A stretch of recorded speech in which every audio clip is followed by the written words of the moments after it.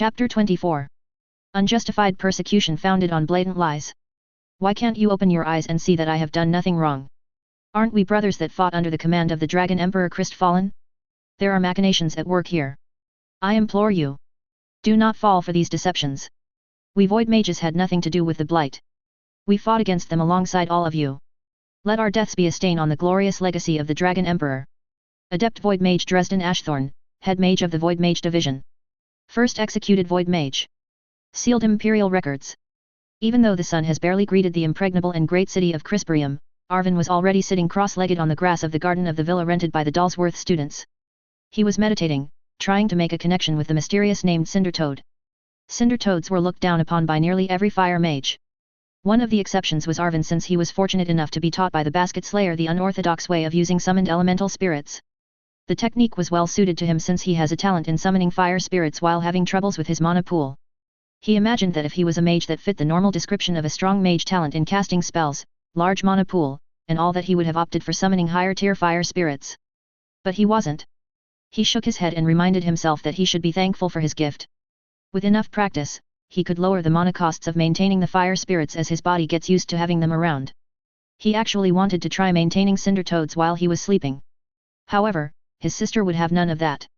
As he thought about it, he agreed that it wasn't a good idea to sleep while having highly flammable entities hopping inside your room. The rays of the sun were slowly bathing the city of Crisperium, creeping its height. The people of the city were beginning to stir and awaken, ready to start their day. Arvin shut his eyes again and began feeling his way through the plane of elemental spirits. It was a pale copy of what scryers can do. Still nothing. He couldn't concentrate well enough because he was still thinking about the fight of his teacher yesterday. He was surprised that his teacher still won even after his opponent used an A-rank beaststone to forge spirit.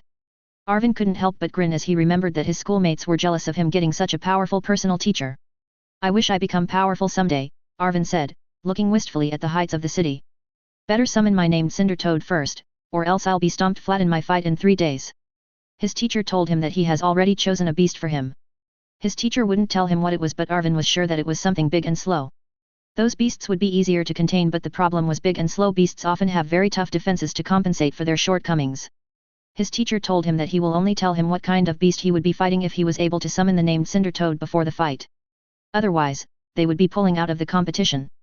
Arvin felt downhearted after hearing that. Even if he wasn't able to summon the named Cindertoad in time for the competition, he still wanted to continue with it. Obviously, he won't be able to do anything against a defensive beast if he doesn't have enough firepower. Most likely, the fight would just result in him running away from the giant beast, but, he wanted to try. He reached for a crumpled paper under his robes. He flattened it and read it. I guess my sister was keeping this away from me, Arvin said. Then he sighed. I know she does not want me to worry, but... He laid down on his back. The feel of the grass was quite calming. He held up the letter and just stared at it while thinking about his future. It was a letter from his family. Specifically, it was from his grandmother from his mother's side. They were a martial noble family, but only a minor one. They were not among the 5 martial noble families that has supplied Crisperia with its elites for hundreds of years. However, because they were a martial family, strength was greatly prized. Strength and purity of lineage. He only had one of those. It was not the first one. His father died a couple of years ago when he was 13 years old. According to their family traditions, the strongest child would be the next head of the family. If the descendant was lacking, then the collaterals could step in. Arvin raised his fist while looking at the sky. He was very much lacking indeed. His level of strength was just below average among his generation in his family. He needed to be above them all, which was not going to happen anytime soon. Wish I was like Emily, Arvin said while he heaved another sigh. Emily was very strong. A rare water lightning mage. Their family does not discriminate between genders when it comes to leading the family. However, Emily was his half-sister. Illegitimate half-sister. Arvin does not know who her mother was, and probably, neither does Emily. It's an unspoken rule that her mother should not be mentioned in the family. Arvin sat straight back up and summoned several normal Cindertoads. He was trying to see what his limit was. Cindertoads began appearing, hopping around him, slightly singeing the grass, and blowing rings of smoke. 8. Hey? Is my progress good? Arvin had no benchmark for his achievement. No one really bothered with Cindertoads. He turned his mind back to the letter while the Cindertoads sat in a ring around him. He was the only one inside the villa yesterday afternoon because he immediately returned after watching the fight of his teacher. Emily, on the other hand, along with the other students, took his teacher to celebrate his victory in a nice restaurant. When the letter was delivered, he was the only one present to accept it. It was addressed to Emily, but he opened it as a joke to see if she had a lover that he could tease her with. Arvin frowned while standing up. He was mildly sweating even though he was not doing anything strenuous. Maintaining 8 cinder toads was strenuous enough. He took out a mana potion and drank it hurriedly. With a flick of his hand, he carved out pieces of rocks from the ground and flung them high up in the air. He then conjured a fireball, blazing white in heat. The cinder toads croaked loudly as they supplied him with high levels of fire essence that were suited for making fireballs. The fireball snaked through the air, consuming the rocks that were falling. Only bits and pieces reached the ground. Arvin smiled while he panted. He was very tired.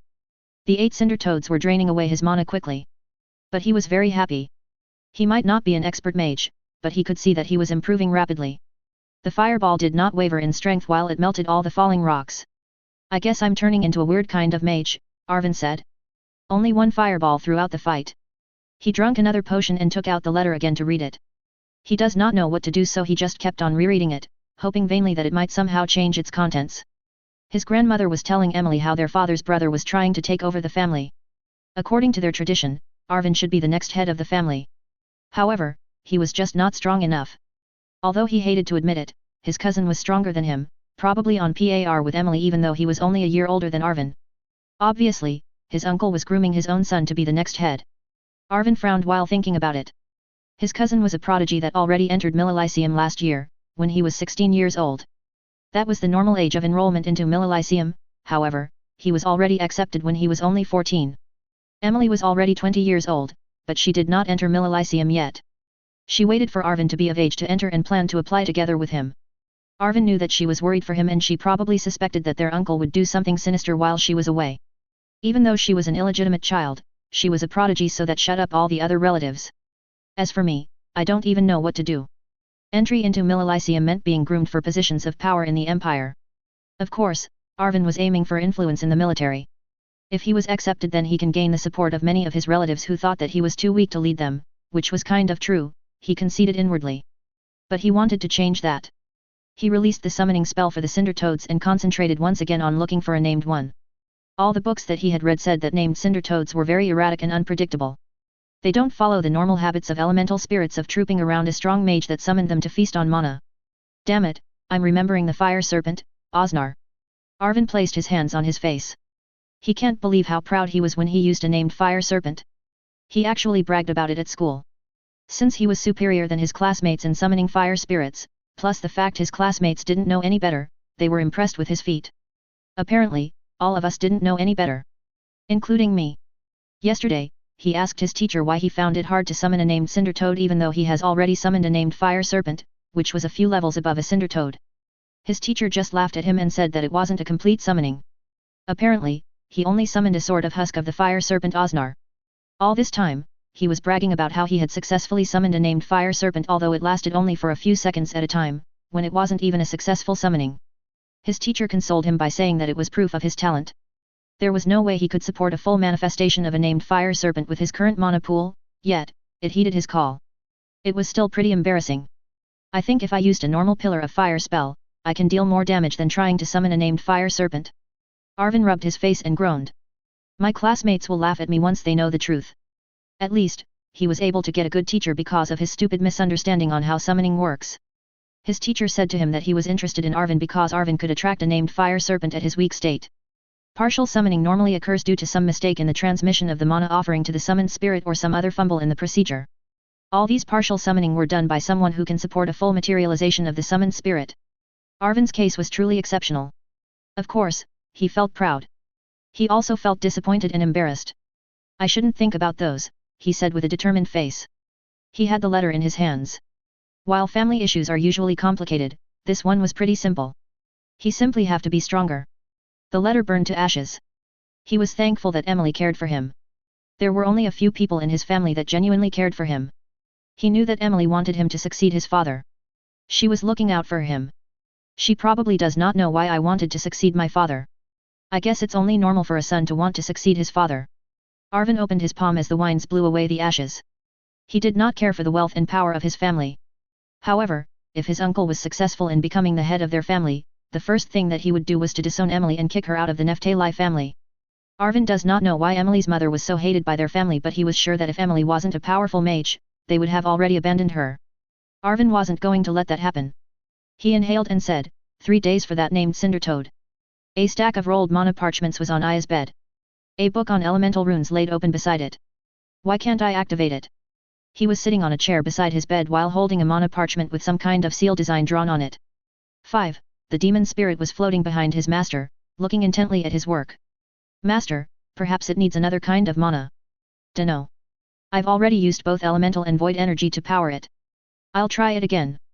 Aya held up his finger and began coating it with a hint of void energy. It was covered by a purple haze with swirling shades of black. The restraint runes expectedly appeared, hindering his powers, but he only needed just a tiny bit of void energy. He touched the seal on the mana parchment. Nothing. Next, he gathered elemental energy and touched the seal. Also nothing. See? I don't know what to power it with. Based from its design, it shouldn't even activate. But it does. On my body, anyway. So. I don't know. Aya shrugged. He rolled up the parchment and threw it on his bed. It bounced off the pile of scrolls and dropped to the floor. 5 eagerly flew over it. Tiny black tentacles grew from the base of its head and reached out for the scroll. It then gently placed the scroll on the bed. That's disturbing, Aya said. You really should have a body. 5 will be most grateful if 5 acquires a body. It is a bit tiresome to be a floating head. Aya leaned back in his chair and sighed. He was trying to replicate the seals on his body. If his analysis was correct, then they should be powered by a fusion of elemental and void energies. Which was impossible. That's going against the laws of the world. It wasn't a simple matter of using both elemental and void energies together while making a seal. He already tried that. They need to be fused. In effect, it would result in a completely different type of energy. He was still at a complete loss. He knew that there were people with special types of mana. One of the dragons chosen had that kind of abnormality. Perhaps he should go looking for one? Try out their mana or something. That's another fun project, he muttered. Having such a long life gives me time for all sorts of things. Kind of miss being an ordinary human though.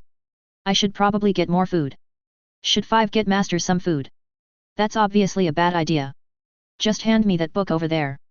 5 looked like it was giving birth to dozens of very long worms. Its black tentacles wrapped around the edges of the book. It floated to Aya while carrying the book. Aya reached out gingerly. I don't know why, but I find that really disturbing. I apologize, Master. Don't worry about that. I already have some people in mind that you could potentially eat. Hopefully, that makes you grow. Aya opened the book and scanned it. The seals on his body had some features of elemental and void runes. Void runes, he could do fine. But when it came to elemental runes, he had no idea on how to draw them. Since void mages naturally had a very small elemental mana pool, it would be for naught if he tried to learn crafting elemental seals. That was why he neglected learning about elemental seal crafting in the past. Aya looked at the book and said, would it matter if I had more elemental mana? We void mages only use it to open the void gate anyway. But I do have exceedingly pure elemental mana. Obviously, it was not of any help. For several days, he learned the basics of elemental seal crafting.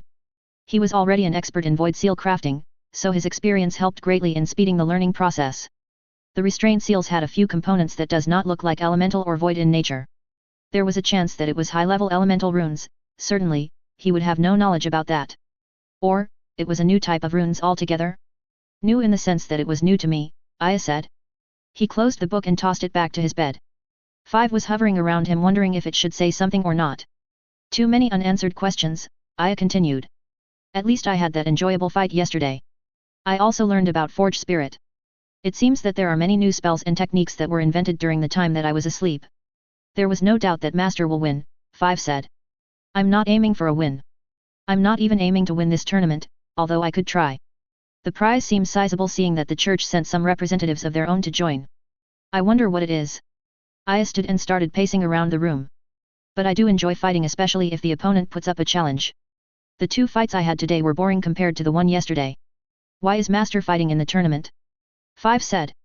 If I may ask that question, he hastily added. Just killing time while I wait for that ceremony thing of the princess. I'm interested in that. Then Master will go to the west? The information 5 retrieved from that man floating in the vat points to the western cities of Master's empire. That would be near that wall system defense line, right? Yes, Master. The man, along with his team, captured children inside the western cities, then transported them towards the fortress city managed by the martial noble family Asta. But they were ambushed along the way, Aya said. So we don't have a definite location as the possible base of these void mages that seem to be forming a guerrilla resistance of sorts. Not really a resistance, I guess. Their goal seems to be more focused on saving the children. So they are growing their numbers. 5 has no idea, Master. I apologize. That was a rhetorical question. Aya picked up the dragon's heart that was set on the table beside his bed. Anyway, there was that other city you told me yesterday. Yes, Master. Mandolin City. The assassin man whose soul I ate, along with other assassins, was called by the high priest of Mandolin City to eliminate a noble that was behaving suspiciously. They later found out that he was a void mage, and that he was saving the void children and transporting them over the border towards the neighboring kingdom. They killed him along with the children. That seems to be a more promising lead, Aya said. He tossed the dragon's heart to 5 and told him to catch it. Caught off guard, 5 immediately stretched out its tentacles.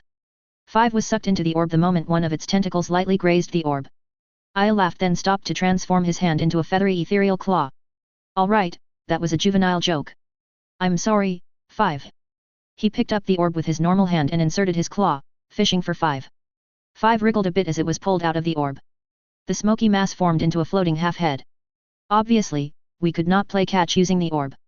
5 apologizes, Master. It was only a joke. Tell me more about Mandolin City. 5 said, it is located in the northwestern part of the empire. It is near the border the empire shares with the kingdom of Alma Iron. It is quite far from the western cities where the assassin was ambushed before. Which means it is very far from the west system. Ah, I wanted to visit the west system. It sounds like an awesome place. Where do we go, Master? Aya stroked his chin while looking at the orb. Mandolin seems to be the better place to look for them. There was only one of them that was caught there. I doubt if he was operating alone. Although Mandolin City is far from the city controlled by the Asta noble house, I don't think they are separate groups. It might be the case that all the void children they rescue are sent to Mandolin or to other border cities. I also doubt if they would transfer their operations just because one of them got caught. I can't just look for a void child and sit around waiting for the child to be picked up by the void mage group or that assassin group hired by the church. That's way too boring. I know. Let's capture some more of those assassins. Maybe we can get someone that actually knows concrete information. That crazy guy in the vat seems like he was just an underling. How are we going to look for them, Master? They would not reveal themselves easily. I could make myself as a bait. No, Master. 5 will offer himself as a bait. Just kidding. I'm not in the habit of using myself as a bait, Aya said. Beside, I don't think an actual bait is needed. Just need to stir things up so that they will show up. That would mean that another group will be chasing after me in addition to those white armored men that were guarding the vault. They seem to be the forces of the church that are out in the open. Those assassins for hire are underground forces. It sounds fun. Aya then suddenly looked at the door. He touched 5 with the orb, the latter was sucked in instantaneously. He then proceeded to swallow the orb. There was a knock on the door. Teacher, is it fine if I ask for help? I'm really having trouble summoning the named Cinder Toad. A grin slowly formed on Aya's face. What was that expression again? Planting 2 trees with 1 seed? Oh wait. That does not sound right. That's not even possible. I can't remember the exact expression. But I do have a nice plan. Arvin followed his teacher to several narrow and deserted alleys all over the city. He did not understand what his teacher planned to do, but he trusted in him. He was also desperate for a breakthrough. He felt that 3 days was not enough to summon a named Cinder Toad. It was proving to be very elusive indeed. After his teacher has chosen an alley, Arvin was ordered to sit down and meditate. Chrysoprium was a well-kept city and even its darkest alleys were clean, so Arvin had no problems in sitting down on the pavement. The problem was that all the things that his teacher was doing was nonsensical, Arvin thought. His teacher probably noticed his expression after their 5th alley. Named Cinder Toads are, what's a nice term for them? Grokking assholes, I guess. Arvin stifled a laugh. Don't believe me? There was a case that a named Cinder Toad pushed itself in a summoning spell of a beginner mage that was aiming to summon a normal Cinder Toad. The mage fainted due to his mana being instantly drained by the named Cinder Toad. Really? Arvin didn't know that that could happen. However, records of named Cinder Toad summonings were uncommon. What his teacher said was probably true. So why are we doing this? We're showing the named Cinder Toad that you have a playful side. We run around the city and hide and try to summon it. Named Cinder Toads are eccentric. They are also quite powerful among named fire spirits. We just need to appeal to their sense of humor. Don't forget that they don't care how strong a mage is. They just come if they want to. Arvin just silently nodded but was still a bit skeptical about his teacher's methods. After he has started meditating, his teacher instructed him to remember the feeling that he gets when being bathed by the light of the dragon's heart. The dragon's heart was a conduit between all of existence as taught by the church. According to the stories, the dragon's heart was used by the first emperor to call upon all of existence to aid him in his fight against the blight incarnate. His teacher told him to close his eyes while he performs a spell that would help Arvin connect to the plane of the elemental spirits. Arvin needed to meditate deeply while maintaining the feeling of having the influence of the dragon's heart. Arvin obeyed his teacher. It seemed to work. Arvin could indeed feel that he was getting more in tune with other planes. Perhaps, he could succeed if they kept doing it. After several minutes of meditation in one alley, his teacher told him to wait for him outside the alley. His teacher said that he needed to perform a spell to drive away all the elemental spirits that Arvin has attracted.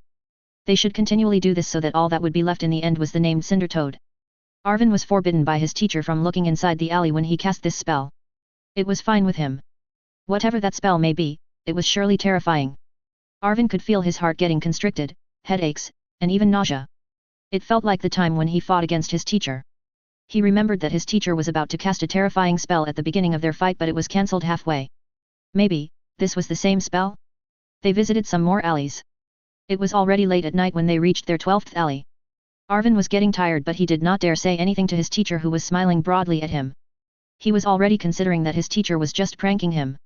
He sat down, closed his eyes, and started meditating. Once again, he could feel the sensation similar to being in the presence of the dragon's heart. It felt weaker than how he remembered it should feel. But this means that his teacher had a spell that could mimic the effect of the dragon's heart and another spell that could do the opposite. His teacher truly was formidable. He probably has not shown his real strength. Arvin's meditation was punctuated by thoughts of going back to the villa and taking a rest. A loud croak suddenly jarred his mind. Then he collapsed. Chapter 25. Many call me gifted. After 300 years, I am yet to answer the question of whether I am gifted or cursed. Not knowing death, am I truly living? I have poured 300 years of this gift into the accumulation of knowledge of the void. And there is more to do. Yet, I am apprehensive that when the day comes that there is nothing more to be done, I will try to seek the solace of death and not find it. Venerable Void Archmagus Clement Tiberius. As quoted from his book Peering into the Void Gate. All 3 copies lost. Trans held his breath as the endless grey desert that bordered the west of the empire stretched before him. It wasn't even a week since he had promised himself that he wouldn't be found anywhere near the front lines no matter what. He knew that the West system was the first line of defense of Crisperia against the remnants of the Blight, but he never imagined that there would be any reason for him to be at the first wall. He hoped that he would be assigned in the 4th wall, which was the last wall. Looks like I'm breaking my promise, he mumbled under his breath. Was this the right decision? Though, I wasn't in any position to refuse that job offer. Or order, more like it. What's with the frown, young man? You should be excited to be here. Many men have dreamed of fighting for their empire and for the eternal god Paximilon. Trans turned to face the person who was assigned as his mentor. Graham Faber, once was a head monoforger with his own workshop in Crisperium, now the attending monoforger to the Knights in Lord Jaguar's retinue. He wasn't the forger that maintained the equipment of their boss Devastator Knight though. Lord Jaguar has a different personal monoforger, someone Trans was yet to meet. I just didn't imagine that I would need to fight someday, Trans replied. Graham laughed with his deep, throaty laugh. His large, callus-covered hand patted Trans's back. What did you expect, young man? You'll just wait around in the workshop? Wait for the battle to be over and then fix the equipment that they hand to you. Yes. That's what I had in mind. Ha, that would have been your job if the Lord Boss didn't take you in. But not anymore. You'll have to jump into battle sometime. You're just having a look today. Trans and Graham peered above the battlements of the first wall. It wasn't exactly just one wall. It was more like a long line of castles in the opinion of Trans. The defensive line appeared to be made out of different walls of ascending height that were placed next to each other. It also wasn't merely a straight line of fortifications. Massive towers, actually clusters of towers, with their own curtain walls, were jutting out of the main line of walls. Layers of angular walls connected to these outcropping citadels. They covered all lines of approach to the first wall. Interlocking fields of fire mowed down all who dared attack. Behind these walls were long-range cybataries protected by shield domes, showering all attackers with energy balls. They were tasked with destroying the long-ranged attackers and siege creatures of the Blight. Trans couldn't believe that anything could get past such a formidable defense, but Graham told him that in the past the Blight nearly breached the second wall. But he assured Trans that there was no need to worry. No Blight has gotten past the first wall after Lord Marcus was assigned at the helm of the West system.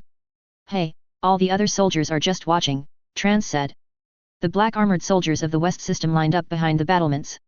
They showed no signs of concern as a battle raged on the level below them. Perhaps this was an everyday occurrence. Or perhaps they were not worried since 2 Devastator Knights was above them, floating among the clouds. They were so high up that he could barely make out their forms. They are probably talking about that death sprinkler, Graham said when he noticed Trance squinting at the sky. Trance's face grew solemn at the mention of the monster that massacred the town of Liftersville. He didn't really know what he should think. Revenge was out of the question. He only knew those people for a few days. He wasn't out on a journey to become a hero like the popular stories in the capital. The death sprinkler was captured by Lord Jaguar and was being kept somewhere in the vast West system. There was no need to worry about that thing, he reminded himself. There was no sign of the Void Mage. But that wasn't his problem. For now, being a good employee was the plan. That's it. In addition, it was imperative that he should survive and make it home after he has enough saved up to open a small workshop in the capital city. The safest place to be for his brother and grandmother would be Crisperium. Nothing would be able to get past the defenses placed by the first Emperor Crestfallen and Emperor Malvar. If he had brought them to Liftersville. Quite a sight, hey? 2 Devastator Knights in one place. I wonder what it feels like to be inside that armor. Graham stroked his braided brown beard flecked with grey. I always dreamt of being able to forge something as powerful as that someday. Trance couldn't stop himself from snorting at what Graham said. He quickly apologized with his head down. Graham laughed it off. I know. That's just like some wild dream that's never going to happen. Still, the fact remains that someone was able to make those masterpieces. It means that it's not impossible to make something like them again. Nodding, Trance thought about his own goals in life. Aiming to forge a Devastator armor? That was probably too much. Living a normal life was his goal. Not that there was anything wrong with that. He had never dreamed of getting under the employ of a Devastator Knight. Yet, here he was. Maybe, he should dream higher now. But not high enough that it would get him killed. There were shouts below them. Metals clashing. Spells let loose. Shard guns fired. Trance leaned down to watch the intense fighting on the wall below them. Damn, shard guns. I can't even buy one of those if I worked for a decade. You could probably buy them now after a couple of years' pay. I don't know what your actual salary will be, but the Lord Boss pays well. Yet, I can see that the salary will be high. Even my new equipment costs a lot. The value of what I'm wearing now is probably more than everything that I have worn before. I made that chainmail that you are wearing. Graham beamed and puffed out his chest. You can't even feel it's on your body. Graham was the one who made it. Awesome craftsmanship. Trance wore the chainmail over a high-quality leather vest. His mentor was right, only the leather vest weighted down his body. It was as if he wasn't wearing the chainmail. This was definitely something that he should learn to forge. He could sell something like this in his dream workshop.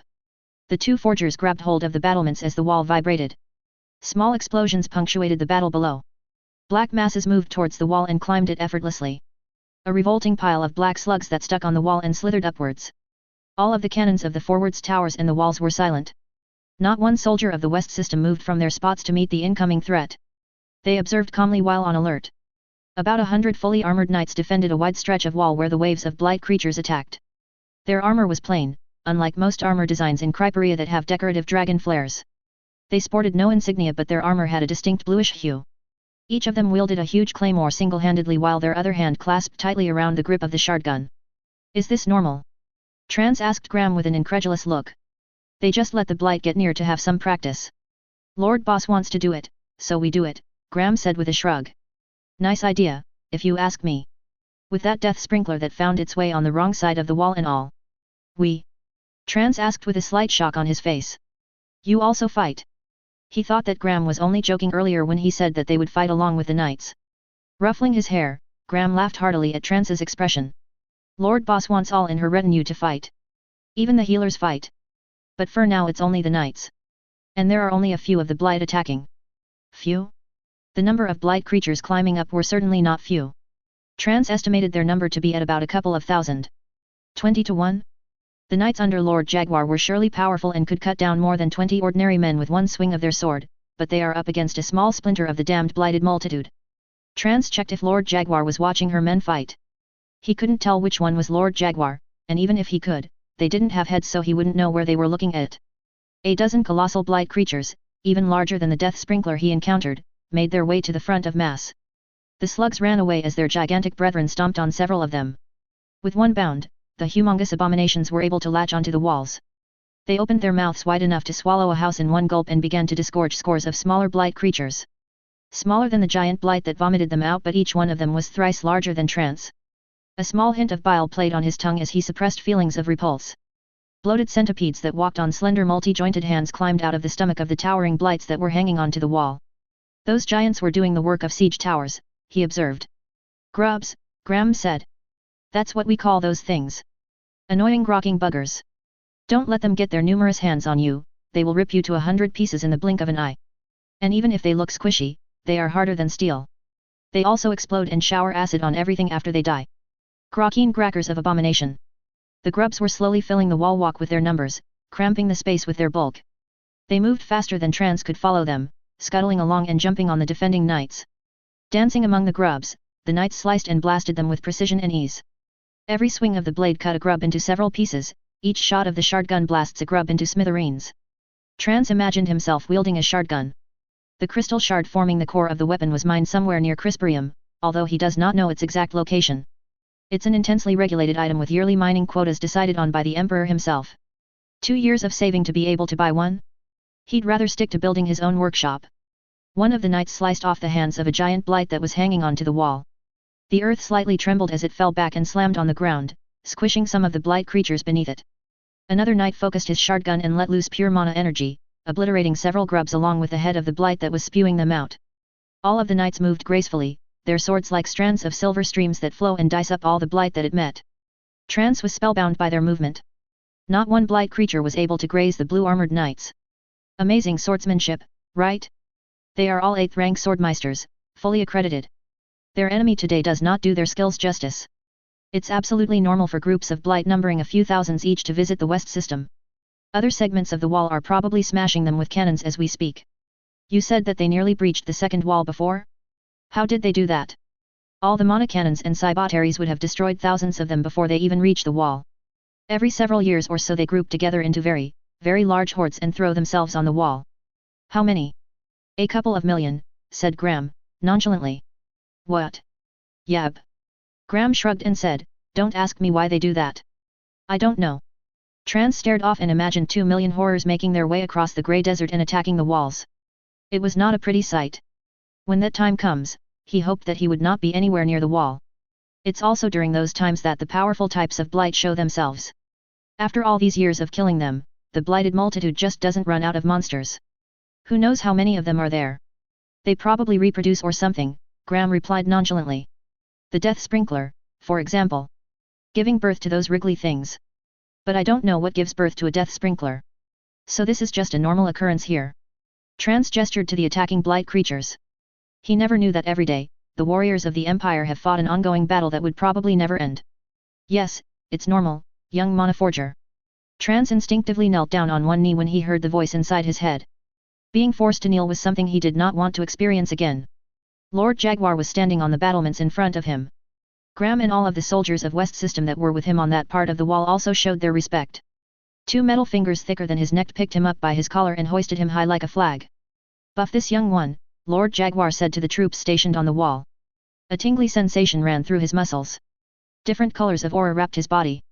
It was overwhelming, the feeling of having your body bathed in multiple spell buffs. He stared at his hands and momentarily forgot that he was hanging dangerously near the edge of the wall. He also forgot about the blight below. Strength, like nothing he has felt before, coursed through his body. There was nothing that could kill him, he thought while grinning.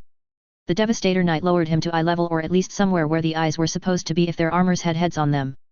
My knights need their equipment buffed and repaired while they are in battle. Why wait until after the battle to repair the armor? They could already be dead at that time. There was a sinking feeling inside Trance's stomach as Lord Jaguar held him over the raging battle. It's a waste if you don't use your new hammer, Lord Jaguar said. Her 2 fingers parted, letting go of the poor Monaforger. Trance firmly grasped his hammer and waved it wildly as he fell towards the lower level of walls. All thoughts of invincibility left him as he saw the grubs looking up at him. Graham, go help that kid. I obey, Lord Boss. Garrett was watching the setting sun while absent-mindedly scratching his head. It has not been a good day at all. It was also not a good week. The thief who stole the dragon's heart was most likely looking at the same setting sun. He suddenly slammed his fist on the table, startling a squire who was standing at attention by the door. Oh, I'm sorry, he told the lad who was wearing training armor. Can you check if the high priest is coming? He should have already known that I'm here. Yes, sir, the squire answered, bowing on the way out. Damn it, he muttered while looking out the window once again. For the last 100 years, nothing has happened. But now, it seems a lot of things are going wrong. Setting his feet on the table, Garrett deeply sighed. He took a swig of his wine, hoping that it would lighten up his mood. Unfortunately, it wasn't of any help at all. He placed the cup on the table and stood up. The door opened. A harried-looking hunched man with long flowing white beard and gentle eyes slowly shuffled his feet and entered the room. Garrett Birklaw, thank you for coming on such a short notice, he said. His long beard covered his smile, but more wrinkles added to his face as his cheeks moved. This is in the service of Paximilian. I am ever ready to serve, High Priest Gerhard. The High Priest carried with him a crooked wooden staff topped with a complex structure of crystals that looked like a violet frozen fountain. The Crephaetalis, personal weapon of the strongest battle priest, High Priest Gerhard. The old man left the staff floating in midair as he sat down on a chair. Garrett acknowledged the strength of the High Priest in front of him. Most High Priests focused on healing and light magic, never imagining a life on the battlefield, which wasn't a problem since if they were helping in battle they stay well to the back of the lines. This particular High Priest, on the other hand, especially excels at close-range combat, which was peculiar since he was a mage. He does not have a government-certified rank, but Garrett would place him at around low Archmagus level that was without the immense power of the Crephaetalis. With the staff, the old man surely was among the strongest in the empire. Of course, that does not include the monster heads of the 5 martial noble houses. And the Devastator Knights. No one really counts those fighting gods when talking about the strongest in the empire, Garrett thought with a smile. They were an unreachable pinnacle. Garrett knew that he would most assuredly lose in a fight against the High Priest even if the latter does not wield the Crephaetalis. The healing power and defensive capabilities of High Priest Gerhard are too great. Perhaps if he could get a 4th beast stone he might stand a chance. If the High Priest wields the Crephaetalis then Garrett would be defeated rather easily. High Priest Gerhard said, I'm glad that you also have arrived, Pyre. Take a sit. From the shadows cast by the low sun, a hand emerged, then a head, followed by a body. The man was wrapped tightly in black bandages, including his head. The mask of bandages had 2 small slits for the eyes. Garrett and Pyre stared at each other while they both took a sit. Garrett, I am sensing you are not bringing good news, Gerhard said. We have no leads as to the shape-shifting intruder who broke in, Garrett replied with an impassive face. The 4 Draconics Discus Pulus that stood guard, along with the 20 or so of our brethren that were there, were examined. All of them had depleted their mana during the robbery. The examination took some time because the results needed confirmation. Why? The cause of their unconsciousness was due to depletion of their mana, that much is certain. The healers easily confirmed that part. Now to the bizarre part. According to the healers, the loss of mana looked like it was caused by excessive spell casting. What's the problem with that? Pyre asked with his thin wispy voice. They fought against the intruder. And lost. Garrett's eyes narrowed as Pyre stressed the word lost. He was sure that the shadow bastard was sneering beneath the bandages. Was the vault of inheritance damaged? Gerhard said. He paid to mind to the veiled hostility between the two before him. Grinning inside his head, Garrett admired the intelligence of the High Priest. He asked the right questions, unlike the shadow bastard. No damage whatsoever. My men swore that they were not able to use any spells at all. They were barely able to react after one of them fell.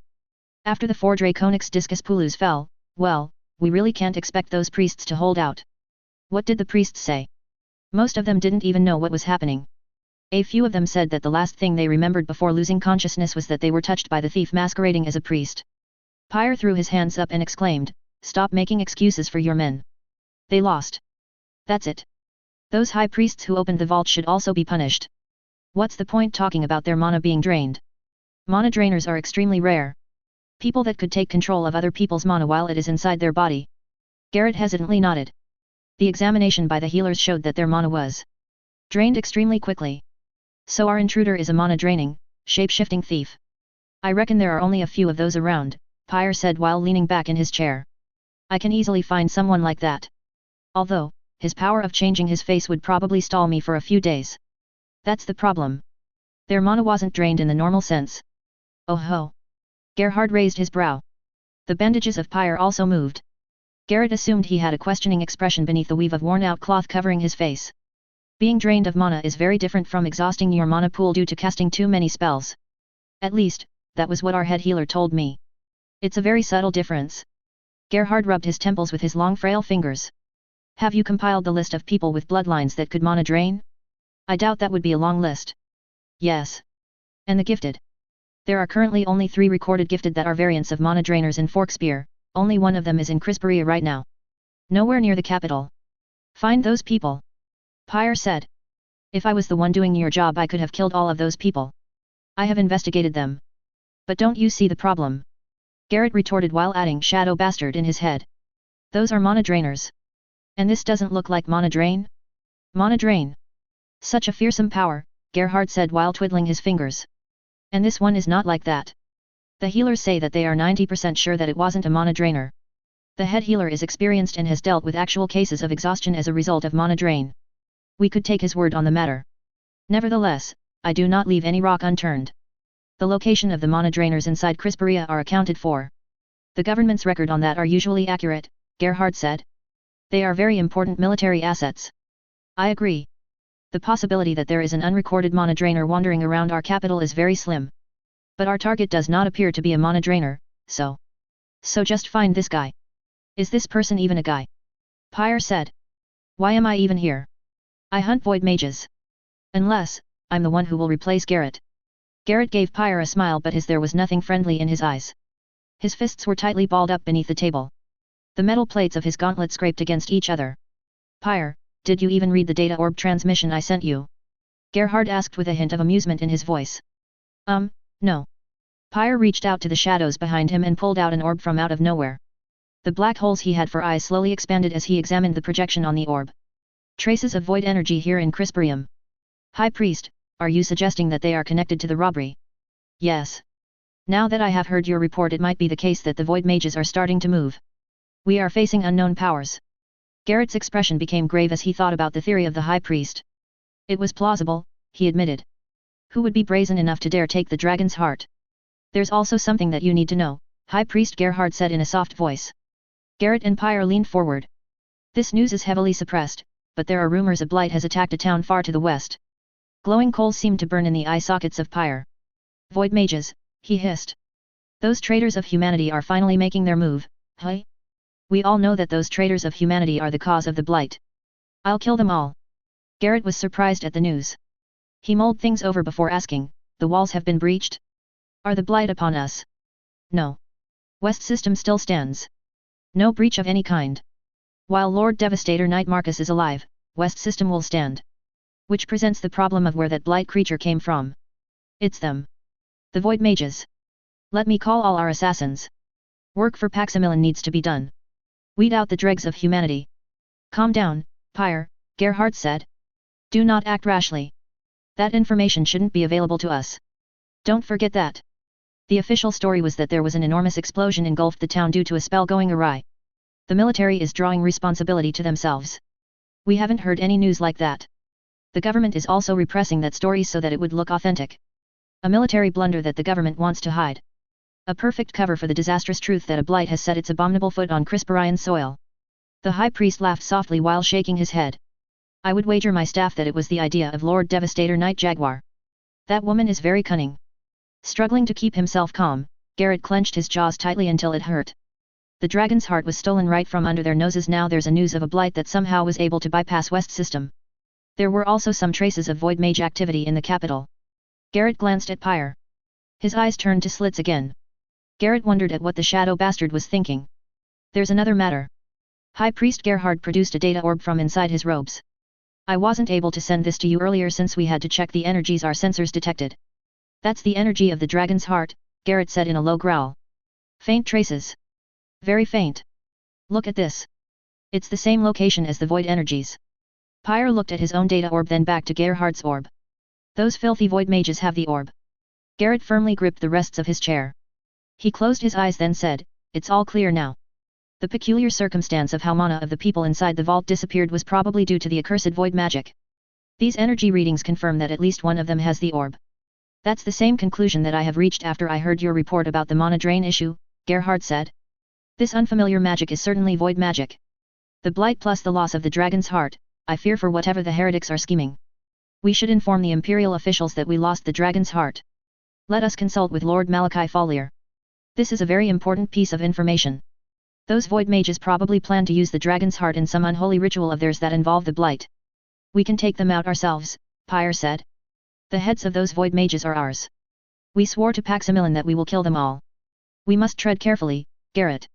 If we inform the government that we were robbed of such an important relic, they will try to wrest control of the church. Look at what happened to the Adventurers Guild after the authorities discovered that one of their members carried a blade with a demon spirit inside. The fool who got possessed? Wasn't he also working for us? Pyre asked while folding his arms. I had to threaten and pay off those brainless members of the council of the guild to shut up regarding the connection of Sicarius with us. Gerhard then turned to the head of the Draconix Discus Pulus. Politics, Garrett. There is always politics. Even inside the church. Both of you know that. I gathered the three of us here today because I know that all of us that in this room have nothing in our hearts except for the destruction of those that are abominable in the eyes of Paximilon, the everlasting existence. Praise be unto his name. Frowning slightly, Garrett couldn't help but agree with what the high priest said. People always had selfish desires in their hearts.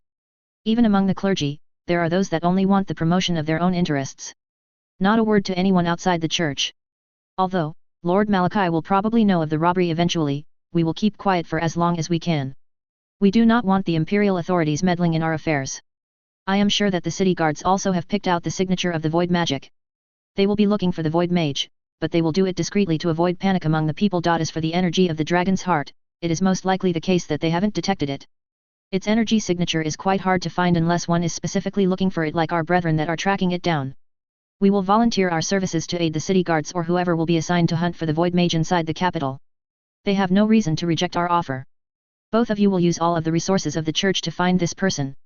You need to find him before the city guards or the military does. Yes, Garrett said firmly. We need to thwart the plans of the void mages. The moment we have received those reports, Gerhard said, I immediately ordered all the gates of the city to be closely monitored. We don't have enough men, but many religious city guards volunteered to help. Of course, they do not really know what they are looking for. Pyre leaned forward. Some of his bandages that hung loose fluttered as the wind blew in from the window. There was a hint of glint in the deep abyss that was his eyes. Am I needed here? I will leave a few squads, however, I think that I should go west. Nice plan, Shadow Bastard, Garrett thought with approval. Meet the void mages on two fronts. More opportunities of stopping them. Go west and eliminate every void mage that you encounter. Use Mandolin City as your base. Our church has firmly established its hold there. Sweep downward from the northwest down the whole line of the west system. Ask assistance from local followers. I intended to do that. Pyre, take care that you do not establish a religious militia when you call for the aid of our religious brothers and sisters. The Emperor would not like that at all, I know. Such narrow-mindedness. Pyre, the Emperor is a descendant of the first Dragon Emperor. The blood of the foremost servant of Paximilon runs in his veins. Take care of your words. Silence trailed as the three ardent followers of Paximilon collected their thoughts. Their strength was for Paximilon. To follow the footsteps of the first Emperor Crestfallen was their vow. Fight against the blight, fight for all of existence, fight for the everlasting existence that was the god Paximilon. Void mages roamed the empire, sowing the seeds of some insidious plot. Doubtless, they want the blighted multitude to taint and corrupt the legacy of the first emperor. Garrett was confident that he could count on the high priest Gerhard and the shadow Groofshit piece of a human, Pyre. They were the persons that would gladly offer their lives in battle while taking down as many heretics with them. He was sure of that. Even Pyre. The imperial officials were not to be trusted. They have their own agenda. While their interests might coincide in the ultimate goal of defending the empire, Garrett was apprehensive about such cooperation because he knew that disagreements regarding which path to take to achieve the goal would be detrimental to such achievement. The betrayal of the Union when the first emperor still sat on the throne, a story that many Crispians have forgotten. Or do not know. Another matter, Gerhard said, snapping Garrett and Pyre from their thoughts. It has been a difficult and delicate procedure, but the tests conducted were finished a while ago. That was the reason why I was late for this meeting. The miracle of the claw chip. Garrett observed that the high priest smiling with eyes slightly watery. It was a miracle. The lightning came from the claw chip itself. There was a warm feeling in Garrett's chest despite the problems that were confronted him.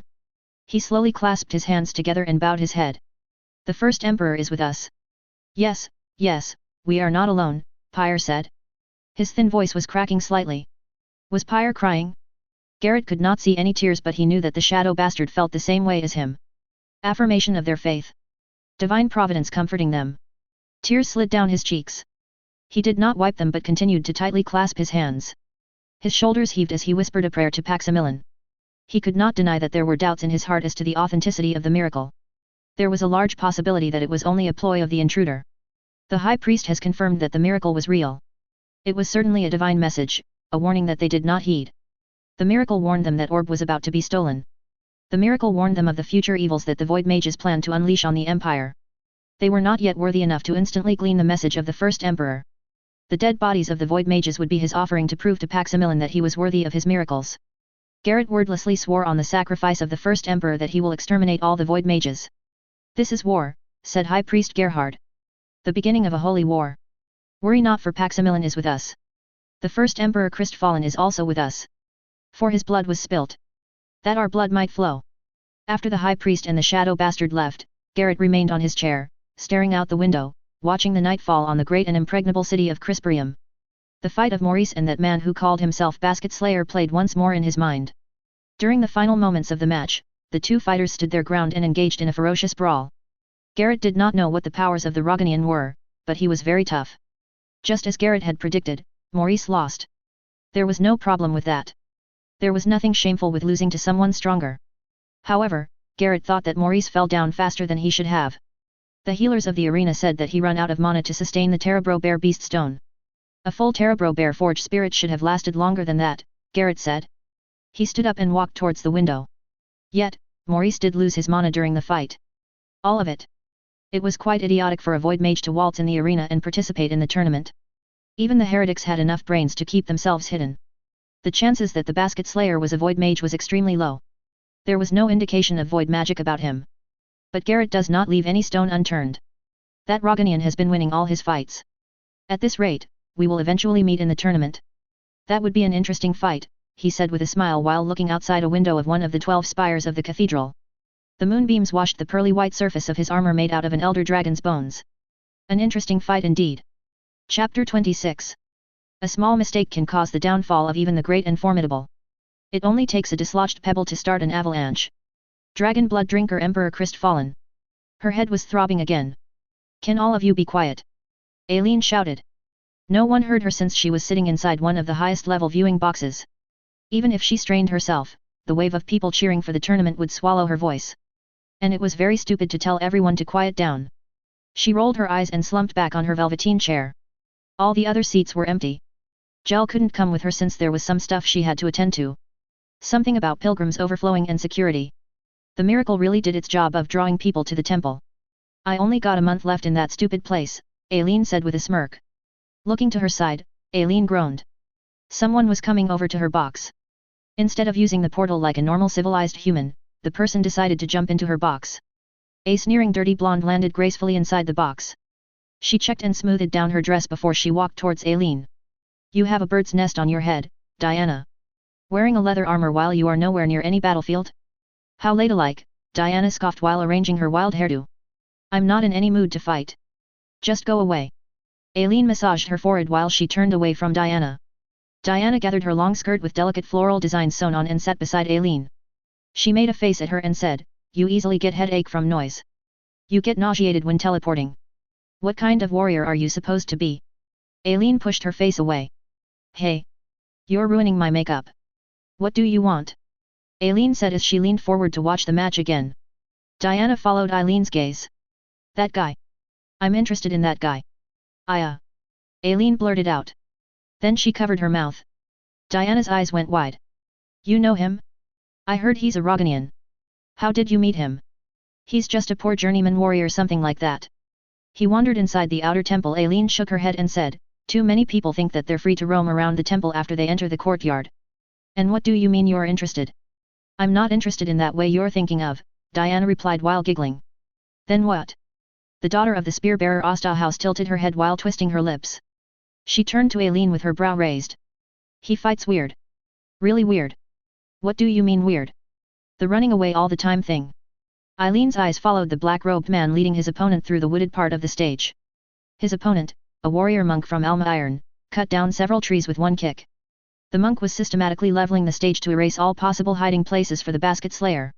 Too many foreigners this time of the year. We should take this opportunity to learn their ways of fighting, Diana said. She shook her head while looking at Aileen. You just want to fight and smash through everything using outrageous mana pool. Take that Alma Iron monk for example, she said while she pointed at the stage below. What about him? Alma Iron monks can use the wind to slice, slam, and even as armor. All of them. So, how is that possible? How can all of them have the wind attribute? Aileen shrugged and once again massaged her head. Ugh, you're so dumb. Hey! Do you want me to blast? Diana gave her an exasperated look. It's not their equipment. That means they're using a beast stone.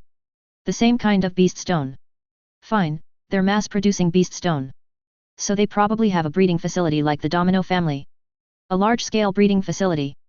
Very large, Diana said. She held up a finger. Alma Iron does not have a standing army. Their religion intertwines with their government.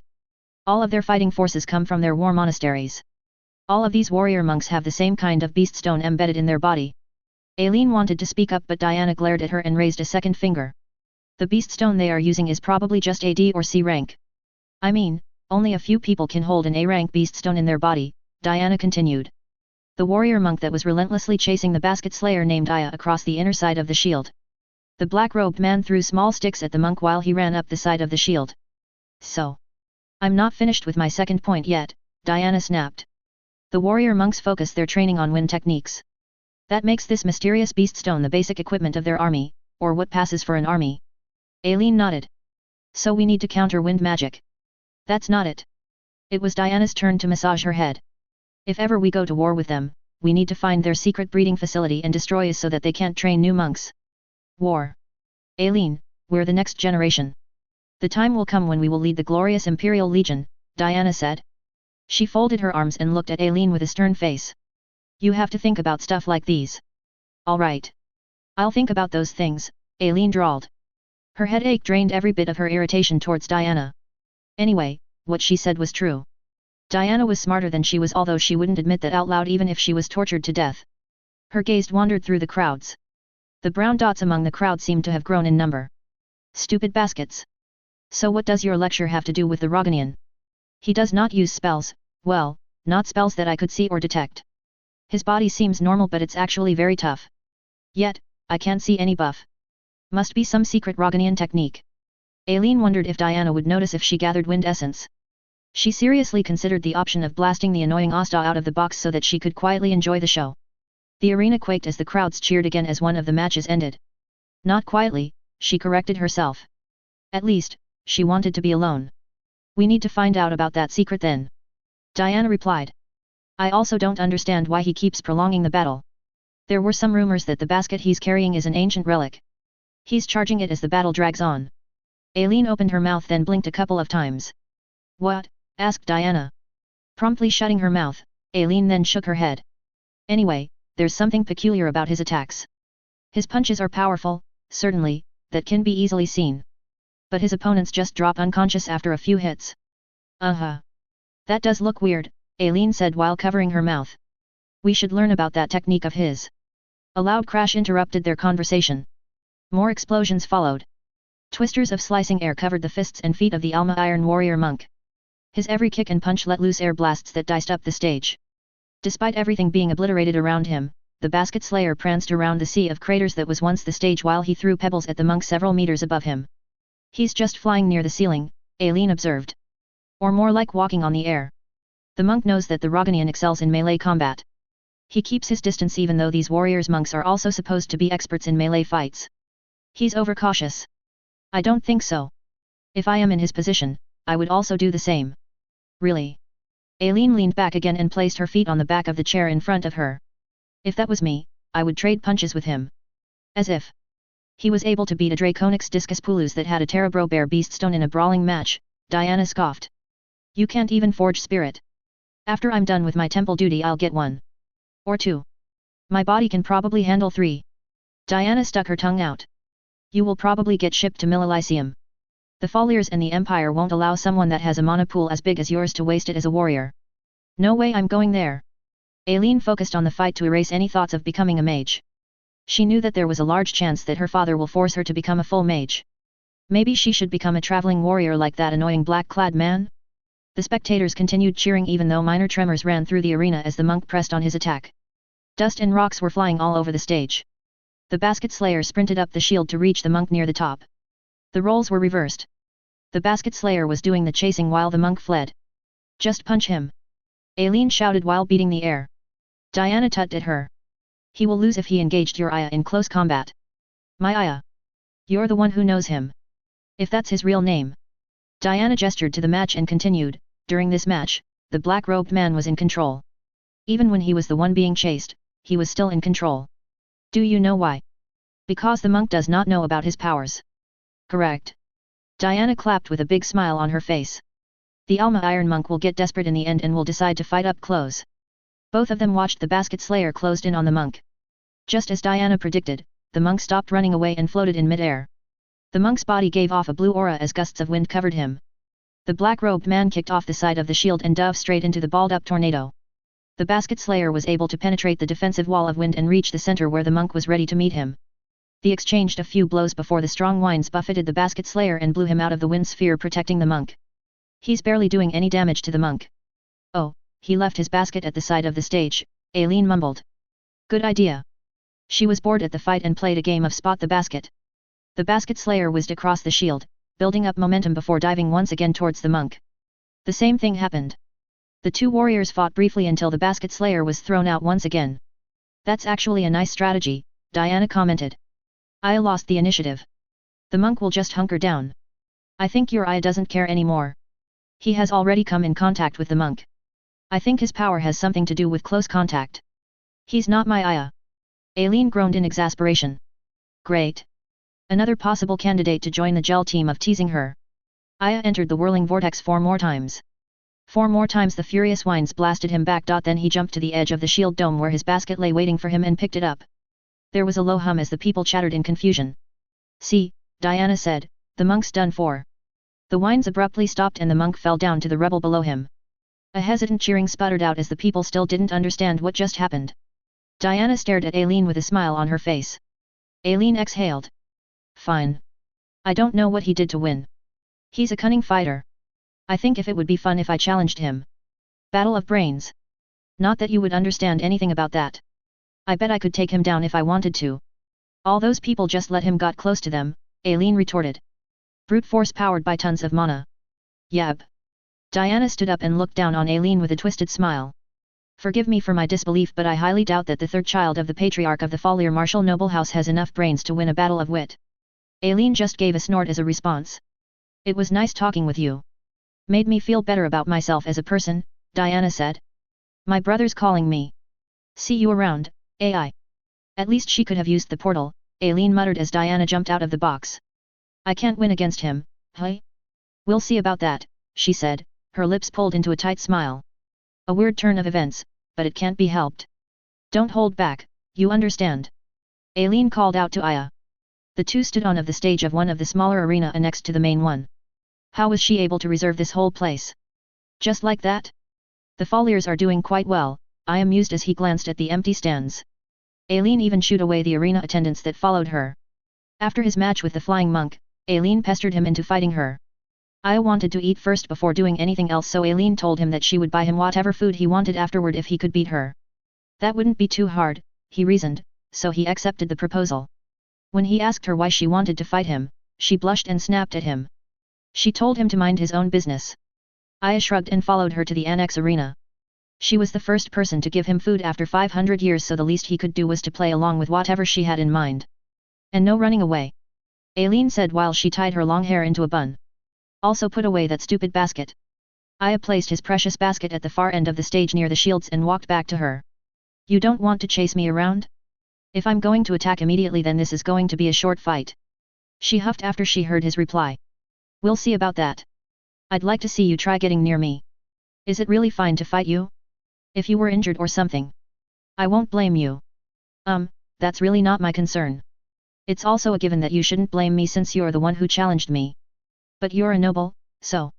Tendrils of light wrapped around Eileen's body as she gathered wind essence from her surroundings. Just fight, she shouted at him. Aya could sense the insane amount of mana inside her body. The purity of her mana was also above average, which was surprising. A person with a normal amount of mana needed to undergo intense deep meditation and training, which involved exhausting one's mana pool, to enhance the purity of the mana produced by the body. Must be insane. Exhausting a mana pool that big. Aya had seen many things during his lifetime, even though that lifetime included 500 years of sleeping. Yet, he couldn't help but be impressed at the accomplishment of the young Folier. Most mages with large mana pools don't even bother to increase the purity of their mana. It was easier to use more mana on a spell rather than to increase the purity of their mana and make their spells more mana efficient. She's a really dedicated fighter despite being hot-headed and kind of easy to tease, he said under his breath. Balls of wind, numbering 30, formed above her. They spun rapidly and glowed bright blue as she fed more mana to them. At her feet, heavy air howled, forming into wind elemental spirits. 8 galehounds materialized, each one larger than a man. They gazed at him with 4 glowing golden eyes and bared their fangs. Their claws, although nearly transparent and formed out of the wind, cut into the stage as easily as raking sand. Whoa! You're burning through a lot of mana, yet it doesn't even make a dent on your mana pool. Aya clapped loudly as he gaped at the summons and spells conjured by Aileen. This is nothing. I'm not even straining myself, Aileen boasted. Try getting near me then. Clapping some more, Aya smiled at her with approval. She has analyzed how he fights. It wasn't hard to spot the common factor in all his matches. He has no long-range attack, not counting the pebble throwing that he loved to do. So you just assumed that I have to get close to attack you? You should be prepared for everything. Aileen tensed up and ordered her galehounds to form a line in front of her. The whirling balls above her spread out above the stage to be able to hit anything on it. Just joking, Aya said, straight-faced. I don't have a long-ranged attack. Before Aileen could even think of a reply, Aya charged her. The galehounds leaped, eager to protect their summoner, forming a wall of fangs and claws. Aya halted his charge and ran sideways. The galehounds split up, one group chasing him while the other stayed behind to protect Aileen. Try dodging this. Aileen raised her hand. The balls of wind released a torrent of magical arrows. Aya dug his foot on the ground and pivoted. The galehounds howled as they leaped to attack him. Aya grabbed 2 of them by their necks and continued pivoting, whirling the 2 galehounds around. He hit the other galehounds and warded off most of the wind arrows. The 2 galehounds he held vanished because of taking too much damage from the wind arrows. The remaining galehounds kept their distance, not wanting to be used as shields. Aileen ordered another salvo of wind arrows. All of them burrowed in the ground where Aya stood a split second before. Aya dashed towards Aileen. The galehounds once again blocked his path. He burrowed his fingers into the stage and dug up a wide stone slab to shield him against the wind spirits. The stone slab broke into tiny pieces as the galehounds tore into it. Where? Aileen turned to her right just in time to find a fist heading straight for her. She enveloped herself with her wind spell and evaded the punch, leaping back a few times to put some distance between her and the black-robed man. Aya's fist buried itself in the ground with several cracks branching out. He pulled back his arm and stared at his hand clenched over a bunch of pebbles. Why were you running away? I just wanted to pick up a few pebbles, Aya said with an innocent smile. You're going to throw pebbles at me? Howls echoed through the empty arena as Aileen summoned more galehounds. 2 large, muscular, humanoid wind spirits appeared behind her. Borean guardians, with long snouts and great curved horns, roared at Aya. Do you know why I throw pebbles? No, Aileen replied. Not really interested in your hobbies. One of the Boreans extended its palm to block one pebble thrown by Aya. The pebble disintegrated as the horned guardian crushed it between its fingers. Fight seriously. I'm going to buy you plenty of food later, Aileen said. The air around her flickered as she added a mana shield to her defenses. Aya threw 2 more pebbles. One hit the broad chest of the Borean while the other hit the mana shield. Since you are going to pay a lot of money later, I thought that it would be better to turn this into a teaching session of sorts, Aya said. Since you're just going to lose anyway. At least you'll have your money's worth, he added with a wink. The galehounds slowly circled Aya while the Borean guardian stayed with Aileen. The balls of wind rotated faster and sucked in the air around them. This girl has a lot of mana to spare, Aya thought. He threw a couple more pebbles at Aileen, who didn't even blink as the pebbles were powdered by her mana shield. Attack! With her command, the galehounds opened their maws wide, stretched their claws and pounced on Aya. I don't need your lessons. Aya shot out between the galehounds with such speed that Aileen could barely follow. The balls of wind released larger, spinning arrows that screwed through the air and chased the black-robed man evading the galehounds. The waltz of Aya amidst the barrage of attacks left Aileen dumbstruck. She struggled to follow her movements when she belatedly noticed something zooming towards her. She instinctively held up her hand, forgetting that she had 2 bodyguards and a mana shield. It was another pebble. 2 more cracking sounds told her that Aya was still throwing pebbles at her while dodging her attacks. She ground her teeth.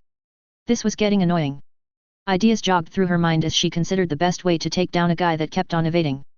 She even told him that he shouldn't run away during their fight. He wasn't technically running away. In fact, he was slowly inching closer to her as he dodged the galehounds and magical arrows.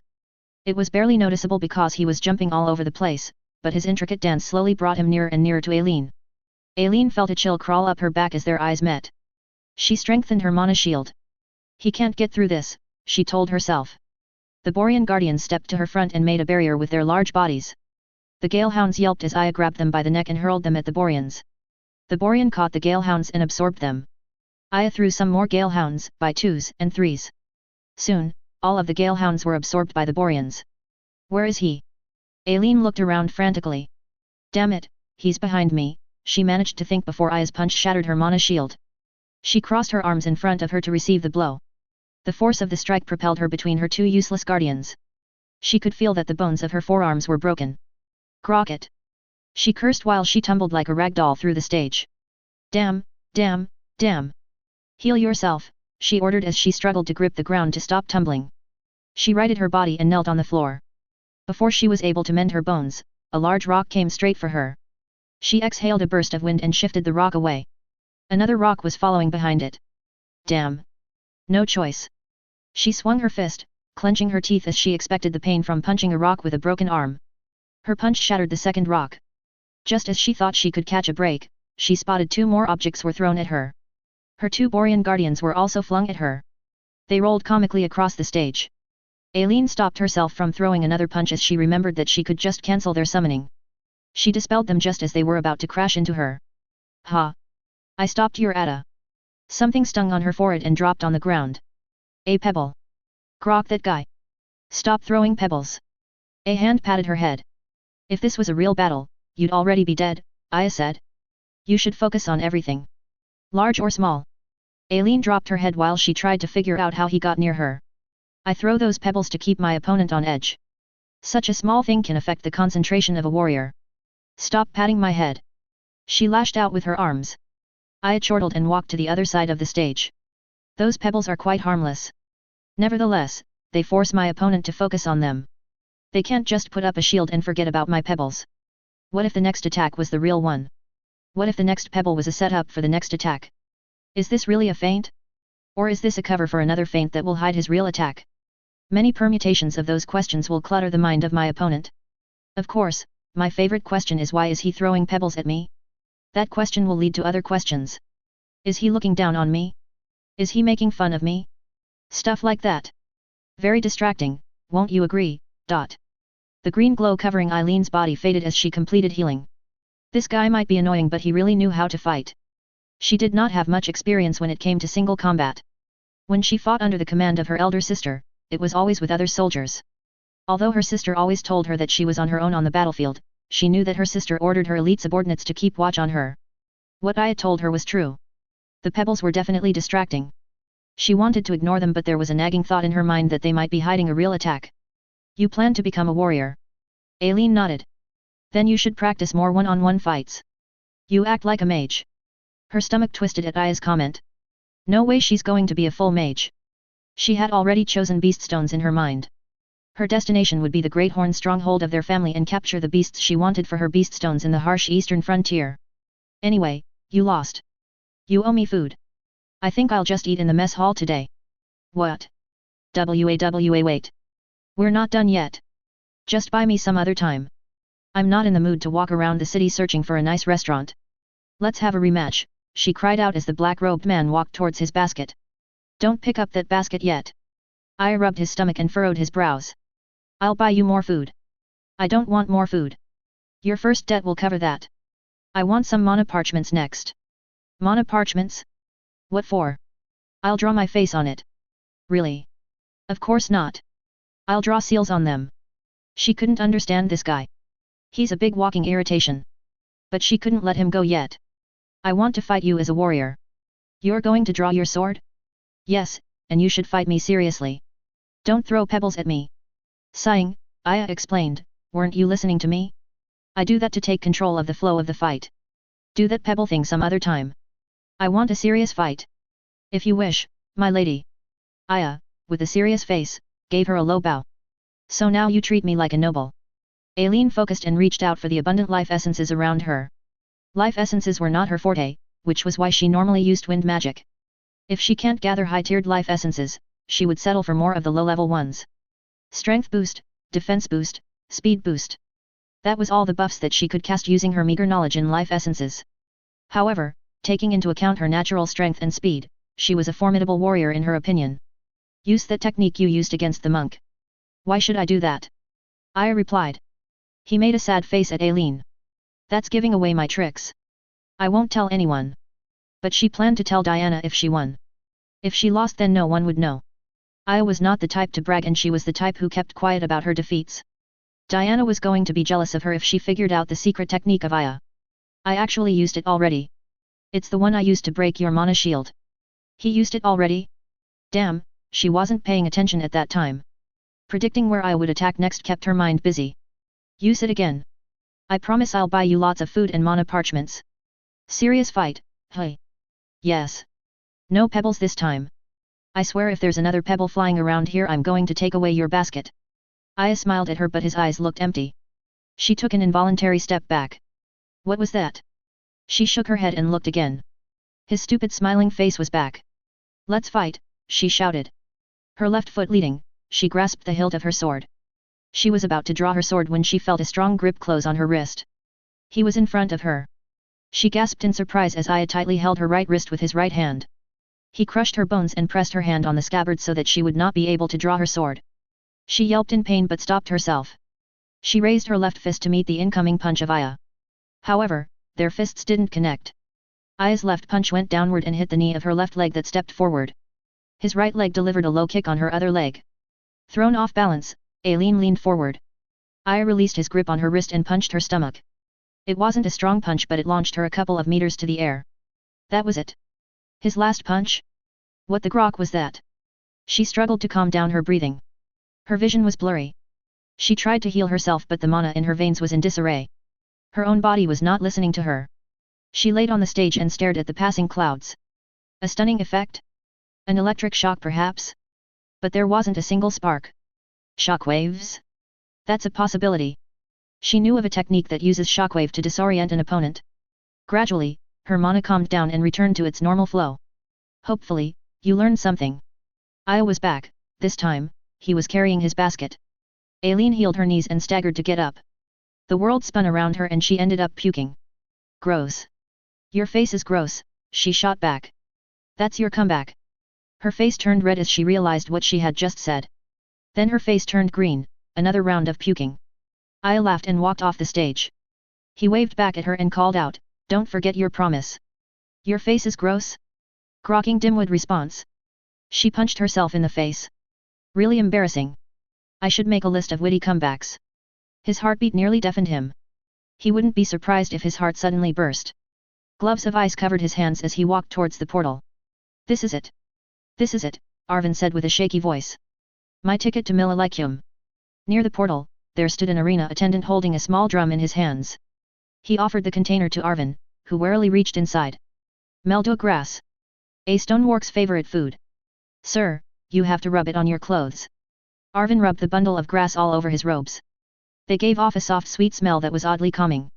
They did smell delicious, which was probably why stoneworks go crazy over them. What does this taste like? His teacher told him that he was going up against an A-rank beast. During ancient times, the ranking of the beasts referred to the power of their beast stones, which was harvested for energy. Now, through the great bravery of the first Emperor Christfallen, they don't need to gather energy in such a crude manner. The mana node would provide them all the energy they would need for generations to come. The rank of beasts now referred to their difficulty level, as determined by the Adventurers Guild. Nevertheless, their difficulty level had a direct relationship with the power of their beast stones, so the rankings were largely retained subject to a few minor adjustments. Arvin once dreamed of becoming an adventurer, living a carefree life, traveling to faraway places. That was the reason why he was familiar with the Adventurers Guild even though he lived a sheltered life in Dalsworth Academy. A distant dream. Now, he dreamed of entering Millennium. The path to his dream was blocked by a stone walk. Stepping on the portal, Arvin was instantly transported onto the stage. It was empty except for a large rock formation. Moss and weeds covered the boulder pyramid sitting on the center of stage.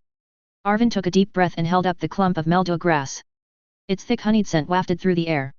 His teacher picked a slow and large beast for him. That was fine since he expected that much. It also came as no surprise that the beast would be extremely sturdy and have high defenses. Stoneworks was such a kind of beast. But Arvin did not expect that there would be a stonework in the competition. They were gentle herbivores that wouldn't even mind if you sat on them. The problem was they were very protective of their food. The meldo grass. They lived on fields of meldua grass and wouldn't hesitate to kill anyone or anything that stepped on their prized grass. Meldua grass gave off their signature scent when crushed. Any stonework would love to kill Arvin given that he smelled of crushed mildew. There was a stonework right in front of him. Chapter 27. Life is a game of both skill and chance. Merchant House Baccarat. Father, perhaps I should turn on the lights, Logan said to a portly man sitting on a chair near the healing vat. The green glow of the healing seal below the vat lit the otherwise dark room. Logan sighed. His father looked like he had aged a decade overnight. He stared blankly at the person inside the vat. This was probably a better situation than last night when he cried incessantly, turning his bushy beard into a wet mop. The man inside the vat looked the same as Logan. Their eye colors were different, but at that time, his brother had his eyes closed. The healers could not say with certainty when his brother would regain consciousness, if at all. He didn't ask what were the chances of Lucas fully recovering. The transparent barrier of the vat felt cold. Logan ran his finger down its side while replaying what happened to Lucas. Their preparations weren't enough to defeat Garrett Burklaw of the Draconix Discus Pulus. 3, or was it 4? All A-rank beast stones. That man was able to use all of them simultaneously. He was able to bear the burden of powering those beast stones. More surprisingly, his body did not break down from the various manifestations of the different beasts as he assimilated their special powers. It was uncommon for a person to actually transform while using a beast stone. A small horn, sharpened nails, patches of hair. Normally, only minor changes can be seen even in third-degree assimilations. Garrett was different. He barely retained his human form after assimilating all the beast stones on his body, not even humanoid. Logan slowly shook his head. Paximilin blessed on all of existence. However, he blessed some more than others. It was a truly rare gift to be able to assimilate fully with the beast spirit residue residing in a beast stone. The human soul would fight back and resist the beast spirit residue. Logan could attest to that. He had his first beast stone removed by healers because his body tired to consume the foreign object. Such resistance would vary from person to person. Many wouldn't even manifest any transformation at all even if they pushed into the third degree of assimilation. Garrett was blessed when it came to using forge spirit. They were not. But that didn't stop them. It would take more than being disadvantaged to stop a Baccarat. They had no bloodlines to speak of. Not one of their family was a gifted. They didn't have any of those so-called prodigies that Millelysium would accept. But they had tenacity, ingeniousness, and perseverance. They spent years in becoming strong. Rising from being a normal human. They weren't there when their mother died, for they were traveling abroad, looking for ways to become strong, ways to be able to stand up against those that shouldn't be considered as human anymore. They have sacrificed so much. So much. Yet, it wasn't enough. Logan breathed in deeply. Frustrating, so frustrating. Why are they more blessed than us? Why weren't we created the same way? Aren't we supposed to be all humans? He clenched his jaws and closed his eyes. This reality. This unfairness. He accepted this a long time ago. His family accepted it. His father was acquainted with such unfairness in a personal way. It was very hard to compete against these humans that don't seem to be human at all. His father had to kneel down and lick boots so that his business would prosper. Logan and his brother were ashamed of their father for doing that. It was mainly the reason why they chose the path of the warrior to confront these human pretenders at their own game. The body of Lucas was unblemished. The healers have erased all the physical injuries of his body. They were very good at their job. Logan couldn't even see the scars where they reattached his brother's severed limbs. His brother's gaping stomach expertly sewn together and closed. The healers had to make new ribs support his collapsed chest. Thank you, Logan said softly to his father. He deeply regretted being embarrassed of his father. His father had to lower himself to gain the favor of the noble houses that were, more blessed, so to speak, by Paximilin. With the riches the patriarch of the merchant house Baccarat had accumulated by clinging like a slug to those in power, he was able to buy each of his sons a second life drop. Logan touched his chest. The drop should be somewhere near his heart. He didn't even want to know how much his father paid for it.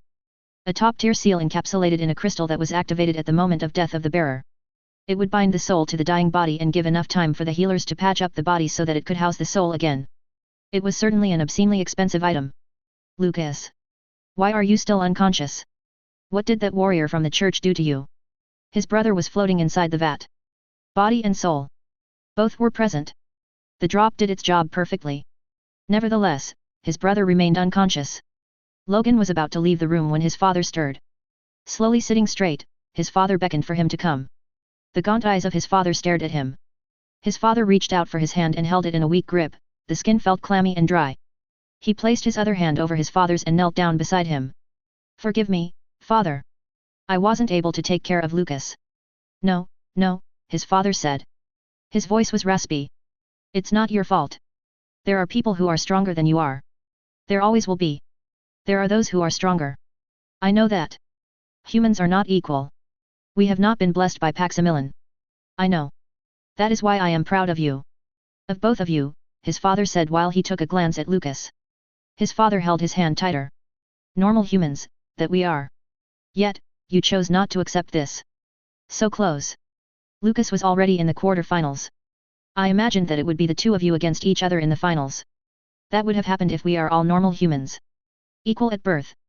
Logan looked down as he shook his head. Now that my brother lost. It is up to me. I will support you. You will not stop me. His father did not reply. He would meet Garrett in the finals. He knew that his father was thinking of the possibility of him ending up like Lucas. He couldn't blame his father. I will not stop you, his father answered finally. Thank you. I know that you will not listen to me if I stopped you, his father said. But promise me that you will win. I trust that you will find a way to win against the one that placed your brother in this state. Don't worry, father, Logan said as he stood up. My brother and I have already planned for this situation where one of us fails.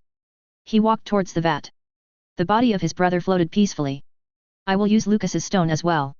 The stonework blared and lashed about as it stepped on yet another hole. Air bellowed out of several flaps of skin on the sides of its neck. Arvin assumed it was a neck. It connected a cluster of jagged rocks which looked like a head to the rest of the boulders. Its thick armor of stone moved to cover its side flaps as it turned around to find where Arvin ran off. Arvin cursed his teacher for his choice of beast. In beast taming, the goal was to overwhelm the beast with power to make it respect you. There are two types of beasts that were especially hard to tame. The first type were those extremely proud beasts that would rather die than submit. Falling under the second type were those with exceptionally high defense, they would probably won't notice any attack that hit them, an example of which was the stone wark. With the clump of Meldu still in his hand, Arvin struggled to stay to the back of the beast, keeping his distance while circling it. Whenever the beast came near him, he would conjure several holes in front of its path. The beast would step into a hole or two and halt its charge so that it won't flip forward. It had 4 legs, 4 pillars of stone of different heights propped it up. While it ran with an awkward gait, it was faster than what Arvin had expected, given its size and weight.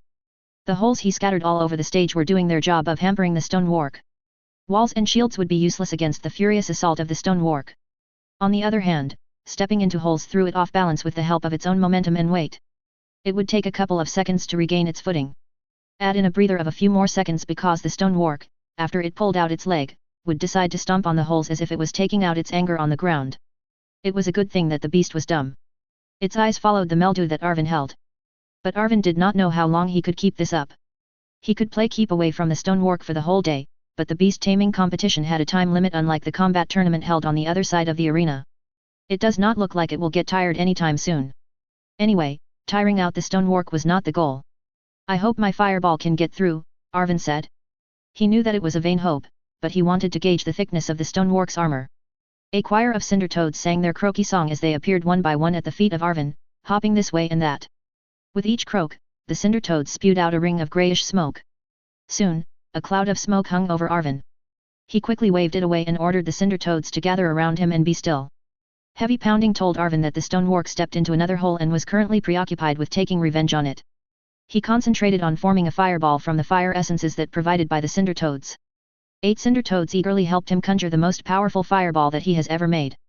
The stone wark turned around and stared at Arvin with his group of cinder toads. 2 points of light glowed through the cracks of the rocks that formed its head. It pounded its front legs on the ground and started charging Arvin. A condensed ball of white flame flew over to greet the stone wark. Ripples of thin blue films washed over the beast's body as the fireball hit it. The beast simply nudged at the fireball with its head, dispersing it before Arvin could say the word fireball. The young fire mage gaped as he realized that the fireball he was so proud of couldn't even singe the moss growing on the stone wark's back. Fortunately, the cinder toads croaked at him to remind him to evade unless he wanted to become one with the ground. He hastily dug out several rocks from the ground and formed them into a crude staircase to the air that he stepped onto to get out of the path of the beast. The stone wark passed below him and crashed into the shields, unable to halt its charge. As his feet touched the ground safely, Arvin called for his cinder toads that scattered all over the stage in fright. He felt rather guilty that he left them to fend off for themselves in front of an enraged stone wark. They hopped eagerly back to him, ready to feed him fire essences for fireball making. That thing has some sort of magical shield, Arvin said as he furrowed his brows. He bit his finger as he thought of another way to damage the beast. How was he supposed to gain its respect if he can't even make scorch marks on its rocky back? The earthy trumpeting of the stonework nearly deafened Arvin. He didn't need to be an expert on beasts to know that this one wanted to crush him and rub him on the ground is the same way he rubbed the meldo grass on his clothes. Wait. Its armor opens up when it makes that loud call. He needed to make the stonework open the armor protecting its fleshy side flaps, then his fireball can swoop in and burn its unprotected flesh. With several holes between him and the stonework, he ran towards the other side of the stage with his clump of meldo held high. The cinder toads hopped after him, they did not want to be left behind with the stonework. The ground rhythmically quaked, signaling the dreaded charge of the meldo-loving beast. Let's see how fire-resistant your bare flesh is. Arvin spun around and cast another fireball spell. He was surprised at how much he had improved in controlling the fireball. It didn't lose out any energy since its heat was trapped near the surface of the fireball. An ice cube held near the fireball would just melt at a normal pace. However, once his fireball made contact, it melts through its target. Unfortunately, the stonework was an exception. It didn't mind his fireball at all. A thumping on the ground ended abruptly as one of the beast's legs found one of the holes. It dug its other legs into the stage, breaking up large chunks of it. It was probably getting angry again since its glowing eyes turned red. Anyone would get angry after stepping into holes that many times. The stone armor plating at the sides of its trunk-like neck shifted to expose its side flaps. Arvin covered his ears with his hands as the stonework announced its rage. His fireball zoomed up to the side of the beast, perfectly timed to melt the exposed flesh as the armor opened. Crockett, Arvin cursed under his breath. Glancing off the thick meaty side flaps, the fireball instantly sputtered out. Arvin's only consolation was the slightly reddened color of the flesh. He released the summoning of the cinder toads. No point in wasting more mana in something that wouldn't work. He focused on what he should do next. The result was expected. His teacher told him many times not to try the fireball he made with the help of 8 cinder toads. He grinned as he wiped the sweat off his face with his sleeves. His teacher's going to get angry at him if he survived the stonework. Calm down, he told himself. Only one way left. There was no use getting angry at himself for wasting mana on fruitless efforts. He wasn't even sure his trump card, if it can be called as such, will work. Arvin began chanting the contract for the named cinder toad, archaic language that reached across the plains to offer a named fire spirit mana in return for their aid. He did not have a lot of mana, so he wasn't exactly sure what he was offering to the named cinder toad. Why were elemental spirits attracted to him, anyway? The stonework seemed to have forgotten about Arvin. It spun around the middle of the stage, rearing up on its hind legs and craning its neck to increase its height. It scanned the stage, turning its head left and right, its eyes blazed a bright yellow. Was it looking for the fireball? Or the cinder toads? Arvin thanked the god Paximilin for his good fortune. He drank all the mana potions that the arena provided for participants before continuing his chant. Please let this be enough, he prayed. A name burned itself onto his mind. I summon thee, Vrak the cinder toad. Sensing danger, the stonework focused on Arvin. It opened its side flaps and boomed its displeasure at having another creature present on its territory. Instead of having a flashy entrance, that Arvin expected, with pillars of fire and clouds of smoke, Vrak just instantly popped into existence in front of him. He raised his fire-resistant robe in front of him and took several steps back from the named cinder toad. The heat it was giving off was on a different scale from a normal cinder toad. Sneaking a peek from behind his robe, Arvin saw that the named cinder toad he summoned was somewhat just a larger version of the normal ones. If he was to stand beside it, its height would reach somewhere near his chest. It wasn't the epitome of majesty, but it did have golden lava veins forming circular patterns all over its body. Thorny black spikes lined its back while white flames coated its webbed feet. So intense was the heat it emitted that it was slowly melting the stage beneath it. Vrak the cinder toad must have sensed that it was sinking into the stage because the white flames rippling beneath slowly died down. Arvin lowered his sleeves as the heat receded. 2 golden globes with black horizontal pupils stared at Arvin. Hi, Vrak, Arvin said. He gave the cinder toad a big smile, trying to look as friendly as possible. Before he could say anything else, the named cinder toad turned around and looked at the stonework. The stonework pawed the ground and shook its head left and right. The cinder toad turned its gaze back to Arvin. I'm Arvin, he said hurriedly. I'm the one who summoned you. I need your he. Vrak the cinder toad hopped away, leaving the stonework and the young mage behind. The beast and the young mage stared at the spiked back of the cinder toad, bobbing up and down until it reached the edge of the stage. After looking at the thousands of people in the stands, the cinder toad promptly squished its face against the shield. Hey, Arvin called out weakly, as his body felt the strain of feeding mana to the named cinder toad. Shouldn't the cinder toad obey him? It was, after all, his own summon. I need your help in subduing this beast, he said, a little bit louder while pointing at the stonework. The stonework turned its attention back to Arvin. The yellowish glow of its eyes changed into red once again. Why do you hate me so much? Arvin said, breaking into a run. He headed towards the holes that he had made earlier. He could barely cast any spells while maintaining the named Cinder Toad, he needed to save mana for a fireball. Cancelling the summoning was not an option. Who knows when he could succeed in summoning a named Cinder Toad again. He looked over his back while running, expecting to see the stonework tumble among the holes. His eyes and mouth opened wide at what he saw instead. The stonework jumped over the holes, an angry bunch of boulders sailing through the air. It was looking for all the holes, he exclaimed as realization dawned on him. It wasn't that dumb after all. After being tricked so many times, it was bound to learn. Panting, his face covered with sweat, Arvin continued running.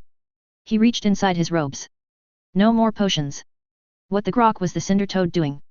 He veered off to the side, intent on circling back to his summoned fire spirit. The stonework blocked his path. With uncharacteristic courage that even surprised himself, Arvin charged at the beast. The beast skidded to a halt at the sight of the young mage coming straight for it. It reared up on its hind legs and bellowed through its side flaps. Arvin nearly stumbled as the ground vibrated when the stonework dropped the upper half of its body back on the ground. The beast matched his charge and came running towards him. I have your Meldo here, he said while waving the grass. A flick of his wrist and he turned a small strip of the ground between him and the oncoming beast into mud. The muscles in his cheeks tensed and his eyes narrowed as he prayed to Paximilin that his plan would work. Getting trampled by the stonework was not part of his plan. Stretching his arms forward, he dove for the strip of mud as the stonework closed on him. He shut his eyes and hoped that he would come out alive as he slid over the mudded stage. The stonework passed over him in a thunderous gallop. The ground was shaking so badly that Arvin thought that the earth flipped over. Mud splattered on his face as he kept his head down. Pebbles battered him and dust clung to his hair. As soon as he felt the beast has passed, he pushed himself off the ground and ran for the end of the stage. Arvin could hear laughter and applause from the crowds. The Cinder Toad was forming a five-pointed star with its extremely long golden tongue. It waved the star at the stands outside the shields to the delight of the spectators. Hey! Hey! Mr. Vrak, he begun to say. I really need your help. He glanced back to check if the stonework had realized that he slipped past under it. The dumb beast continued its charge to the other side of the stage. But, it was already slowing down because its target was disappeared. He didn't have much time until it figured out where he went. The Cinder Toad did not even look at him and continued with making shapes with its tongue. I'll play with you. Arvin said as he wiped the mud off his face. His robes were ruined, but that wasn't the biggest problem that he had. After the fight. I'll play with you. Just help me now. I need you to gather fire essence. Its tongue formed a large circle while it turned to Arvin. It jumped through the circle it made. The Cinder Toad waved the circle at Arvin after completing another jump. You want me to jump through that? The Cinder Toad waved its tongue vigorously in reply. Arvin groaned. He had no choice. After collecting his long robe, he ran a few steps before diving through the hole. The Cinder Toad croaked and hopped around Arvin. Its webbed feet left imprints on the stage as if a hot branding rod was seared onto the ground. Forming another shape with its tongue, it looked up expectantly at Arvin. Let's play later, all right? He used his most coaxing voice. That big pile of rocks wants to crush me right now. As if on cue, the stage rumbled again as 4 stone pillars pounded its surface. The Cinder Toad tilted its head while waving its tongue at Arvin, oblivious to the rampaging armor-clad beast coming straight for them. I know of a fun game we can play, Arvin said. He threw the handful of Meldo grass into the air. Catch that with your tongue, he instructed the named Cinder Toad while he ran away. Lashing through the air with blinding speed, the Cinder Toad collected all the blades of grass before any touched the ground. But they all burned to ashes as Vrak held onto them with its glowing hot tongue. Its bulging eyes followed the ashes fall to the ground. Arvin almost felt sad for the Cinder Toad, but he really needed it to help him. The stonework's coming, he was barely able to call out as the clumsily charging rock beast barreled straight for the Cinder Toad. The stage shield glowed a brighter blue as it strengthened itself to take on the hit from the stonework. Arvin fell on his behind, his legs giving way because of the intense shaking of the ground. His mana flow has not yet returned to normal, a good sign that the Cinder Toad was still on the material plane. Leaving the Meldo grass with the Cinder Toad was a gamble. He didn't know whether the stonework would go for him or for the grass. Well, now that the grass was gone, he will surely be the next target. I'll keep my promise and play with it later, Arvin said while brushing off clumps of mud from his robe. He did feel a little guilty with baiting the stonework to charge the Cinder Toad. But that was the only way he could think of to force the fire spirit to help him. It was a named Cinder Toad, anyway. It wasn't going to lose just from an attack of a stonework. White flames coated the Cinder Toad. It was hopping on the massive back of the stonework. The stonework wildly thrashed, bucking its body, stomping on the ground, attempting to throw off the Cinder Toad. The Cinder Toad skipped on the jagged rocks lining its back, spewing a variety of smoky clouds from its mouth. Arvin waved his arms. Vrak! Help me gather fire essence. The cinder toad blew a thumb-shaped smoke puff. The seals on its body lit up and began to swirl. Yes. I'll make a fireball with the help of a named cinder toad. Arvin cupped his hands in front of him and felt for the fire essences that Vrak sent his way. They were on a level of purity that he has not seen before. Squinting his eyes because of the intense brightness of the gathering fire essences, he arranged them into the rudimentary structure of a fireball. Monolines connected the essences into a comb-like structure and melded the basic units of existence into a working fireball. Casting fireball was something even a novice mage can do in his sleep, but this fireball was different. Every ounce of concentration that he had, Arvin used it to stabilize the fireball. One fire essence out of place and he would end up barbecuing himself. Such was the power of the named cinder toad. He willed the fireball to hone in on the beast before he was done casting it. The heat was too much. Falling on his knees, taking slow deep breaths, he willed himself not to pass out. An unfinished fireball. Would it be enough? The stonework was running in circles, stomping madly, and tearing up the stage. Unmindful of the wrathful beast it was riding on, the cinder toad tried to balance itself on its tongue, further enraging the stonework. The armor of the stonework flushed in blue as its magical defenses worked overtime to stave off the penetrating heat coming from the named cinder toad. Salt from his sweat stung his left eye. His breathing was becoming rugged as if his lungs can't properly expand anymore. Open your armor, you grokking stonework, he whispered. He wearily forced himself to stand up. The stonework's eyes were flaming. He covered his ears. As soon as the stonework slid its neck armor open, the fireball swooped in and entered its floppy flesh.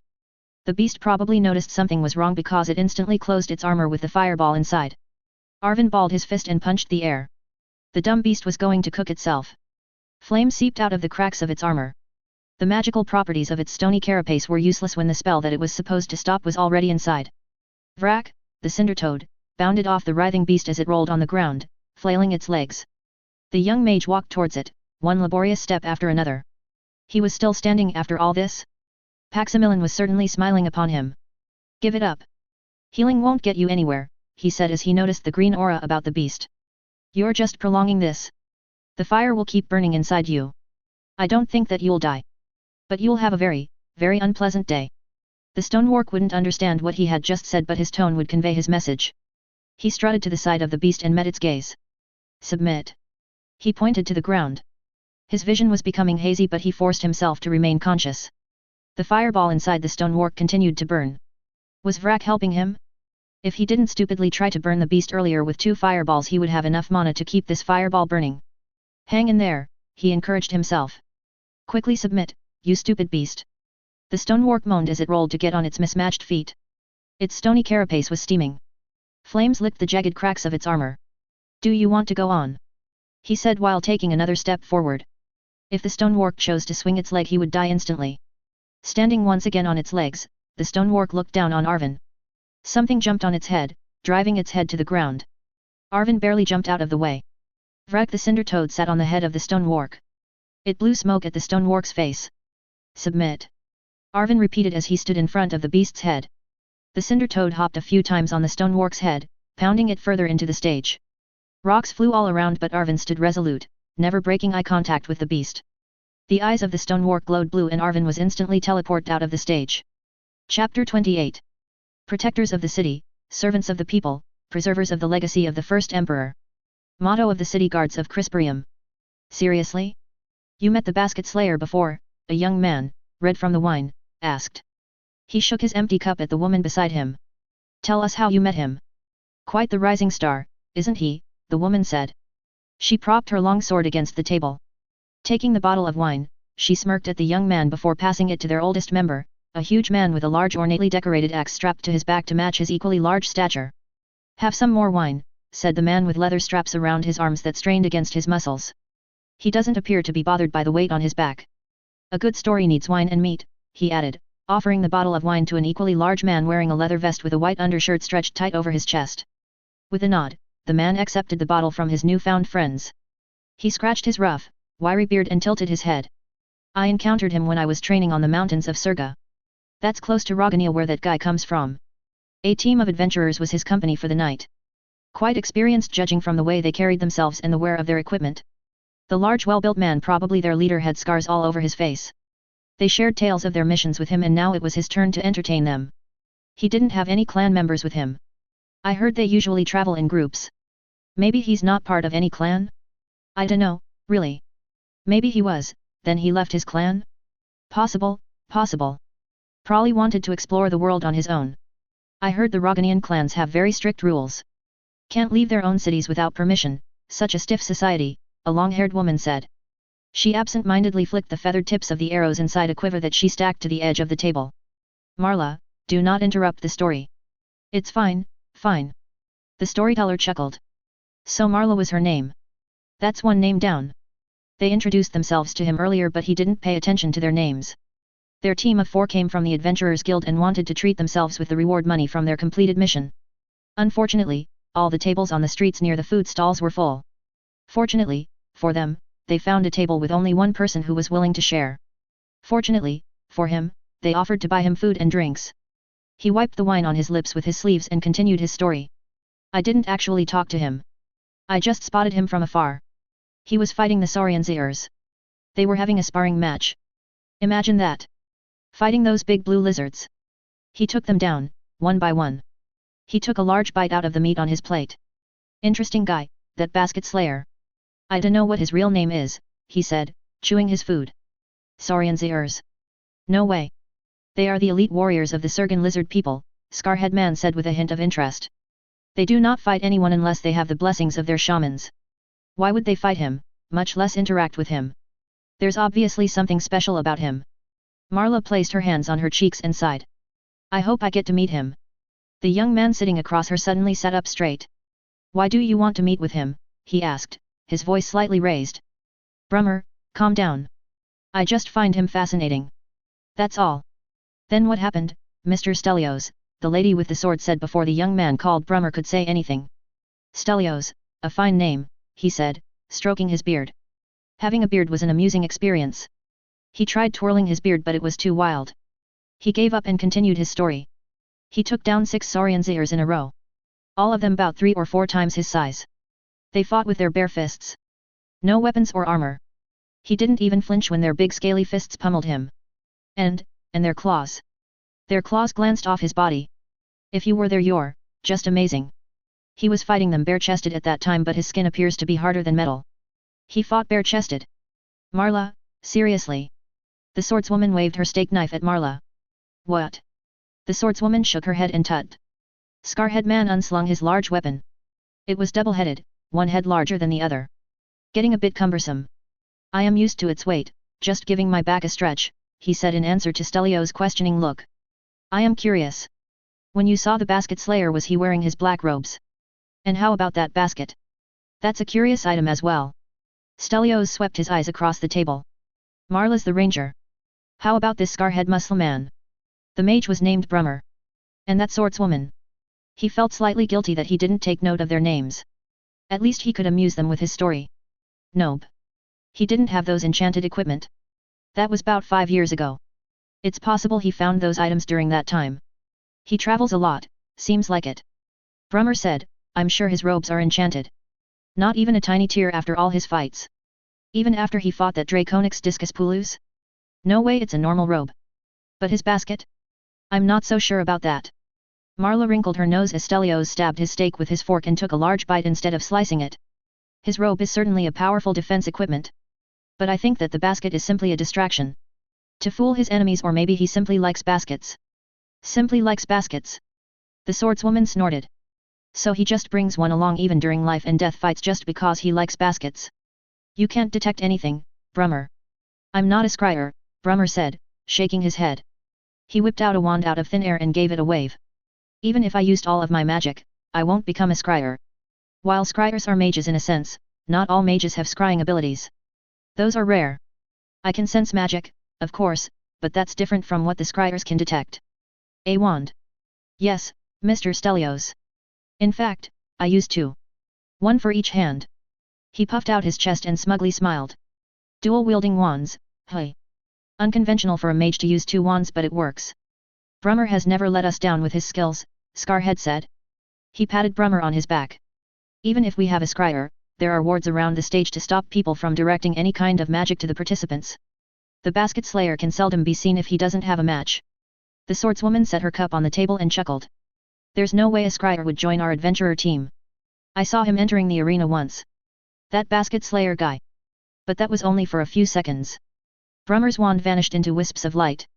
He folded his arms across his chest and frowned. I can't sense anything magical about that basket of his. Stelios poured himself another cup of wine.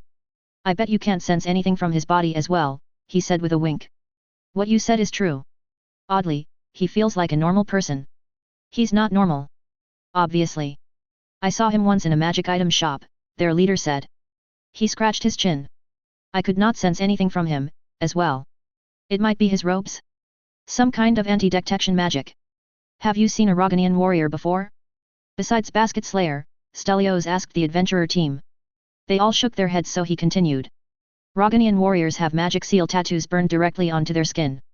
The power points of these seals connect straight to the mana veins of their bodies by artificial paths that burrow through their flesh. Sort of painful process, I guess. These tattoos cover their entire body. Head, arms, legs, torso. Easy to spot a Roganian warrior. The Basket Slayer doesn't have those tattoos. He looks plain actually, Marla said.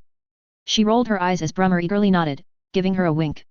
He's not a Roganian warrior, is he? She said to Stelios. He is, Stelios said. Black eyes, black hair. Wait, Marla said. He is a Roganian warrior. But he doesn't have Theseus tattoos you were talking about. Maybe he's an outcast. Brummer brushed his blonde hair back. He doesn't follow their rules. Just traveling the world. An independent kind of person. I think I'll like this guy. I think I like him as well, Marla said as she gave Brummer a sidelong glance. I don't think I like him after all, Brummer snapped. Don't be such a child. Scarhead Man laughed. Forgive this brat. He is the youngest member of our team, but he pulls his own weight around. Stelios rubbed his face and leaned forward. Not many people know this, he said in a low voice, but among the Roganian warriors, there are those that receive special seal tattoos. The adventurer team also leaned closer to Stelios. Special tattoo?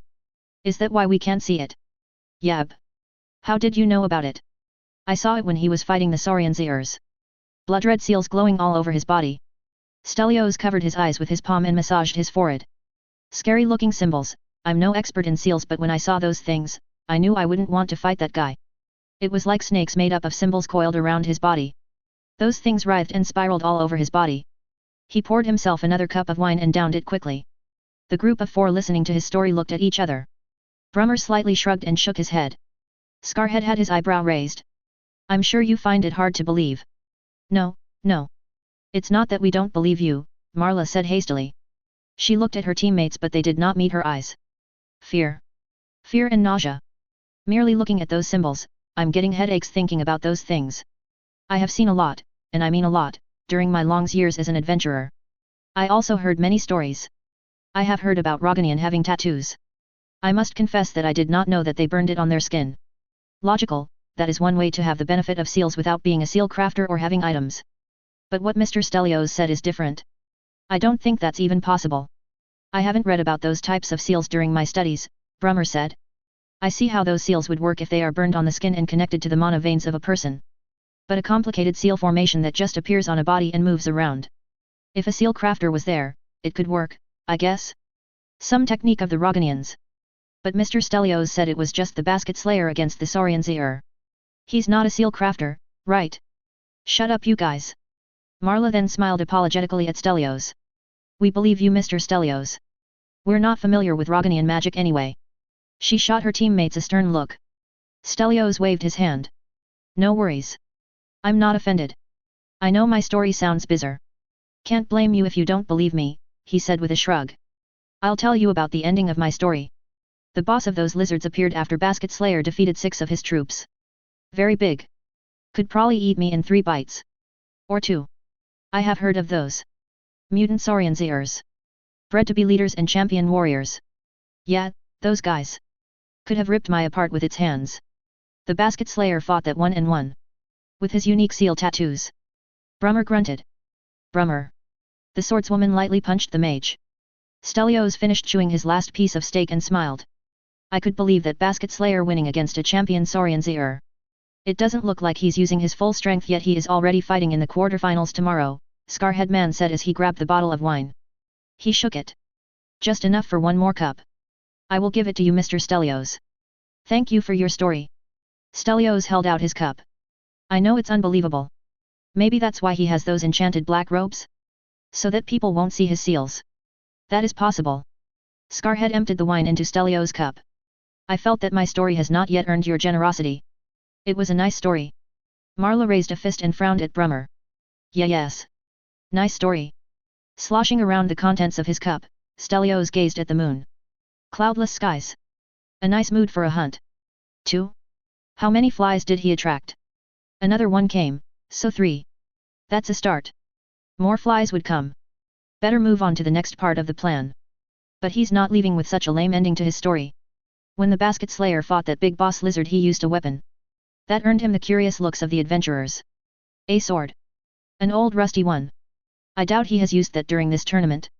You're sure he has a sword like that? Oh come on, Brummer said with a skeptical look on his face. He punches his opponents until they are knocked out.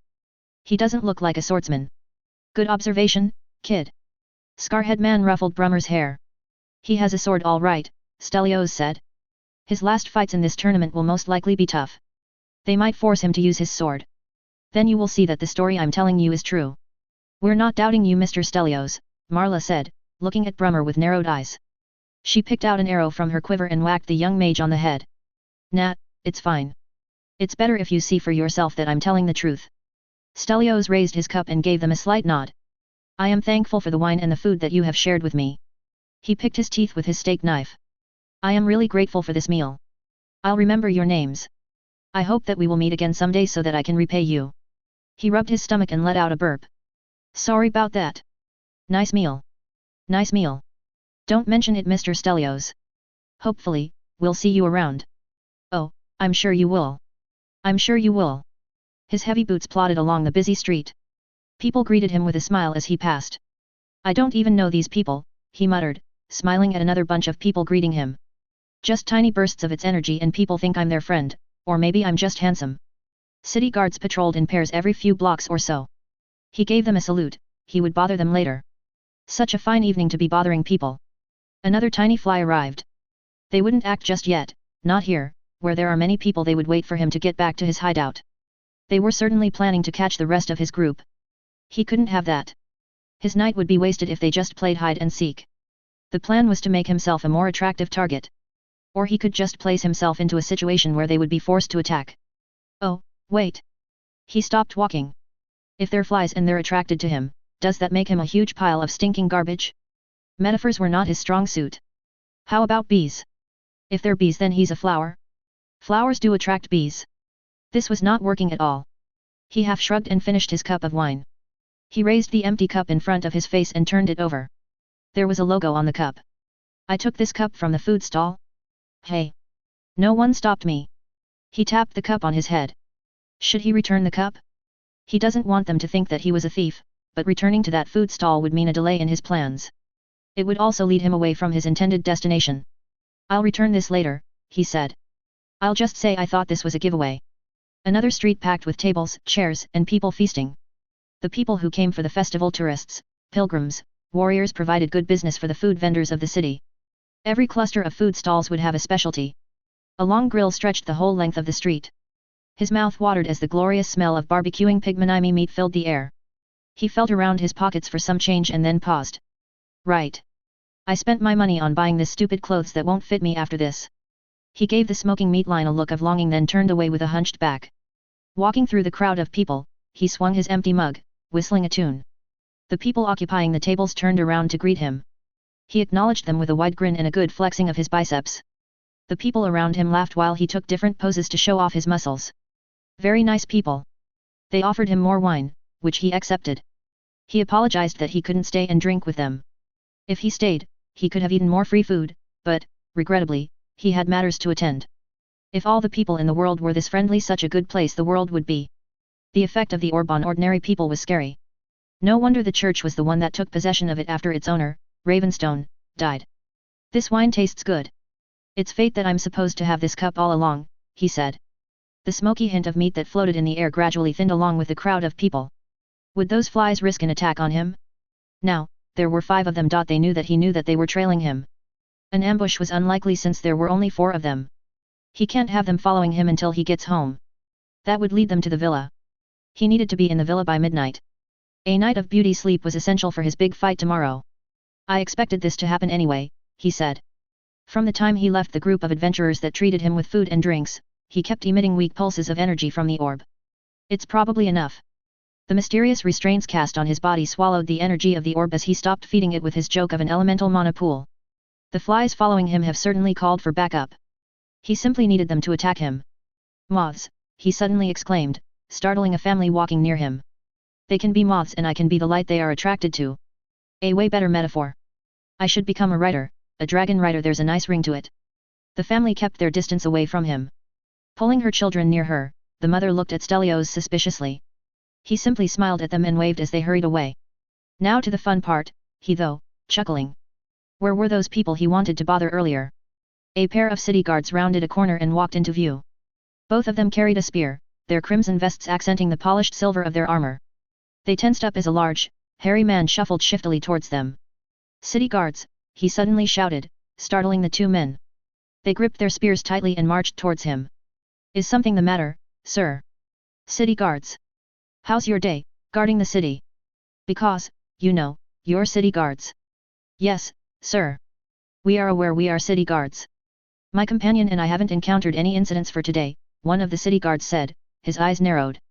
So far, he added as he examined the person who called out to them. Thank you very much for guarding this city.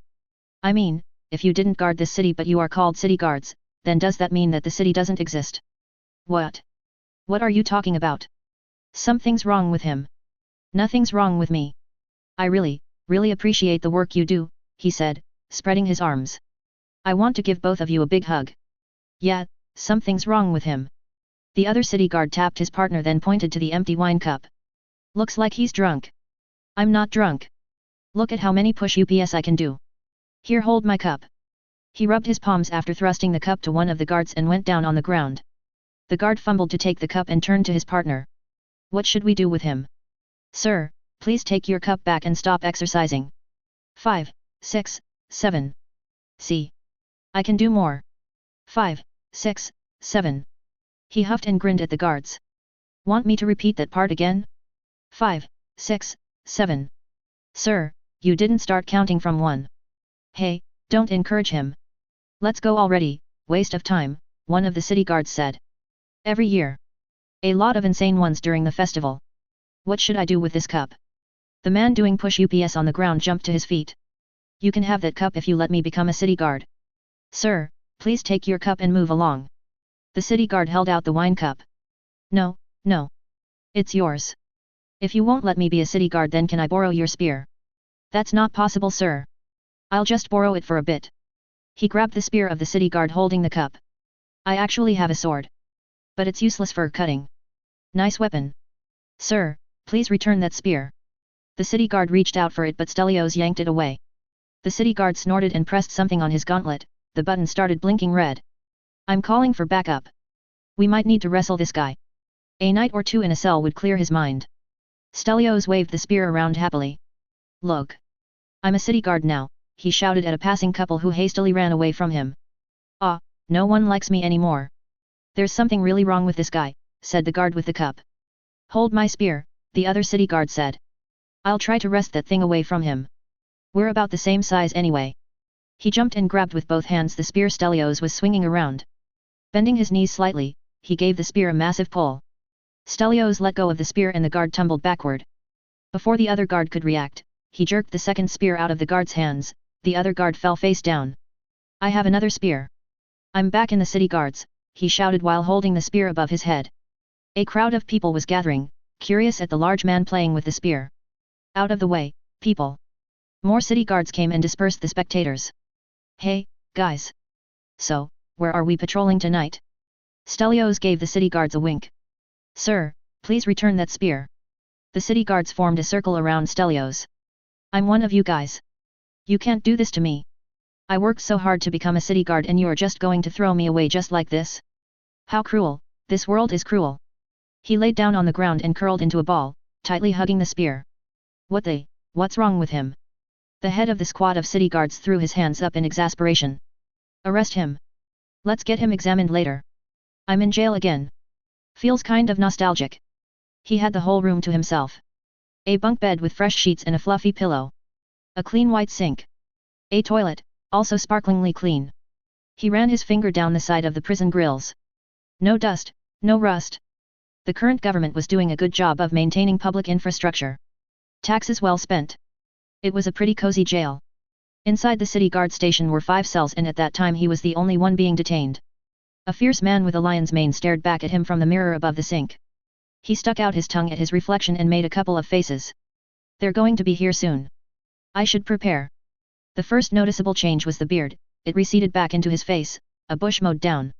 His clothes became loose as he shrunk several sizes. The once tight-fitted undershirt was now a blanket draped over his frame. His hair turned black and his features rearranged into the face of Aya. He sat cross-legged on the cold floor of the cell and closed his eyes. The restraint seals manifested themselves on his skin, holding back the rush of void mana he was drawing from the void gate. Purple light gathered at the tip of his index finger. With his eyes still closed, he drew seals on the ground, simple void seals that didn't require a lot of void mana. The most basic disabling seals could be very effective depending on the situation. A burning sensation crept along his skin. The seals excitedly ran along his body as if trying to plug every gap where void energies were emitted. He opened one eye to see how the restraint seal was doing. The restraint seals spun rapidly and glowed brighter, like metal heated in the furnace. This was the furthest he had pushed the curse cast on him. He was careful not to exceed its limits. Excavating a crater in the middle of the city was not his intention. After drawing a dozen seals, he exhaled and stopped using his void powers. That's enough, I guess, he said, giving his handiwork a glance. With a nod, they slithered across the floor. Most of them went outside and melted into the walls of the corridor. A couple sunk into the floor of the prison cell. Standing in front of the mirror again, he raised his arms and flexed his biceps. His muscles bulged, inflating rapidly. His body grew larger and he filled his loose clothing. The hair on his head turned brown, a bushy beard invaded the lower half of his face, and the color of his eyes also changed to brown. Stelios was back. Hey, guards. I need to tell you something. He grabbed the grills of his cell and rattled its hinges. Yahoo! Anyone there? He shouted some more, calling for the guards while banging the prison bar. He heard the sound of a door opening and footsteps. 3 guards stood outside his cell. What do you want? Said the guard in the middle, placing his hands on his hips. Perhaps he was someone in charge, or at least someone with a higher rank. Can I join the city guards now? You think our work is a joke? We'd never recruit some crazy person like you. Can I at least have a spear? Just stay put in your cell and we'll get your head checked tomorrow by the healers. The guard shook his head while he motioned for the others to go back with him. I thought he was going to say something important. I'm going to say something important. Don't go. The 2 guards sniggered but stopped as their superior snapped at them. He sighed. What important thing do you have to say? I just wanted to say that I called for you so that there will be less guards, guarding, outside. Thus, making this place more, let's say attractive, yes, more attractive, to attack. Attack. The guard frowned and stepped closer to the bars. What do you mean attack? Some people want to pick me up, you see. Shouts and scuffles made the guards look back to the door. What's up there? A guard with a boyish face asked. The lead guard cocked his head. You 2 go check it out. You should call for help. That's another reason I called you down here. If you were up there you would immediately be incapacitated. The guard furrowed his brows. His finger hovered over the button on his gauntlet. Is this a draw? Aya clapped his hands and startled the guard. Press it already. And go along and help your fellows upstairs. You stay put here, the guard said, pressing the button. He sprinted to the door and made his way up. An emergency call and void energy signals from the same location. They are bound to send more city guards and mages. Maybe even Imperial Knights, he said as the metal boots of the last city guard clanged on the stairs. 5. Get out here. He opened his mouth to let out the demon spirit inside the orb in his stomach. The demon spirit couldn't simply pass through his body, the restraint seals will stop it. He had to open his mouth. A plume of smoke made its way out of his mouth. It hovered above him as it formed into the demon spirit. 5. Greetings, Master. 5 is ready to serve. The demon spirit floated down below the eye level of Aya and made an awkward bow with only its half blown off head. What do you think of this disguise? No one will recognize Master. Master is truly cunning. They've quieted down. Aya looked up at the ceiling.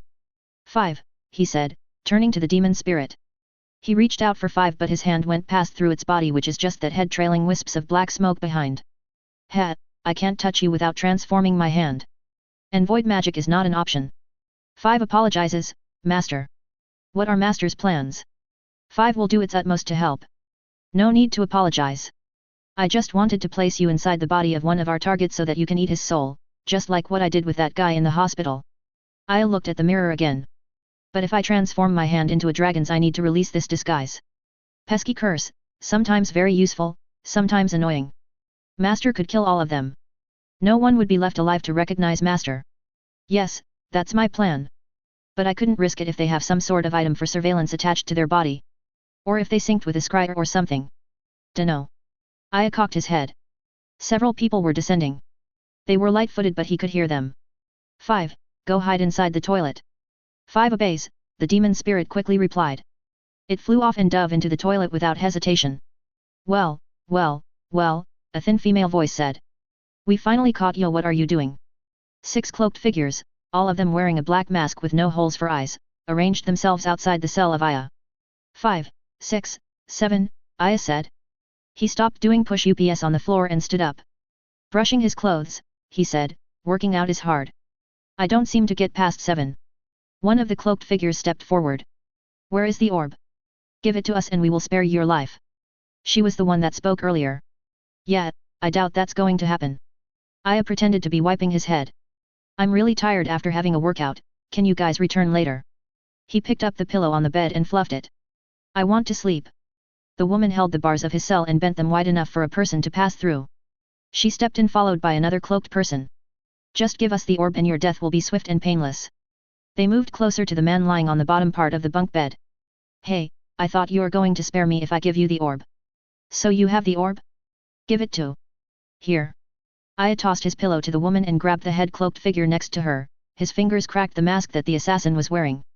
The female sliced it with a blade that sprung out from under her sleeves, scattering feathers everywhere. Aya leaped for the toilet, with an assassin in tow, and with one swift motion, he dunked the head of the assassin that he caught straight into the toilet bowl. 5, he said before rolling across the floor to evade the blades of the woman. Another assassin entered the cramped cell.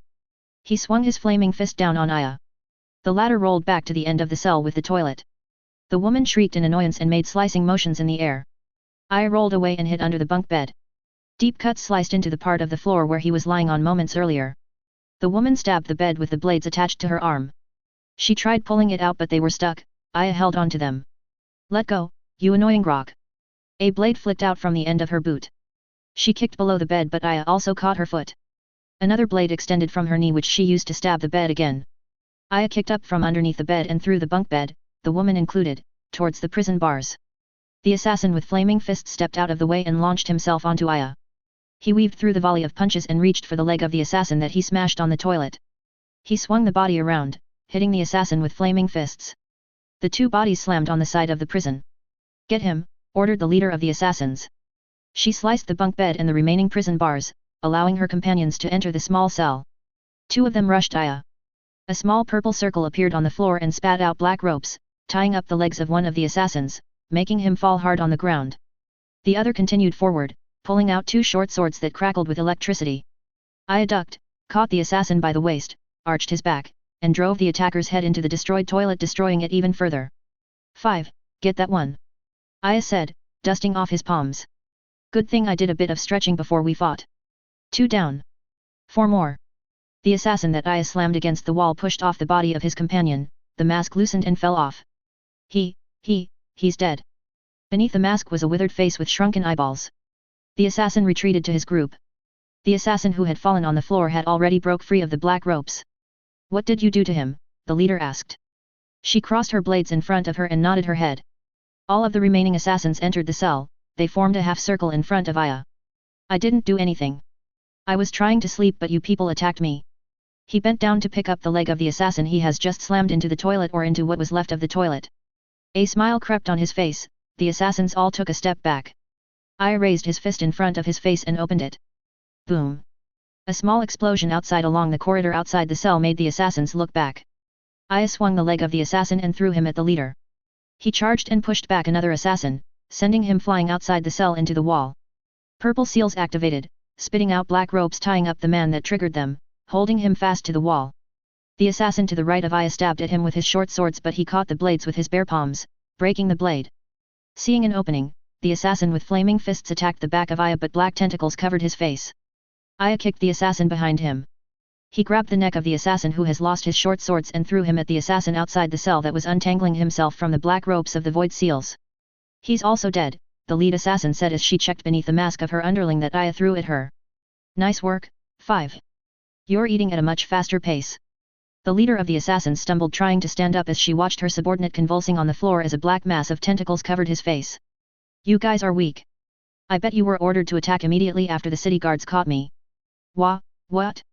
How did you know that? The leader slowly retreated outside the cell. Her remaining subordinates were by her side. Aya looked at them with pity. I bet you're supposed to be fodder. Buy time until one of your main teams gets here. My team has taken down a void mage before. We are fully capable of killing you and retrieving the orb, she said. Her voice wavered and her arms shook as she crossed her blades in front of her. Met. I bet that person you killed would barely qualify as a void mage. It is hard to train the next generation if we are hunted down. I only used simple void spells, yet I already killed 3 of you. Stand fast, she told her subordinates. Paximilian will help us. She took a couple of steps forward. But her subordinates did not heed her. They bolted for the door. Aya sprinted after them, giving each of them a whack to the back of the head. 5. Eat these 2 as well. And eat faster. We need to get out of here. Stop. All right. Aya sat down on the floor in front of her. Now what? Give me the orb. Now. Her voice was a pitch higher. I could give it to you, but it's covered with food. You could clean it, I guess. Just kidding, I won't give you the orb. I need it. What are you talking about? Where is it? She pointed her blades at Aya. Give it to me or. Or what? You'll give me a swift and painless death. Aya laughed because the assassin nodded. You're funny. Anyway, did you see a wine cup upstairs? It's silver, sort of plain, with just a wavy line design. She lowered her blades hesitantly. Yes. The assassin fell on her knees as Aya stood up. He dusted his behind and walked towards the door. 5. Leave that woman alone. She's funny. Follow me upstairs after you're done. Aya quickly opened all the cabinets, throwing out their contents. Nothing. Where was the cup? He needed to return it. The place was a mess. Master, 5 has finished consuming 5 souls. 5 consuming 5 souls, repeated Aya. He paused a bit before giggling. So why are you a big black ball right now? 5 does not know, Master. 5 must be undergoing a transformation. Aya clapped his hands in delight. Good work. Hopefully, my escape plan is already outside. Just need to get my cup. Oh. There it is. He carefully stepped over an unconscious guard and picked the wine cup that he held. You're going to filter all of the information you get from them later. 5. Get back inside me, he said, stretching his mouth wide. He thumped his chest and burped. I probably need a few more assassins to get a clearer information about their operations. The ones we caught today are just scrubs like that guy in the hospital. With a smile on his face, he polished the cup with his shirt as he walked out the door. Too bad these clothes I just bought already have burnt marks and tears. More than 30 cloaked assassins waited for him outside the city guard station. They even brought along mages, he mused, noticing that some of them carried staves. This was going to be fun. One of them had a red border design on his black robe, a rectangular sword strapped to his back, and a helmet fashioned into a dragon's head. He said, "You're the one who stole the orb? Don't lie to us. We traced the last energy signature to your person. Prepare to die, why are you kneeling? Are you begging for your life?" He threw back his head and laughed. "I'm going to show you how I do push UPS." Aya kept his arms at his sides and pushed off the ground. 5, 6, 7. You didn't start at 1, stop this. Where is the orb? Where are those guys with the white armor? I don't know what you're talking about, he replied too quickly. Aya smirked. So I was right. You guys are different groups. Hee. Are you making fun of me? A void mage making fun of me? You're traitors of humanity. Calm down. I'm just buying some time. The man with the dragon head helmet drew his sword. No matter. I will just kill you and search your body for the orb. I doubt that you can take me on. Aya stood up and picked up his cup. You don't realize that you're outnumbered. Oh really? The man raised his sword. Idiot, he scoffed at Aya. Aya rolled his eyes and cupped his hands around his mouth. Help me. Help. Help. They want to kill me. A burst of light flooded their surroundings. Drop your weapons and lay on the ground. You are surrounded, a voice boomed. Several mages wearing the crimson of the city guards flew above them. Light orbs floated along with them, bathing the people below with beams of bright light. We have detected abominable energies to this place. Surrender yourselves, the voice continued. City guards armed with spears and wide rectangular shields trooped in from the surrounding streets. They numbered more than 100, their shields formed a wall and boxed the assassins in. PSST. I leaned forward and whispered, you guys call those guys with the white armor so that they can bail you out. Silence, abomination. He shouted, pointing his sword at Aya. After making some hand signals, the staves of the mages in his group began to glow. They formed a tight circle around their fellow assassins. The shield wall of the city guards glowed bright blue while the floating mages prepared to cast spells. Cease your activities or we will be forced to attack. PSST, PSST. Aya walked closer and tapped his cup on the pointed edge of the sword of the assassin. Fight them so that I can escape during the commotion. Crockett, the assassin hissed. I'll kill you. He swung his sword, his blade aiming for Aya, but Aya ran away and screamed help. Help. City guards, please help. Ropes of light shot out from the floating mages. The assassin deflected them with his sword. Let's break out. He ordered his troops. Don't forget about your companions inside, Aya cheerily called out as he ran for the shield wall of the city guards. Energy balls from the assassin mages followed him. He dove for the shields at the same time that the spells reached him. A few guards were thrown away by the explosion, but most of the explosion was absorbed by the enchanted shield wall. Assassins jumped inside the mess of tumbling guards, exploding orbs, and ropes of light snaking through the air. It was a fine night indeed. It started with a free dinner of steak and wine, it ended in pandemonium. Ah, groups in the same side but with different agendas, he said under his breath as he ran away from the melee he started. A few assassins were able to break away from the confusion, they chased him. In turn, they were chased by city guards. It's really hard if one side isn't united. Reminds me of the crap the Union pulled out on us. Aya shook his head to forget that memory. He should enjoy this night. Laughing as he increased his speed, he left behind his pursuers that were fighting against each other. Such a fine evening for bothering people. Chapter 29. Crisperium. The gem of the Empire. Legacy of the first Dragon Emperor. Our impregnable capital city kept watch over the treasure of our empire, the Mana Node. Without our God's guidance, and without his foremost servant, the great Emperor Christfallen, this city wouldn't have been created. Our empire has expanded and progressed because of the blessings of the Mana Node. It is only but fitting that the city that defends it partake of the blessings it provides. This city will grow to become the crown of the Empire of Crisperia. Emperor Malvar Amadeus Lone Ward. Announcing the expansion of the capital city Crisperium. The glare from the projection of the data orb in front of Felix made his eyes water. He rubbed his eyes and stared at the projection again. Numerous calculations swam in the waters of his mind. This doesn't look right, he said. There was something missing. The simulations were way off. Did they make some mistake? What doesn't look right, Felix? Oswald, their mentor, rolled some parchments together into a bat and waved it threateningly at his student.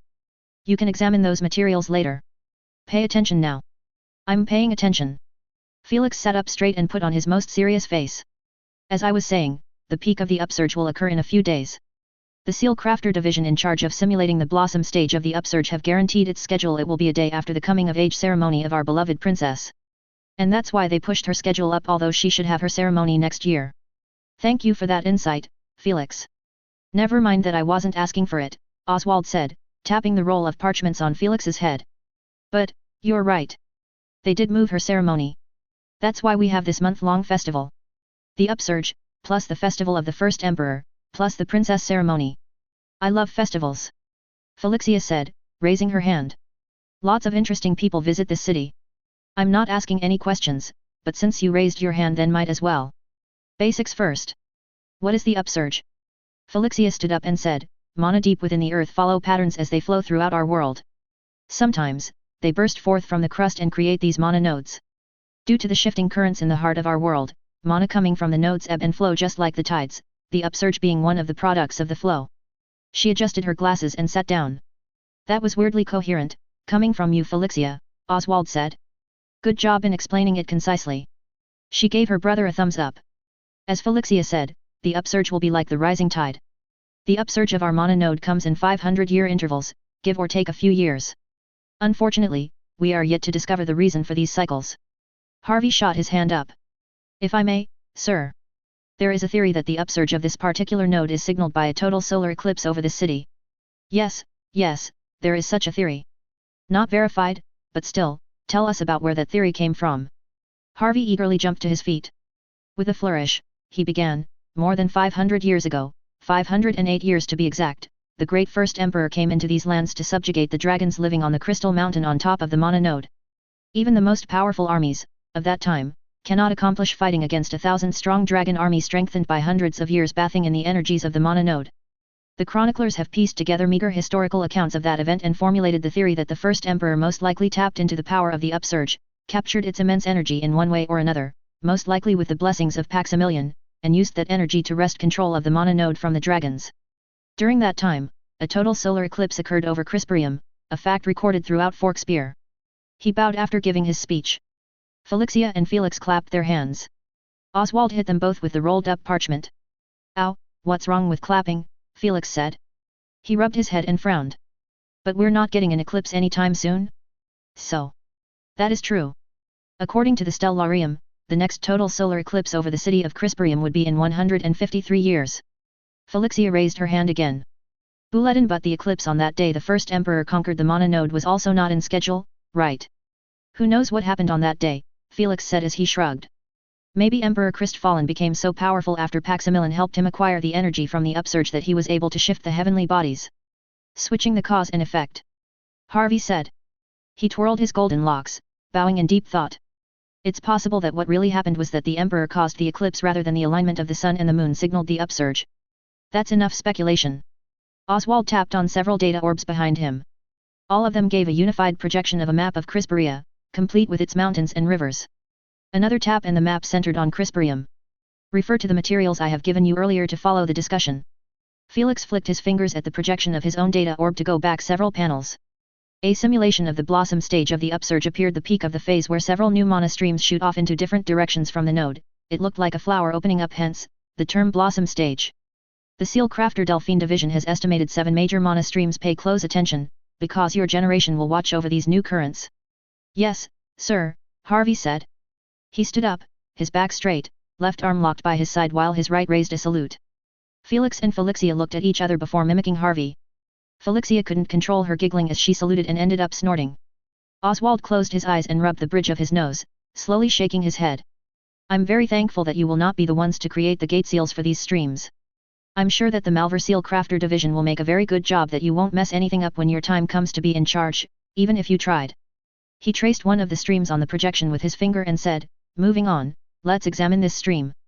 The biggest one, running roughly eastward, will pass through 2 cities and 2 townships.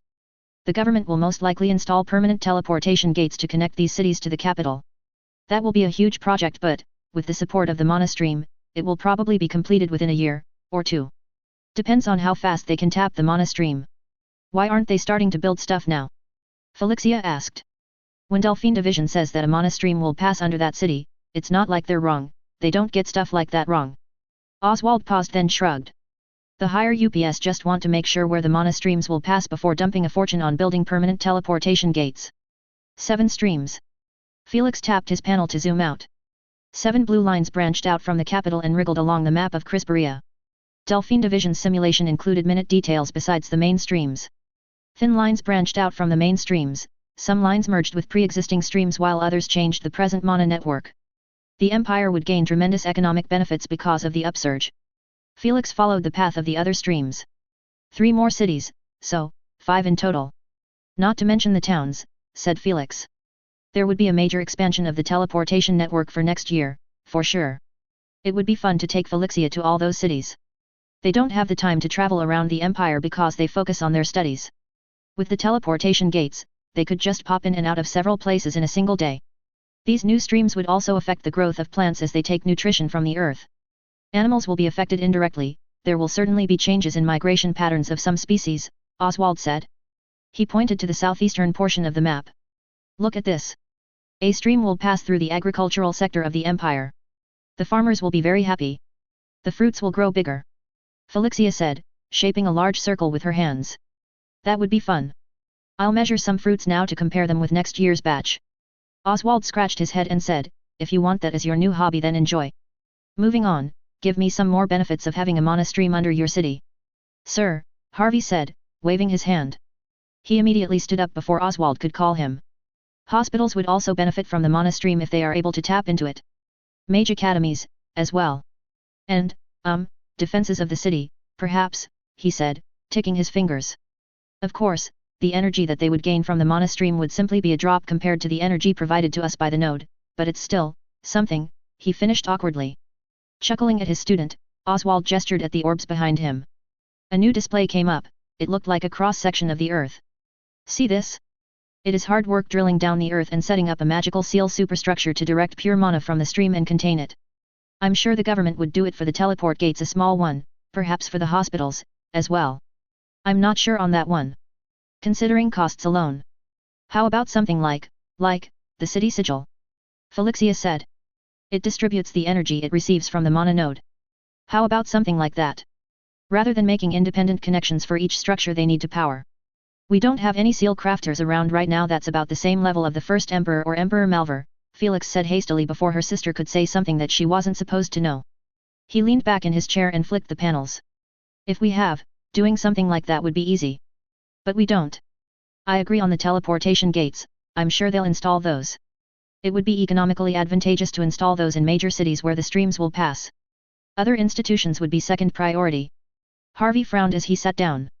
Yes, you're right, even Emperor Malvar had to hire dozens of powerful seal crafters from all over the continent to finish his project. The design was his, but his project required the assistance of other high-level seal crafters. Replicating that for other cities would be too much.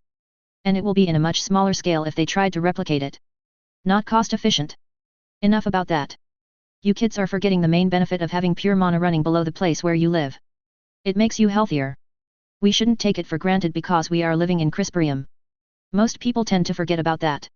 Oswald changed the display, 5 concentric seals appeared, rotating. It disassembled into its component seals, the parts arranged themselves from the simple to the most complex. Here we have a basic mana gate seal. It's in your materials. Look for it. That's basic. Felixia asked incredulously. We're going to make that. Calm down, you kids. You're not going to make them yet. But you need to learn about them. Felix, why is it important to learn about gate seals? Gate seals are one of the components for making power superstructures. Direct and control the flow of pure mana and such. Something like plumbing, if we compare the flow of mana to water. Correct. You'll learn about the basics, then we will slowly progress to more complicated types. Some of your more advanced courses on gate seals will be taught by someone from Malvar Division. The seal crafters from the palace. They're all serious and always frowning. They always look like this, Felixia said, putting on an angry face. She formed an arrow pointing downwards on her forehead using her fingers. Angry eyebrows, she said, giggling. Oswald placed his hands on his hips. They will be the ones to make the gate seals around the capital, so you're learning from them. Gate seals are sort of pipes, like Felix said, however, the ones that will be made around the city will be more akin to dam gates, or valves. Why do we need these things around the capital? I thought the new mana streams will be flowing away from the city. Harvey. Yes, sir. To protect the city sigil, he answered, slowly standing up. You're guessing. To protect the city sigil, sir. Oswald motioned for Harvey to sit down. I'll accept your answer. I don't expect you to know. The point on the map that represented their city enlarged and filled the whole projection. The 7 streams did not merely sprout off neatly from the mana node, but they spiraled around the city before shooting out in various directions. When our great emperors made their parts of the city sigil, they had to take into account the bursting power of the mana node. They also had to take into account the fact that during an upsurge, the mana node will permanently increase its output via the new streams. Their designs can weather the energies lashed out by the node, but they won't probably last for more upsurges to come. The city sigil will deteriorate as years pass, that is a fact we have to deal with. After this upsurge, the burden on the city sigil will increase, and after the next upsurge, it will increase again. You kids understand what I'm driving at? Felix nodded as he crumpled a piece of paper. The legendary seal crafter emperors would certainly take into account the continuous strain their creations would undergo for centuries to come, but nothing was meant to last forever. But upsurges come every 500 years? I don't understand. We are worried that the city sigil will fail. Yet, Felix said, nodding at his sister. He placed the paper he crumpled in front of him. I always assumed the city sigil would last for a millennium or two. I mean, we could always do maintenance on them, right? He asked with a leveled voice. It is beyond our capabilities to tinker around the work of the first emperor and Emperor Malvar. That is why we need these gate seals to regulate the feedback of the new mana streams to protect the gift of our ancient leaders. Furthermore, we can't expect that a genius seal crafter will be born, every 100 years or so, who can fix any potential damage to the city sigil. Harvey fervently nodded. It is our most noble duty to take care of the city sigil. We shouldn't let one rune fall out of place. See, Harvey gets it. Oswald turned off the data orbs behind him and removed his personal data orb from the array. It's more of protecting the part of the city sigil made by Emperor Christfallen since it's the one taking the brunt of the mana node. The structures made by Emperor Malvar are merely hitching on the energy extracted by the first Emperor's seal. But ow! Felix, don't throw things at your sister. I'm sorry. I'm just kind of bored, Felix said, lowering his head. And Felixia, Oswald said, don't pick up that piece of crumpled paper. I know you're going to throw it at Felix. Felixia pouted, let go of the balled-up paper, and sat back on her chair. I swear, you kids are making me old. How old are you, Mentor Oswald? Never you mind, he snapped. I have an important matter to attend to, so class ends early today. He stuffed his personal data orb inside his robes and stomped towards the door. He stopped before exiting and said, don't forget to pray and express your gratitude to the god Paximilian for the upsurge. It is a blessing for our empire. And study about gate seals. As the door slammed shut, Felix turned to Felixia. I know what you were about to ask him. Be careful of stuff you say, all right. But you said that Emperor Malvar's seal is tapping directly into the mana node. You also said that you think that Emperor Christfallen's creation, its design, or something is missing. Or something. That's not what Mentor Oswald said. That's just my speculation, and we're not supposed to be talking about stuff like that because we supposedly haven't seen the design of the city sigil, Felix said. Supposedly. Harvey sighed as he turned off the data orb on his desk. He stood up and arranged the parchments on the shelves of the room. Humph. You told me you're sure that the design we have is just half of the city sigil. Yet, but you're not supposed to go around telling people that. Felixia stuck out her tongue and threw crumpled parchments at Felix. Swatting away the flying balls of paper, Felix said, Mentor Oswald said that they can't fix the part of the city sigil made by Emperor Christfallen. I suspect that the past two emperors made two separate city sigils. And the one that's missing from the design is the one made by the first emperor. That's what I'm thinking, Harvey. There's a large chunk missing in the design. Like there should be something there that powers the old part of the city, Felix said. Old as in Crisperium before the extensive expansions made. Maybe it's some big secret. Even those old people in Delphine Hall don't have a record of it, Felixia said. This is kind of exciting. After picking up the last piece of paper that Felixia threw, Harvey went to the mirror at the back of the room. We need to ask Gel help in solving that puzzle. Anyway, do we really need to solve this? Of course, we should. It's obvious that there's some national security level thing going on in here. Do you need to arrange your hair all the time? Harvey ignored his question and continued slightly ruffling his hair. I wouldn't be surprised if they hid parts of the city sigil design in other places. I don't think so, Harvey. They would need to have the city sigil model inside Delphine Hall because that pool thingy inside there is the only device that could simulate the energy flow of the mana node. I wonder what swimming in that pool feels like, Felixia said in a sing-song voice. They need the pool of Delphine for the simulation of the mana node. I don't understand. Why have only part of the city sigil there? Where's the rest? Felix carried his data orb towards the panel of orbs that their mentor was using earlier. He placed his own orb and turned the panel on. And another thing. What are you doing? Yay. Felix is going to teach us. No, I'm not. Look at this. Felix swung his arms, making the projection move to the center of the room, enlarging it. Hey. That's the design we stole. Copied, Felixia. We copied it. Fine. That's the design we copied from Delphine Hall, Felixia said. I thought we're supposed to keep that a secret. Now you're showing it here. Just look at this. Remember what Oswald said? The city sigil was made to be able to withstand the power of the mana node while drawing energy from it. That means we can estimate the power of the mana node based on the design of the city sigil. I understand what you mean, but what are you getting at? Harvey said. If you just want the measures for the power of the mana node, then why don't we go back to Delphine Hall and check that pool? Felixia asked. No. Harvey and Felix said in unison. I'm just suggesting stuff. Humph. Felix changed the projection to different graphs and numbers. Here's an estimate of the power of the mana node based on the strength of the 3 energy regulating seals of the superstructure. Of course, I had to take into account the fact that it is made with some allowance for future upsurges. Oh. I see something. Felixia said excitedly, bobbing up and down on her seat. She raised her hand and said, Pick me. Pick me.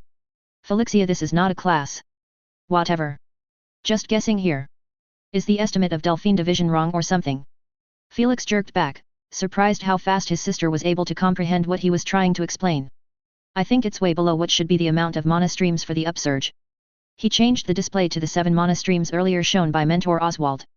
Let's take the projections for the upsurge plus the data of how big should upsurges get based from the mana node they are springing from, and there. That should be the approximate power of the current mana node. Ah, my head is spinning, Felixia exclaimed dramatically. You said this isn't class. Harold sat back on his seat, examining data from his own orb. You're right. It's undervalued about a quarter to half of its supposed strength. Well, based on the city sigil design we have. I know what you're thinking. Emperor Malvar made his city sigil to last for a while, so we can't really judge how powerful the mana node is just based from that. But we could estimate. And the projected power of the upsurge is just way too low. This is official, right? I assume it's official data. They will probably announce that on the day of the coming of age ceremony of the princess. Felix and Harvey looked down in deep thought. Felixia frowned at them. They didn't mind her as she waved her arms at them. Hey! Enough of that stuff. It's boring. Harvey sat back and crossed his legs. To some it have. We have 2 questions. Where's the rest of the city sigil design? And why is Delphine Division deliberately underestimating the power of the upsurge? I dunno, Felixia said.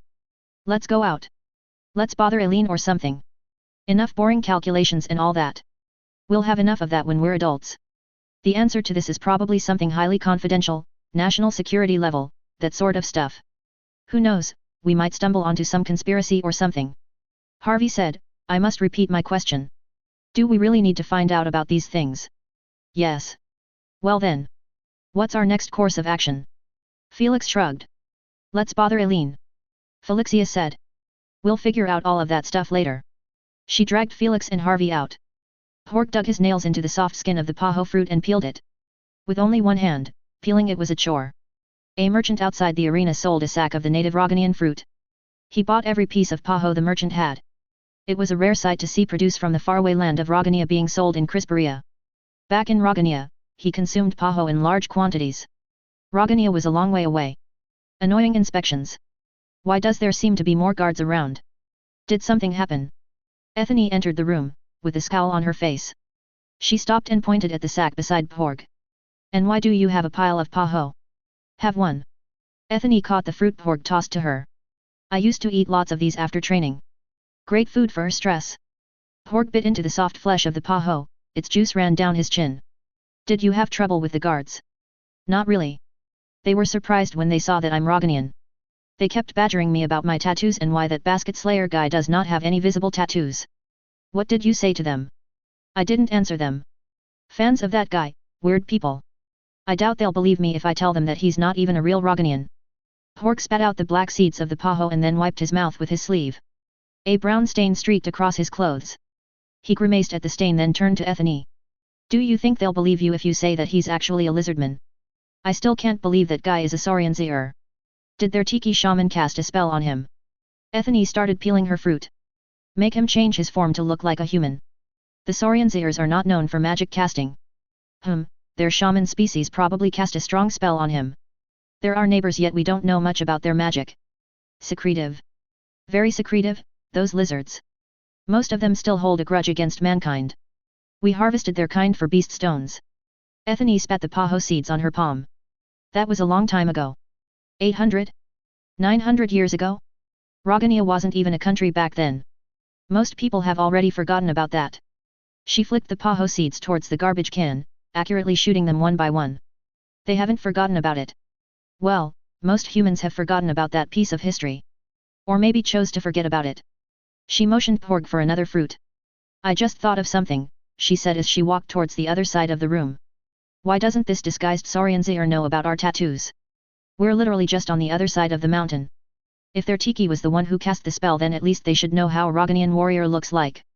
I suspect that his disguise was supposed to be just a traveling Roganian. A good cover for someone coming from our side of the continent. So why did this one refer to himself as a warrior from our country? Porg said, it's likely that this Saurian Zir is newly spawned from their spawning pools, and not from their eggs. Along the way, he probably fought with someone and had to make an excuse that he was a warrior to explain his strength, not knowing how we actually look like. A possible new type? And why is he here? It's a bit suspicious. We are also conducting suspicious activities, Porg reminded her. Ethany sniffed at Porg's reply. Well, whatever those lizardmen are planning, I hope they don't affect our kingdom. The situation's already bad without outside interference. I'll add that to the things I'll ask him. I doubt he'll tell me about his mission here in Crisperia. She looked at the opaque wall forming one side of the room for a few seconds before turning her head to Porg lounging on a chair eating another paho. You're talking to him? Despite what Lady Lantana said to wait for the end of the tournament. Porg let out a short laugh. You know that Lady Lantana does not really intend to ask that person for help. And I can understand her position. Yet, you will still go talk to him. Yes. Although I am a warrior, I do not live for the sake of war. Especially a war against fellow Roganians. A smile flashed on Ethany's face. She turned back to the black glass. Porg said, I know that you would rather this situation resolve itself before everything spirals down to civil war. Ethany slowly nodded. I hope that the best interest of the nation of Rogania would be in line with the path our clan will take. I hope we return soon, she said, peeling her fruit. She tapped the black wall in front of her. The wall became transparent, giving a view of the tournament outside. What's the use of having a premium private box if you are not going to watch the fight? Changing the topic? Porg raised a brow but did not comment. Instead, he answered Ethany, I don't need to watch the fight. He will win anyway. Porg picked up another paho. I'm waiting for him to finish the fight. Are you sure? It looks like he's having a hard time with this one. Porg stood up and walked over to Ethany's side. Crowds filled up the arena, as in previous fights. This time, however, only one stage occupied the expansive ring. The 4 stages for the beast taming challenges along with the 4 stages used for the tournament were removed, leaving one very large stage in the middle. Instead of different types of terrain, as in the previous fights, shiny mottled grey stone slabs formed the stage. Why did they change the stage? I think their previous stage was a good idea, Ethany said. Different kinds of obstacles plus the different kinds of elemental essences available. What's this supposed to be? I believe it's a special stone that can channel different types of elemental essences and disperse it evenly over a large area. I have heard of this stone before. It is exclusively found in Van Garen. If I am correct, this stone can create an environment where concentrations of elemental essences can be pushed to several times the level that naturally occurs. Ethany whistled. It must have been expensive to make this stage. Imagine making a training room out of that stone. The Saurian Zaire calling himself Basket Slayer closely hugged something inside his robes. He stood in the middle of the stage, staring up at his opponent floating above him. He's still carrying around that basket even in this fight? What is wrong with him? Ethany said, with a laugh. I doubt that's a magical item as the rumors say. Perhaps it is something that has sentimental value to him. Whatever that thing is, he should have left it outside the stage. His opponent has some nasty firepower this time. A wind user wielding a shard gun? A rare sight. The Basket Slayer's opponent manipulated the wind to keep himself afloat. His right hand held the grip of a shard gun. Porg had seen a few of these rare weapons but he had never seen this particular design before. It had a long barrel, more than a meter long, with magical runes carved along its length, ending with a dragon's head design. A seamlessly white, circular shield was strapped to his left arm. He did not hold it in front of him, as one would for a shield, but he held it towards his back. Are those wind spirits? Ethany said, referring to wispy floating eyeballs with feathered wings. Several of them scattered over the stage, hugging the shield ceiling. I haven't seen that kind of spirit. It's a scouting type spirit. Rarely used since people would usually opt for the assistance of a scryer. It is also not very useful for teams without a scryer because they can only communicate what they see to the person who summoned them. The Saurian Zaire doesn't look too happy. Hopping in place, the Basket Slayer glared at the shard gun wielder. Perfectly round holes, about the size of a grown man's head, pockmarked the stage. His opponent swung the barrel of his weapon and trained it on him. The Basket Slayer smiled and said something at his adversary. He suddenly darted across the stage, heading towards the shields, throwing pebbles as he ran. The pebbles hit the flying eyeballs, dispersing them, but they immediately rematerialized themselves and continued observing him. Balls of dense energy noiselessly pumped out of the mouth of the wind user's weapon. The Basket Slayer weaved to evade them. He crouched down, letting 2 balls pass over his head, and jumped for the shields. Increasing his speed, he ran up the inner side of the shield dome, zigzagging to avoid more energy balls coming his way. That doesn't look like how a shard gun fires, Porg said. Maybe it's a new type. Ethany replied. Is it just me or are those projectiles accelerating? As the Basket Slayer gradually increased his speed, the energy balls also sped up, just enough to hit the place where his feet was a moment earlier.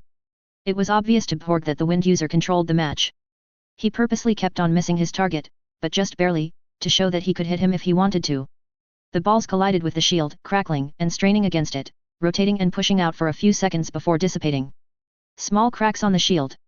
What power those small things have, Porg said, his eyes glowing blue. The tattoos on his face glowed a subtle red as he used them to enhance his eyesight. The gigantic shield dome rippled a brighter blue as it strengthened itself. What's he doing? Sucking in air. The chest of the basket slayer expanded to inhuman proportions. He kicked off the shields and launched himself at his opponent. The latter had his weapon directly pointed at him. He let out a burst of air downward, evading a couple of energy balls, exhaling another burst of air upwards to right himself, letting a couple more projectiles pass harmlessly over him. These evasive maneuvers in midair drastically slowed him down. His target zipped out of his reach and flew towards another side of the shield. Porg crossed his arms and inhaled deeply. He did not know what to make of the situation. The way the basket slayer dodged the attacks was almost comical. Ethany laughed as she chewed the paho fruit Porg gave her. That's a weird way to dodge in midair. Weird? Yes. Hilarious even. But it was also ingenious. Porg allowed himself a laugh. But it works. And that's the important part. I don't understand. Why is he not using his full speed? His opponent is also not using the maximum potential of his weapon. He's trying to unnerve his opponent and provoke him into using his full power, Porg said. Look, he's attempting another pass. With a sudden burst of speed, the basket slayer sprinted like a blur across the shield, almost running upside down, circling around to this opponent's back, and launched himself. The shield slightly quaked as he kicked off. A blanket of energy balls met him. Seeing no way of dodging, he curled around his basket. The attacks connected, smashing him back at the shields. Ethany gasped. He was actually hit. That looked painful. The next wave of attacks came, but the basket slayer had already pushed off the shield and landed on the ground. His opponent fired half a dozen energy balls to drive away the basket slayer, putting a distance between them. Still think he can win this? I acknowledge the match is not going favorably for him, Porg said. His only chance is to exhaust the power of the shard gun. I don't know how powerful the shard being used is, but it is certainly running low on energy. Ethany said, yeah, you're right. There are lots of holes all over the stage. They were probably fighting for some time before we started watching. The powerful Saurian Zir will simply take on the punishments of the attacks. Although his opponent dictates the flow of the match, once the energy of the shard gun runs out, then it's over. Want to bet how long, great progenitor of mankind? Porg took an involuntary step back. What madness was this? How was this possible? It's not a shield. Ethany exclaimed. Particles of light swirled around the white circular object carried by the shard gun wielder that they had mistaken for a shield. Imbuing his eyes with magic, Porg observed mana lines forming and flowing into the peculiar magical item. Ethany said, it's pumping mana into the shard gun. She threw her hands up and looked at Porg, her mouth open in disbelief. I am mistaken. It is not a shard gun but a new kind of weapon, something that we have never seen before. That man can keep on shooting energy balls without any care in the world. Still think your lizard friend can win? Ethany smirked at Porg. His brows furrowed but he did not answer. They watched the basket slayer make a couple more attempts at attacking his flying opponent but the hail of energy balls pushed him back. He crashed into the shield again. His second attempt was even more unsuccessful as a cluster of energy balls pounded him into the ground, excavating a deep crater. Nervous chatter punctuated the silence of the spectators. Obviously, they supported the basket slayer. A no-name traveling warrior with a funny name, fighting in a grand tournament with a basket, and actually winning his fights convincingly. It wasn't hard to see why the people rooted for him. But they did not need to worry about him. Porg experienced firsthand the formidable defense of the body of this Saurian Zir. He couldn't forget the scaly clawed hand that crashed his own hand without little effort even though he partially transformed it with his bloodline. When are you going to have that fixed? Ethany asked. She noticed that he was looking at the stump that used to be his hand. We have enough money to buy you a new hand. Or you could attach a weapon or some other magical item if you want. He told me to tell him what he can do to make up for this. That's not his fault, though. It's not. I suppose he only said that out of being friendly and polite. Ethany glanced at his arm. Friendly and polite, hey. Well, I guess someone will be more obliged to talk with you if you remind them that they're the ones who cut off your arm. A loud crash made them look at the stage. The wind user hovered over a hole on the ground while firing his weapon. A deluge of energy balls poured into the hole and steadily shook the ground as if there was a giant rapidly beating a drum. A twister of light particles continuously entered the white circular item that collected mana. It extracted mana from the surroundings, gradually accelerating its pace, taking advantage of unique environment provided by the special stone forming the stage. There's a crest near the grip of the weapon, Porg said. Ethany leaned forward and squinted her eyes. It's the crest of the Geomant Mana Forger house. He's a sponsored fighter. That would explain this new weapon. It's probably a prototype and they're debuting at this tournament. Oh look! There's the Basket Slayer. Ethany pointed to the other side of the stage. The Saurian Zaire burst out of the ground. He appeared to have burrowed underground to avoid the barrage of energy balls. The crowds cheered at his reappearance. He took out his basket from under his robes and waved it at the people cheering. Ethany said, "What's that inside his basket?" "A cup?" "A basket and a cup into battle. What's this supposed to be?" The two fighters talked with each other. Both of them were smiling. The energy balls could barely hurt the Basket Slayer. The Basket Slayer, in turn, cannot get near that person of the Geomant family because of the power of the energy balls and the scouting spirits that cover any blind spot. He probably summoned those spirits to watch out if the Basket Slayer has any ranged attack, besides those pebbles. "It's a stalemate," Pork said. "It is hard to win with an indestructible shield if the shield is all that you have." The fighter backed by the Geomant flew higher and higher, almost touching the highest point of the shield. He placed the white item that collects mana in front of him. It started its job. This time, it tried to squeeze out every drop of mana it can from all over the stage. The mana clumped together, forming the visible light particles that flew into the collecting device. Pork realized that he has stopped inhaling. The sight of the mana being collected was magnificent, a work of art. A whirlpool of lights danced around the stage, spiraling upward, converging at the top where the contraption of the Geomant siphoned them to power the gun. The Basket Slayer dug a hole between his feet. Satisfied with his work, he nodded and removed his robes. Beneath it, he wore a black vest and black pants with gold trimmings to match the ones on his robes. Using his robes, he wrapped his basket and cup and buried it down the hole he dug. He removed his robes? Why would he do that? That's a top-class defense item. Pork exhaled in exasperation. I have no idea. Seems he merely wants to protect the basket. His clothes appear to be made from the same material as his robes. It's possible those are defense items as well. Tongues of lightning whipped out from the mouth of the golden dragon head at the end of the Geomant's gun. The slivers of light around the mana collecting device disappeared as the weapon filled its capacity. An eerie calm swept over the stage. One shot. He's going to use all of that mana for one attack and hope that it's enough to penetrate the defenses of the Basket Slayer. And it will be. Do you still want to bet? Pork asked Ethany. The Saurian Zaire will win. What makes you so sure about that? Does that look like a man who thinks he will lose? The Basket Slayer looked up at the heavens and opened his arms, welcoming the impending attack.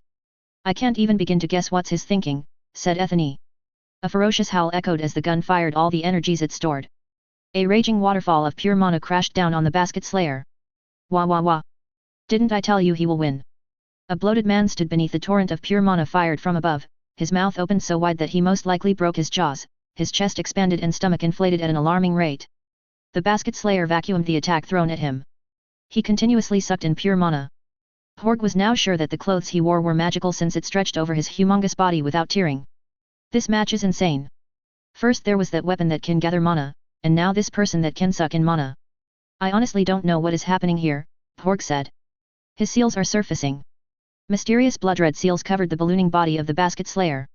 They glowed like heated charcoals and spun quickly. Pork could barely make out their design. None of the symbols were familiar to him, yet some of them evoked feelings of disgust from deep within him.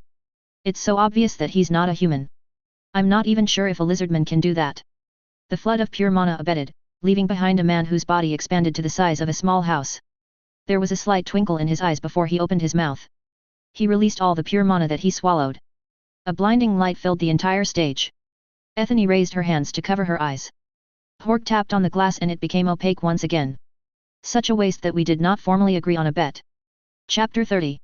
Progenitor of mankind. Father and mother of us all. Look upon us, your children. Ever grateful for the gift of the inheritor. Though your presence does not grace these mortal lands. Your will is preserved in his veins. We await the day when he returns to fulfill your promise. Roganian prayer. Records of the priest caste of Rogania, destroyed. That's the fabled Gelariac dragon, lord of the wingless dragons, believed to be extinct.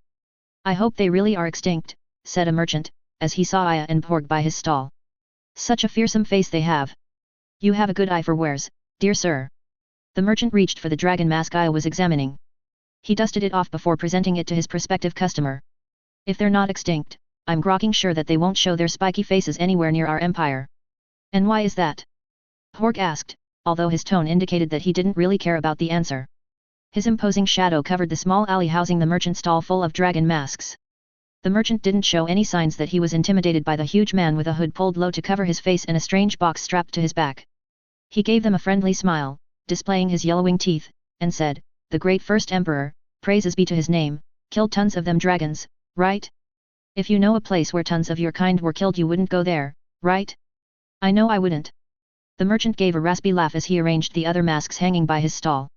Aya traced his fingers over the overlapping bronze barbed scales covering the mask. It wasn't an accurate model of how the Gelariac looked like.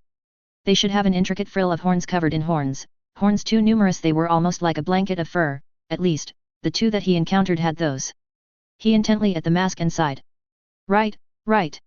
I should replenish my stock," he muttered. "I should be running low after that fight."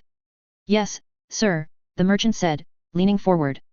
Shaking his head, Aya said, "Nothing. I'm just wondering. You said that there are no more dragons in Crisperia, right? What about outside?" "I didn't kill, I mean dragons are spread out across Fork Spear." "Where are the other dragons?" "I wouldn't know about that since they are mighty rare, dear sir. They do a good job of hiding themselves. Who knows, maybe they are building up their strength all these years, waiting to get their revenge." "Revenge? Such a nonsensical goal." Aya exhaled slowly as he turned the mask over. Memories of the day he talked with the elder dragons came back to him. Do those other dragons even know why he killed the ones living on top of the mana node? Do they even care? Sure, he was trying to take their precious mana node away from them, but the real reason came from their conflicting opinions, to put it mildly, on how to use the mana node. Holding the mask with both hands, he tried it on his face. He could see out of the eye slits but the mask was a bit large. No matter, he wasn't the one who was going to wear it anyway. "The Surgan lizardmen have enslaved a few dragons, if I'm not mistaken," Porg said with a slight hint of amusement in his otherwise monotonous voice. "They're experimenting on them to add draconic traits to their spawns." The merchant nodded while maintaining his broad smile. "There you have it, sir customer. Surga's such a faraway place but your friend seems to be pretty knowledgeable about it. As for me, I haven't seen a lizardman before." "It's common knowledge for people who live near Surga," Porg said, "or in Surga." It was fortunate that Aya was trying on the mask as it covered his surprised face. The Surgans were tinkering with their own people? That's new. Or it probably wasn't new given that he had been asleep for so long. The Surgans he knew were people that had an incredibly strict caste system based on the different species of lizardmen compromising their country. Making new types of lizardmen, even dragon hybrid ones, was something considered immoral by the Surgans of old and destructive of the social order. Aya took off the mask and looked at with an obviously impassive face at Porg. "I wouldn't know anything about that. I haven't been anywhere near the mountains of Surga." He tucked away a reminder in his mind that some dragons can be found in Surga. "Ah, well then, will you buy it sir?" the merchant said, rubbing his hands together. "Yeah, sure. I'll buy this one." Aya walked out of the alley, pleased at the new mask that he bought. He ran his palm over the mask's spiky surface and chuckled. "This thing feels ticklish," he said, glancing back at Porg who is following him. "Is that so?" Porg simply replied. "You want to feel it?" A twitching cheek cracked the stone mask that was Porg's face. He raised his massive hand and reached out for the mask, extending one thick finger. He then stopped and pulled back his hand. "I'm quite sure it feels ticklish as you have said." "You sure? Come on, run your hands on this one."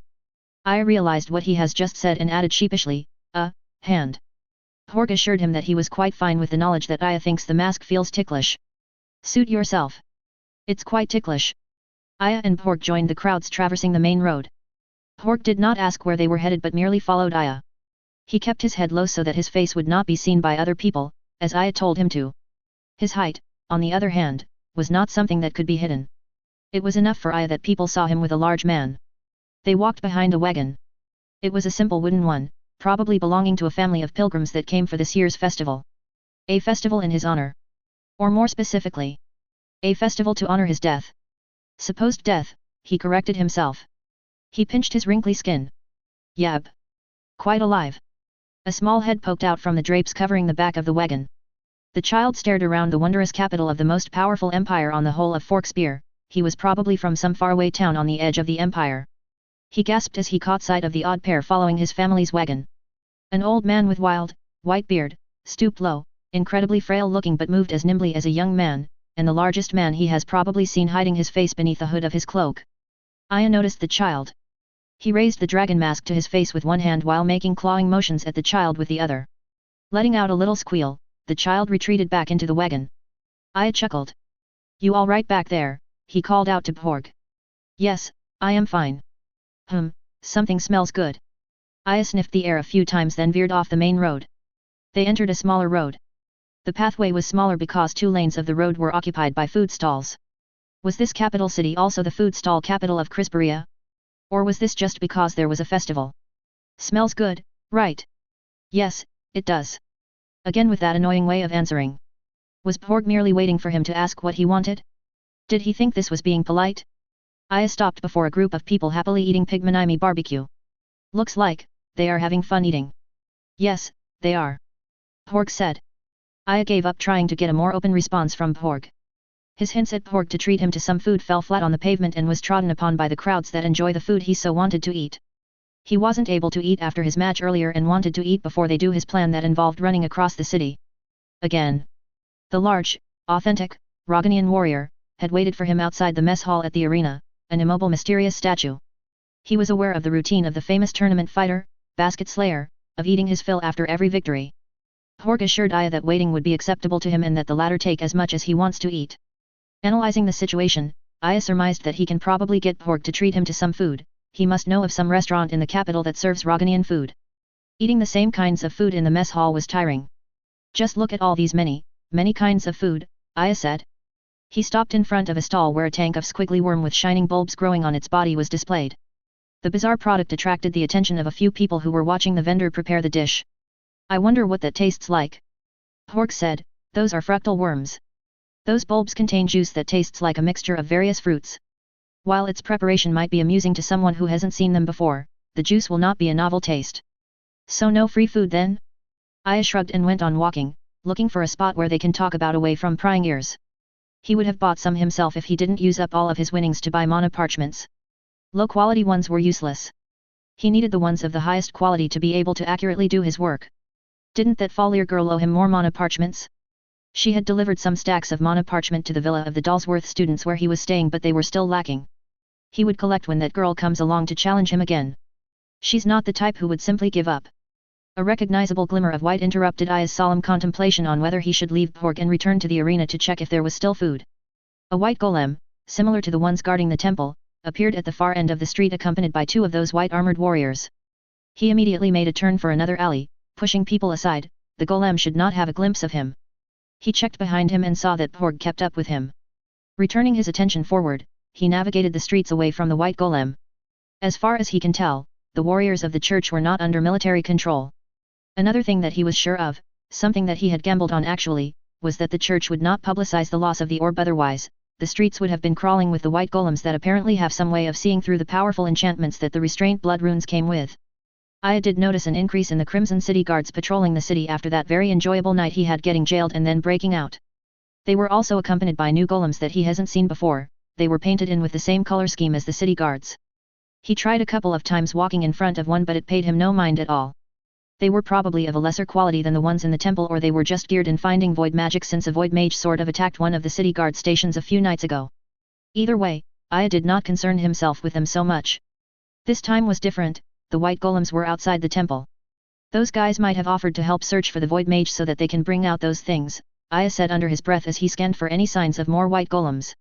Should he continue with his plan on using Porg? He probably should. Since it was funny. The 2 of them emerged after weaving through the intricate network of alleys and side roads into a park at the edge of their level of the city. There doesn't seem to be any guards around, white or red.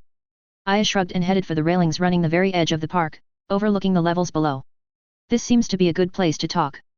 Sorry for walking such a long way. I understand that there are some people you don't want to meet.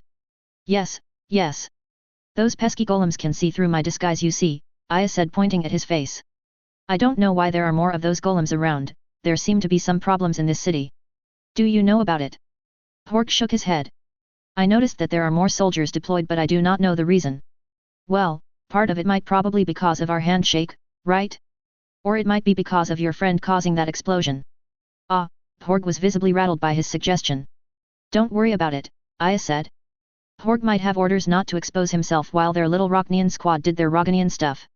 Whatever it was, these Roganians have some business in this city that they don't want others to know about.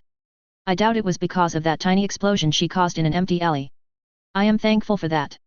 I really don't want any type of close scrutiny from the authorities in this city. I hope I am not closely scrutinizing you as well. Aya merely raised a brow and then looked over the side of their city level.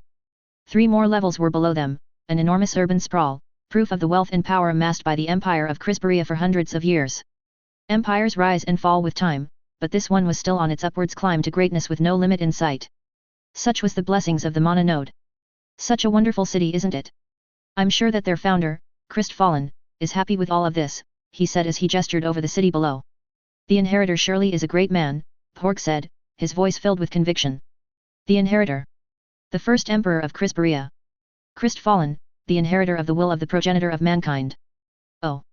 Aya raised his brow as he looked off, staring into the distant mountains ringing the imperial capital, wonderful wines whipping his cloak. He learned something new again. Is that your title for him? Yes. Porg had a confused look on his face. His mouth opened as if to say something, then he changed his mind and closed his mouth. Aya sensed that Porg was doubting his story of being a Surgan. It seemed that Surgans should know about these things. Roganians were on the other side of their mountain, they were probably the humans that the lizard people come into contact most often. With a penchant for weaving tales instantly, Aya decided to use the facts that Porg had told him earlier. As you may have already realized, I am a new spawn. Encouraged by the confirmatory nod of Porg, he continued, a new type of spawn. I haven't been around for a year yet, actually. My knowledge is severely limited when it comes to the lands surrounding Surga. The knowledge implanted in me is only specific for my mission here in Crisperia. Bet you're surprised to see one strolling around, right? Porg seemed to have been expecting this sort of situation. He held both of his arms in front of him, knuckled to the stump of his severed arm, and bowed forward, letting his forehead touch his fist. Greetings, Elder Saurian. I hope this simple Roganian warrior is not a nuisance to your mission. The actions of Porg were quite similar to how the Surgans pray, if I recalled correctly. The correct form should have touching knuckles, but that was something that Porg couldn't do at the moment. Did it become a formal salute of some sort to high-ranking Surgans? No, of course not. I was quite happy you have provided me with some distraction. My mission here is quite boring. It was fortunate that we met each other. Imagine my surprise when I met a Moltonkor Roganian warrior sneaking around here. Not as simple a warrior as you make yourself out to be. Elder Saurian, I also have a mission here. But that is already obvious to you, an esteemed ranking Surgan, Porg said. He was not in any way uncomfortable that Aya was hinting that they were doing something secretive in Crisperium. On the contrary, there was an expression of relief on his face. The Roganian was guessing his position in Surga. Aya chuckled as he finally understood why Porg was speaking in a weird way earlier, giving short responses. He was waiting for Aya to slip some clues as to his rank in the complex society of Surga. It is extremely impolite to ask a Surgan what his rank was because everyone was expected to know that, even outsiders, since the different castes have distinct appearances, the Surgans were irrationally strict about this, so it applies even if said lizardman was fully covered or disguised. It was also impolite to ask for his rank indirectly. To Porg's mind, he was successful in his gamble of calling Aya an Elder Saurian elder in the sense of having a higher rank than normal Saurian since according to his story he was specifically made, and not a Saurian born from an egg. Why aren't you calling me Aya? But Elder. I permit you to call me Aya. I saw this name in my research connected to what I am supposed to do here. It's not a Roganian name, right? I haven't heard of such a name in my country before. I can recommend Roganian names to Elder Saurian. It's fine.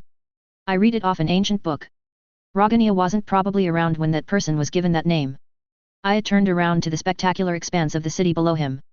He then gazed back at the towering heights of the city above him, squinting a bit because of the sun's glare. This city hasn't been founded when that name was given to that man.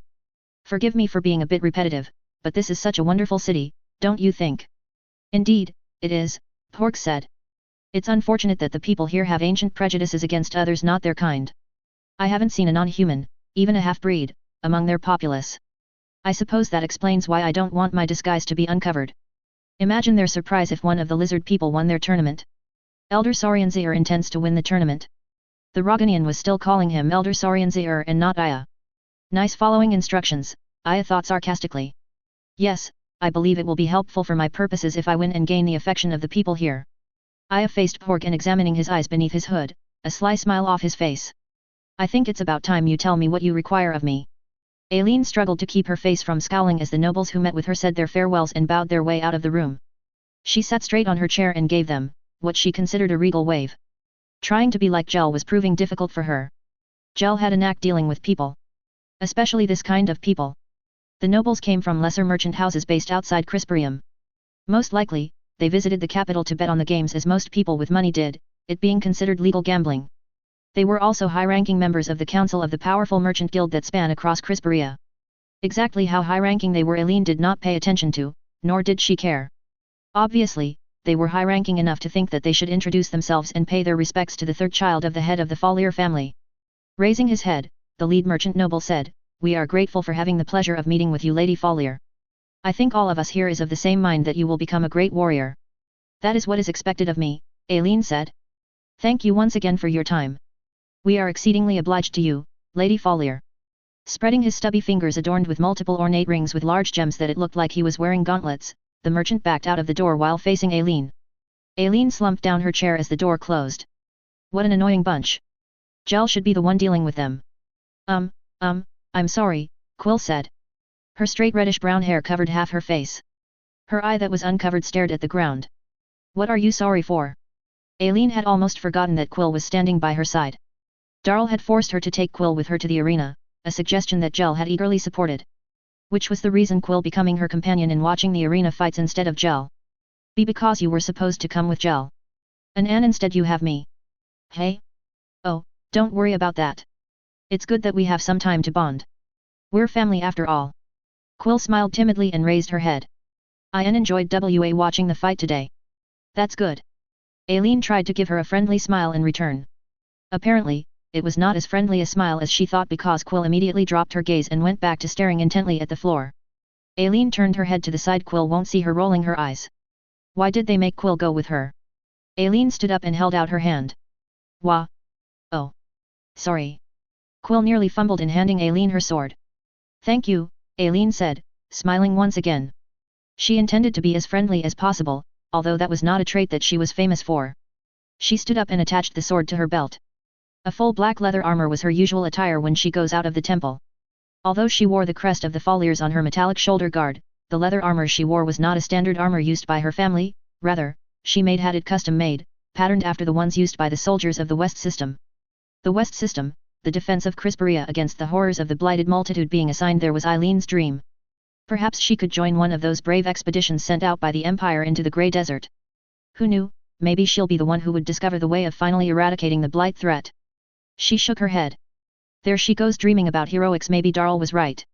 She turned to Quill and said, "I hope you were not uncomfortable with wearing your armor this whole time." No, I'm fine," Quill said as she looked down on her armor, a full plate armor. It was the armor they usually wear when on duty in the temple. Of course, Quill didn't put on the vests with holy symbols that goes with the armor. "You didn't have to wear that, you know." "Bulletin, but Gel always wears one too when the two of you go out of the temple." "Gel has a leather armor like mine. She asked for one to be made for her when she learned about mine. I don't know why. Maybe it's because wearing a dress while your companion wears an armor will look weird," Quill said. She caught sight of Eileen's frowning face and immediately bowed down her head. Her curtain of hair covered her eyes. "So sorry." Quill opened the door. Aileen closed her eyes for a few seconds, then started another topic. "So what did you think about the fight?" She went out followed by Quill. Quill said, It was interesting. I was surprised to see the new Geomant weapon. If it would be developed further, we could progress from monocylinders and supplying faraway troops." "That is true. No need to lug around giant power supplies." Yes. That was what I was thinking," Quill said as she nodded vigorously. Also, normal people can actually fight like mages. I think that is awesome." "Well, that is true, that is possible with that thing. I was really surprised that it can extract mana from its surroundings. That thing won't be as effective if they are to be used outside Crisperium. Still, I think it's awesome that even normal people can have the chance to have that sort of power. Should they be given such chance?" Aileen twisted her mouth. "Yes." Quill jerked back, surprised at how loud she replied. "So sorry. I didn't mean to be so loud." Aileen simply shrugged. She never realized that Quill felt so strongly about the power disparity among the people. For her, that was simply a given. People aren't equal and they won't be. That was a fact. Those who have power have the duty to use their powers righteously and they shouldn't take advantage of those that do not have. But to actually distribute power? It was surprising for a Follier to have these thoughts. Was this what Darl wanted her to do? To know about other family members? How about that black-robed guy who ballooned himself? What do you think about him? Quill visibly heaved a sigh of relief when Aileen did not get angry at her. He's, kind of weird. Weird is an understatement.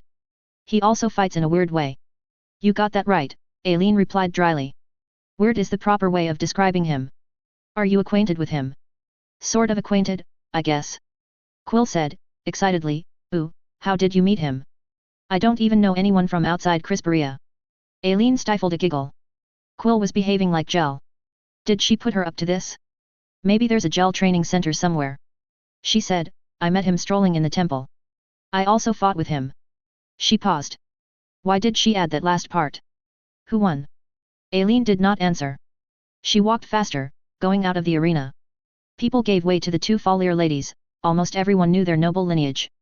Even people who wanted to talk to them backed away upon seeing Eileen's sour face. So sorry for asking, Quill said, jogging to keep up with her, her plate mail rattling. I did not win, obviously. He's in the semi-finals of the tournament, that means he's strong. And it looks like he's just playing around, Aileen said. I'm not angry at you. I'm just pissed off at how our fight ended. How did it? Quill immediately dropped her head down when Aileen turned to her. He is strong, really strong. You shouldn't feel bad at losing to him, she said softly. I don't know if I'm in a position to say that, but based on his fight he really is strong. Aileen scolded herself. Why was she in such a bad mood on her first time together with Quill? She should be a role model, a strong sisterly figure, guiding Quill down the path of strength and such. Not that she was far along the path of strength. She patted Quill's head and said, yes, you're right. I'm no match for him at all. It was just I lost in such an embarrassing way. Vomiting after getting punched, but Quill did not need to know about that. Are we going back to the temple now? Aileen looked around her. I intended to look for that black-robed idiot after his fight, but those annoying merchants held me up. I don't think he's around here anymore. I could ask around where he went. No need for that. I know where he lives. I actually wanted to have another fight with him here in the arena. He probably already went home. Quill said, so we're going back to the temple. Quill's somewhat gloomy tone made Aileen change her mind. Didn't she always tell Darl to tell Quill to mingle with the Foliers more? And doesn't she mostly go out with just Gel? She looked down black armor. How about we get you a leather armor as well? I don't think you have one. Not a lot of people share my hobby of collecting different kinds of armor. No, Quill blurted out. She then covered her mouth, seemingly wondering if it would be impolite to reject Eileen's offer. Bulletin, but that would be expensive. A full leather armor. We're not getting an enchanted one from the Monoforges. I don't like that place anyway. Let's just get you a high quality from the store where I had my own made. The color of the half of Quill's face uncovered by hair matched the curtain of hair covering the other side of her face. She was visibly embarrassed but also pleased at Eileen's suggestion. Encouraged by Quill's reaction, Aileen went on, let's order one that would match mine and Gel's. When we go out the temple, the three of us could wear them. We would look like some sort of special squad. Thank you, Quill managed to stammer. The place where I had my armor made is on the level below this one. We have to walk a bit, but it's nice to walk and stretch our legs. We're always cooped up in the temple. Wouldn't that take a while to get below? Our duties. Yeah, Gel might get angry. But let's not worry about that. Aileen grabbed Quill's hand. We could run if you want. Quill barely nodded before Aileen dragged her along as they ran towards the direction of the gate leading to the city level below them. Chapter 31. Unto our people, a commandment is given. Unite and be one. Roganians will be one nation, one people, the chosen of the progenitor of mankind to carry out his will. The unnamed, first king of Rogania.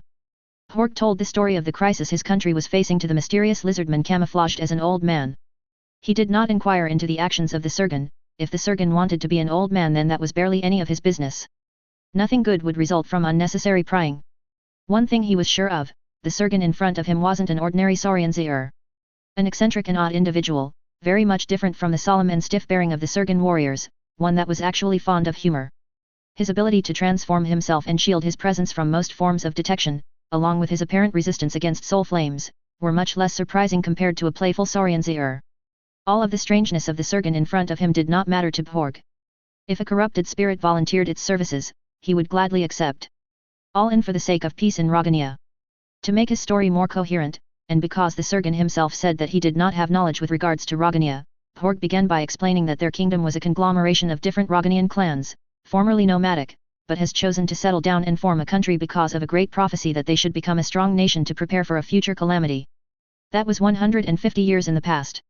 In present times, Roganians do not speak of that unknown future calamity, even though it was the reason, the foundation of their unity, mostly because the priest caste who were tasked in predicting such disaster were exiled by the warrior caste to which Porg belonged to. The general attitude of the people of Rogania was to hope that that mysterious calamity would not befall their generation. Others have chalked up the story about the calamity as a myth since nothing has happened for such a long time. The Surgeon calling himself Aya frowned at the mention of a future calamity but did not interrupt Porg's tale. Porg continued with an account of how the regime of Rogania was formerly set up. The priest caste and the warrior caste were of both equal rank. The former interprets the will of the progenitor of mankind while the latter carried out the will of the progenitor of mankind. The Council of Equals governed Rogania, drawing an equal number of representatives from the two most powerful castes. Some 20 years ago, civil war broke out between the two castes. The Council of Equals was dissolved, the priest caste was driven out, and a king was chosen to lead the Roganians. So who did you choose to become king? You have lots of clans, right? The Surgeon asked.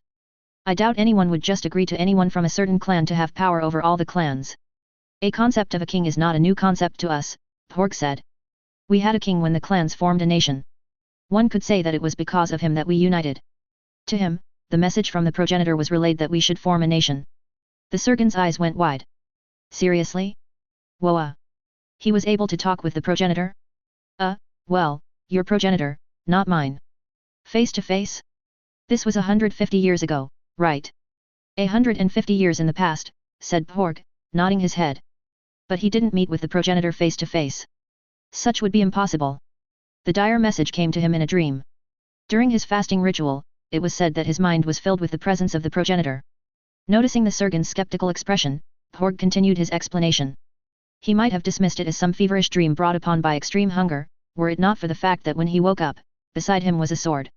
A sword from the progenitor of humans? That's interesting. This sword is still around, am I right? Yes, Elder Saurian. The one accepted by the sword was made our king. The sword chooses the one it deems the most powerful among the warriors. Ah, that's a convenient way of choosing a king, the Surgeon said. The clans have accepted the warrior king chosen by the sword, for indeed, he is the most powerful among us. Unquestionably so. Aya the Surgeon took out the dragon mask that he bought earlier. Before you continue your story, could you please wear this mask? Think of it as a present. Porg accepted the mask with his brow raised. Why should he wear this mask? Was there anything special with it?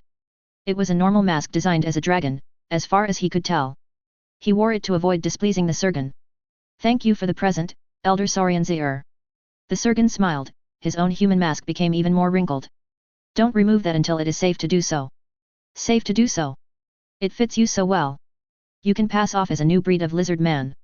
The Surgeon clapped his hands in delight then gestured for Porg to continue on with his story. So what's the next part of your story? Porg adjusted the dragon mask and peered through its eyeholes. He couldn't read the face of the Surgeon, it was merely a disguise anyway. However, he couldn't get a feel of the Surgeon. It seemed like the Surgeon had a certain detachment from everything around him.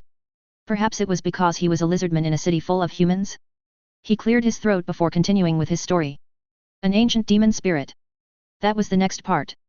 The vengeful priest caste came back into Rogania 5 years ago. They assaulted the main temple of the progenitor of mankind, rushed towards the bowels of the temple, deep beneath the earth, where an ancient demon spirit was sealed.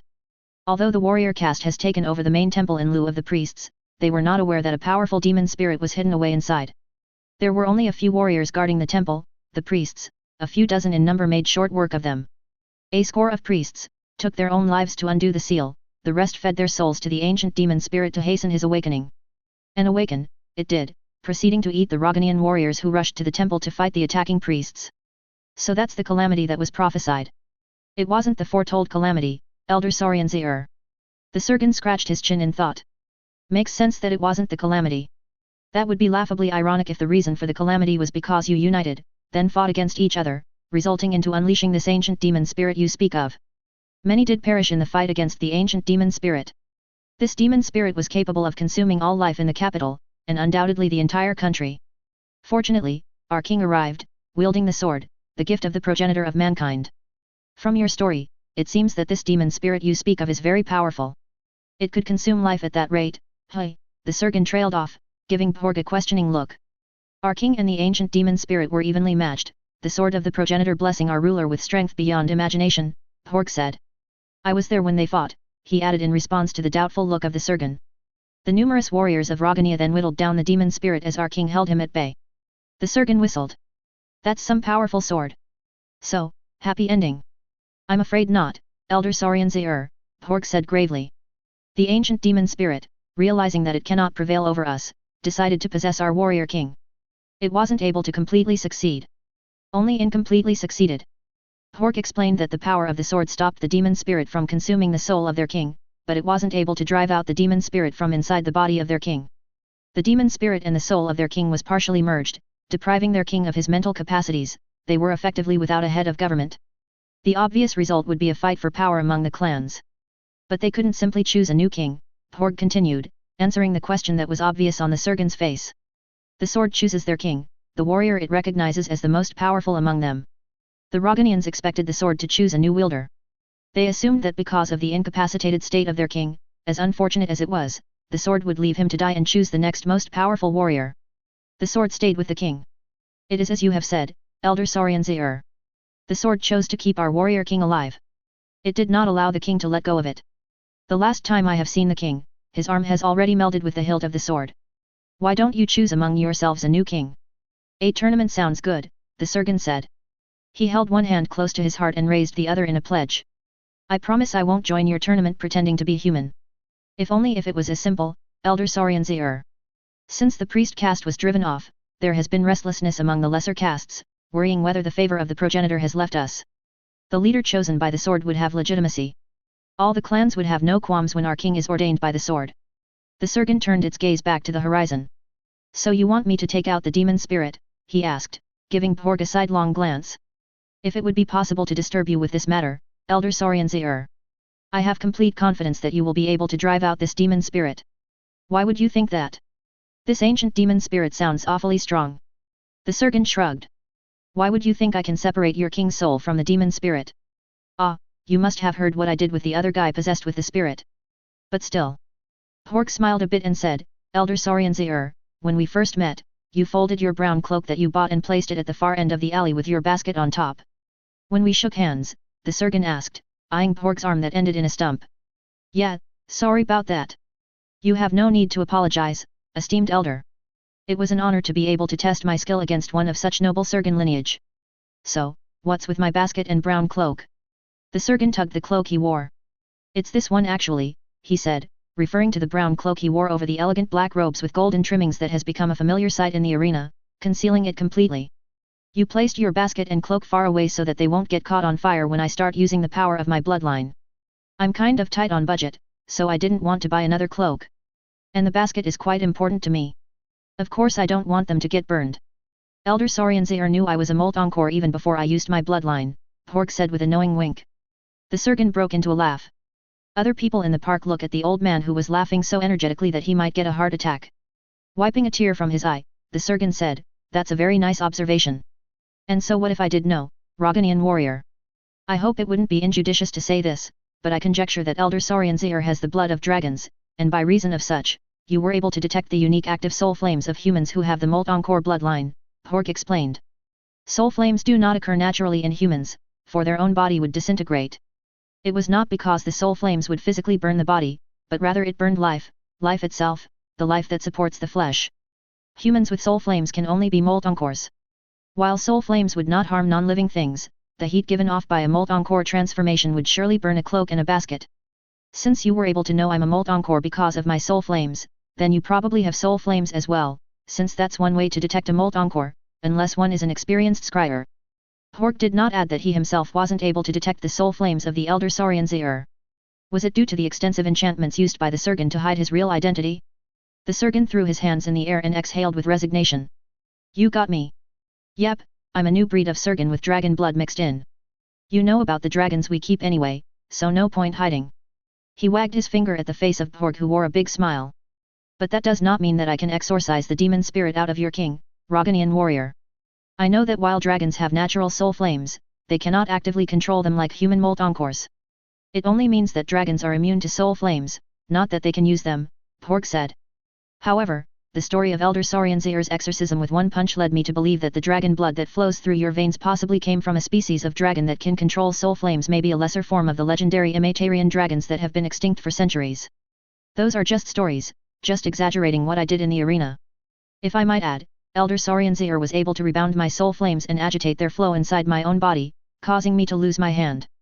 Pork initially did not want to mention his severed hand. It would seem so petty for a Roganian warrior to mention a mere severed hand when he was the one who made the challenge of strength in the first place when he half-transformed his hand into a molt encore. However, he was getting desperate on convincing the Surgeon to agree with helping him. While the Surgeon appeared to be peculiar, he also gives the impression that he was genuinely worried about Pork's hand. The Surgeon sighed while rubbing his forehead. Rogania is such a far-off place from here, and I have stuff to do here, as well. I would gladly help out with whatever Elder Sarianzer requires of me, Pork quickly replied, although he knew that it would be going against the orders of Lady Lantana. I need passage to Mandolin City, the Surgeon said after appearing to have mulled things over. Not simply safe, I also want it to be entertaining. Perhaps a hired bodyguard, part of an adventurer team, something like that. More on the entertaining part than safe, actually. Something to keep me amused along the way. It was a simple request for such a monumental task that Porg had asked of the Surgeon that he promptly agreed. Their clan had several contacts in the city that helped them in transporting the weapons that they have bought back to Rogania. With those contacts, he could easily give the Surgeon what he wanted. The problem was that he should arrange it without Lady Lantana noticing. I'll leave this city after I win this tournament. It is certain that Elder Sarianzer will win this, Porg said, trying his hand at flattery. Of course, I'll win. There seem to be some restrictions in joining. I don't see a lot of bloodlines. I doubt the top fighters of Crisperia are allowed. I believe the military and families affiliated with Crisperian military are barred from entering. That immediately excludes many bloodlines. The Geomant, on the other hand, and other weapon-making families are dealing with the military as a private contractor, that is why they are allowed to join, mostly to display their wares. I'm sure there are more restrictions. Anyway, I'll probably be done with the business I have in Mandolin within a couple of months. Not so sure, actually. 3 to 4 months maybe. After I'll go to Rogania and fix your king. Porg clenched his remaining fist in triumph. A devout follower of the progenitor, he believed that their nation could not remain united to meet the divine calamity if their current political situation was allowed to continue. His own clan was already preparing to fight against the others to control the country. He held the firm belief that Rogania should remain intact until the prophesied day comes when the progenitor would need them. He was part of the minority that still believed in the ancient prophecy. During the war against the priest caste, he only reluctantly joined the fight when it became apparent that the priests were going against the teachings of the progenitor. Porg also does not want to shed Roganian blood again. He trained to fight for the progenitor of mankind, not to fight for control of their country. I'm kind of interested, though.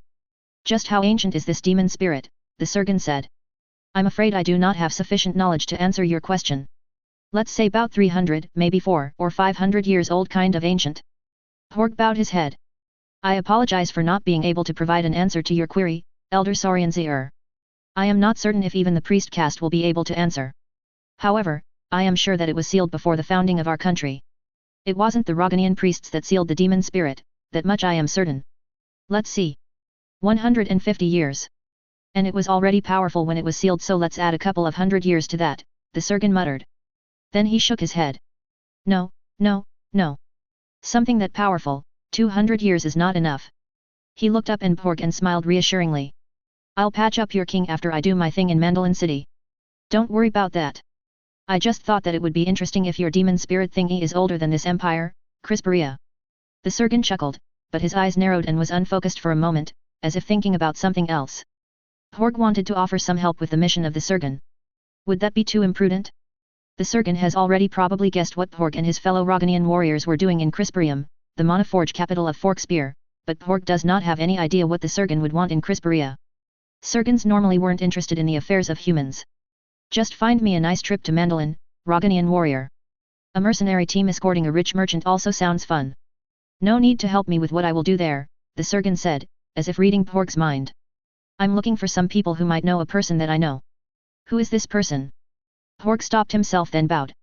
I'm sorry for asking such a sensitive matter, Elder Sarianzer. My eagerness to help you stems from my desire for the speedy recovery of our warrior king. I apologize and I hope you understand. The Surgeon motioned for Porg to come closer.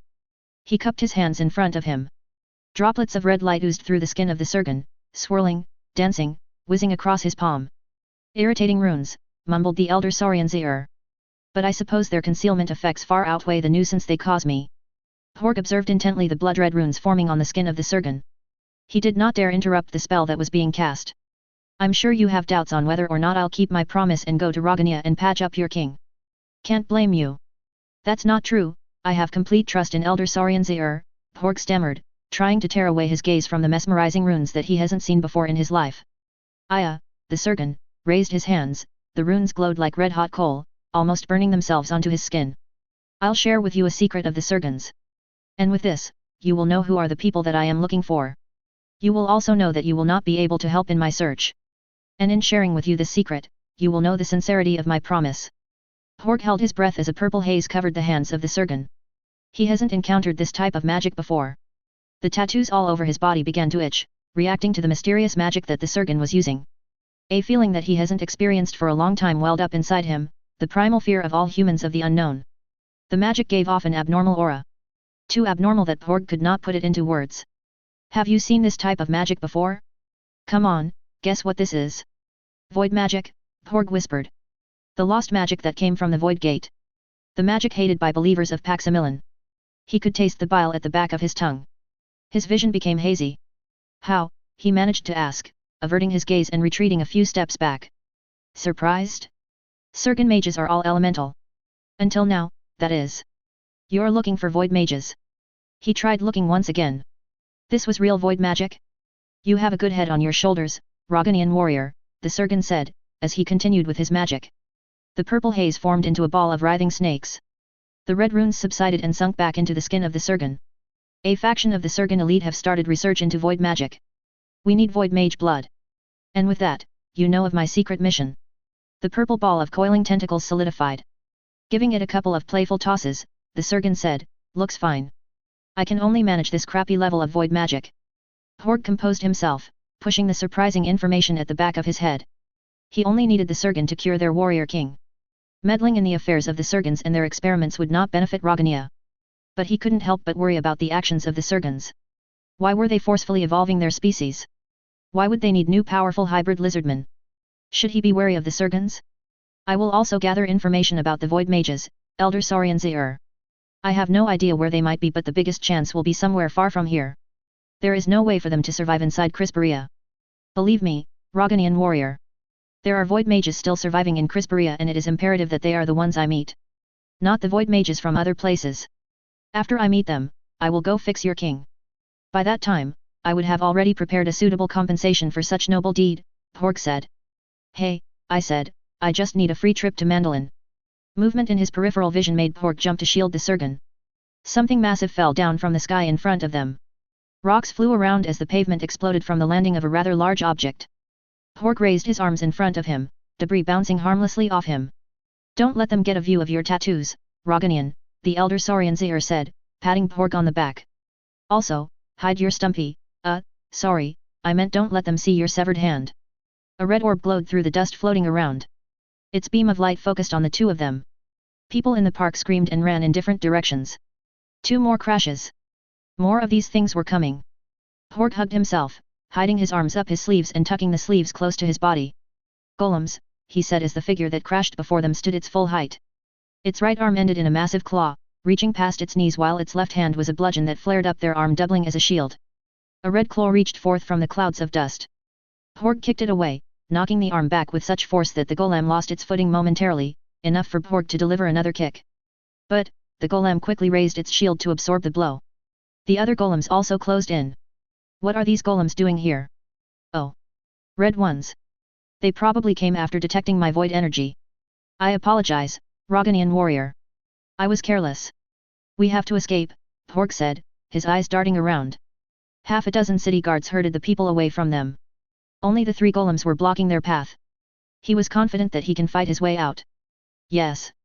Both of us can't afford to get caught. Surrender yourselves. A booming voice from above said. We have detected abominable energies emitted from your location. 3 mages cloaked in the red of the city guards floated above them. Porg gritted his teeth. If Lady Lantana knew of this, her wrath would be immeasurable. Their presence in the city should not be known to the other Roganian clans. They should escape before more guards come. Elder Saurian, I'll open a path. You escape. Those white-armored people aren't here yet. Let's play with them for a while. White? Porg asked. What was the Elder Saurian talking about? The 3-pronged claws of the golems tried reaching for them, but he kept kicking them out of the way. We can't just stand here. Let us flee. They shouldn't be able to hold us. The Surgeon rushed out from behind Porg, meeting bashing arm of the golem. He easily ducked, dove between the legs of another golem and ran for the crowds of people fleeing. He's trying to escape, screamed one of the mages. Restrain them. He swooped down, putting himself between the people and the surgeon, a wall of earth rising behind him.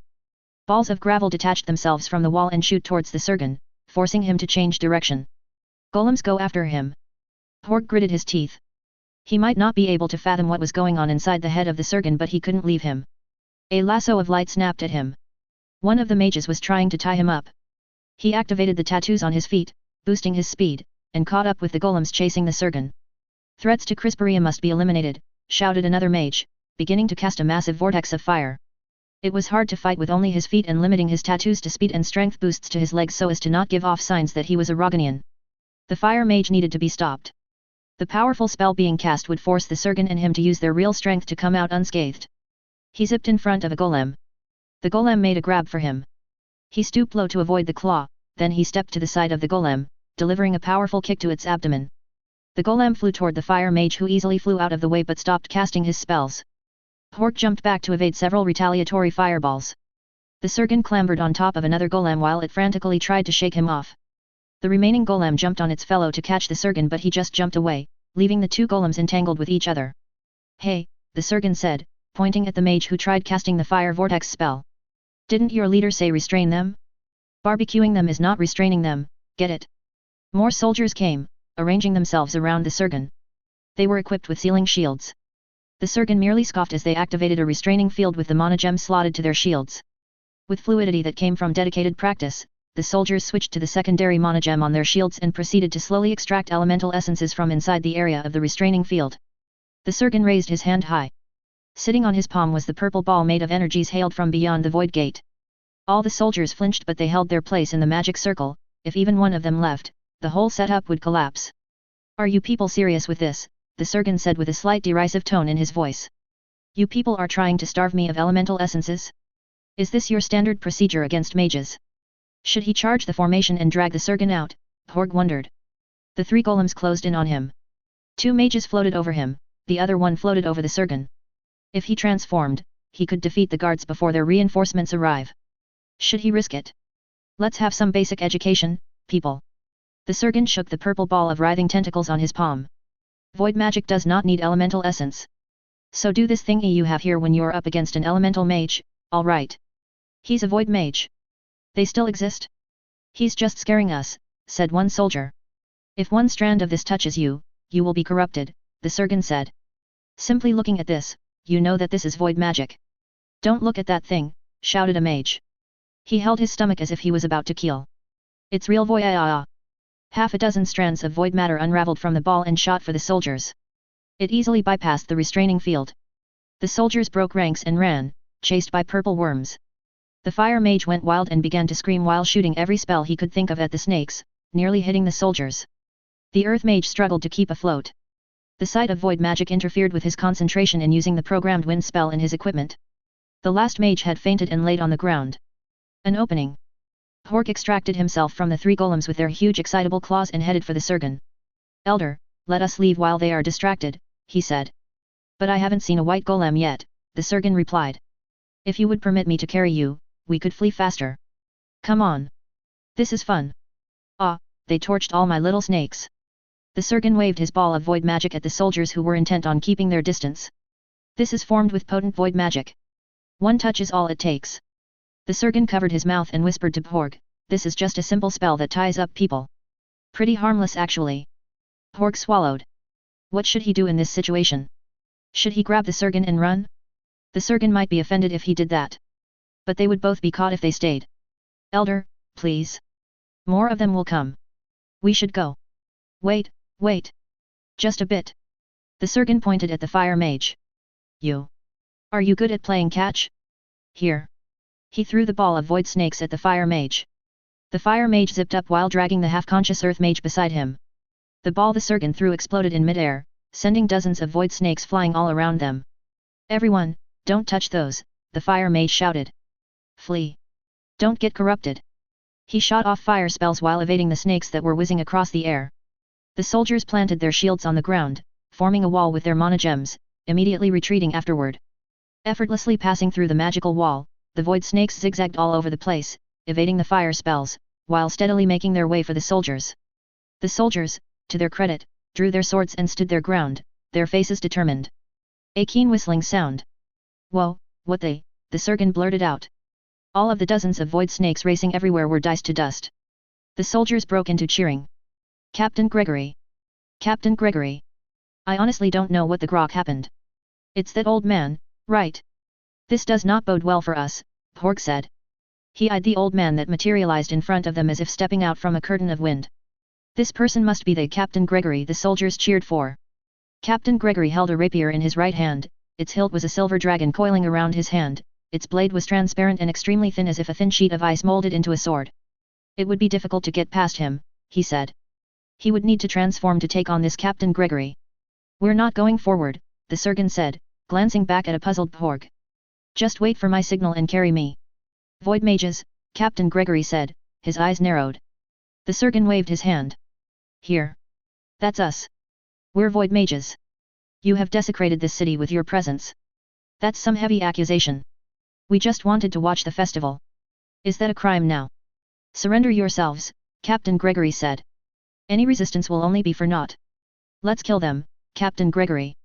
We should not permit their existence, the fire mage said. Wait. A white armored warrior shouldered his way to the front of the line of shoulders.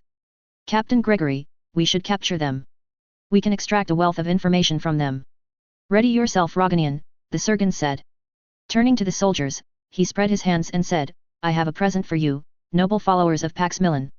He began trembling, his bones cracked, his body started to twist uncontrollably. I'm going to transform into a monster of the Negatorium. Defensive formations. Set up a physical type repulsive barrier. Pour all the energy in your mana gems. The soldiers arranged themselves according to the orders of their captain. Mages, enchantments on me. I'm going to contain this monster here. Paximilian is with us. Captain Gregory bathed under the light of different hues as reinforcement spells were cast on him. He dropped into a stance, his right foot forward and his rapier pointed straight at the Surgeon's head. Elder, Porg said, worried at the state of the Surgeon who dropped to his knees while frothing at his mouth. The Surgeon let out an unearthly scream that made even Porg feel a fleeting fear. Was this the true power of the void? The Surgeon clawed at the earth, in seemingly extreme pain, his body convulsing. Was he going to transform? He doesn't understand why the Surgeon wanted to fight, he should just leave him. Hey, the Surgeon said to Porg, let's go. What? Understanding then dawned on Porg. He grabbed the Surgeon and rushed for the edge of the city level. The tattoos on his legs greatly increasing his speed and strength, he reached the railings lining the brink of the city level even before Captain Gregory or his troops realized what happened. Black should look good on you, Aileen said to Quill. Mr. Clarond, the storekeeper was finishing Quill's measurements. Black with your hairstyle makes you look like a mysterious heroine. Really? Quill said as she fiddled with her hair. Or an assassin of sorts. Covering half your face also makes you look sort of sketchy. Wah. Should I change it? Quill patted the part of her face covered by her hair. But the eye patch would show. Just kidding, Aileen said, laughing. She examined her hair on one of the mirrors in the shop. Folliers mostly have naturally wavy hair but yours is straight. I got it from my mom. I haven't seen your mom before, Aileen said. Oh, you're done. The storekeeper stood up and gathered all his measuring equipment, jotting down notes on a piece of paper. Thank you for your patience, Lady Quill. I had to make sure I had all your measurements right. I'm sure Quill doesn't mind. Aileen gestured to her own leather armor. Having an armor with custom fit is way better than just picking up a ready-made one. Most armor are made for men. We will have it delivered in a month, my lady. It will take that long? Quill frantically asked. Aileen would have already left the temple at that time. Aileen sighed. Don't worry about that. I'll still be here in the city. Father will send me to Millelysium. I thought you wanted to go to the family stronghold. After catching sight of Eileen's sorrowful face, Quill fell silent.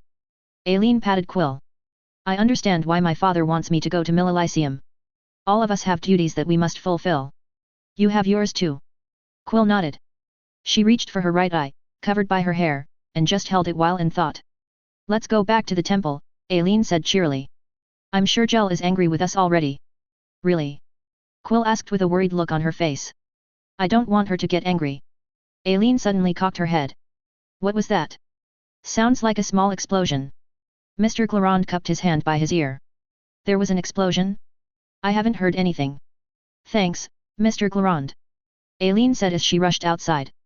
Quill followed Aileen but then stopped by the door. She turned back to the storekeeper and bowed.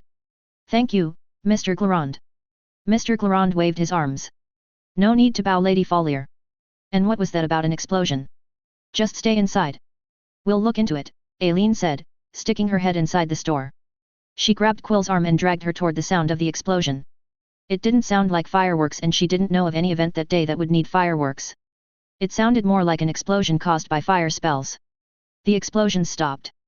Maybe the guards have it under control? And it sounded far off. Let's go anyway. There might be people who are hurt. We should help them.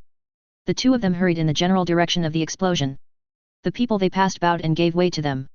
No one around them reacted to the explosions, they probably didn't hear them. But Aileen was certain that there were explosions. The Folliers have a very sharp sense of hearing. There were places in Crisperium where explosive spells might be used, but they have spells to erase the noise. The arena has spells to control the noise of the competitions held inside, otherwise it would disturb the operations of the temple a short distance away. More explosions. Oh, I hope no one is hurt. Aileen said, this isn't probably some novice mage practicing in his backyard. Maybe there's a magical accident somewhere, Quill said. Where are those explosions coming from? Look. Quill said, pointing up. The next level, there, near the edge. Aileen cursed under her breath. This doesn't seem to be a simple case. There was smoke rising from the edge of the upper level of the city. A couple flashes of light. A fight? A park was there if she remembered correctly. Hopefully, the city guards have secured the safety of the people. Are we going there? Quill followed Aileen as she jumped over to the roof of a store to get a better look. This is not the direction of the gate to the next level. You're going to fly up. That's the faster option. I honestly suck at flying on my own, but I can summon wind spirits to carry us up there. Flying was one of her weaknesses, besides teleporting. It came as a side effect of her massive mana pool. She could not maintain a thin veil of wind essence needed for flight magic because her mana comes crashing out like a burst dam. It was also the reason why she prefers using wind spirits which were mana intensive. She snorted. Having a wind spirit that can fly carry you around was nearly the same, anyway, she told herself. Aileen, there are people near the edge. They jumped off. Aileen focused her eyes on the two falling bodies. A very large man with a mask of some kind and an old man. The old man was pretending to swim through the air while laughing. For some reason, she had an incredible urge to punch this man. Someone is jumping after them. It's Captain Gregory. He looks very angry. Did those two cause the explosions? Maybe. Let's go catch them. Both of us are already in armor. Aileen gave Quill a thumbs up. Two daughters of Follier should be able to catch the criminals, she said. Quill nodded. Yes, she replied weakly. They arrived at the spot where the two suspicious individuals have landed, followed by Captain Gregory. However, the Folliers weren't able to find any trace of the people they wanted to capture or the captain of the city guards. They spent several minutes wandering around until they came upon a couple of guards lying on the ground. They're just unconscious, said Aileen after she stooped down to check on the guards. Quill breathed in relief. Praises be to Paximilian. Those two are dangerous, we should capture them, Aileen interjected. The guards are already here, Captain Gregory as well. We're Folliers. We shouldn't be afraid of two crooks. Aileen turned around. There's no sign of where those two mysterious people may have gone. Grok this. Quill, can you see something with your eye? Anything to point us to the right direction? I'm not a scryer. And I can't use this eye, Quill said with a bitter tone. You know that, she nearly whispered, her head hung down. Sorry. I didn't mean it like that. Aileen hid herself inside her head. Why did she say that? Let's keep moving. It's like they disappeared. Quill said. We only met some guards, but they also don't know what's happening. Aileen frowned as they kept on running over the rooftops. This was frustrating. They kept on searching but they didn't see any sign of those two. She also hasn't seen Captain Gregory. She looked back to check on Quill and saw that Quill stopped a couple of houses back. She hopped over to Quill's side and asked what was wrong. Quill brushed aside the hair covering the right side of her face, revealing a metallic eye patch with golden inscriptions. She massaged around the eye patch and winced. My eye started hurting when I looked over that part. She pointed to a large group of people that stopped in front of a general store about 50 meters away. Has this happened before? Aileen jumped to the streets below and ran for the large store. Quill was right behind her, her hand covering her right eye. She had a pained expression on her face. No, this hasn't happened before. The eye has been dormant all this time. The group of people was from a caravan of merchants. They were replenishing their supplies.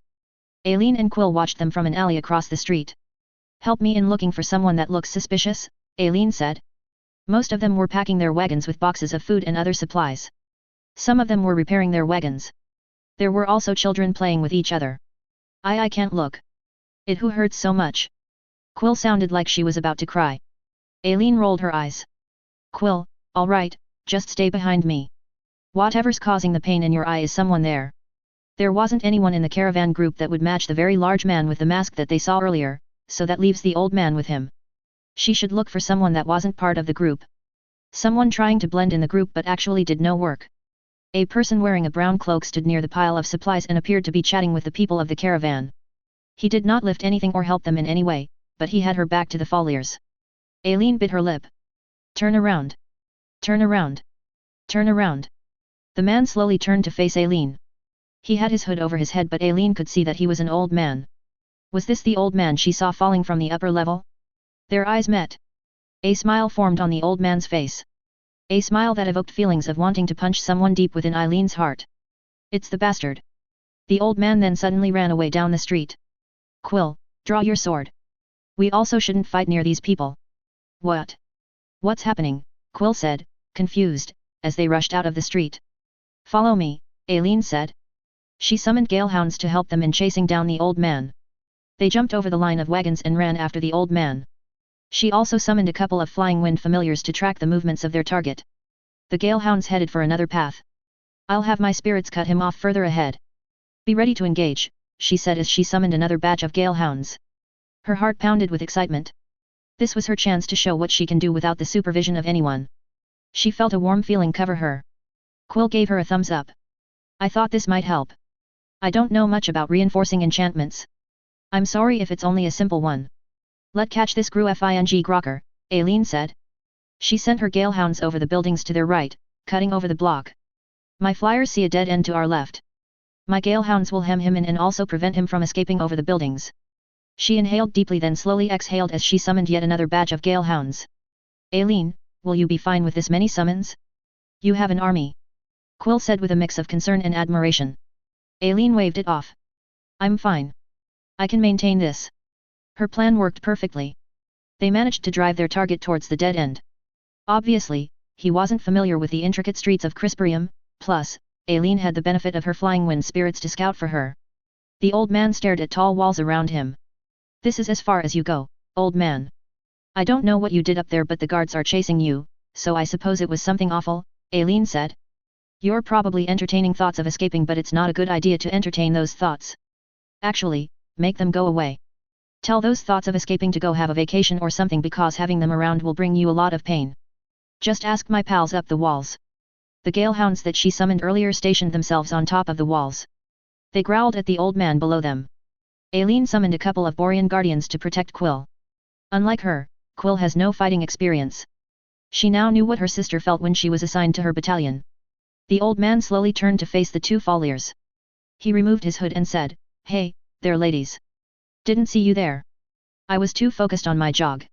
I don't forget to exercise even though I'm old. I'm finished with my daily routine. I'll just go back to my house. He walked towards Aileen but stopped as she pointed her sword at him. That's as far as you go, old man. I advise you to surrender yourself peacefully and no one needs to get hurt, Aileen said. She was sure that she hasn't seen this man before but why does she want to punch him? Too late for that. Your friend looks like she's hurt. What? The sound of a sword clinking on the ground made Aileen look away from the old man. Quill? What happened? The old man was right, there was something wrong with Quill. Quill dropped her sword and was pressing her right eye with both hands. What did you do to her? Aileen said as she went to Quill's side. I said I was jogging. Can't an old man jog without getting ambushed by a ton of monsters and two insane girls? Quill, what's wrong? Aileen didn't get an answer. A Borean guardian caught Quill as she fell. She still held on to her right eye as blood seeped through her fingers. Her body was going rigid. Damn it. What the grok did you do to her? Aileen coated her sword with slicing wines. I have the power of hurting others by doing nothing, the old man said dryly. I knew it. Aileen said. Galehounds attack. Hey, I was being sarcastic. The galehounds leaped down on the old man. They latched and bit him, but the old man still stood, unfazed by the galehounds attached to him. This was not how I pictured by jogging to end, the old man said, grinning at Aileen. Aileen let out a shout of frustration and charged the old man, her sword held high. Her vision was suddenly covered. The old man grabbed hold of her head. He smashed her down the pavement. She waved her sword wildly, trying to hit him. Her sword connected with something very hard, she kept on hacking blindly with her sword. Everyone, get him off me. Wow, your summons are incredibly annoying, the old man said. Aileen couldn't see anything because the old man's hand still covered her face, but she could feel that the old man was fighting off her wind spirits. She didn't know why she can't cut him. There was no way she's going to die here. And she still has to go find help for Quill. I'll kill you. Take your hand off me. She was lifted off the ground. The old man probably stood up, but he still held onto her head. You're really crazy and I'm tired of this. The old man smashed her against the wall, then threw her against the opposite wall. See, I have a door now. Bye crazy lady. Take your summons. He ripped off the galehounds biting him and threw them at Aileen, who was still trying to clear her head. Wait. I'll kill you, Aileen shouted before the wall collapsed on top of her. Chapter 32. When your choices and actions affect the lives of hundreds of thousands, you appreciate the choices, no matter how trivial, that only affect yourself, like choosing what to have for breakfast. Dragon's Blood Drinker Emperor Krsyt Fallen. An untitled book. Single known copy Falier Great Horn Stronghold Vault. Can we change the design of your armor? I still think it's creepy. I'm afraid that is not possible, my princess. An enormous, black, headless armor. The princess folded her arms across her chest. You could be a monster lurking around some scary ancient dungeon. An all too familiar conversation. A favorite pastime of the princess was to bug Elvrius about his armor. Unfortunately, what she said was true. The Devastator armor was truly frightening. It took some time for the princess before she got used to Elvrius' armor. Your Highness, this is the original design of the golems of the Devastator Legion. It is imperative that we preserve the dragon's chosen Geoman's legacy. What if I make a painting of your face then stick it on your armor? A princess, with a handsome knight by her side, like some tale of old. Compared to, a princess with a headless dread stomping around. The princess wrinkled her nose and stuck out her tongue. Elvrius does not seem to ever get tired of the complaints of the princess. His laugh echoed inside her head. A love story between a monster and a princess? It could be a literary masterpiece. I didn't say anything about it being a love story, the princess said, her face breaking into a wide grin. I assumed that your highness was talking about love stories because you were comparing a conventional pairing in fairy tales and an unconventional one, Elvrius hastily replied. If you say so, the princess replied in a sing-song voice. Even though she couldn't see the face of Elvrius, she was sure that he was blushing. A Devastator knight blushing? She giggled at the mental image of a Devastator armor turning pink. She walked towards a pair of tall glass doors leading to the balcony. The rays of the sun filtered through the glass, accenting her flawless complexion, the light seemingly weaved itself through her azure hair. How about you get out of that armor for a while, the princess said. She opened the glass doors and walked out onto the balcony. It's healthy to expose your skin to some sunlight once in a while. You're getting cooped inside your armor. Elvrius said, I am in good health, your highness. A slight shimmer of air told the princess that he cast an illusion spell over the balcony. The balcony would appear to be empty to anyone observing the palace. And I need to be prepared for all eventualities. Using this armor increases by combatability several-fold, he added, repeating the usual answer he gave the princess when the princess would ask him to leave his armor. Princess Adelind Melusine pouted at Devastator Knight Elvrius. She hugged his arm, or more specifically, the arm of the Devastator armor which was wider than the princess' body. Princess, your dress might get snagged in my armor, Elvrius' voice counseled the princess. You just don't want me to hug you. The metal strangely felt warm and comforting. Maybe Elvrius made it that way? It's been a while since she last saw, much less hugged his real body. How could she make him get out of his armor? A knock on the door made the princess let go of Elvrius. Your headmaid is outside, Elvrius said. Come in, Adelind said. She rushed back into the room, pausing in front of the mirror to check her dress. The headmaid entered with a tray of refreshments and a data orb. Princess, I have brought pastries and fresh juice from the fruits of the palace orchard. She set down the tray and took the orb. After touching several runes on top of the orb, it lit up and floated in the air. The beast taming competition with the Halkar will begin shortly. I still think that the princess should not watch such a brutish sport, the headmaid said sternly. Andra, I'm just watching one game. Everyone watches the one with the Halkar, almost everyone. The princess did a small twirl, her dress opening like a blossoming flower.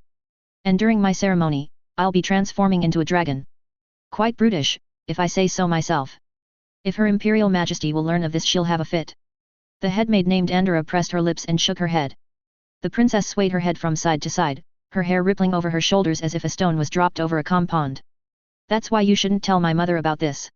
She didn't add that if her mother didn't want brutish things then she shouldn't have married a man that turns into a dragon.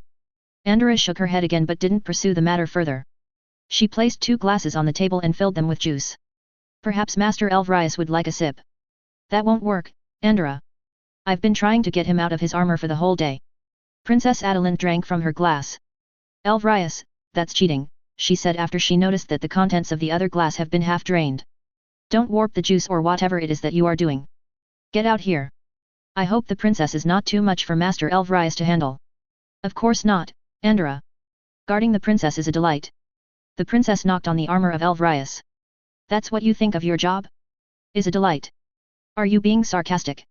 She placed her hands on her hips. I can't tell if you're being sarcastic or not when you're speaking directly to my mind. A burst of light made the princess squint her eyes. She drew in her breath as a twister of fireflies danced around the devastator night. The intricate frolicking sparklers slowly faded, leaving a man standing in front of the gigantic black armor.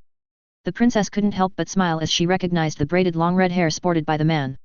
2 scars running from below his left eye across his long nose contrasted with his otherwise gentle face. The scars were from the time he hunted for his first beast stone, if she remembered correctly, which was why he did not have it removed by healers.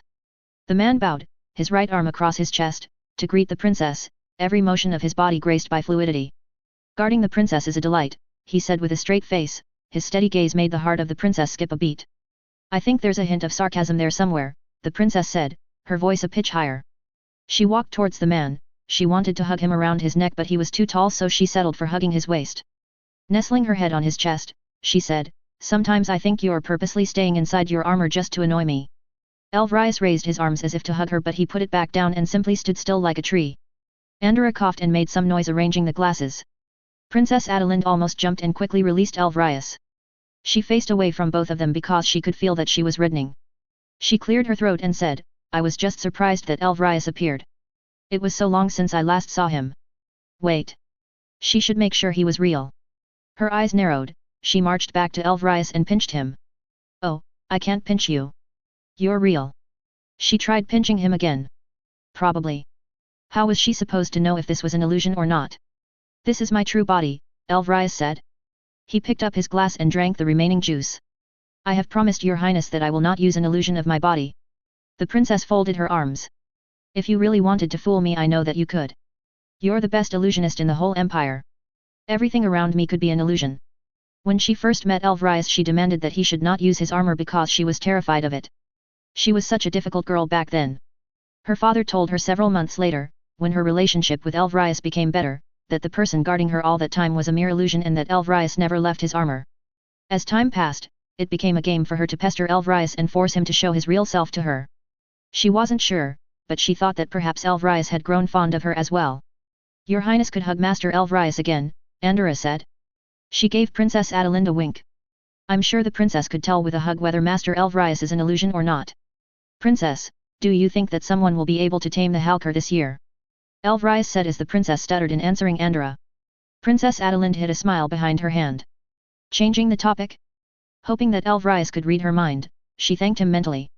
She decided to go along with Elvrius. I don't think so. Armored Halkar Tuskers don't submit to anyone, even if it means their death, she said. Andorra, I think the match is already starting. The headmaid frowned but still turned on the display of the data orb. A bird's eye view of the arena opened up in front of them. It is said that even if the progenitor of the Van Harken mountain range would descend and order an armored Halkar Tusker to submit, it would fight although it would be pulverized in the blink of an eye. He stood by the side of the princess as she sat down. The devastator armor stood at the other side. There was a time when an armored Tusker was successfully tamed, right? But it was before I was born. Mother told me about it one time she was lecturing me because she caught me watching a beast taming competition. It was a controversial win, your highness. There were rumors that the winner cheated by using some clandestine form of mind control magic. Of course, usage of such magic was not proven. I remember that time around when I started working here in the palace. There was a lot of uproar regarding that one, Andorra said. She arranged the pastries in front of the princess and refilled their glasses. Plenty of people lost their money in gambling. Including the gamblers with very deep pockets. Their pockets weren't so deep after that. Who would have thought that someone would succeed with it? Princess Adelind said, the thrill of gambling. Add the excitement of the fights, people idolizing the fighters. I suppose it was a good idea to legalize gambling during the festival. People would still gamble even if it was prohibited, especially taking bets on who will win the yearly tournament. It was also a common practice for noble houses to send their own participants. The monoforger houses always sponsored someone to showcase their new inventions. There was a smattering of brown among the crowds. She touched the air in front of her, the display zoomed in on the spectators. What are these people doing? They seem to be waving baskets, Your Highness. Such a ridiculous way to cheer, Andorra. The princess chuckled as she looked closely at the crowd. Indeed, they are waving baskets. Is this a new fad? Elvrias said, it is possible that they are supporting one of the contestants for the tournament. Basket Slayer is the name he's using. Basket Slayer. The princess tried to stop herself from laughing out loud. The names these people come up with. Perhaps she should also watch the tournament. Of course, she's going to risk the ire of her mother. I suppose he carries a basket around. Yes, Your Highness, Elvrias said. I have seen a recording of one of his fights. He carries a basket while he fights. He is very popular, Your Highness, Andorra chipped in. There are merchants selling baskets outside the arena advertising them as Basket Slayer merchandise. Many people actually buy these baskets even though they are just normal baskets, as far as I can tell. That sounds like a scam. Princess Adeline turned to Elvrias. The basket he is using, is it a magical item? I don't think so. I suppose it's merely a normal basket. Perhaps it's more of a prop to add a comical effect to his fights? I can't say with certainty unless I have examined it. It might be magic that I am unfamiliar with. The continent is vast. He's not Chrysoiperian. He hails from Rogania, Your Highness. Rogania? Such a faraway place. I don't think I have seen a Roganian before. Cheering filled the room. The contest has begun. The people with the baskets successively stood up, waved their baskets, and sat down. A cheery bunch of supporters. This basket slayer has quite the following. Andorra, Princess Adeline said, you may leave. I know you don't like watching this. Your Highness, I am here to serve, Andorra started to say, then she noticed the glare Princess Adenlind was giving her. The princess then gave a slight nudge of her head towards Elvrias and then narrowed her eyes. Elvrias kept on looking at the display. Andorra smiled and bowed. As you wish, Your Highness. I will prepare for your lunch. After the door closed, Adeline turned her attention to the display. The armored Halkar Tusker strutted in the middle of the arena, beating its chest with fists twice as large as the fists of a devastator armor, the spiked armor on its knuckles clanging loudly with the plating on its upper body. It howled at the first contestant, matching the screams of the audience. The princess racked her brain for something to talk with Elvrias. Is this the Roganian you mentioned earlier? No, Your Highness. This person is most likely Chrysoiperian. Roganians have black hair and almond-shaped eyes. Black hair? That's a rare hair color in this part of the continent. The princess twirled her hair. Although blue hair is rarer. She held a few strands of her hair up, examining it against the light. Only descendants of the Dragon Emperor Crestfallen have blue hair. Unless one dye their hair blue. However, coloring one's hair blue is illegal in Chrysoperia. Princess Adeline curled her hair with her finger. Oh, he's out. That was fast, the princess said as her eyes followed the body of the first contestant flying through the air and instantly teleported after it touched the shield dome over the stage. Elvrias, what do you think of blue hair? I know it's not normal. I think your hair is lovely. It matches your sapphire eyes. Adeline snorted and turned away. I was just talking about blue hair in general. I didn't ask you whether you liked my hair or not. Princess, the next contestant is up. They watched the Halkar gouge the ground with its scythe-like tusks, raking the poor mage along with the rocks. The high magic resistance of the Halkar made it a very bad match for mages, dispersing spells back to its elemental essence components as it came in contact with its armor. People who challenged the Halkar in a match of strength soon found out that it was a bad idea. I didn't expect anyone to actually win, but isn't there anyone among the contestants that can hold down the Halkar? Elvrias said, this next contestant might be able to pin down the Halkar. I reckon he's a seal crafter of certain capabilities from a lesser seal crafter house. A battle seal crafter perhaps? Chain sealing can work against the Halkar. It's not like the Halkar will quietly sit still while he crafts an appropriate seal on the stage. As Elvrias has predicted, the contestant continuously laid down seal upon seal of steadily rising strength and complexity. The Halkar would break one down just in time for another seal to activate. The seal crafter eventually overwhelmed the Halkar by sheer amount of seals, paralyzing it in place. The first one to neutralize the Halkar. The princess daintily clapped her hands. The crowds cheered with her as well. Elvrias said, he already had a number of pre-programmed seals ready for deployment. The execution was good, he was able to chain quite smoothly. Not a very mana-efficient chain, though. Oh, so what he did was worthy of some modest praise from you. Can you explain to me what he's doing? I don't know how to read seals. Father keeps telling me to learn about them but I can't just get them inside my head. Princess Adeline spread out her hands, making the screen zoom so that she can examine closely the runes. He's laying down lightning brands, most probably he will try to electrocute the Halker. The princess covered her eyes as the display flashed a bright light. Too close. Elvrias controlled the display to zoom out. Thank you, Elvrias, Princess Adeline said. This seal crafter, his lightning wouldn't work. Of course, he's not really expecting to win this. He's showing off his skills. The way he chains his seals and using lightning brands in quick succession, he probably has some sort of backup power supply. Items for mana regeneration and the sort, since he's not even drinking mana potions. Maybe he has a very large mana pool? Just like your sister.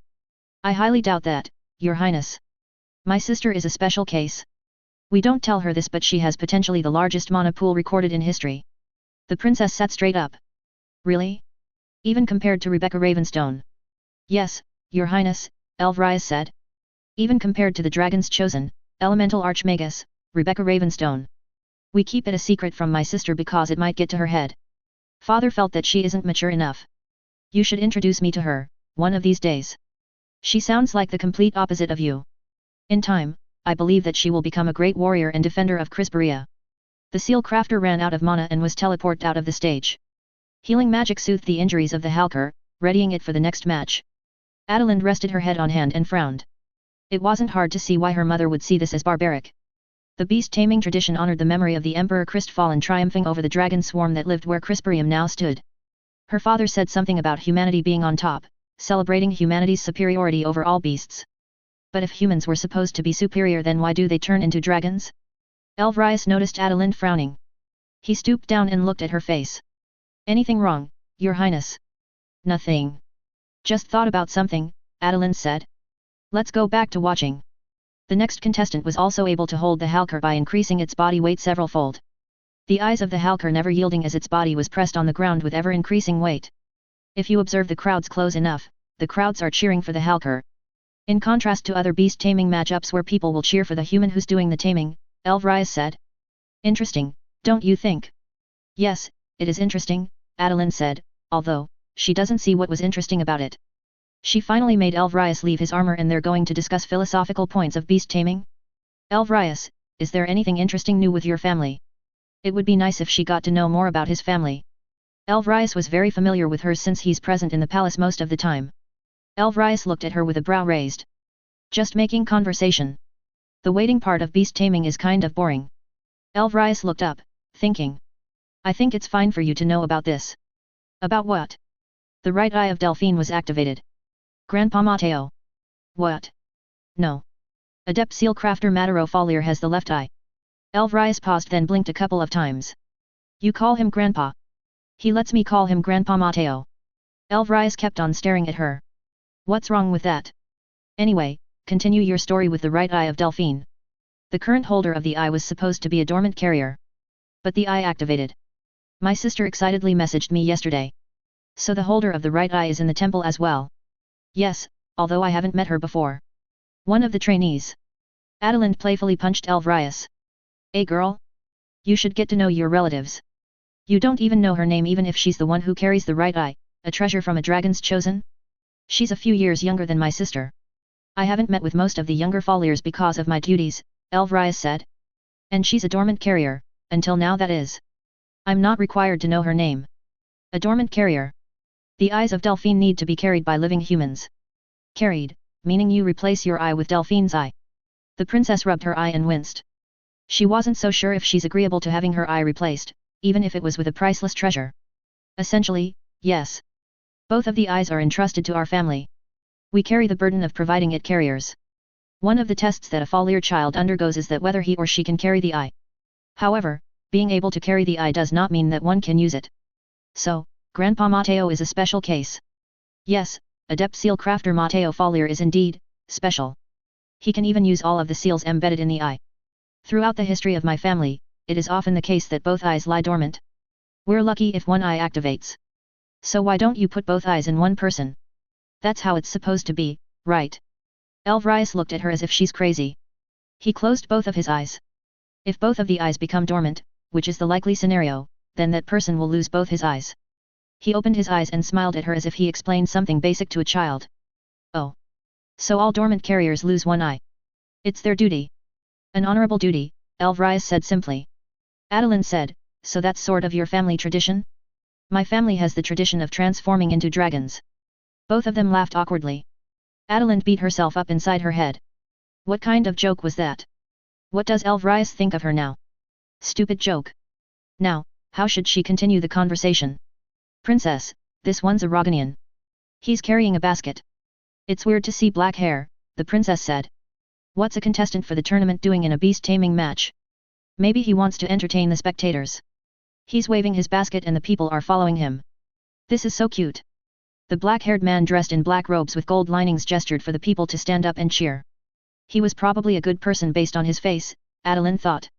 The Halker answered the cheers with a roar and then charged. The basket slayer also charged. He jumped and tucked his body to avoid the fists of the Halker that came crashing down. The Halker turned around, looking for its target, turning directly into a headbutt from the basket slayer. Their two head connected with a bang. Even the princess cringed at the sound the crash made. That looked as if it awfully hurt. Both of them bounced away. The Halker picked itself up and shook its head, appearing to be completely fine. The basket slayer was already standing at the other side of the stage. He had his back to the Halker and faced the crowds. Waving his basket with one hand and a silver cup with the other. A silver cup? Is he collecting items? I don't understand why he is carrying around these things. Princess Adeline asked. I have no idea, Your Highness. But you must admit, he is entertaining. In earlier matches, as Elvrius observed, the people cheered for the Halker not to lose. This time, the basket-waving people cheered for the basket slayer. The rest of the audience looked at them as if they were insane. The Halker was not happy with what was happening. Its challenger was not even facing it. Roaring louder than it has roared before, the Halker proceeded to slam its fists on the stage, jumping and punching in anger and irritation. Oblivious to the angry beast behind him, the basket slayer placed his basket and cup on the floor. He then made exaggerated motions of cracking his knuckles and neck.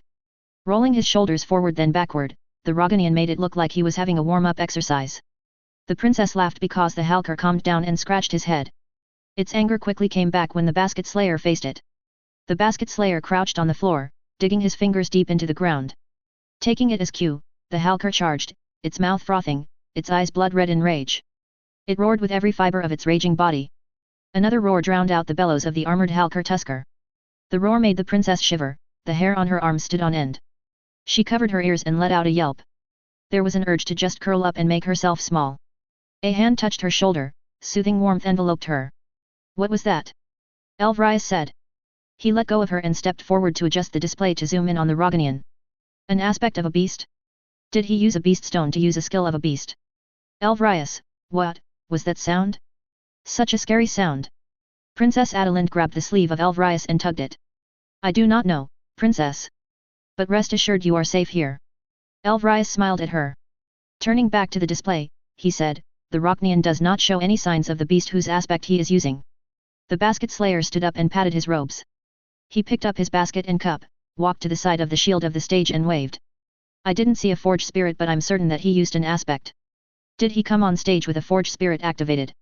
Elvrius, the princess said, tugging his sleeve again, you're talking to yourself. She waved her hand at the display, grabbed the air and pulled back. The display zoomed out and showed the entire stage. I don't understand what's happening. The Halker? The Halker's still there. What? Paximilian's grace. The Halker prostrated itself on the stage, its head meeting the ground. Its forearms stretched in front of it, palms down. A buzzing filled the vacuum of silence that followed the roar, the crowds murmured among themselves. It hasn't yet dawned on the spectators. They were still recovering from the shock of the roar. The Halker submitted. Princess Adeline immediately turned off the data orb. She gathered her dress and ran out of the room. Elvrius, we're going to the arena. Elvrius did not answer immediately. Don't try to stop me. We're going there. Of course, Your Highness. And contact Captain Gregory. There's bound to be commotions given what happened. I must say, you're acting very mature and level-headed. Thank you, Elvrius. The princess stopped running. Princess. She hugged Elvrius then let go. You'll be returning back inside your armor. Who knows when I'll see you again. Fascinating creature. Very, very fascinating, said an old man dressed in flowing purple robes. He molded the air into a cushion and caught a large metallic ball heading straight for him. I've never dreamed that I could see such a specimen during my lifetime. He shot the ball at the creature. It easily evaded, its eyes twinkling with glee. A woman, whose graying hair was tied back in a tight bun, grabbed the ball with tendrils of water swimming through the air around her. Based on its actions, it would seem that a contract was not established. Or perhaps there is one and we are yet to understand its intricacies. The water tendrils released the metallic ball to her hand. She smirked as she said, "It has been a while since I used strength-enhancing spells on myself." Her body gave off a blue light as she swung back her arm. She threw the heavy metal ball at the creature. The creature waited at the last moment before the ball was about to touch it, then zipped out of the way. Arvin nearly screamed as the metal ball flew towards him. It stopped inches from his face, caught by a ghostly hand. "Sorry about that, youngster." A man with several ghostly hands sprouting from his back waved at Arvin. The ghostly hands waved as well. "Hey, why did you throw it at our young guest? The ball was going to your side. You should pay more attention. What would you do if that ball hit him? Hey. Hey, we have healers. Right? Right? Relax, people." The man grunted and mumbled incoherently. He then turned to Arvin and gave him several thumbs up, most of them with ghostly thumbs. "You fine, boy? Looks fine to me." He wouldn't be fine if his head was smashed in by the ball. No healer can fix that. Why don't we have a ball, like, you know, the ones children play with? Right, right. A kid's ball or something. Why would we have a kid's ball lying around here? Fortunately, we have this heavy metal ball from the weights room. This ball is also befitting the status of the guest we are entertaining. Arvin didn't know what to say, or if he should say something. Some professors of Millilyceum playing dodgeball using a metal ball with Vrak, the named Cindertoad. He snapped back to attention once he heard someone calling him. "Arvin, Arvin. Are you all right?" Kier said, patting his shoulder. He smiled at Arvin. "You're surprised at how people here are acting? Well, we do get colorful people around here." Kier earlier introduced himself simply as the guy from admissions. He appeared to be a few years older than Arvin, about the same age as his sister, but Arvin knew that one should not trust appearances in estimating age. I am fine." "Yeah, he should be fine," the man with the ghostly hands said. "He's enrolling here, right? He should have been able to stop that ball." "Reflexes, youngster. You're talking about reflexes when you didn't catch that ball," said the woman with water snakes. "But he does seem a bit slow," she said, peering from above her glasses with narrowed eyes. A loud croak reverberated inside the room. Vrak, the Cindertoad, hopped around in a tight circle, then looked at the metal ball. "Our apologies," said the purple-robed old man. "Shall we speed things up a bit?" he said with a smile. He waved his hands around him in an intricate flowing motion, picking up air, forming torrents of air around him. "We must have been boring Sir Vrak." The man with the ghostly hands summoned more hands. They sprouted from his back, like smoke coming out of a chimney. The hands passed the metal ball to each other at blinding speeds. It became a grey blur. The sound of the wind as it soared through the air became a steady hum. Arvin gathered mana in eyes, trying to improve his eyesight. Unfortunately, he had little experience with using enhancing essences. He could barely make out the ball as the three professors tried to hit the Cindertoad in their midst. Vrak, the ever-slippery molten frog, stood upside down propped by his tongue, wiggling to and fro to evade the metal ball, like a slim tree dancing in the wind. Arvin's eyesight suddenly blurred. He got down on his knees and rubbed his chest. "The kid's out of juice." "Arvin, here's a mana potion," Kier said. He pulled Arvin up by his arm and gave him the bottle. "Drink up." Vrak jumped in front of Arvin and croaked. "You're leaving? Thanks for everything." Arvin waved at the Cindertoad. Vrak mimicked him using its tongue and then faded away. "Vrak told me to tell you that he had a fun time playing," Arvin said to the professors. "Incredible aptitude. I've never seen such a connection with summoned elemental spirits." The purple-robed man came up to Arvin and examined him. "The named Cindertoad was tied to your mana, however, your mana pool is pathetically small." Arvin hung his head down. Yes. Yet you were able to maintain a named Cindertoad. While Cindertoads are the weakest among all fire spirits, it does not mean that a named Cindertoad will be the weakest named fire spirit. On the contrary, having acquired a name, knowledge, sentience, actually, such an elemental spirit's strength would vary depending on how long it has existed. "If there is such a concept as time in their world," the woman said. "This again. Claudius, Ingrid, this is not the time to argue about your models of the world of elemental spirits." The man with the ghostly hands also walked towards Arvin. He had a full beard and a perpetual grin on his face. The ghostly hands floating behind him. Something was off with the hands, Arvin thought. What kind of magic was this? At first he thought that they were attached to the back of the man, but upon closer inspection, they were attached to something very faint. It was a creature of tentacles that wrapped itself around the body of the man. Arvin could barely make out what it was. Then an eyeball of the creature turned to him. He gasped and jumped back. The professors and Kier stared at Arvin. There's something, Arvin said, pointing at the eyeball. He's the real deal. The first time I saw him I thought he's a pitiful mage, but he actually has the potential to be a great spirit summoner, the old man said. Youngster, you can see my spirit. I'm not sure, Arvin said, it's a bit hazy, sir. I can see an eyeball staring at me. This is a partial summon, the man said. He extended his hand to Arvin. I'm Professor Bubin, I'm the guy that's in charge of field trips of you fresh ones. Arvin shook his hand. I'm Arvin Neftali, sir. I came from Dalsworth Academy. Dalsworth, Bubin said. He snorted. The other professors glared at him. What? So your name is Arvin, I'm Professor Cladius. I apologize that I wasn't able to introduce myself earlier. I was excited in meeting a named Cindertoad that I forgot about you since you are weak. No need to be so blunt, Cladius, Ingrid said. Forgive Cladius, child. He's easily excitable. These past few days, he kept on talking about this named Cindertoad that was summoned. Apparently, he kept watching a record of your match against the Stonewark. Anyway, I am Professor Ingrid. Bubin laughed. Imagine our surprise when Kier told us that Cladius needed us to play dodgeball with a named Cindertoad. I'm sorry, Arvin said. Vrak said that he does not want to come out unless it's playtime. A Cindertoad with an attitude, hey? Makes you wonder how strong it really is. Spirits have more individuality the more powerful they become. Too bad it won't let us examine its body. I think that would be too much, Cladius, Ingrid said. At least we have confirmed it wasn't a partial summoning. A full summon that does not fully require mana. A new kind of payment. Let's bring in a scryer next time. We can work out the terms of the contract depending on the information a scryer gets, Bubin suggested. If only this youngster here could maintain the summon for a longer period of time. He slapped the back of Arvin and laughed. I'm going back to my room. Lots of paperwork to give the principal. Kier, be a dear and take this child for a drink or perhaps a meal. Maintaining the named Cindertoad took a toll on his weak body. Emphasis on the weak, muttered Bubin.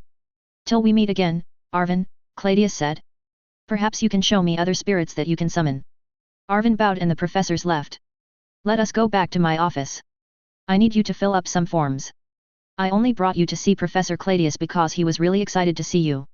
Yes, sir. Actually, all of us were curious to see your named Cindertoad. The last verified summon of a named Cindertoad was about 200 years ago. A very long time ago. You can understand why people here want to see the Cindertoad. Yes, sir, Arvin said, not really knowing what was expected of him. I'll do my best here, sir. Arvin followed Kier down a long hall with ivory columns and marbled floor. Large arches, twice as tall as Arvin, lined one side, letting in the sunlight and giving a breathtaking view of the slope of the city. Arvin, you should understand that being here is a privilege granted to a handful, Kier said, purposely making his steps loud as if to emphasize his point. I understand that, sir. The ranks of the Crispiration mages come from the graduates of our school, Kier said with pride, striking his chest. The elite mage division of the Imperial Legion of Crisperia have walked down this very path. Exceptional men and women, the top of their fields of magic.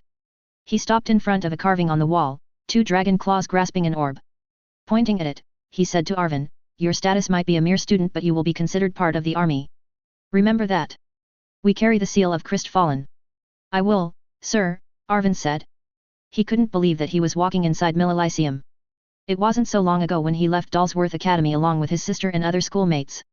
His sister was already assured of acceptance into Millelysium, but as for him and the others that came with him, Millelysium was but a distant dream. It drove him to do something as reckless as joining the tournament. Incredible bad luck that he was paired up with one of the strongest contestants. Incredibly good luck that that person agreed to teach him. Arvin grinned as he followed Kier. Maybe Paximilian was smiling upon him, guiding him to Millelysium. Curious machines filled Kier's office, whirring, clicking, clanking. Arvin peered through a cluster of canisters containing liquid that was constantly changing color. There was something swimming in the liquid, transferring from canister to canister through a tube. That's something I am growing. I'll show it to you if you are able to stay here in this school, Kier said. He offered Arvin a cake and a hot drink. Sweets help perk up your body after having your mana depleted. Here's another mana potion. Drink it. Arvin wiped his mouth after drinking the potion, then stared at the cake. He hesitantly picked up the fork and ate the cake. The dizziness that came from his mana running dry started to fade. You really have a low mana pool, don't you? It's normal for an average mage, but we're not talking about being average here. Especially since we're in Millelysium, Kier said. He sat on the opposite side of the table and leaned forward. Arvin. Normally, you wouldn't even be considered for admission. Do you know why you're here? Arvin gulped and set down his fork. He sat still. Because I summoned a named Cindertoad. And? It's not just because you summoned a named Cindertoad. Of course, a named Cindertoad is extremely rare. The man who summoned one 200 years ago was eventually ordained a Devastator Knight. Kier smiled as Arvin's eyes went wide. He continued, that means that he was admitted into Millelysium because of his other skills. Not the fact that he was able to summon a named Cindertoad. In fact, he was able to achieve summoning one after he was admitted. So, I was admitted because I was able to summon one even though I shouldn't have the capacity to do it. Exactly. Talent. Natural talent, Arvin. You have a connection to the elemental spirits that even the most prominent summoners would sacrifice their limbs to have. Another proof of that is that you can see Professor Bubens, let's say, friend. What is kind of spirit was that anyway? I could barely see its outline. Kier shook his head. I have no idea. I can't see it. I can only see the hands. He pulled out several parchments from inside his drawer and flattened them out in the table. A question. Did you have a training in summoning the named Cindertoad? Yes, I have. The main goal of my training was to strengthen my fireball. Summoning the named Cindertoad was sort of the last step in my training. Kier raised a brow but did not interrupt him, so Arvin went on. I started out summoning Cindertoads, normal ones. My teacher told me to use the Cindertoads to extract fire essences and then I'll use those for my fireballs. That's, well, it's not like it's some secret but no one would normally go that route, Kier said. Then my teacher told me to summon more and more Cindertoads. He mentioned that I have a talent for summoning elemental spirits because when we first fought I was able to summon an husk of named fire serpent. A partial summoning of a named fire serpent? And you fought your teacher? I actually met him in a match in the tournament. I sort of joined and got eliminated immediately, Arvin said sheepishly. But because my first match, my teacher, was strong. He's the basket slayer. Is that so? But that man is not a summoner, not even a mage. I don't know what magic he uses. Kier rummaged through a cabinet beneath his table. He pulled out a basket with a golden BS emblazoned on it. Go basket slayer, he said, waving the basket in the air. Both of them laughed. Very entertaining guy, that basket slayer. And you say he taught you about casting a spell with the essences gathered by your summon? Impressive. That is not a common method but I suppose it works well with your circumstances. He also did something to me so that I would be able to have a better connection with the spirits. I don't know what it was though, he told me to close my eyes and meditate when he cast some spell on me. Maybe. Some spell? It would be great if you ask him what that was. But he was probably just casting some random spell and told you that it will help you summon better. To boost your confidence and such. I believe that you have talent, and you simply need to cultivate it. Kier pushed the papers to Arvin. Talent. Not all people have that. Be grateful to Paximilian. I am ever grateful to Paximilian, Arvin replied. He took the papers and read it. Just sign at the end. I doubt that any of the terms can make you change your mind about entering here. A summary of all of the terms would be that you follow orders and we won't have any responsibility if you die. Arvin laughed nervously. How many casualties in a year? He asked as a joke. Kier shrugged. Read through that if you want. We'll need to meet the principal after this. I need to meet the principal. Yes. Hurry up. We can talk about the basket slayer afterward. Chapter 33. From the heights of a mountain, he beheld the city full of dragons that had to be felled. The scaly monsters came, warning him of death. Yet he fought, and slew them, enduring their fiery breath. The travels of the Dragon Emperor. Ah, the city of Crisperium. Weird name if you really think about it. The light of the morning sun, slightly cloaked by thin clouds, bathed one side of the towering city. The other side slowly lost its shade as the sun made its way across the sky, greeting the city as it had done so for the past 500 years. Once the ancient city of dragons, now the dominion of men. The impregnable fortress. The citadel of heroes. The last stand of humanity. Even the heart of Forkspear. So many names, so many titles. The city that stood for 500 years, growing ever beautiful. 100 of times more beautiful than what he remembered it to be. Decorating wasn't exactly high on the priority list when they took control of the city during his time. So this was what it looked like from the outside? It became a bigger layered cake iced with magical waterfalls, I amused. He shoulda get a cake after this. A cake all to himself. Choosing what to eat was fun. Why are you grinning like a fool, said his opponent. Are there no grand cities like these in whatever backward country you came from? So much for having a peaceful view of the city.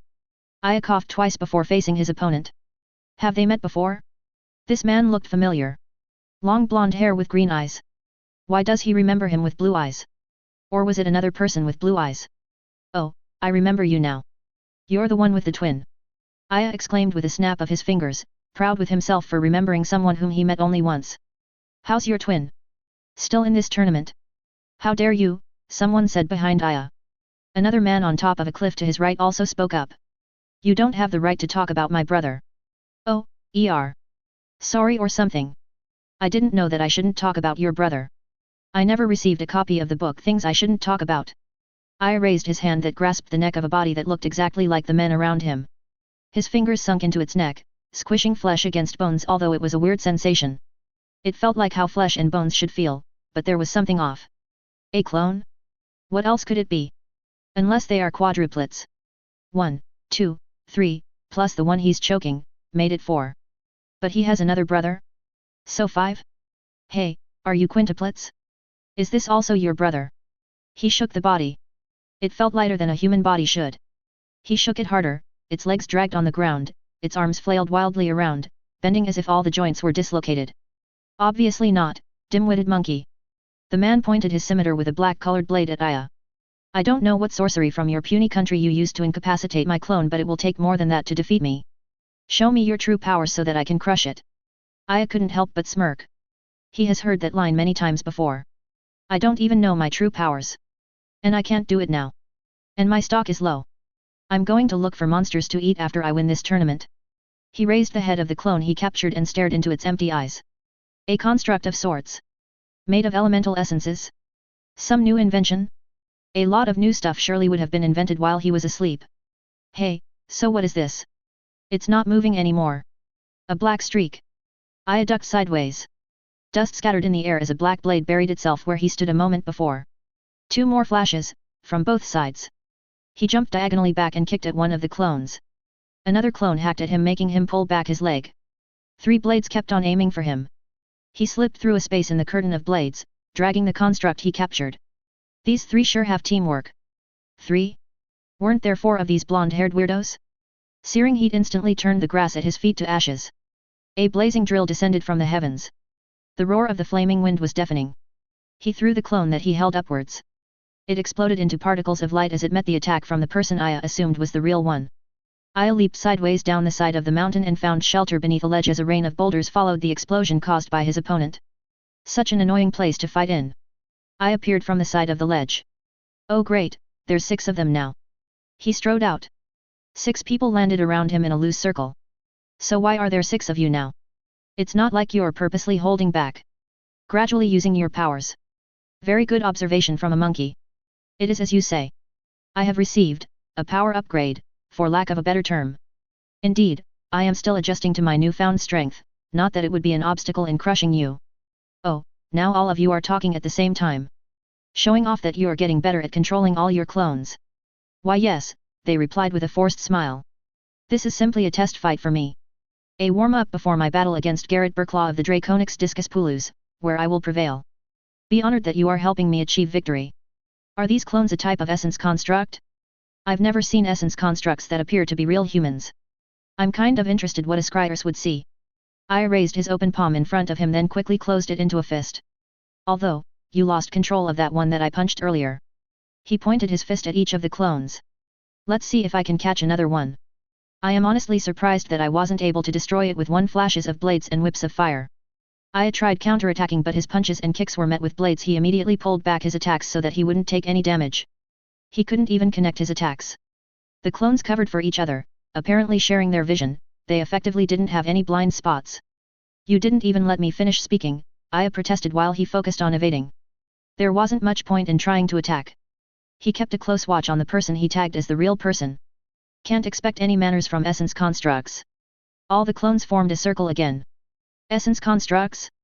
I have no idea what you are talking about, all of them said with a sly smile. You obviously know what I'm talking. An interesting thing that I've noticed from watching your fights. You keep interrupting. While you apparently have an extremely durable body, you still evade attacks against you. Interesting, isn't it? I'm not really interested. This leads me to believe, all the clones said, raising their voice to drown out Aya's voice, that you cannot sustain this defensive spell of yours or whatever skill it is you are using to increase your defense. The clones scoffed at Aya. Why are you silent? Did I guess correctly? Oh, I can speak now? You keep interrupting me, Aya said. He looked up, placed a finger on his temple and swayed his head, pretending to think. I just don't want to get hit, he said. Would you believe that answer? All the clones laughed. Their laughter became louder as 2 more clones appeared. Elemental essences formed the bodies, threaded by fine monolines. Once the clones completed forming, they appeared to be completely human. Aya couldn't tell the difference between them. A rather bizarre skill. The problem was that he still didn't see how the spell started. The monolines seemed to have snaked into existence from nothing. Was this all an illusion? A jester, are we? The one in front of Aya raised his scimitar. Flame essences rapidly gathered around it. All the other clones hacked at Aya with wide arcs of their blades. Black crescent waves descended, merging together and forming a net that sliced anything in its path. Aya rushed at one clone to avoid the crisscrossing slashes. The clone ran away before he could even pull a punch. He decided to chase down the clone. He could feel the heat from the fire spell that the original one cast. It was fortunate that only the real person could use high-level fire spells. He glanced back. The other clones backed away as a gigantic pulsating glowing ball hung in the sky as if it was a second sun, then burst into thousands of glowing flickers like a flurry of explosive snow. Aya turned back to his quarry and gritted his teeth. At least I can get this one clone. He swung his fist. A hair's width before his punch connected, the clone he chased burst into baser components, elemental essences, dissipating back into nature. Grog. He dispelled the clone, Aya said with an amused expression on his face. Nice one. A barrage of explosions grated the earth he stood upon. Felix pulled his overly energetic sister off the bed. She got tangled up with the bed sheets. I'm free. Felixia shouted after she got out of the sheets. And Felix, why did you pull me? She said as she adjusted her glasses. You're scrambling all over Quill. You might poke her eye, Felix said. He patted the chair beside him, telling Felixia to sit there, but she pretended not to see him. I'm not going to poke her eye. She still has that metal thingy attached. Is it uncomfortable? Harvey asked. I don't fancy a metal circle attached to my head. He drew a circle over his eye with his finger and shuddered. Felix nudged Harvey with his elbow after seeing Eileen's murderous gaze. I'm sure Harvey meant that it's a great sacrifice to carry the right eye of Delphine. Count on Harvey to get on Eileen's nerves without even trying. Yes, it's a sacrifice and an honor, Quill said in a monotonous voice while staring blankly outside the window. She sat on her bed, propped by a pile of fluffy pillows. Her gaze has been directed out the window for a while. An even greater honor to be a user of the eye, Aileen added. Well, after they remove the metal patch. She laughed nervously, then glared at Harvey like she wanted to strangle him with his wavy golden hair. Felix forced Harvey's head down to apologize. This is a great gift from Paximilian, Aileen continued. She sat on the bed and held Quill's hand. I'm sure you will render great service to this empire with that eye. Quill gave a slow nod but kept on staring out the window. Aileen raised her brow to Quill's reaction. I really want to see the eye, Felixia said, apparently oblivious to the tension around her. Felix, I'm going to stay here until they remove the eye patch. Felix grabbed his sister's collar and pulled her to the seat beside him. They're not going to remove that now. It's not like they can simply unscrew the patch. That's a magical seal, you know. It's supposed to suppress the eye and preserve it since Quill couldn't use it before. Which was probably why her right eye bled after it activated, Aileen said. Although I do not know why it activated now. Everyone thought she was a dormant carrier, that's why she has the metal cover on the right eye. You were chasing some criminal when it happened, right? We lost him, Aileen murmured, followed some barely audible cursing. I mean the eye activated when you chased this person. Actually, we were able to find that suspicious person that old man Gregory was chasing because the eye activated when Quill faced his direction. Felixia hopped back on the bed before Felix could stop her. She sat cross-legged beside Aileen. So why were you chasing someone? Aileen loudly exhaled, then shook her head. No one would tell me what he did. We chased him because old man Gregory was going after him looking really angry. He also beat up some guards. The guards were trying to arrest him. Felix asked.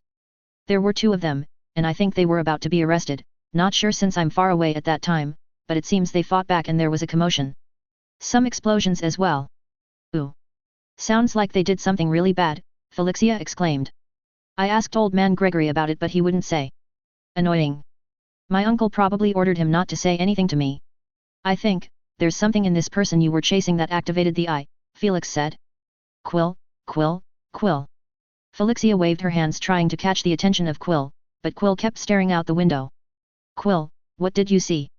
What did you see with your magical eyeball? All of them waited for an answer in excited silence. No one wanted to ask her about what she saw since she seemed inexplicably depressed by the situation. Fortunately, Felixia's tactlessness came into play. Quill turned to face them and shook her head slowly. I don't know. I don't understand what I saw. So sorry. Her shoulders trembled as if she was about to cry. I don't really know. That's fine. We'll ask help from Elder Mateo. Aileen reached out to Quill and awkwardly tried to stroke her head. He'll arrive later, along with the other elders who'll remove your eye patch. Aileen then balled up her fist. And when you can use your eye again we will look for that old man, and she punched a pillow with a scowl. I can't describe what I saw. I can't describe it using words. Quill brushed back her hair that covered her right eye. She lightly brushed her finger over the metallic cover on her eye. If they remove this then I'll see more of those images. Aileen said, probably.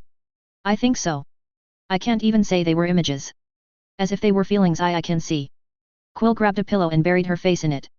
Aileen turned to Felix and mouthed, what was I supposed to say? Felix said, Quill, that's the power of the eye. That didn't really help. They didn't even know what the right eye of Delphine was supposed to do. Aileen shook her head at his stupid attempt at comforting Quill. Won't I be useless if I can't even comprehend what I see? Quill said, her voice cracking a bit, with a worried face as she emerged from the pillow. No. Don't be like that. You'll learn how to use that eye in time. Harvey said, Aileen is so supportive, it's disconcerting. All of us are here to help you, Aileen said. Except Harvey. Felix said, you're probably seeing something like what the scryers see. He paused and scratched his head. Not that scryers use their eyes to see. He wasn't sure what the scryers do to their eyes, but he was certain that they couldn't see through the metal mask covering the upper half of their faces. Scryers in other countries sew their eyelids shut or even remove their eyeballs. And you have that eye patch sealing your eye. It probably interfered with the power of the eye of Delphine, that was why you couldn't understand what you saw, Aileen said. Did you hit your head while trying to apprehend that suspect of something that no one would tell you about? Aileen gave Felix a surprised look. Yes. How did you know? You're so nice. You seem like a nice person now. Maybe that's because you hit your head. Felixia sniggered beside Aileen. She's so caring towards Quill. Maybe she's practicing being nice. Did your boyfriend comment about your attitude? There's nothing wrong with my attitude. Aileen stood up and did a graceful spin on her toes even though she wore a full-plated armor like she always does when she's inside the temple. I'm a perfectly nice human being. Felix and Felixia pretended to be vomiting then giggled. Even Harvey looked as if he was about to laugh. Very funny. So what happened to that Roganian guy you were dating? Felix said. He's still in the tournament, right? 1. I'm not dating anyone. Aileen cracked her knuckles and stared menacingly at Felix and Felixia, although looked more like a rabbit imitating a wolf rather than a fearsome warrior. 2. I don't know what's happening in the tournament right now since I'm taking care of Quill rather than watching the fight, since, you know, I'm such a good and caring individual. She glowered at them while speaking so Felix didn't know if she was kidding or not, or if it was a good idea to laugh at her again. But, as far as I know, he's still in the tournament and the semis fight is today. Harvey spoke up, they're holding the fight at Mount Promissa. Mount Promissa? That's new. Not in the arena. Aileen said with mild surprise. Mount Promissa was one of the mountains that ringed the vast plains wherein Crisperium stood in the middle. So then it's fine that I'm not watching it. I'm not going to watch a projection of it in the arena. I'd rather watch actual fighting. It's an homage to the first emperor. A new concept they thought of for this festival, Harvey explained. He drew a mountain with 3 peaks in the air. They'll hold the semi-final fight near the south peak, where Emperor Crestfallen, according to legends, first gazed upon Crisperium. He curled his hair on his finger and shrugged. Not our actual Crisperium but the dragon hive that was here before. I know this story, Felix said. It was there where he first met with a dragon that was guarding the Mana Node.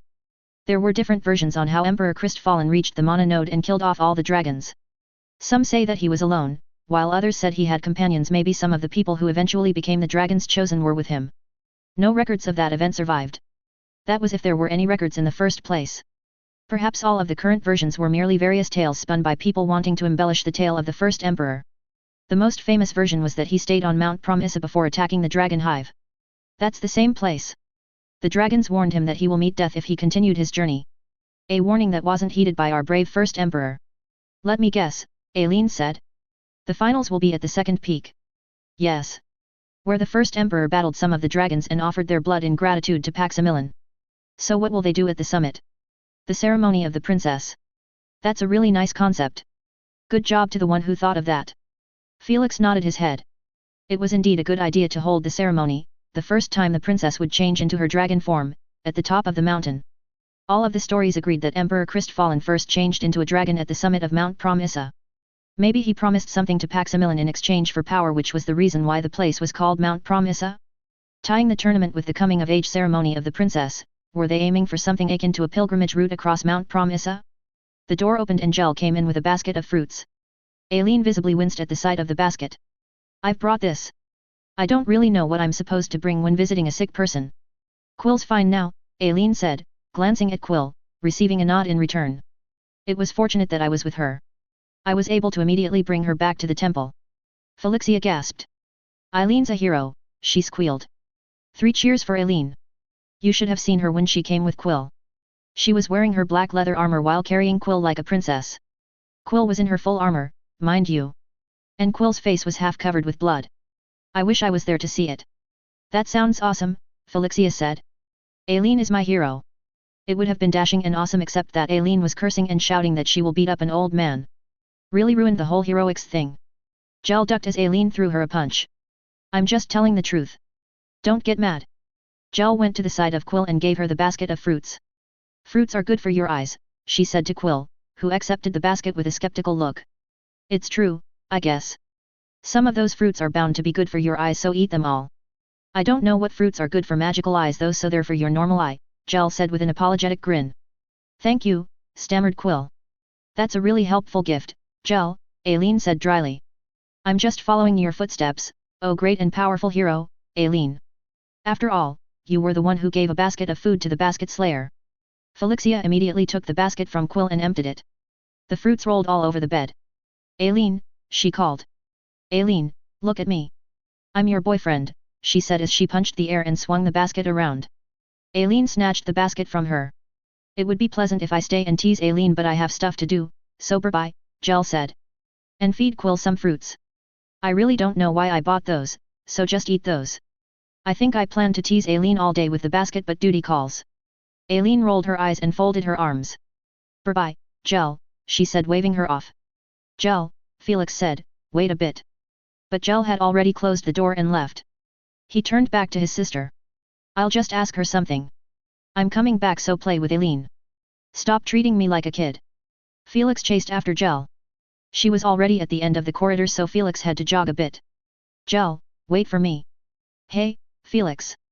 You're already out of breath. I can't remember the last time I jogged, he said as he wiped his forehead with his sleeves. He couldn't even remember the last time he did anything physically strenuous. One does not get much exercise working with a data orb in front of you. Anyway, did you see the model I made? Gel stopped walking, then checked their surroundings.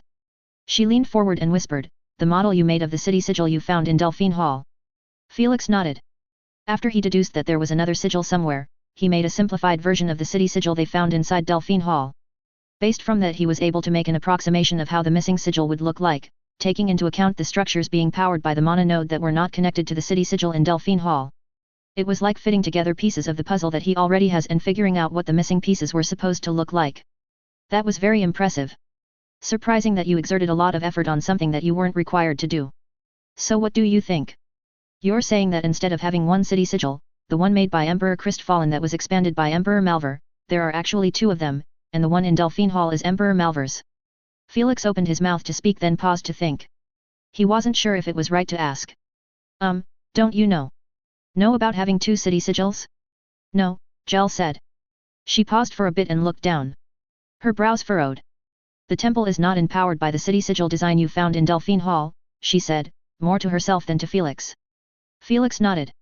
It was one of the clues that led him to believe that the missing sigil was the one made by Emperor Christfallen. It was only logical that the former palace would be powered by the constructs of the first emperor.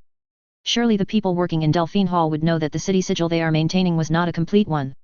Was Gel telling the truth that she didn't know about the secret of the city sigil? She was strangely accommodating when they wanted to break in Delphine Hall. What's with the look, Felix? Don't believe that I don't know anything about the city sigil. No, I believe you, Felix managed to reply, slightly unnerved by Gel's calm expression. Even if Gel knew about it, she would be certainly bound to secrecy by her some oath. And why would she tell someone like him?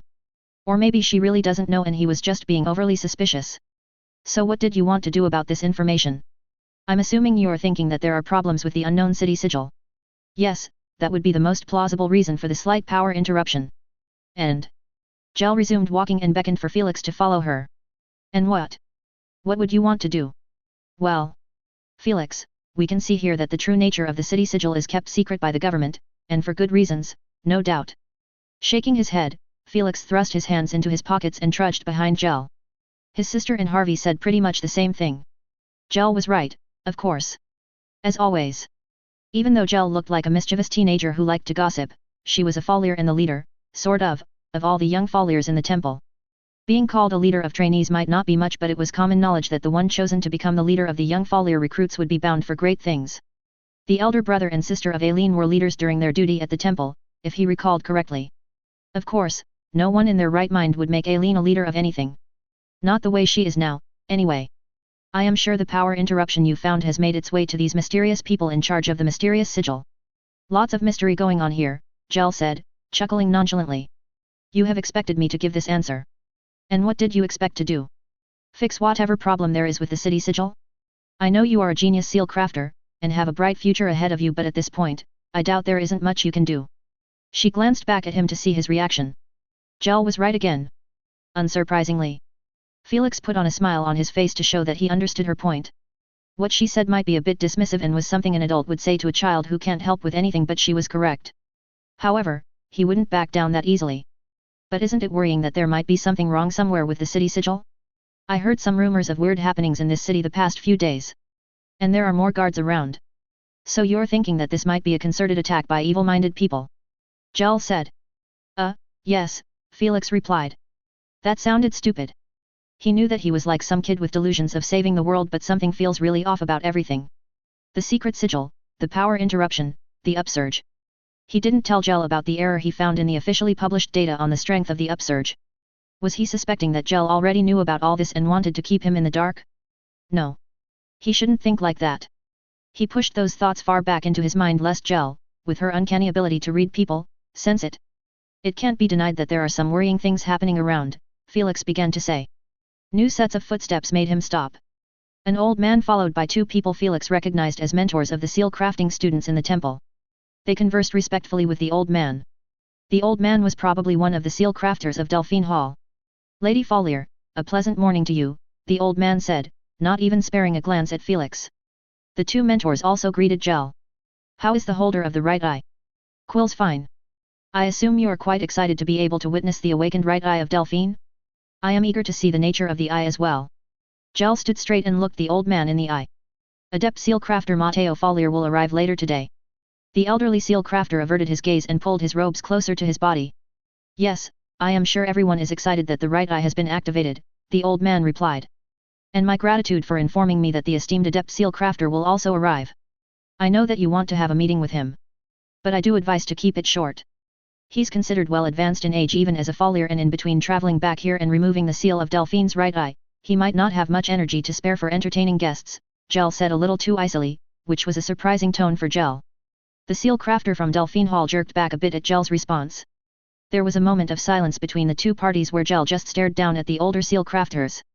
Felix had one brow raised with no idea of what was happening. He coughed and cleared his throat, making the elderly seal crafter look his way. The old man then shook his head, smiled broadly and said, "We won't be taking any of your time, Lady Folier. We'll be on our way." After the trio left, Felix commented, "That's a rarely seen part of Gel. What were you saying before they arrived?" "I said that there are weird happenings in the city. There are more guards strolling about. They even have those red golems. I'm saying there might be a connection with whatever is happening with the power interruption I found." "And what connection might that be?" Gel walked into a bridge with tall open windows lining the side that connected the outer and inner temple, allowing the morning breeze to flow in. The windows overlooked the vast grounds where the relic of Emperor Christ Fallen was displayed. She said, "You're not suggesting that these troublemakers or whatever these people are can actually influence an ancient seal that can tame the power of the Mana node?" Felix swallowed every explanation he had. None of them made sense anyway. All of the young seal crafters were required to learn about how Emperor Malvar made his part of the city sigil. Or his own city sigil, as Felix recently discovered. Gigantic pylons engraved with high-level seals by dozens of seal crafters were driven deep into the mountain on which the city was built. Protective wards as large as a house were also buried deep in the ground. Excavations were made all over the city. It was a considerable construction project that needed thousands of manpower. All of that merely to direct the power from the mononode.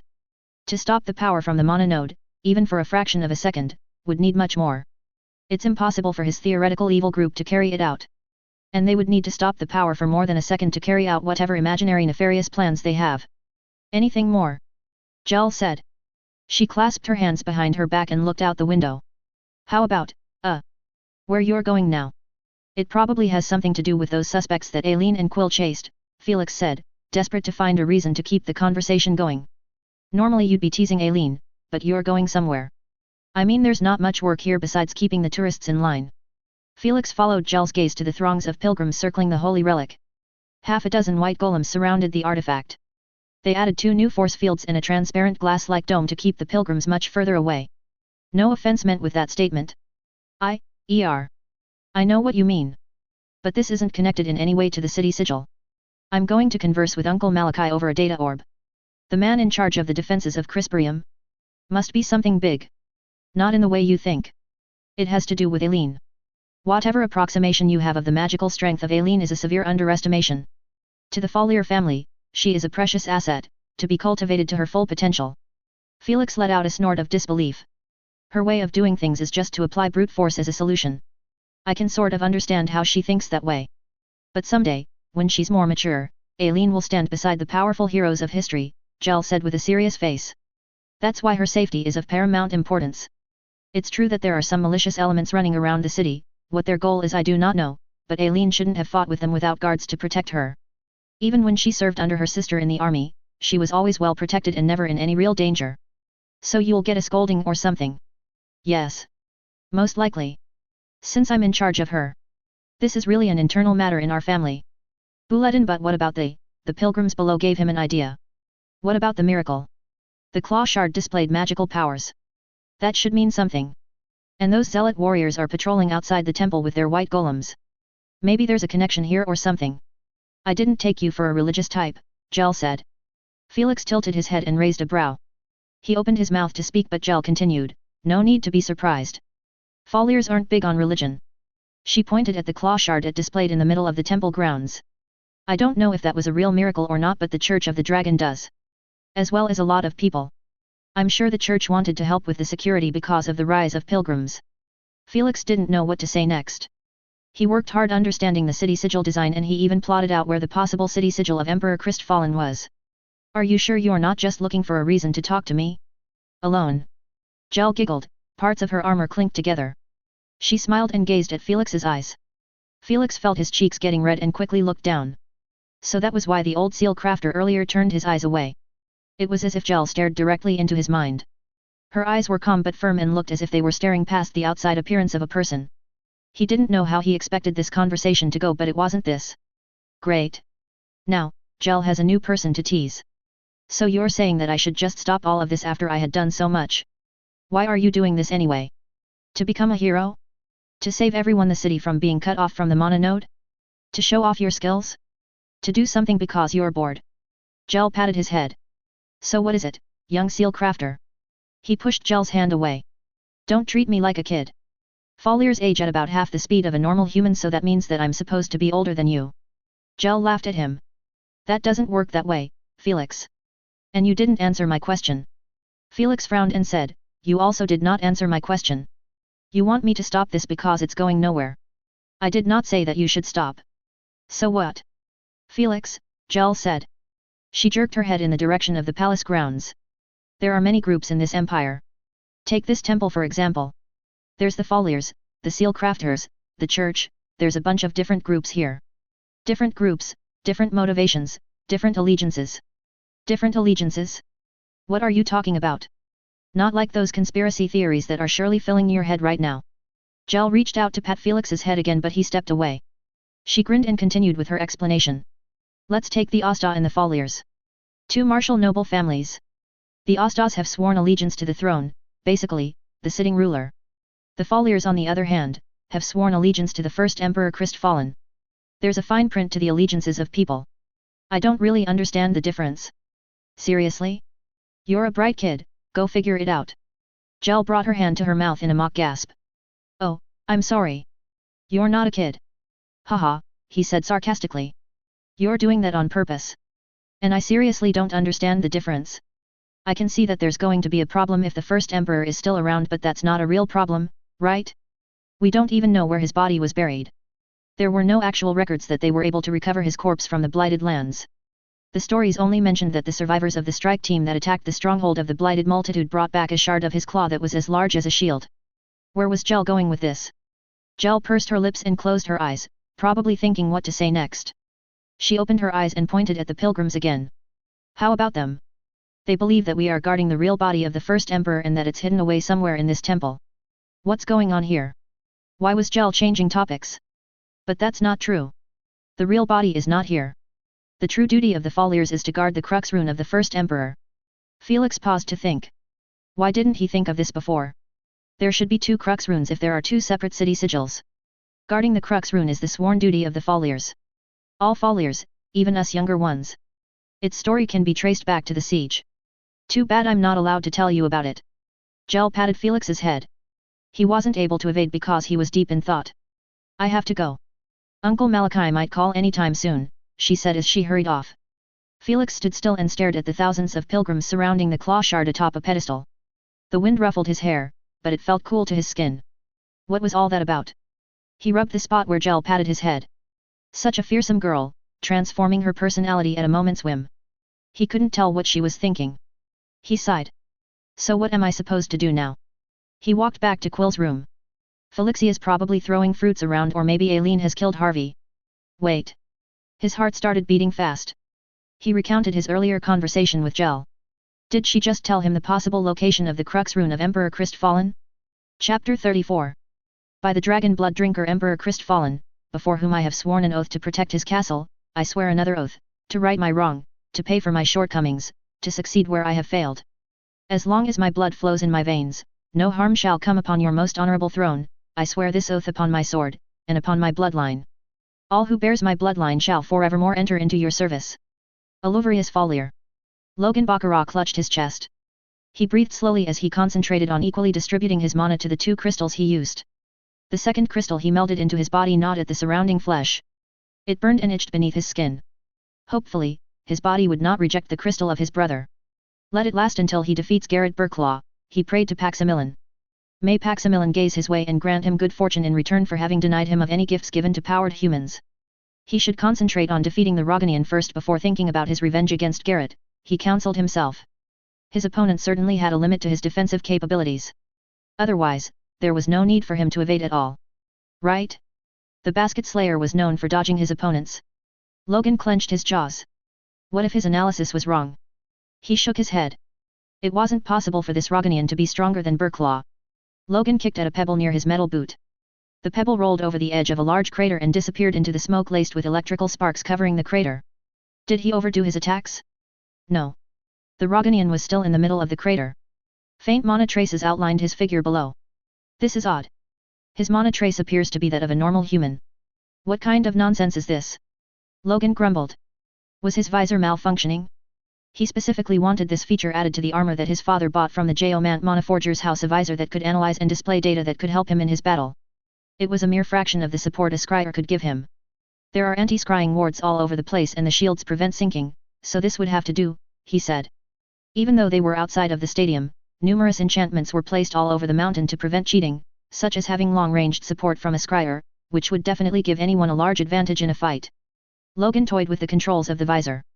The Basket Slayer did not move from the center of the crater. Logan smirked. This next spell should bring him to his knees. 12 men surrounded the crater, evenly spacing themselves. They raised their curved blade and gathered fire essences above the crater. Slivers of mana poured from the tips of their blades, threading through different variants of fire essences, forming a halo of light that floated to the heavens, expanding as it ascended. A smattering of black flames gathered in the center of the halo, barely visible against the blinding light of the halo. The flames sucked in the light, feeding the darkness with the light, growing, blotting out the sun, casting a formless shadow over the crater. The 12 men lowered their swords, guiding the howling dark flames to the crater. Logan tapped at the side of his helmet. He magnified the middle of the crater. Surely, you're not going to make it this easy for me to hit you with this spell. He shifted the modes of the visor, changing how it viewed images. It didn't help much since the smoke and the magical residue of his earlier spells interfered with the detection capabilities of the visor. Switching back to detecting mana traces, the outline of a man standing in the middle of the crater came into view again. Let's end this then, he said. The dark flames swirled into a vortex, solidifying into a black spear. With a flick of Logan's finger, the spear hurtled towards the basket slayer. It burst into a ball of black flames, spilling out of the crater. The surroundings darkened for a moment as waves upon waves of black flames rolled all over the side of the mountain. The flames crashed against the mobile dome shield that followed the fighters as they fought across the peak. After a breath or two, the flames receded, leaving behind a blackened earth, devoid of all life. Grass and trees alike burned away to nothingness. Any animal unfortunate enough to be caught in the flames burst into ashes where they stood. Where is he? Logan said, his cheek twitching, not really expecting his clones to answer. His clones surrounded him. They cast a collective shield to protect him. Most of them were damaged, losing a limb or two, chunks of their bodies burned away. It wasn't a big problem anyway. The bigger problem was that his opponent had vanished. The tremendous force of the attack blew away the smoke covering the crater, it also expanded the crater. However, there was no one inside it. Logan did not let himself be fooled that the basket slayer would be defeated that easily. While he was confident of the power of his attack, especially since he used it in conjunction with the two crystals inside his body, the basket slayer was yet to display his full powers. He should quickly repair his clones. The crystals in his body drew in mana from his armor. Numerous mana gems pumped full with the special mana required by his two crystals were embedded in his armor. He sacrificed his defense in return for a large supply of power. The actual size of his mana pool was nothing to be proud of. Furthermore, the crystals required a special kind of mana. The normal mana that humans produced provides it with only 1/10 the energy that the same amount of special mana can provide. He couldn't find the mana trace of his opponent anywhere. The clones spread themselves out. While he shared their vision, they did not share the capabilities of his visor. He did not want them all to get caught up in whatever counterattack the basket slayer planned. His mockery of his opponent does not mean that he underestimated him. What he disdained was the childish demeanor of his opponent, disrespecting the noble warriors that placed their lives on the line to win honor and glory. Logan leaped up to have a wider view. Jumping backward up the slope of the mountain, he kept his eyes peeled. Nothing, he said. His clones also scoured the ash-strewn earth to no avail. Did I pulverize him? I expected more from him. It appears he was all talk. Beings of cobbled essences held together by mana threads weaved by his crystals, the clones appeared as bright bluish humanoids on his visors. They showed up clearly even though the mountain on which they stood on was on the path of a mana stream originating from the mana node on Crisperium. Besides the constructs, he couldn't spot anything. Did he get out of the dome? That is not possible. I'm certain the shield extends underground. Logan blinked. Underground. Earlier, he couldn't see the flow of the mana underground because the mana of the trees, plants, practically all the living things on top of the mountain obscured it. Now that he burned away all life, he has a clearer, but still a faint view of the veins of the mana that ran beneath the mountain. The basket slayer has a very faint mana signature, it can easily be lost against the backdrop of the mana veins of the mountain. The only possible explanation why he couldn't see the basket slayer was that he was underground. A slight rumbling of the earth broke the lifeless silence permeating the blackened earth. Instinctively, Logan ordered all of his clones to jump. Through the eyes of one of them, Logan could see a fist breaking out of the earth, heading straight for another clone who had just jumped. Logan snapped his head to the location of the clone that the basket slayer was about to hit. The clone couldn't get away in time. The basket slayer's fist caught it squarely in the stomach in midair. Logan gasped as he saw the mana threads connecting the clone to the crystals in chest burned away upon impact. Even stranger, the mana lines of the basket slayer's body momentarily fizzled and disappeared at the same time. The basket slayer lost his mana? Before Logan could order his other clones to come to the aid of their fellow, the basket slayer's body suddenly burst into light, as if it was an exploding bomb. A surge of mana. The light immediately faded back to the faint traces Logan earlier observed. With lost mana replenished, his opponent grabbed the foot of the clone he punched then swung with his might, sending the clone flying back down to earth. Connect. Logan screamed in his mind. At the least, he wanted to dispel the clone destroying it on his own terms rather than letting the Roganian destroy it. The basket slayer landed beside the downed clone and punched it a few times, each time peeling away a layer of essences as the mana threads holding them disintegrated. With each punch, the mana lines of the basket slayer also fluctuated. Logan willed into existence two more clones and tried once again to re-establish connection with the one the basket slayer was pummeling back into nature. TCH, I can't do it once my crystal has lost contact. With one final punch, the clone burst into a cloud of light which shimmered back to the earth and faded. His heart beat faster. So this was going to be a race? Which one will run out first? His supply of special mana or the mysterious defensive spell of the Basket Slayer? Only 1/3 of my supply has been used, Logan said as he checked the display on his gauntlet. That black spear hurt a lot. Basket Slayer said. I never thought all of your clones can use spells. Surprised, Roganian? You are full of surprises yourself, all the Logans replied. Magic in this time is so amazing, the Basket Slayer shouted as he ran from the scimitar brandishing constructs chasing him. The blades whizzed all around him, never getting closer than an arm's length. All of your clones can cast a spell together? Without a seal crafter backup? Is this normal in this time? Why was he talking about this time? Some nonsensical ravings of a monkey, perhaps. But Logan couldn't help but smile because his comical adversary noticed that the clones could cast a spell together without uniting their essence construction through a seal crafter. His past opponents simply though that the spells were cast by one person since, technically, there was only one real person, the rest being clones. Good observation, Roganian, Logan said, his clones repeating his words, meaning what he said with no hint of sarcasm. Others before you thought that my clones here are mere illusions, smoke and tricks. But they aren't. They are individual beings, however, they are devoid of thought. Tough, annoying things, Basket Slayer said. He slowed down, his eyes darting about, careful not get sliced by the furious swords. Logan juggled his consciousness which was divided among the clones. The punches of the black-robed Roganian could theoretically incapacitate every clone he had. He divided his clones into 4 groups and summoned 2 more, the number of his clones has already exceeded the maximum that he could summon when he only had 1 crystal in his chest. You're slowing down so that my clones will get closer, he said in an amused tone.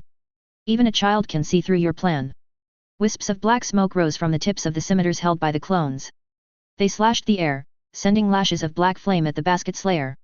Another group of clones continued attacking the Basket Slayer at a close range, limiting his movements, alternating their attacks with the group of clones that attacked from afar. With a burst of speed, the Basket Slayer closed in on a clone and threw a punch. Logan scoffed. He was prepared for this. Another clone pulled back the target of the Basket Slayer. The clone the Basket Slayer was about to miss snorted at him, the latter's fist needed a nudge more to reach the chin of the clone. Through his clone's eyes, he saw the Basket Slayer's wide smile. What? He managed to say in surprise before the Basket Slayer extended his finger and touched the chin of the clone. Logan felt that he lost contact with the clone. Got another one, the Basket Slayer said. He held the clone by the neck. The clone began disintegrating, sending spurts of light essences into the air. Such a fearsome skill, Logan thought. He observed with his visor the Basket Slayer's mana shifting. An ebb and tide. Disappearing then surging back. It timed perfectly with the blasts the breaking off the layers of elemental essences making up his constructs. You don't need to actually punch your target. A mere touch is enough to activate this power of yours. The clone held by the Basket Slayer was no more, like dust blown away by the wind. Yes. The Basket Slayer eagerly nodded, happy that someone understood his skill. All the Logans raised their brow. There was no need for you to punch your opponents. Hey. The Roganian scratched the back of his head. Well, you're right. I didn't really need to punch. He looked down with his brows furrowed. Then he suddenly looked up with a big smile on his face. But I need to get in contact first. A punch is faster than a poke, I guess. He shrugged. What is exactly the effect of your skill? Are you draining mana? No. It's actually funny how this works. It's like black blades drilled out of the earth from each side of the Basket Slayer. Logan had some of his newly made clones tunnel underground to get near his opponent, copying the earlier trick of the Roganian. The blades were a black blur, aiming to skewer the head of the Basket Slayer. Instead of evading, the Basket Slayer caught the blades with his hands. The 2 clones tried to pull back their swords but they couldn't. Logan wasn't fazed. This was all within his calculations. Explode your swords, he mentally ordered the clones. Nothing happened. You seriously need to stop interrupting me.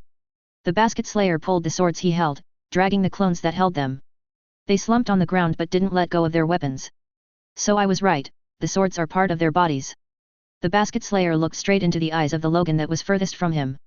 I just need to touch you and this will be over. I'm not finished yet, whispered Logan. He focused on the vision of a clone. Darkness. The same for the other one. He switched back to his visor and checked the position of the clone. The Basket Slayer was busy disintegrating the 2 clones whose blades he caught, eyeing the clones arrayed before him. Now. 2 more clones concealed underground launched their attacks. They were behind the Basket Slayer. Shrugging off the dirt on their clothes, their scimitars held high, they leaped in an arc across the air. Their swords descended swiftly. Black hissing lightning sheathed their bare blades. In Logan's vision, the basket slayer hasn't even turned back. Suddenly, the vision of one of the clones turned upside down. The clone careened off into the air, bouncing off a protruding rock. What? Logan mouthed, the words caught up in his throat. Hat. This was why I was standing in the crater earlier even though you were casting that huge spell above me. I was surprised that the restraint runes were weakening, the basket slayer said casually. Lots of surprises today, hey. Logan pressed his lips together. Another surprise. One of the clones that came up behind the basket slayer for a sneak attack dangled above him. A thick scaly tentacle coiled around its body, locking its arms by its side. No, not a tentacle. A tail. A deep vivid blue tail with large uneven scales stretched all over. The tail squeezed the construct until it burst into a shower of light. Is this your forge spirit? Strange. The basket slayer didn't invoke an aspect of his beast stone. No visible indication of invocation. The tail just spurted out. It's not my forge spirit. I honestly don't know what you are talking about. The basket slayer turned to look at his tail slowly retracting back into his body. He then showed his back to Logan and the clones. I can't quite see. Is there a hole near my butt? My tail got out so there should be a hole. Your robe is a surprise as well, Logan said. I know its defensive capabilities are immense, but its other effects are not very apparent. The robe sewed itself together again, like skin healing very rapidly. Good thing there's no hole, anymore, the basket slayer said, smoothing the back of his robes. My robe stretches when I expand myself so I thought it would also allow some light transforma. Hey, you're attacking again while I'm speaking. Logan didn't care for the protests of the basket slayer. Another group of his clones hung back from the fight and has already constructed a containment spell to trap his opponent. Two groups, the melee and the ranged group, was supposed to drive the basket slayer to the location where the trap spell was being set up. The group that attacked from underground bought time for the containment spell to activate. All of his clones carried out his plans beautifully. You're trying to catch me again. 4 clones each summoned a colossal triangular barrier. They rose from the ground, converging high above, gradually forming a pyramid to trap the basket slayer. The erecting triangles shimmered into tangibility as the barrier was being completed. It was glass-like with a golden shade. Not this again, the basket slayer said, rolling his eyes. Logan couldn't help but smirk. Plan after plan stacked delicately on top of each other. Preparing for all circumstances, even the ones that he wasn't expecting. He certainly did not expect the Roganian to sport a tail. His beast stone was probably from a reptilian-type beast. He wondered what other secrets the Roganian was hiding. The basket slayer crossed his arms over his chest, grabbed his shoulders, and crouched down. A shudder passed through his body. Several thorns appeared to be growing out of his back, attempting to tear through his robes. 2 large spikes burst through, growing longer and thinner. The spikes fanned out, revealing several thin elongated fingers folded inside it. The fingers extended while a leathery cover connected them. Wings. Logan said, taking a step back in surprise. His eyes darted to the top of the pyramid barrier. It still hasn't finished congealing. He knew what the Roganian planned to do next. The basket slayer roared as he spread his wings. With one mighty flap, he sped up to the skies. The top of the pyramid barrier was its weakest point since the spell hasn't finished locking down. Logan raised his visor to rub his eyes. He put it back down but his vision was a bit blurry. He took out an ampoule from a pouch attached to his belt. He unscrewed its cover, revealing a needle at the end. Necessities, necessities, he muttered as he jammed the needle into his neck through a gap between his helmet and his armor. Keeping his attention on the battlefield, he continued taking out ampoules and injecting himself with mind enhancers. All the clones took a heavy toll on his brain. He already planned for his next moves. His eyes followed the Roganian dart up, with enormous cobalt claws stretched out before him. Claws? The basket slayer clawed at the air, sending rippling energy slashes at the barrier. He sped up and crashed into it, shattering it into thousands of golden shimmering pieces. You're not getting out that easily, shouted Logan. An enormous fireball waited for the Roganian as soon as he broke out of the barrier. The basket slayer continued speeding upwards, ascending towards the fireball. He laughed maniacally as he tore through the fireball, causing it to explode. Logan felt a bead of cold sweat ran down the back of his neck. He was certain he wasn't nervous. It was probably due to the substances he ingested. He fiddled with his visor to get a reading on the basket slayer. A cloud of smoke floated where the Roganian collided against the fireball. The mana trace of the basket slayer showed up clearly. The outline of his body was still faint but his wings and claws showed up brightly. Logan didn't have time to spare to think why this was so because his opponent flew out of the cloud. Tucking his wings close to his body, the basket slayer dove down with his eyes set on a clone. All the other clones tried to shoot him down but he sped past the flames, snatching one of them and climbing steeply back up in the air, as he ripped apart his prize.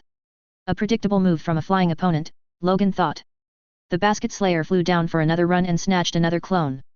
Elemental essences littered the flight path of the Roganian as he disassembled yet another clone. Logan scanned the surroundings with his visor to check the levels of essences. The levels of fire essences were abnormally high. It was due to the numerous fire spells cast by the clones. They kept on extracting fire essences from nature, creating a sort of vacuum, making fire essences from other parts of the mountain flow to their location. Time to test my plan, Logan said. He gnashed his teeth as the crystals inside his body produced mana threads that would primarily use fire essences to make new clones. Sweat running down his brows made Logan raise his visor so that he could wipe it off. He allowed himself a smile as new clones materialized. I'm going to catch all of your clones then catch you, the basket slayer shouted playfully. He closed in on a lone clone that struggled to evade him. As his claws neared the clone disappeared. A surprised Roganian flapped his wings rapidly to fly up, apparently suspecting a trap. Oh, you're dispelling them before I catch them? That would cost you mana just the same, he said. Logan knew that. But he had something else in store for his adversary. He let the basket slayer catch another clone. He sneered as he felt his connection with the clone cut off. This makes the mana cost efficient, Mr. Basket Slayer, all of the clones said as the clone the basket slayer captured exploded in his hands. Hey, I get it, the basket slayer said as he flapped his wings to clear the smoke. You turned them into bombs. Fire spells that would go off once I cut their connection with you. All the Logans laughed out loud. Impressive deduction, Roganian monkey. Or whatever beast you have inside your body. Logan checked his supply of special mana. About a third remaining. More than enough. He was sure that the basket slayer would fall before his supply ran out. Care to try that again, he challenged his enemy. Nah, I'd rather not. The basket slayer flew higher while examining the grounds. If I go for your clone, either they disappear and you replace them with those exploding things, or they explode, and then you replace them. You could make this easy for me and just stay still Roganian so that I could shoot you down. Then it's time for me to use my ranged attack. You don't have a ranged attack. Alright, fair enough. The basket slayer cracked his neck. Or, he said, I could just go for you. You are welcome to do so. A group of Logans ran away from the basket slayer. The basket slayer beamed as if someone invited him to play. He flew after them, weaving across the air to avoid the black flames they shot at him. Increasing his speed, he spread his claws, ready to latch onto the real Logan. The Logans looked back at him with smirks all over their faces. How dumb are you to fall for such an obvious trap? Black lightning spiked out of the ground, hitting the basket slayer. It wasn't a strong spell, but it was sufficient to momentarily stop him. All the other clones pointed their swords downwards. Their swords shot out powerful flames, propelling the clones towards the basket slayer. Logan saw the basket slayer cover himself with his wings before the clones covered him. Explode, Logan said in a grim tone. The clones disconnected themselves from Logan. Shockwaves reverberated across the mountain. Logan's visor automatically adjusted the brightness so that it wouldn't blind him. The other clones spread out in other parts of the mountain saw nothing but light. Glancing once again at his supply level indicator, he laughed weakly. I'll fight until my power is depleted. He had more traps laid out by other clones. He could win this. Out of the smoke flew off a smoking black shiny ball. The ball opened up, revealing the basket slayer inside it. Logan could see him muttering something to himself. His wings were different. It was more like black overlapping metallic plates arranged to have a streamlined feature. I really don't like this wings, the basket slayer said offhandedly, in a loud enough voice for Logan to hear. Monster. The word popped inside Logan's mind. This man was as much a monster as Garrett Burklaw. His throat was dry. He swallowed his spit as he observed the Roganian morph his wings back into its blue form. Plans upon plans, he reminded himself. It wasn't over yet. The basket slayer dove down again and chased after his prey. What a simpleton, Logan scoffed. The Logans headed for the next trap. New clones appearing to help them as they ran. Suddenly, the basket slayer pulled up and skyrocketed upwards. All the Logans froze in place and stared up in surprise. Logan suspected that the Roganian was about to use some other secret skill. But the basket slayer did nothing except float high above the clones. He had an impassive face as if he was regarding plants growing, compared to his earlier playful expression. He slowly descended the earth in an upright position. Each flap of his wings brings him gradually lower. What is he doing? Logan was a bit unnerved. No matter. He needed more clones to set up more traps. The basket slayer snapped his fingers. It echoed throughout the mountain. Logan stood still, carefully observing what his enemy would do next. The basket slayer slowly turned to face Logan, his mouth curving into a smile. Logan clenched his jaws. Should he run? His heart beat faster and faster as if it was going to burst out of his chest. The Basket Slayer said something that he couldn't hear. But he had a close-up view of the Basket Slayer and could read his lips. The Basket Slayer said, "Found you." The Basket Slayer spread his wings and veered off towards Logan. "Is this the end?" Logan said weakly as he steeled himself for pain. The next thing he knew, he was bouncing up the side of the mountain. "Clap, clap, clap," the Basket Slayer said, in sync with each clap of his hands. He flared his wings and landed near Logan. "Insanely brilliant plan. Too bad you messed up." Logan tried to get up but the pain stopped him. His armor wasn't meant to take such a blow. The armor's last act before shutting down was to shoot him full of adrenaline to keep him awake. Blood flowed from a gash on his head, down to his right eye. His helmet has flown off as he bounced up the slope. He couldn't even turn his body because some rocks weighed down on him. Putting weight on his arms to get up was out of the question. He managed to chuckle at his situation. This was not good. The Basket Slayer laughed along with Logan.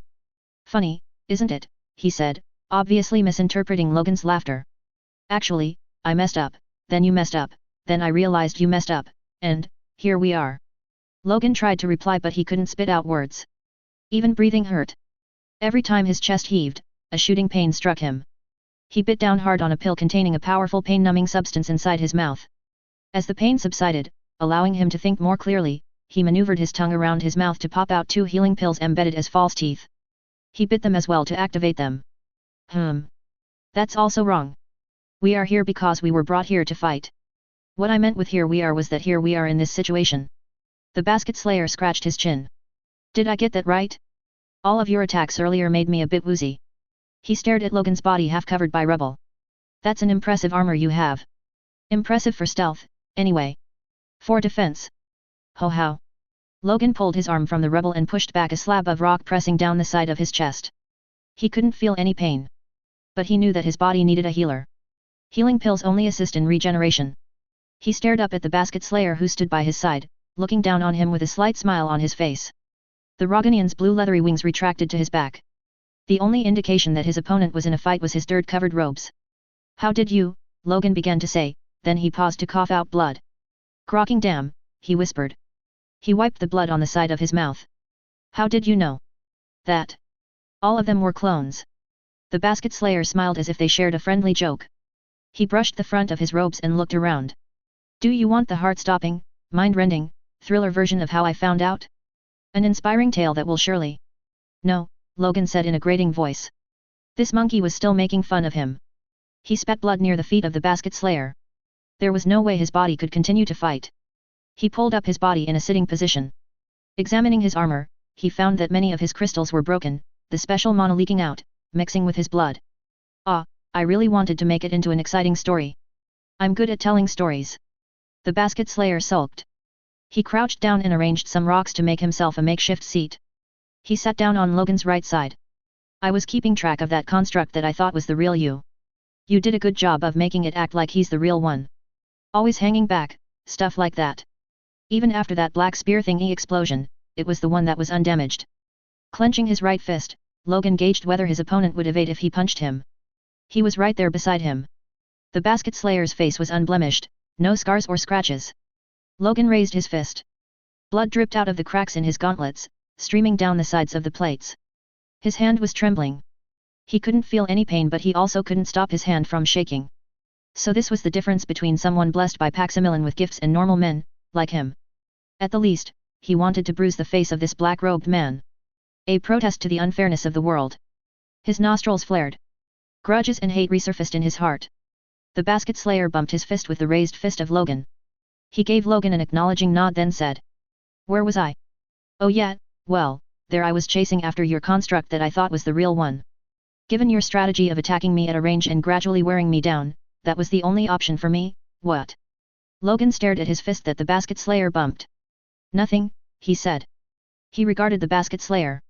The Roganian was animatedly explaining how he chased down the fake Logan, his hands imitating flapping wings and flying around, making swooshing sounds.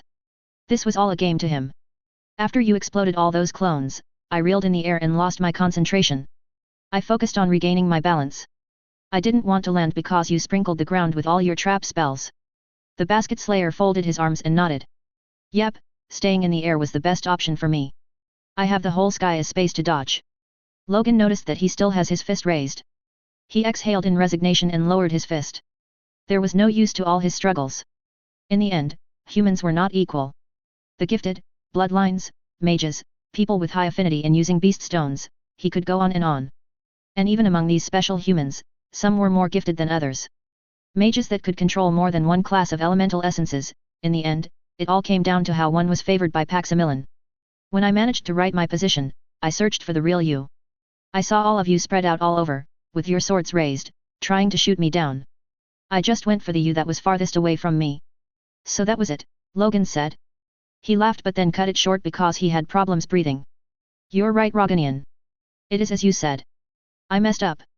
Too many clones, dispelling them, materializing them somewhere else, casting joint spells, laying down traps, maintaining the facade that one of them was real, it was too much for his consciousness. I messed up first, the Basket Slayer said with a shrug. Logan understood what he meant. The one the Basket Slayer targeted was not the clone who was pretending to be him. Logan didn't notice the mistake committed by the Roganian. All his clones shared their vision with him. In the confusion of managing all the clones, he assumed that the clone who saw the Roganian coming for him, swooping down from the sky with fists poised to punch, was the one pretending to be a real person.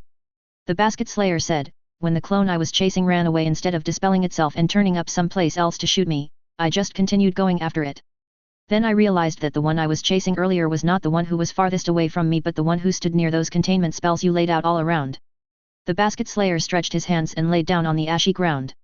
I mean, why would the real you stand away from the spells you meticulously laid out to protect you? And it wasn't a trap. It's kind of dumb to make yourself as bait when the moment I catch you, this is over. And how did you find me? No, I understand, Logan said. He grabbed a clump of earth. His trembling hand sprinkled the ashes he held, letting them slip through the gaps of his fingers. Yes, the Basket Slayer said, his eyes following the falling ashes. You burned away all the plants. I didn't notice it immediately because the mana vein under the mountain obscured it. But once I realized the real you were someplace else, then I knew I should just follow where the mana threads making the constructs came from. Is that so? I never imagined I would lose this way. Before you burned away all the plants, it looked like your clones were just popping out of thin air. Logan turned his head to face the city of Crisperium. If he wasn't the one who lost, if he was only a spectator, this fight would have been laughable. Somehow, he appreciated how the mind of the Roganian worked. No. No, that wasn't it. His plans were better than whatever the Roganian could come up with. He lost simply because his opponent has an inhuman affinity with his beast stones, even growing wings and a tail. Wait. The Roganian said that he saw the containment spells? They weren't activated yet. Which meant that he was purposely letting himself get caught by the suiciding clones. Why would he do that? Logan frowned as it dawned upon him. This liar. His black-robed opponent already knew that all the clones were fake. He wanted to say something about it but closed his mouth. Then he shook his head. It's unfair, he said softly. Unfair? What's unfair? Everything, Logan replied. The monodome above them shifted to a translucent bluish shade and started to crumble. No, it was more akin to melting ice. The mages outside were dispelling all the enchantments surrounding them. What can a normal human do in this world with bloodlines? Elemental humans, normal humans are an inferior race. I'm happy with the developments these past, several years. I can't find discrimination or oppression between normal humans and not so normal humans. Nothing apparent anyway. The Roganian sat up straight and dusted his hair. He stirred up a cloud of ash. It drifted Logan's way, making him cough. Sorry about that. Anyway, when you compare the situation now to the past, this is obviously way better. Maybe it's because of religion? Preaching oneness and everything like that. Religion? I believe in Paximilon, however, that does not equate to my acceptance of the inherent unfairness of this world. Paximilon favors some. That is a fact. Logan didn't fully understand what the Roganian was talking about. And he didn't really care about the views of the Basket Slayer. Those who have cannot understand the plight of those that don't. We have to work harder than everyone else to match them. To match you, Logan said. And we can't. We can't. The Basket Slayer did not answer immediately but just stared up at the sky. I'm assuming you're rich. Being able to afford all that equipment.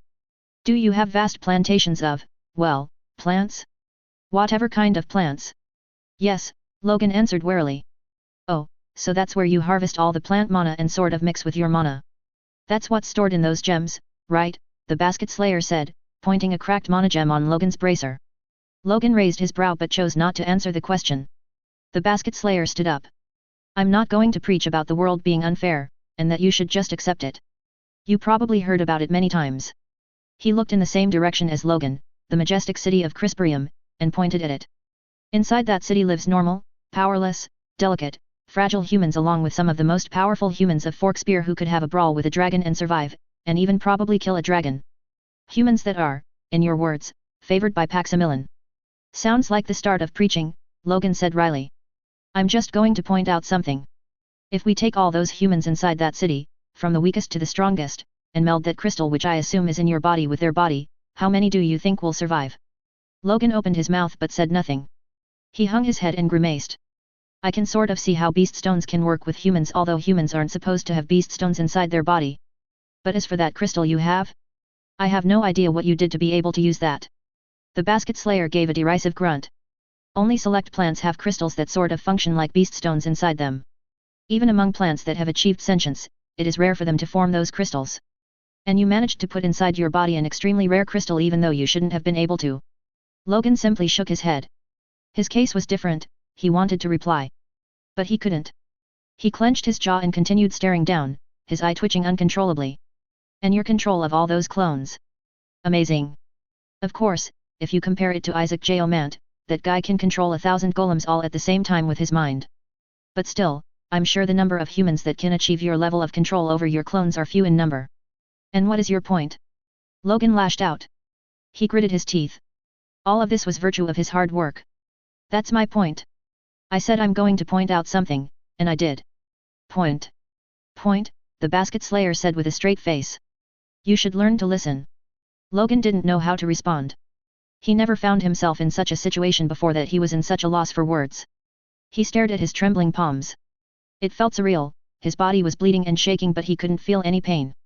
And he was being lectured by the type of person he hated the most. You shouldn't feel too bad. Given my skill, I'm sure you can see why I'm very annoying in one-on-one fights. That's another reason why I chose to enter this tournament. And you're the one who came the closest to beating me.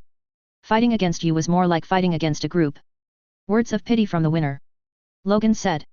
I have no use for such, he spat. The basket slayer merely chortled in response. I have seen a flower that replicates itself. Kind of like how you make your clones. Fields of white flowers and only one of them was real. A sea of white frills. Logan held his breath. Impossible. His brother along with their adventurer team had gone through hell before they found it. They came to know about this legendary flower through the most obscure of references, dying tales left forgotten in the bowels of forbidden archives. How could this basket slayer know about it? I'm surprised when I saw a flower like that. Especially given the place where it was growing, the basket slayer said. It made me happy, to behold such a beautiful sight before, let's just say, rested, for a very long time. Logan understood the first statement of the Roganian. However, the next part of what the basket slayer said was nonsensical to him. I don't know what you're talking about, Logan said, facing the basket slayer with a defiant face. The two of them stared at each other before the basket slayer broke the silence. The world is unfair. You're right about that. The basket slayer waved at the mages who were flying around, deconstructing seals. Two white-robed mages entered the disintegrating dome followed by a globule containing people dressed in white, tight-fitting clothes. All of them had an emblem of clasping winged hands on their chests. Another thing you're right about. I didn't really need to punch people, he said with an embarrassed grin. Healers. Finally. The bubble holding the healers flew towards their direction. Logan tried pushing off the ground to stand up but his hands didn't have the strength. His legs also shook as he attempted to straighten them. Grok this. If he could feel pain, he was sure that he would be writhing on the ground. No need to curse, I never knew your name. My name is Aya. Just Aya. That's the name given to me by my first master. What's your name? Logan cocked his head and examined the basket slayer from head to toe. His opponent has given his name, he should also give his. Not giving a reply would be petty and immature even if he doesn't respect the basket slayer. My name is Logan Bac. Aya stooped down and pointed his finger in between the eyes of Logan. This is for interrupting me earlier. Wah. Poke. Aya's basket, with the silver cup he's also claiming as his nestled inside it, waited for him on a clump of grass at the foot of the mountain. That was an entertaining fight, he said with a contented sigh, bending down to get his basket. Too bad I had to use more beast blood to weather all that damage. I wonder where's a good place to replenish my stock. After taking control of the mana node, he spent the next few years collecting blood from various beasts across Forkspear. But he wasn't alone, he had the help of the dragon's chosen Gisela de Chanterelle, recognized as the most powerful beastmaster of her time. At that time, he already had the blood of the dragons that once lived on the crystal mountain on top of the mana node. It could be said that at the time before the siege, he was at the peak of his power. In his battle in the Blighted Lands, he used up most of the blood he stored inside his body. The siege, he said, his voice trailing off. I wonder how they fared against the Blighted Multitude.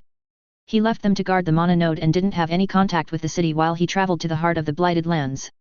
It all turned out for the better, I guess. He slowly shook his head. Not really. He was alive. Which meant that his spell failed, not that he had high hopes for it succeeding anyway. So, I just bought 500 years, it seems. He sat down on a small mound and gazed up at the mountain. 500 years, huh? Why do I feel tired even after sleeping for a long time? He closed his eyes. The wine's ruffled sleeves and the hem of his robe. It felt cool on his face. The clouds partially hid the sun, it was just the right amount of warmth. If he could just sit here forever. I could become a monster guarding a cave full of treasure. I already have my basket and my cup to hide in it, I'll go look for other stuff to add in, he said with a sad smile. Guarding a treasure. Just like what the dragons did with their mana node. Proud beasts, those dragons. He saved a small part of their blood in his body. Each dragon whose blood he drank still lived inside him. Oh yeah, he said with a snap of his fingers. Staring at the mountain reminded him of something. I still need to keep my promise with those dragons. Congratulations, a voice boomed out. After turning around, Aya saw that it was one of the people that brought Logan and him to the mountain. Truly amazing fight, Mr. Basket Slayer. He was accompanied by a group of mages who were applauding, they floated down from the sky. Thanks, Aya said. He stood up. It was time to return to the city. He still had lots of copying to do. Time was of the essence, especially since the restraint runes were weakening. The nearing upsurge probably had something to do with it. The time to leave the city was coming near. He wondered if he still had enough mana parchments. My colleagues here will fly you back to the city. No need to exert yourself. The man looked up at the blackened part of the mountain and frowned. We have plenty of restoration to do here. He then smiled at Aya and winked. I hope that your match with Sir Burklaw won't cause this much damage to the mountain. I hope that as well. Especially since he was low on his stocks. He doesn't plan to drain the blood of dragons to the last drop and he can't use void magic. This way, sir. The mages made a magical bubble and gestured for him to get inside. He shrugged as he stepped in the bubble. He'll figure something out at the actual fight. He always does. It's another matter if it would work. Chapter 35. Blight creatures always have grotesque, illogical appearances evidently forsaken by the everlasting god of all existence, Paximilon. Classification systems have been around for centuries, intent on giving order to the chaos that is the blighted multitude. A significant difficulty in classifying them is that there are people who perceive them differently. A normal person, if asked to draw one of these abominations, can make a sketch which other people would readily agree with. However, while 1,000 people may say that they are looking at a blight with dozens of bladed tentacles, one might say that he actually sees a formless dark blob.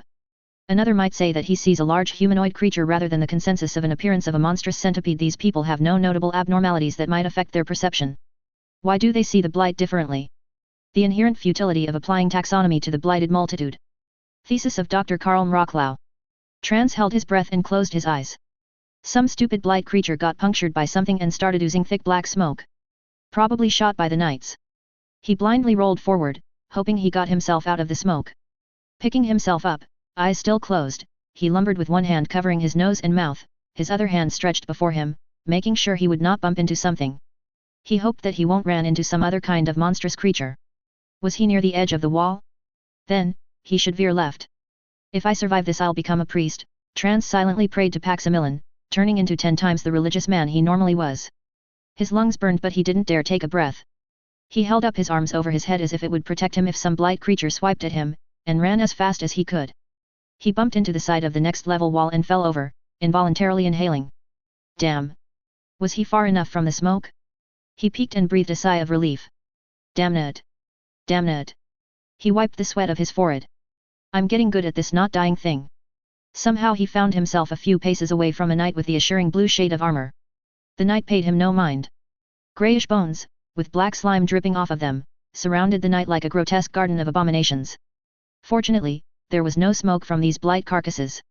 Perhaps only that blight creature with an enlarged abdomen and spindly branch-like legs spewed out the dangerous-looking black smoke. Trance looked around to make sure that no blight creature was coming for them. There were some knights fighting blight creatures in the distance, near the end of the stretch of wall connecting to one of the formidable towers. Satisfied with the relative safety, he unslung his hammer attached to his waist. It was slotted with 3 high-quality monocrystals, double-headed with multi-layered preset seals on both sides, along with a handle customized to synchronize with his thoughts at 5 times the level of his previous hammer. With such a treasure, he felt like he could make a devastator armor or not. Maybe in his dreams. Hello, Sir Knight. Trans cautiously called before walking closer. No one has given him a lecture on how to address the Knight followers of Lord Jaguar. Actually, no one gave him a lecture on the protocol that field monoforgers were supposed to follow. He rubbed his eyes. They slightly teared up from all the dust flying around. He waited if the Knight would respond to him. During the time he became a member of their group, the Knights ignored him. Almost everyone ignored him. The personal attendants of the Knights would be the ones to hand the equipment of their master to the head smith. The latter, in turn, gave him his assignments. Trans had participated in 3 of these practice fights and not once did the Knights even acknowledge his presence. It seemed like that wasn't about to change anytime soon. The Knight he addressed carried a silver lance with elegant golden runes engraved in a spiral design along its length. A crackling electric coat veiled the weapon, reaching up the arm of its wielder. He waved awkwardly at the Knight, then hastily put down his hand. The Knight faced his way and pointed the lance at him. Wait. Sorry, didn't mean to disturb you. Trans said, raising his arms and walking back. I just want to do my job. He showed his hammer. The Knight did not move the lance, instead, the runes on the lance started to glow. What was wrong with the people here? This was beyond hazing the new guy. Trans gripped his hammer tighter and, with a moment of insanity, considered swinging the hammer at the lance when noticed something on the armor of the Knight. A hideous reflection danced on its shiny surface. Trans immediately ducked. A beam of light shot from the tip of the lance, passing over Trans, singeing his hair. He lost his balance and fell on his butt. Shrieks behind him told him that the Knight hit several blight creatures. How did they get so close to him without him noticing? They weren't there moments ago. A smoking pile of flesh and several severed hands were what remained of the grubs that came up behind him. They're so fast in climbing up the wall. What's the point of walls? He grumbled. The Knight approached the corpses of the creatures. Many thanks, Sir Knight, Trans said. As the Knight passed by him, he noticed that there was a small shield attached to the wrist of the Knight. He frowned. A shield? Why would the Knight have a shield when fighting against the blight? The Knight carefully picked apart the remains of the grubs with his lance, as if he was interested in them. A hissing sound followed by a rapid rhythmic clinking made Trans freeze in place. Groof shit, he said. 3 large centipede-like creatures shot up from the edge of the wall. Their bodies arched menacingly and they clicked together their sickle-shaped legs that earned them the name of slicers. Trans did not even have the opportunity to think that he should run away before the slicers dove for the Knight, like a scorpion tail whipping forward. The Knight drew his sword and made several slashes. They were nearly invisible to Trans, he only saw glints of metal dancing in the air. The slicers drew their upper bodies back as the Knight calmly sheathed his sword. Black blood, or what Trans assumed was blood, spurted from the legs of the slicers. The curved blades at the end of the legs were severed by the Knight. The 3 hissed at the Knight but were interrupted as the Knight blew away their heads using the lance. The shield wasn't a shield after all. It's gathering mana, Trans said with a gasp. The circular object was covered with a cloud of light particles. The particles rapidly spiraled into the crystal like a sink full of water being drained. The Knight walked away from him.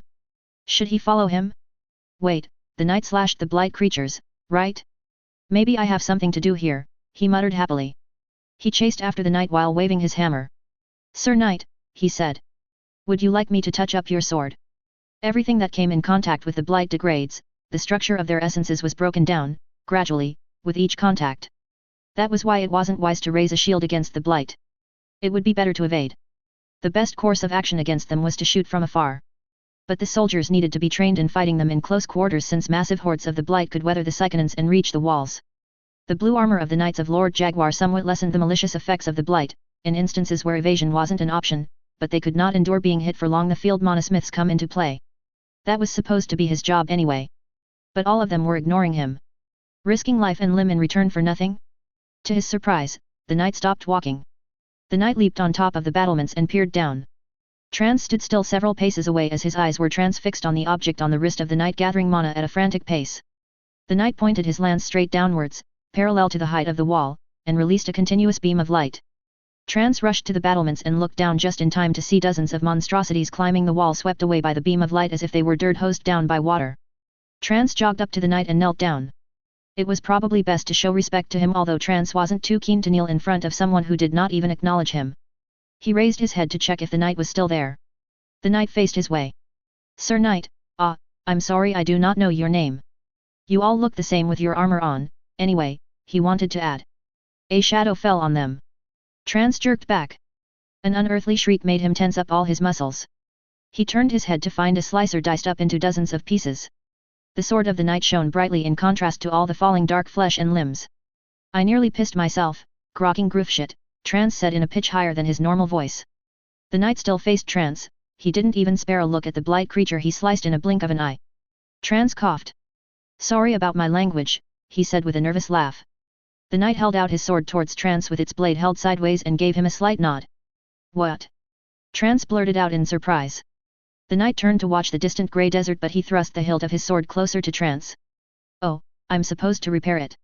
He blinked a couple of times before coursing mana to his eyes. Blue seals projected in front of his eyes, allowing him to accurately pinpoint the places where the essence structure of the sword has deteriorated. He chuckled and attempted some small talk. So, how long have you been a soldier? The knight did not respond. Trance sighed inwardly.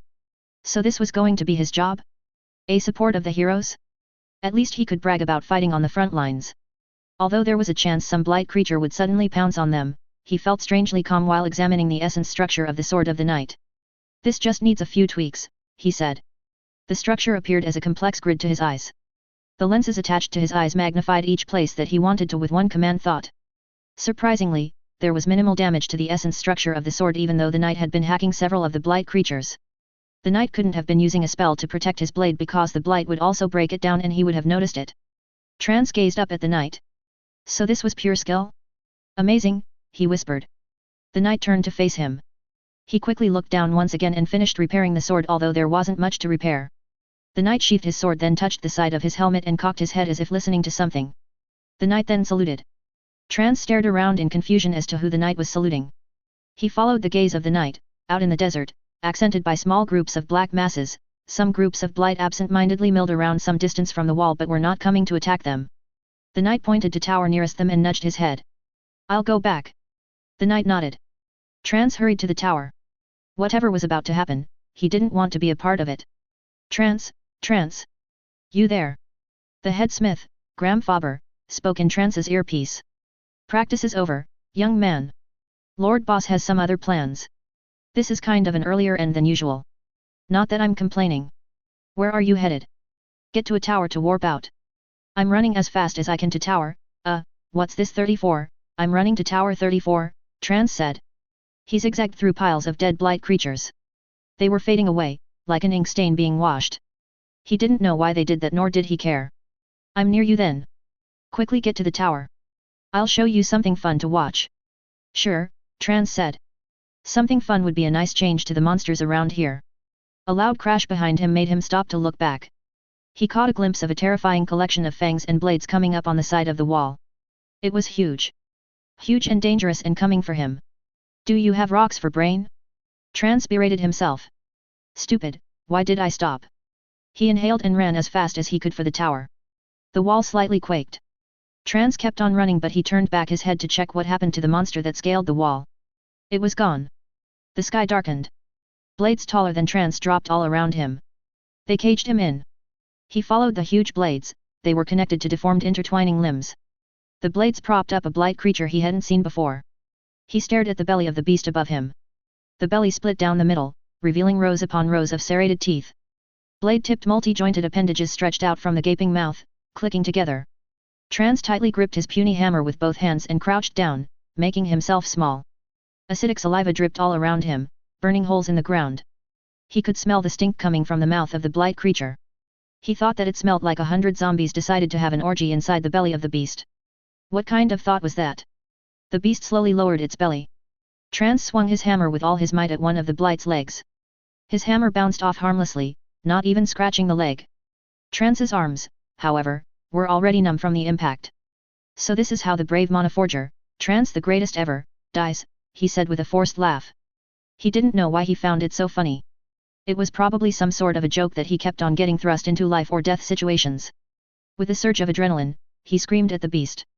If he managed to injure the beast, he would probably get some award even if he died. Surely, the government would give some assistance to the family of the stupid Monoforger who perished fighting the blight with a hammer. He clenched his teeth and then swung his hammer upward, overloading it with mana charge. The blight creature suddenly stood back up to its fall height. Trance missed the mouth, which instantly closed, and stumbled towards the bladed legs. Before he hit its sharp edges, the monster stepped forward, leaving an opening for Trance to roll through. What happened, he said. Did I just throw myself at its mouth? The monster took a few steps then suddenly sped up. It scuttled towards the tower near it. Then something hit it with such force that it tumbled towards the edge of the wall and fell. You all right there, lad? Graham threw his hammer into the air and caught it with a sling attached to his belt. I'm alive. I suppose so. You don't look like a ghost to me, Graham said as he pulled Trance up. Not that I've seen a ghost. That's the closest a blight got to me. Graham put an arm around his waist and heaved him onto his shoulder. Hey, I can walk. This is faster. Graham skipped to the tower, moving at thrice the speed Trance ran before. Red monolines formed geometric patterns around his legs. Trance stared at his hands while Graham carried him. Hey! I'm alive. I hope so. Lord Boss will get angry if we let you die. Trance laughed in relief. He rubbed his face with his hands. Did you hit your head? Graham said. We better get you checked later. No, I'm fine. Here we go. Graham slowed down as he neared the tower. Trance twisted his body to look at the front. A glowing blue hexagonal-shaped plane appeared. Graham stepped on the plane and both of them were teleported into the tower. Inside the tower, Graham dropped Trance on the floor. Quickly, follow me or we'll miss the light show. Light show. Trance picked himself up from the floor. There were several soldiers around them. They cast curious looks at him. Just follow me. I reckon this is the first time you will see this. Trance followed Graham up a couple of floors into a spacious room. It was filled with people working on their data ports. A floating circular projection occupied the space above them. One chair, more like a throne, was elevated above them. The man sitting on it could reach out and manipulate the spherical projection. He had a bored air around him. His squinty eyes focused on Graham and Trance and they entered the room. Graham bowed, pulling Trance down with him. The man on the elevated chair gave them a wave. Best to pay respects to the master of each tower, Graham said, even though, technically, they hold no power over us. It's not like we're going to do something illegal here. Just be respectful to them. Masters of the towers are absolute lords of their domain. Graham pointed to the projection floating above them. Watch this. Trance focused his eyes on the floating sphere. It was a blur of images, not really showing a specific picture. As Trance stared at the sphere, he felt like he was sucked inside. He had a clear view of the desert outside. It was as if he was on top of the tower. No, it wasn't like that. Everything around him was smaller. Did he turn to a giant watching over the desert? Then it finally dawned on him. He was watching what the tower could see. There were more blight creatures near the wall than he earlier saw. They moved in groups of about 50 creatures each. They weren't specifically aiming for the wall, more like wandering around. However, when they neared the wall, they would suddenly charge and climb it. The Blue Knights of Lord Jaguar along with the Black Knights of the armies of the West System were clearing the walls. Some of them even went down the wall and drove away the groups of blights wandering close by. A beam of light shot out of the chest of Trance. He gasped in surprise. Surprise turned in amazement as more beams of blue light shot forth out of him, vaporizing the clumps of blight, even the ones in the distance. It was the tower shooting at them, he realized. This is so cool. The beams of light cut down even the giant blight creatures. One of them had its head blown off. It fell on its knees then slumped on the ground with a mighty crash.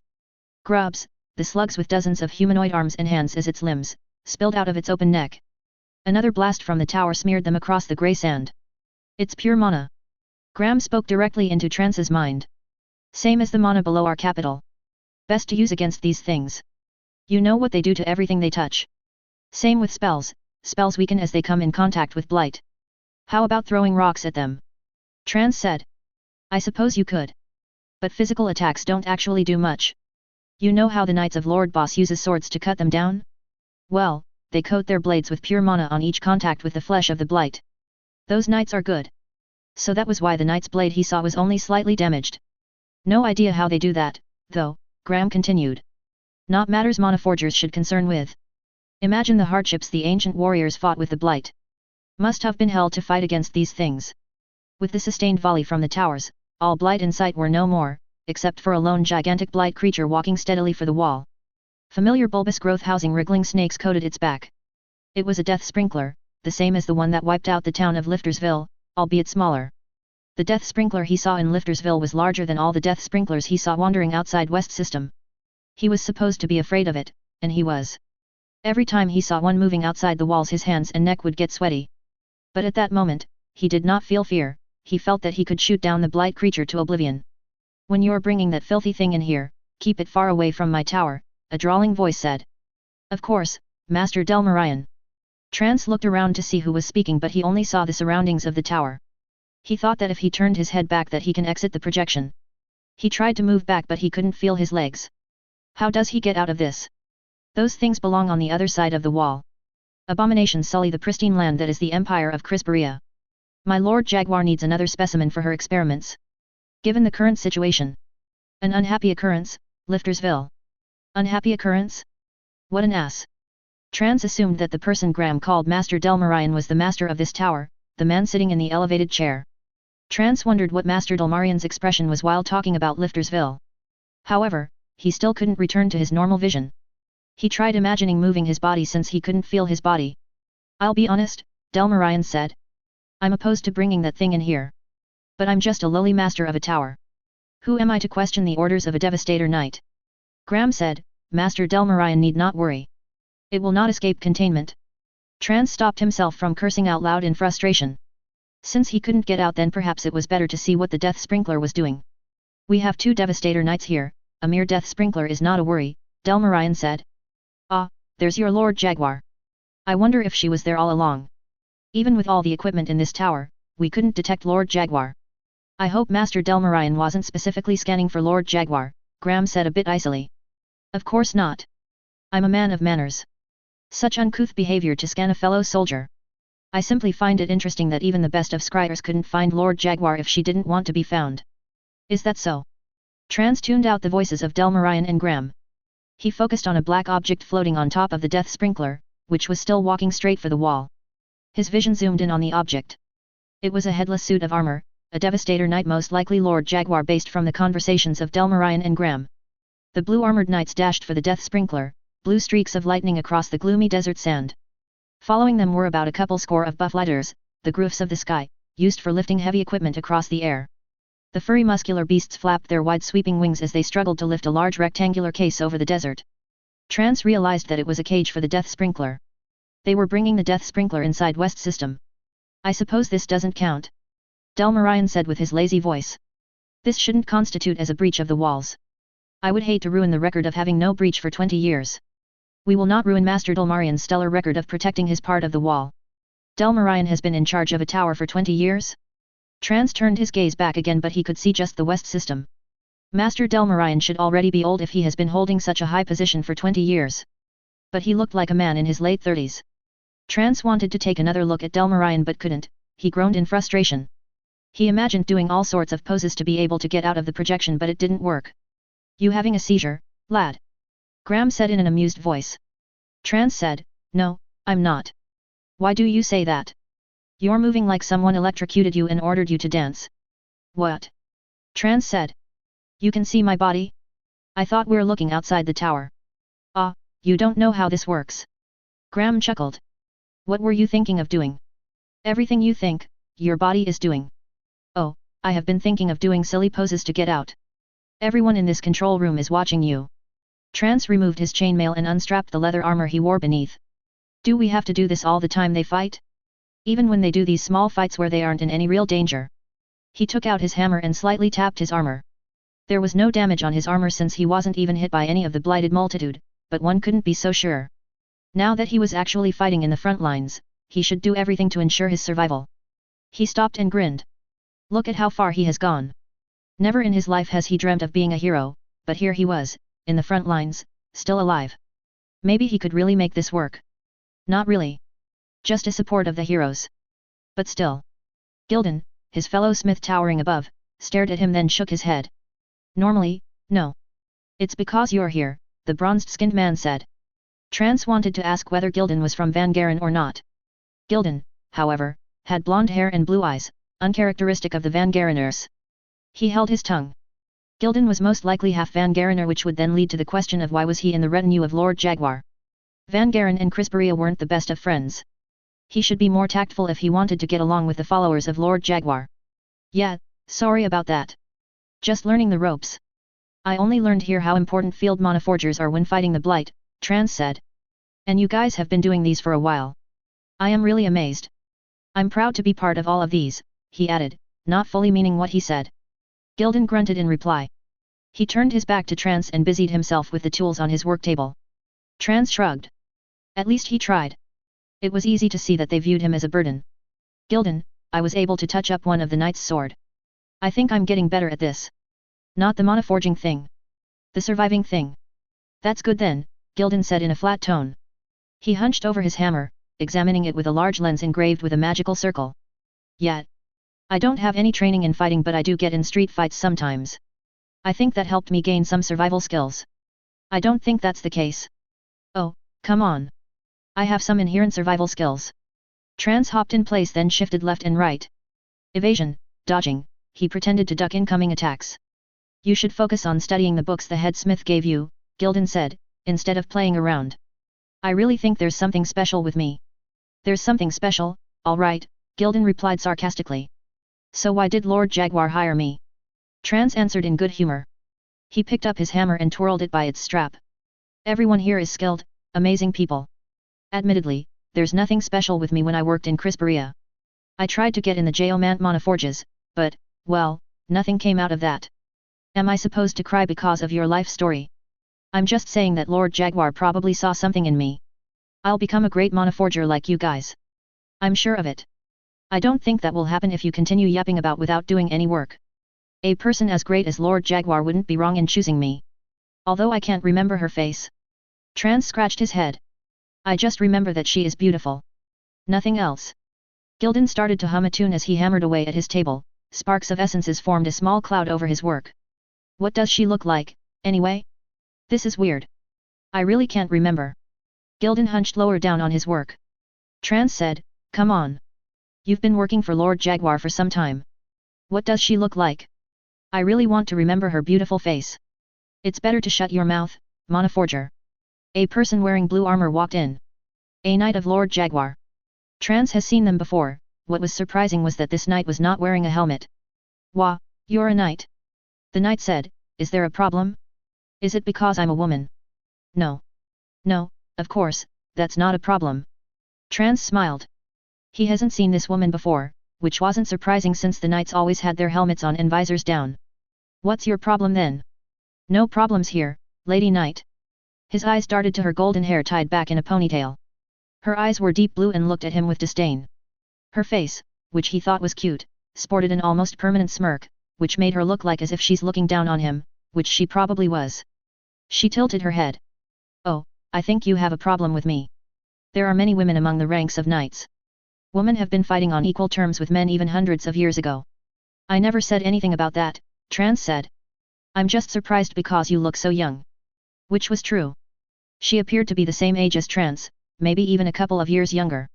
He knew that there were some bloodlines that affected the appearance of people. The famous Folliers, for example, appeared to be younger than their age because they age half the speed of normal humans. But it was still surprising to see someone so young in the position of a knight of Lord Jaguar. You're surprised that someone younger than you have accomplished so much? Understandable. All right, I hate this person. Trance forced himself to keep on smiling. Gildan's shoulders heaved as he chuckled. Is there something that I can help Lady Knight with? Two things. The knight tossed a sword on the work table of Trance. If I remember correctly, you're the good-for-nothing that repaired this. Trance examined the blade. You're the knight with the lance. Yes, she said. She shook her head, disappointed that Trance didn't immediately notice that she was the same person that he talked to earlier. And I can't even call what you did as repair.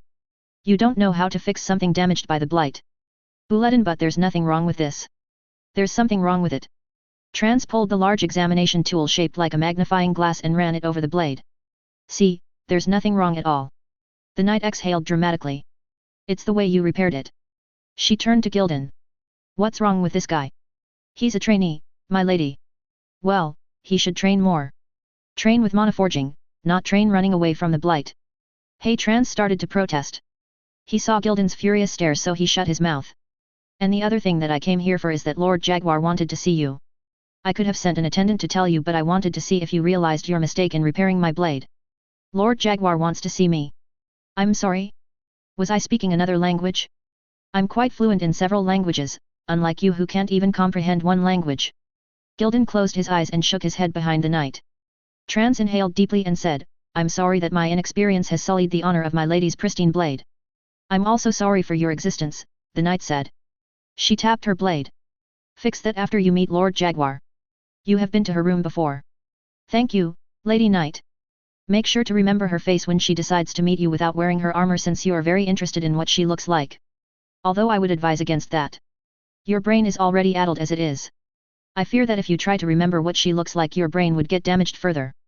The knight stormed off towards the door, then looked back. Don't forget to repair my sword. Correctly this time.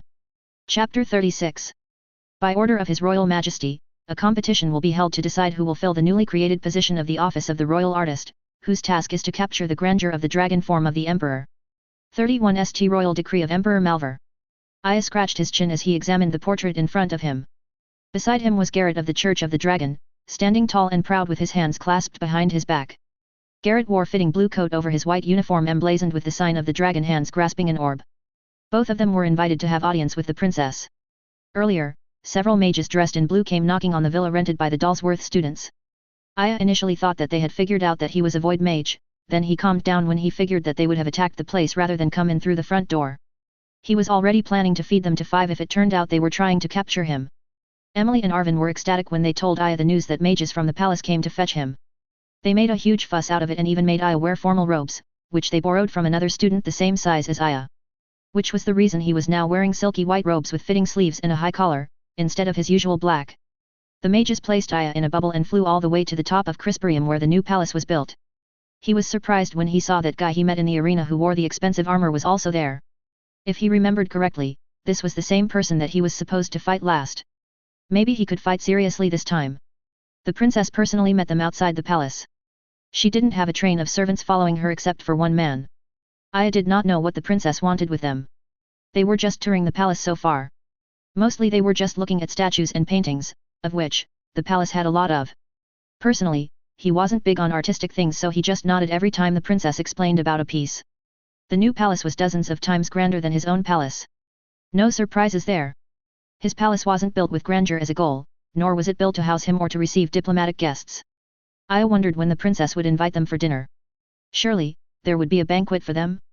For how long was this tour going to last? Princess Adeline stood on a raised platform at the foot of the painting as she explained various things about the history of the kingdom. She wore a modest white dress while her blue hair was tied back, looking more like a fair maiden visiting the countryside than the princess of the most powerful empire on Fork Spear. A man with an intricately braided hair with a familiar fiery color stood by her side. Aya raised a brow as he examined the man beside the princess. There was something not right with him. Aya couldn't quite put his finger on it, but he was sure that there was something strange with that man. Perhaps he was using some type of spell. He must be her guard then. Garrett was nodding at everything the princess said. He probably already knew what the princess was talking about. It was more to Aya's benefit that she was talking about Crisperia. She also asked Aya a few questions about Rogania, which he answered with stuff he put together with his conversations with Horg. Aya wasn't very interested in what happened during the 500 years that he was asleep. All of this was simply a lull. His goal remains the same, and that was to save humanity. He only bought a moment of respite from their destruction, which was supposed to be 500 years ago. Two things that would probably interest him after he fell in a 500-year sleep was where the Archmagus Clement went, for surely he would still be alive after all this time. The second question was how these people currently ruling Crisperia was able to gain their power. Not that he has anything against them.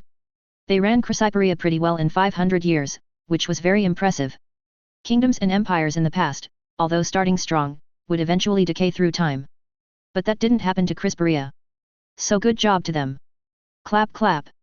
It wasn't a remote possibility that there was a bloodline that allowed one to transform into a dragon, or, an even more plausible explanation, it was all an illusion that they could transform into one. Maybe, the royal family were generations of great illusionists. However, it wouldn't make sense if that was the reality. The people of this generation might be perfectly happy following a person transforming into a dragon, thinking that said person was descended from him, but that won't be the case for the people of 500 years ago. Tribes, kingdoms, states, peoples. One of the reasons they followed him was because of his power, or more specifically where his power came from. They knew what his power was. And they knew where it came from. You couldn't just place someone who could transform into a dragon on the throne and call it the heir of the first emperor. But that was 500 years ago. Aya was almost sure that the true version of whatever happened back then would have been buried by time. The truth wouldn't matter anyway, so he pushed the matter out of his mind. However, a clue presented itself now. A clue was the painting in front of Aya. The painting behind the princess covered the whole wall, easily 10 meters in height. 2 people were depicted on it, both stood in regal clothes. The man on the painting had a golden crown adorning his blue hair. The crown had an intricately carved dragon on the center with its mouth gaping wide. A large blue gem was held in place on the crown by the dragon's teeth. The man wore a golden cuirass on top of his robes with red dragon patterns all over. By his side was a sword, his left hand gripping its hilt. Aya didn't need to be told who the man in the painting was. He has already seen him in the painting in the empty hall at the bottom of the temple, his former palace when he had just woken up.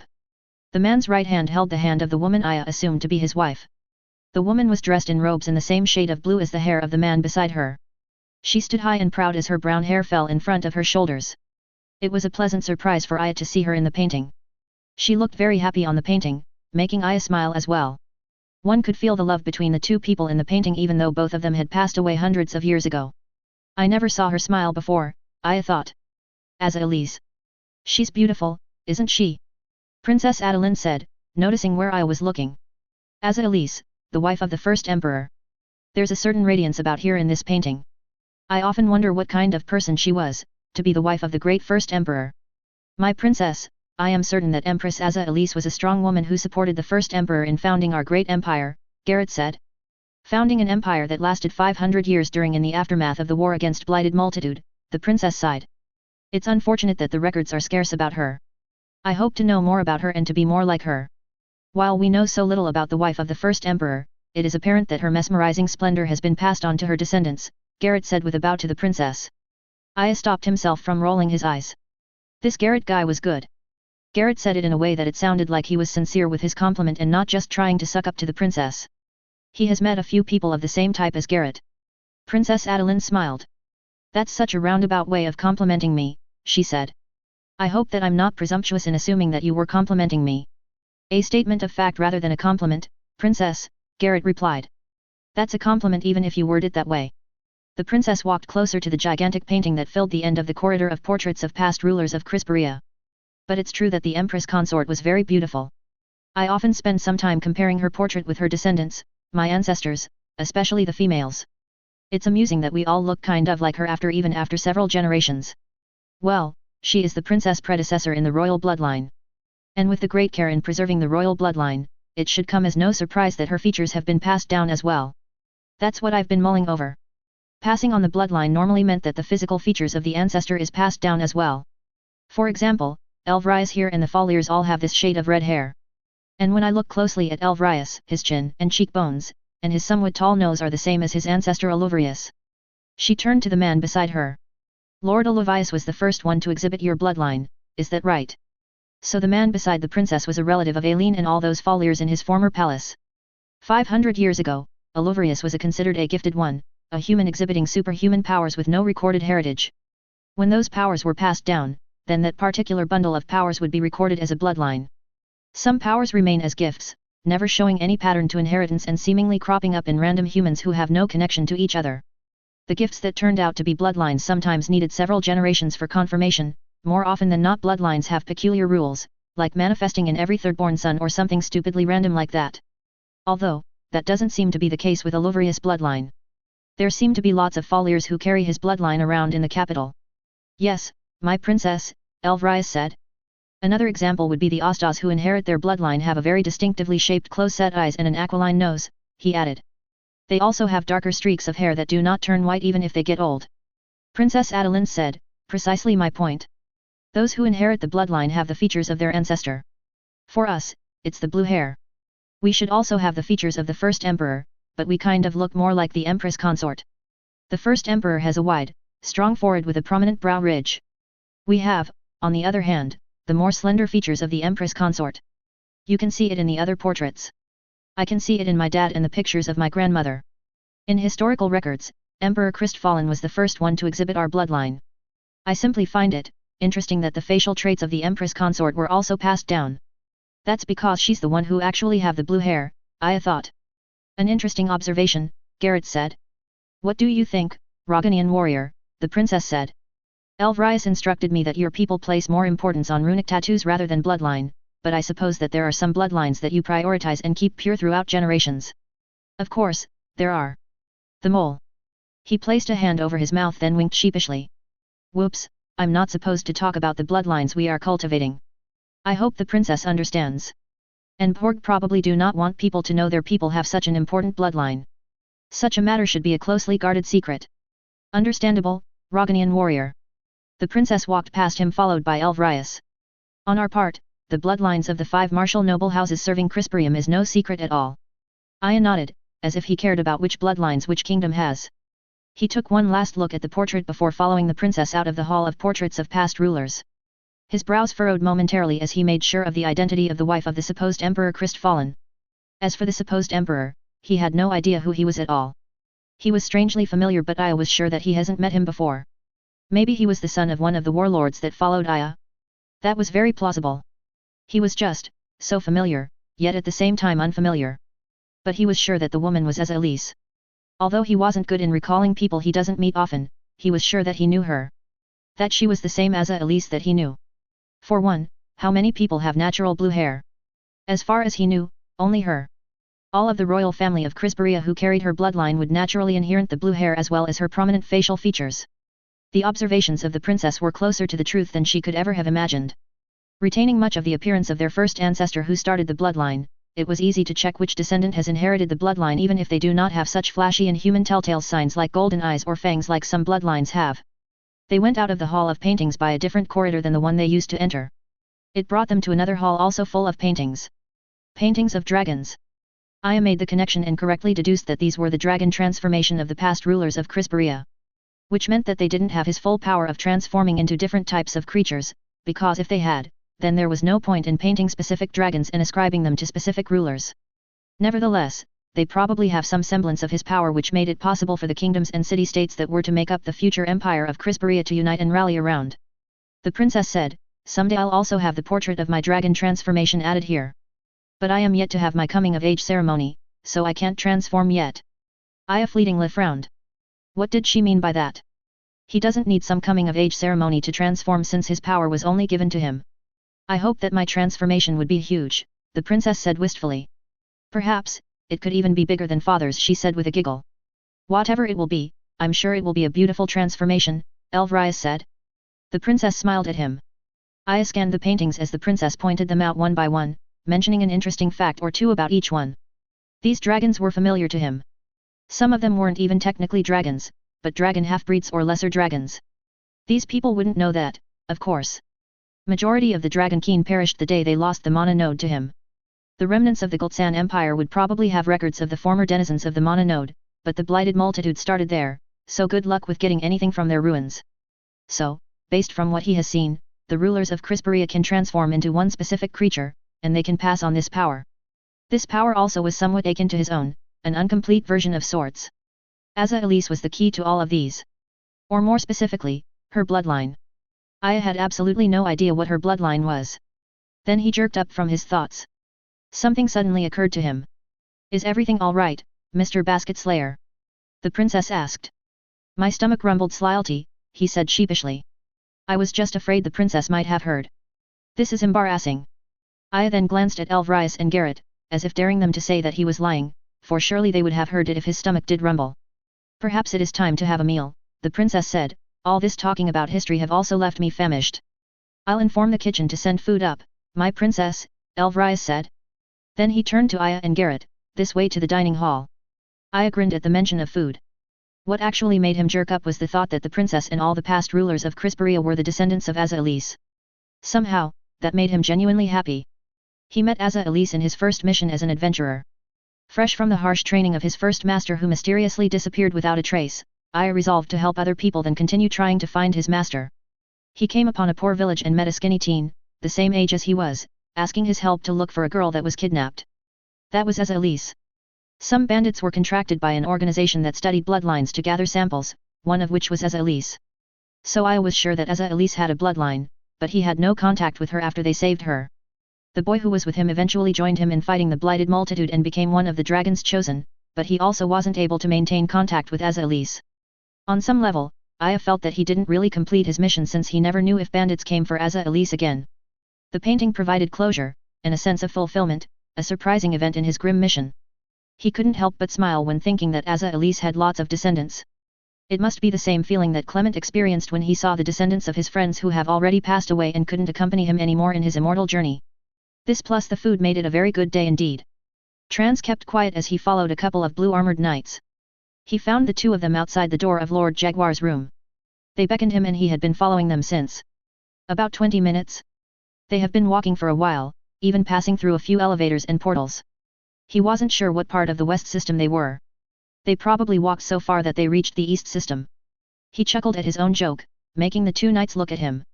He mumbled a quick apology. The knights went inside another elevator. Glass enclosed the elevator. Beyond the glass were rocks, walls of rocks. They were going underground, Trans thought. The elevator sped downwards. So, where are we going? Trans said. Is Lord Jaguar down there? As expected, the knights did not say anything to him. He turned around just in time to see the rocky walls enclosing them recede and open up into a large cavern. Wait. What are those? He squinted his eyes to focus on two large formations in the middle of the cavern. Two large mountains of ice. Or crystals. Really large. Maybe as large as one of those cathedrals in modest cities. The elevator slowed down and then came to a stop. Trans followed the knights to room enclosed in steel connected with a tube to the elevator. Crystals lined the length of the room. The door behind them closed and then the crystals began to glow. What are these? Seals. Trans said, raising his arms, examining them as runes flowing from the crystals wrapped around his body. The two knights stood still. They probably have experienced this before. Two more rooms followed, also applying different colored seals on them. The last room placed a bubble on top of them. It was obvious to Trance that whatever was kept inside this place was dangerous. Maybe it was where they kept secret weapons? Or where the government experimented powerful new magic. It would make sense that Lord Jaguar was here. There were a dozen people working in the cavern. Thick, sleek, white clothes covered their bodies and they had masks on. Magical bubbles also covered them. The bubbles mimicked the shape of their hands when they reached out to do some work. What was even more surprising was the large number of golems working with them, maybe a 50 of those personnel-type golems. All of them had their mandate cores on the outside. Even their monocrystals were on the outside of their body. Trance rubbed his face. His skin felt clammy. He knew what was kept here. There was only one reason to keep mandate cores on the outside, and that was to watch out for signs of corruption. But that was decades ago. More modern golems have security features that wouldn't call for displaying their mandate cores on the outside. And it's not like you couldn't perform maintenance on them every now and then. It would mean that their line of work was something that required long exposures to a source of potential corruption. The source of corruption that readily came to his mind was the blighted multitude. As they approached the large crystal structures, his worst fears were confirmed. A death sprinkler was enclosed by the crystal. The largest death sprinkler he has ever seen. It was the same one that destroyed Liftersville. He was sure of it. Although one couldn't really tell the blight creatures apart, he felt deep inside his heart that this was the same one. The other crystal structure held another death sprinkler. It was probably the one they captured in the last battle. So that answered the question of where they kept it. He clenched his fists as they walked between the two death sprinklers. Why did they let them live? Especially the one that destroyed Liftersville? Because we needed to find the person who controlled it. Trance stopped and automatically bowed his head, as he was taught by his seniors in the retinue of Lord Jaguar. The knights also stopped and bowed. Sure enough, Lord Jaguar was in front of them, and, knowing her, she was probably there all along. Interesting that you didn't protest that I was inside your head, Lord Jaguar said. She was inside her devastator armor, towering above them. My lord, I have nothing to hide inside my head, Trance said firmly. He was still thinking about the victims at Liftersville and that they should be avenged. His anger was simmering. He surprised himself. Instead of fear and repulsion, he felt that this time, if another chance was given to him, he wasn't going to run away. Lord Jaguar beckoned for two of the people dressed in white. Wake up Specimen B, she said to them. There was slight rumble as the crystal containing the smaller death sprinkler glowed. Inside, the death sprinkler moved and then growled. Lord Jaguar came over to Trance and grasped his body with her huge fists. Open a hole. The two knights grasped their swords. A small hole opened at the side of the crystal cage of the awakened death sprinkler. Wait, what are you doing? Trance said. She didn't answer, instead dispelling Trance's protective seals. Lord Jaguar then lobbed Trance into the hole. Seal the hole, Lord Jaguar said. And start the recording. Hey, let me out of here. Trance stood up and banged at the crystal. The death sprinkler was roaring behind him. Lord Jaguar suddenly disappeared again. It looked like she was ignoring him. He kept banging but they wouldn't let him out. Was it because they thought he was corrupted by the blight? But he has been with them for a while now. Surely, if he was corrupted, he would have decayed by now. Trance turned around to look at the death sprinkler. Strangely, he felt calm. The death sprinkler was roaring, swinging its head back and forth, as if looking around even though it doesn't have eyes. Move closer to Blight, Lord Jaguar said in his mind. Is this some sort of experiment? Trance said as he nonchalantly walked up to the death sprinkler. It suddenly bolted and hammered its fists on the crystal cage. Trance was just an ant near its feet, it wasn't surprising that it paid him no mind. Lightning brands appeared inside the crystal cage and shocked the death sprinkler. Trance rolled on the floor to avoid some of the sparks. He was getting very good at evading and running away from death. All those times running away from the blight paid off. I'm still here, Trance shouted, as he ran back to the edge of the enclosure. Do I get compensation for getting injured here? The death sprinkler hunched over, the bulbs on its back pulsating, then it let loose the creatures living in the bulbs. Trance screamed and hunched down. His newfound courage was useless against the rain of black spikes. There was no way he could avoid those spikes in such a small space. To his relief, floating orbs appeared above him and generated a shield. The spikes harmlessly bound off. After the death sprinkler finished the discharge, the shield on top of Trance disappeared. There was a garden of black spikes around him. Only a tiny circle around him was not covered with spikes. He pressed himself closer to the crystal wall. He knew what was going to happen next. The spikes wiggled as if the wind blew through a plain of grass. I think this is the time to let me out, Trance said. The floor became full of seething blight snakes, coiling with each other. They still didn't come for him. Try reaching out for one, Lord Jaguar said. Am I getting paid for this? Trance asked, his voice nearly shrieking. He gingerly reached out for a snake. The snake then turned to him and pounced. A blinding light flooded the large crystal cage. Trance felt the cold grasp of the hand of the Devastator armor as Lord Jaguar pulled him out again. We do have a disability package, Lord Jaguar said as she put Trance down. A couple of golems rushed over and scanned his body. No corruption detected, they chirped and then they backed away. A slight setback in the experiment but we will make do, Lord Jaguar said. One of the white-clothed personnel handed her an orb. Trance, she said, you will be kept here in this facility for the rest of your life. You will be experimented on and you will be dissected. Trance bolted up and said, what? Jesting, young Monoforger. But now, you can see why I picked you up from Liftersville. Is it something with the blight? Yes, the blight do not seem to sense you, on some level. It is quite different from my power, whatever my actual power is, Lord Jaguar said, wagging her finger at Trance. I surmised that there was something special in you when you were able to survive the night in a town overrun by a sprinkler's blightlings. My first hypothesis was that they don't consider you a target, maybe you're not living. My lord, then I'm probably dead inside, Trance said, snorting. Aren't we all? Lord Jaguar said. She gently patted Trance's head causing him to grimace because of the weight of the hand. Cheer up, Trance. Do you want to be a hero? Does that involve getting killed? Because I seriously don't want to end up dead, Trance said. And I'm not much of a hero material. You seem to have gotten better at surviving. And that is what I would require of you. Trance licked his lips. He didn't know why but he was feeling giddy. A sense of adventure? Maybe the mention that he had some special trait sparked something inside him. Something that made him aspire for higher goals. I'm not sure about that hero part, but I will do as my lord commands, Trance said kneeling down in front of Lord Jaguar. She laughed, sweet tolling bells fluttering inside Trance's mind. Young Monoforger, an expedition will be sent out to the Blighted Lands. We have sent several before, but they don't make it very far. Seeing the concerned face of Trance, they don't make it very far because of the inference of the clouds, not that they didn't make it far because they died. We don't send out people to die, well, some of them did die. An unavoidable risk seeing that they're traveling in the Blighted Lands. And I will be part of this expedition. Yes. Actually, I require two things of you. My team will develop something that would amplify your trait, skill, whatever that is. We have to have that analyzed as well. Is that a gift or a bloodline? Although that is not a bloodline, if it is one, that I am familiar with. So, the first thing I would require of you is to cooperate with my team in this cavern to make that item. We need to cover the whole expedition team. So, I will still be experimented on. Yes, but, we will not cut you up. Trance shivered, not knowing whether Lord Jaguar was joking or not. I hope I'm getting paid for that, he said, laughing weakly. You will be compensated. And you should view this as a contribution to the Empire. A patriotic duty in this dire times.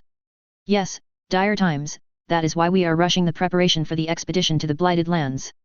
We have discovered some troubling information after we have examined this death sprinkler we captured near Liftersville and comparing it to this death sprinkler that we captured outside the walls. Information that needs immediate attention. The expedition will leave as soon as my researchers are able to sufficiently expand the coverage of your power. But, when I reached out for that blight creature, it attacked me. That is indeed a problem.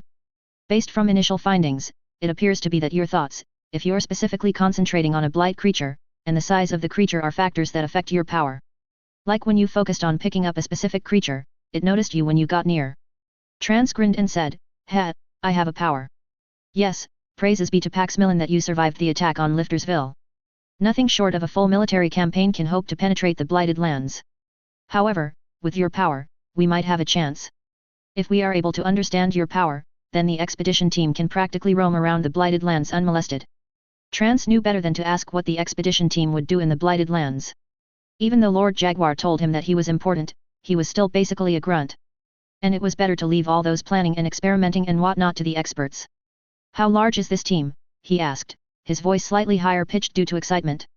It was such a weird feeling that he was excited at the prospect of being a central piece of such an important operation. "Quite large, a lot of healers, because you will be walking amongst the blight. Some of my knights will come with you. Golems with engineers. Logistics people. Special types of scryers, because normal ones would just go crazy from the interference of the clouds above the grey desert. Many more. All in all about 100 people. 100? That is a lot. And you will be responsible for their lives. If your protection wavered in the heart of the blighted lands, well, you can imagine what will happen." Trans gulped. He said, "You won't be coming with us." "No," she replied. "However, another Devastator Knight will come with you. You wouldn't know about him because he is a roving one, like me, unlike those Devastator Knights who have a permanent post, like the Lord General of this West system." Lord Jaguar suddenly disappeared. The knights also walked away. "Young Monoforger, you will now be in the care of my research team. Your empire calls upon you to serve." "I am ready to serve," Trans replied with a firm voice and a determined face. Chapter 37. Garrett of the Draconix Discus Pulus exhaled slowly as he massaged his forehead. It hasn't been a great week. Far from great. It had been simply awful. After the stupid, very stupid, fiasco of the assassin followers of Pyre, bungling the only lead they had on the thief, the investigation was back to zero. It was probably a step back because the guards of the city were now also looking for that mysterious man who exhibited void powers. If he was really the thief, that is. However, they don't know that the church was helping them look and guard the city exits because they wanted to find the dragon's heart. They should be the ones to get to the thieves so that no one else would know that they had the precious artifact of the first emperor stolen from them. Apart from the signals of the dragon's heart that were detected during that night their forces clashed with the city guards, there were no other leads whatsoever on the whereabouts of the dragon's heart after it was stolen. Their agents have scoured the entire city for information, and surrounding cities as well. The immense gold reserves of the church were nothing to be scoffed at and it was ready to flow to loosen the tongue of any person who could point the assassins in the direction of those that needed to be purged for laying their hands on the artifact of the first emperor. But so far, nothing. The black market for information yielded nothing. Mercenaries, thieves, people engaged in fencing disown any major robbery, saying that no one in their ranks would attempt anything big during the festival where security was heightened. These people have no honor among themselves and would gladly snitch on each other in return for some gold, but they also knew that there was price to pay if they gave wrong information. The identity of the item stolen was, of course, kept secret. But the underbelly of the city now knew that something from the church was stolen. Something exceedingly important. Garrett shook his head. They wouldn't be able to guess what was stolen. It was important that government officials would not know about it. Many among the upper echelons of the Administrativo would love to control the church. He knew that the martial noble house of the Folliers would also want to have them regulated. His eyes wandered to the carvings on the walls of the mechanized couch, a creation of the engineries that run automatically on wheels powered by newly discovered mana residue, Orion, a waste product of mana purification rituals of mages.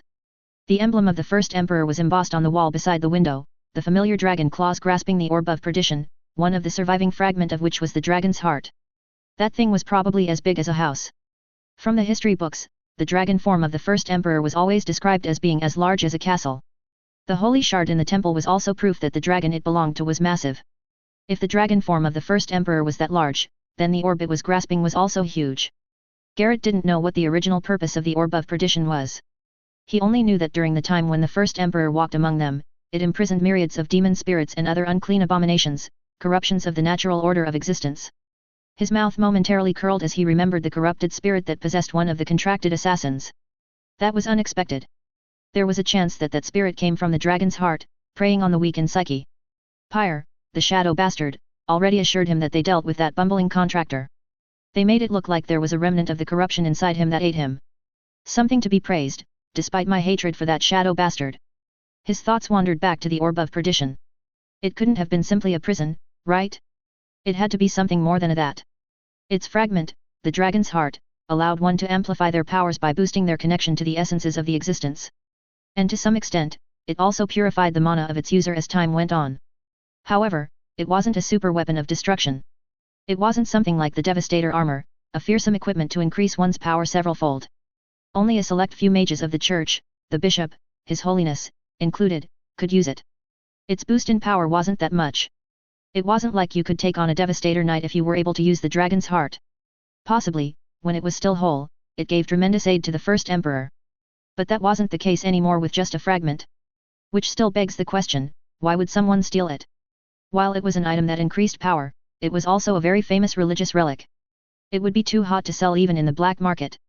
Even the infamous treasure collectors would be insane to commission someone to sell it. To Garrett's mind, there were two factions that would benefit the most if the dragon's heart was stolen. The void mages would want the item that could detect them, including children who haven't had their void gates open, to be destroyed. Because of the intense connection to the fabric of existence that the item forges with its user, it was easy to spot little pockets that would appear to be a vacuum, or at least that was what he was told on how they were able to spot children of the void. The bishop, or one of the high priests that could use the dragon's heart, would visit cities, preaching or meeting with leaders, any reason at all, and in that time, they would already have a general idea of the location of possible targets. If the dragon's heart was lost, the church would have lost their primary way of finding the corrupted beings of the void. Another plausible candidate for the thief was someone from the government, possibly one of the martial noble houses, certainly jealous or fearful of the influence and the power of the church. Losing the dragon's heart wasn't a simple case of a lost religious relic. It was also one of the relics of the first emperor, specifically a relic that the government wanted to have for the past 500 years. All the other surviving fragments of the Orb of Perdition were in the custody of the Administrativo, all but one. The dragon's heart. Garrett could already hear the arguments that would be made by the ministers in imposing heavy regulations on the church because of such loss. Besides those two groups, he didn't have any idea who would want the dragon's heart.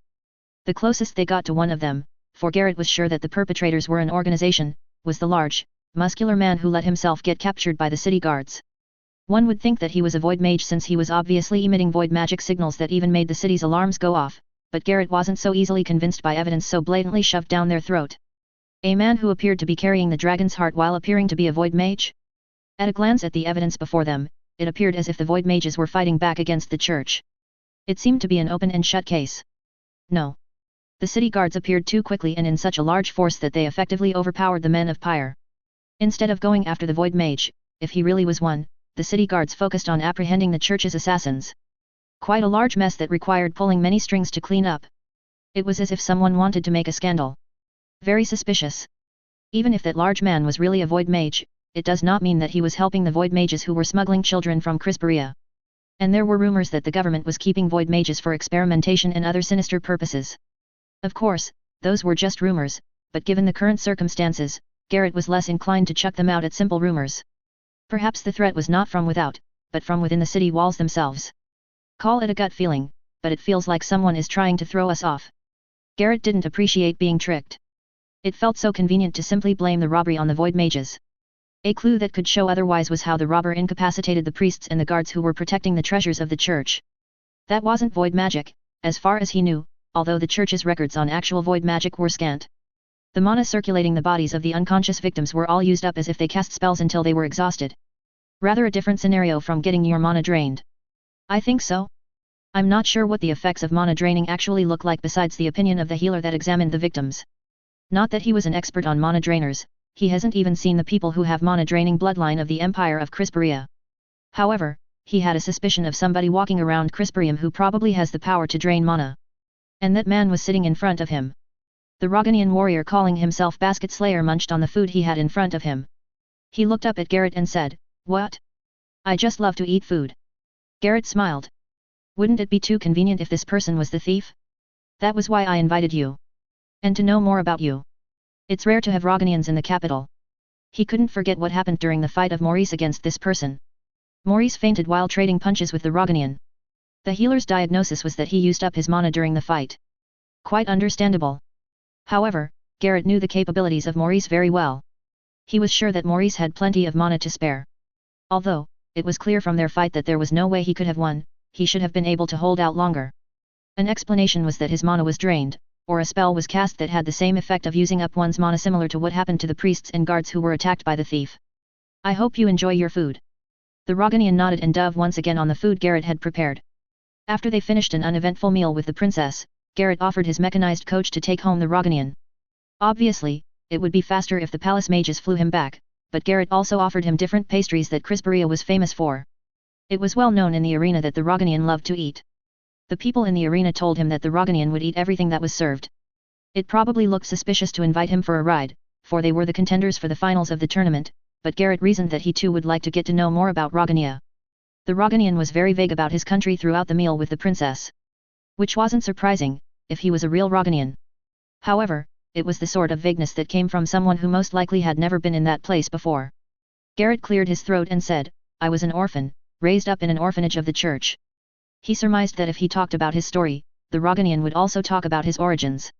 He needed to learn as much as he could from this person, even if to simply close of a lead so that they could focus on other things.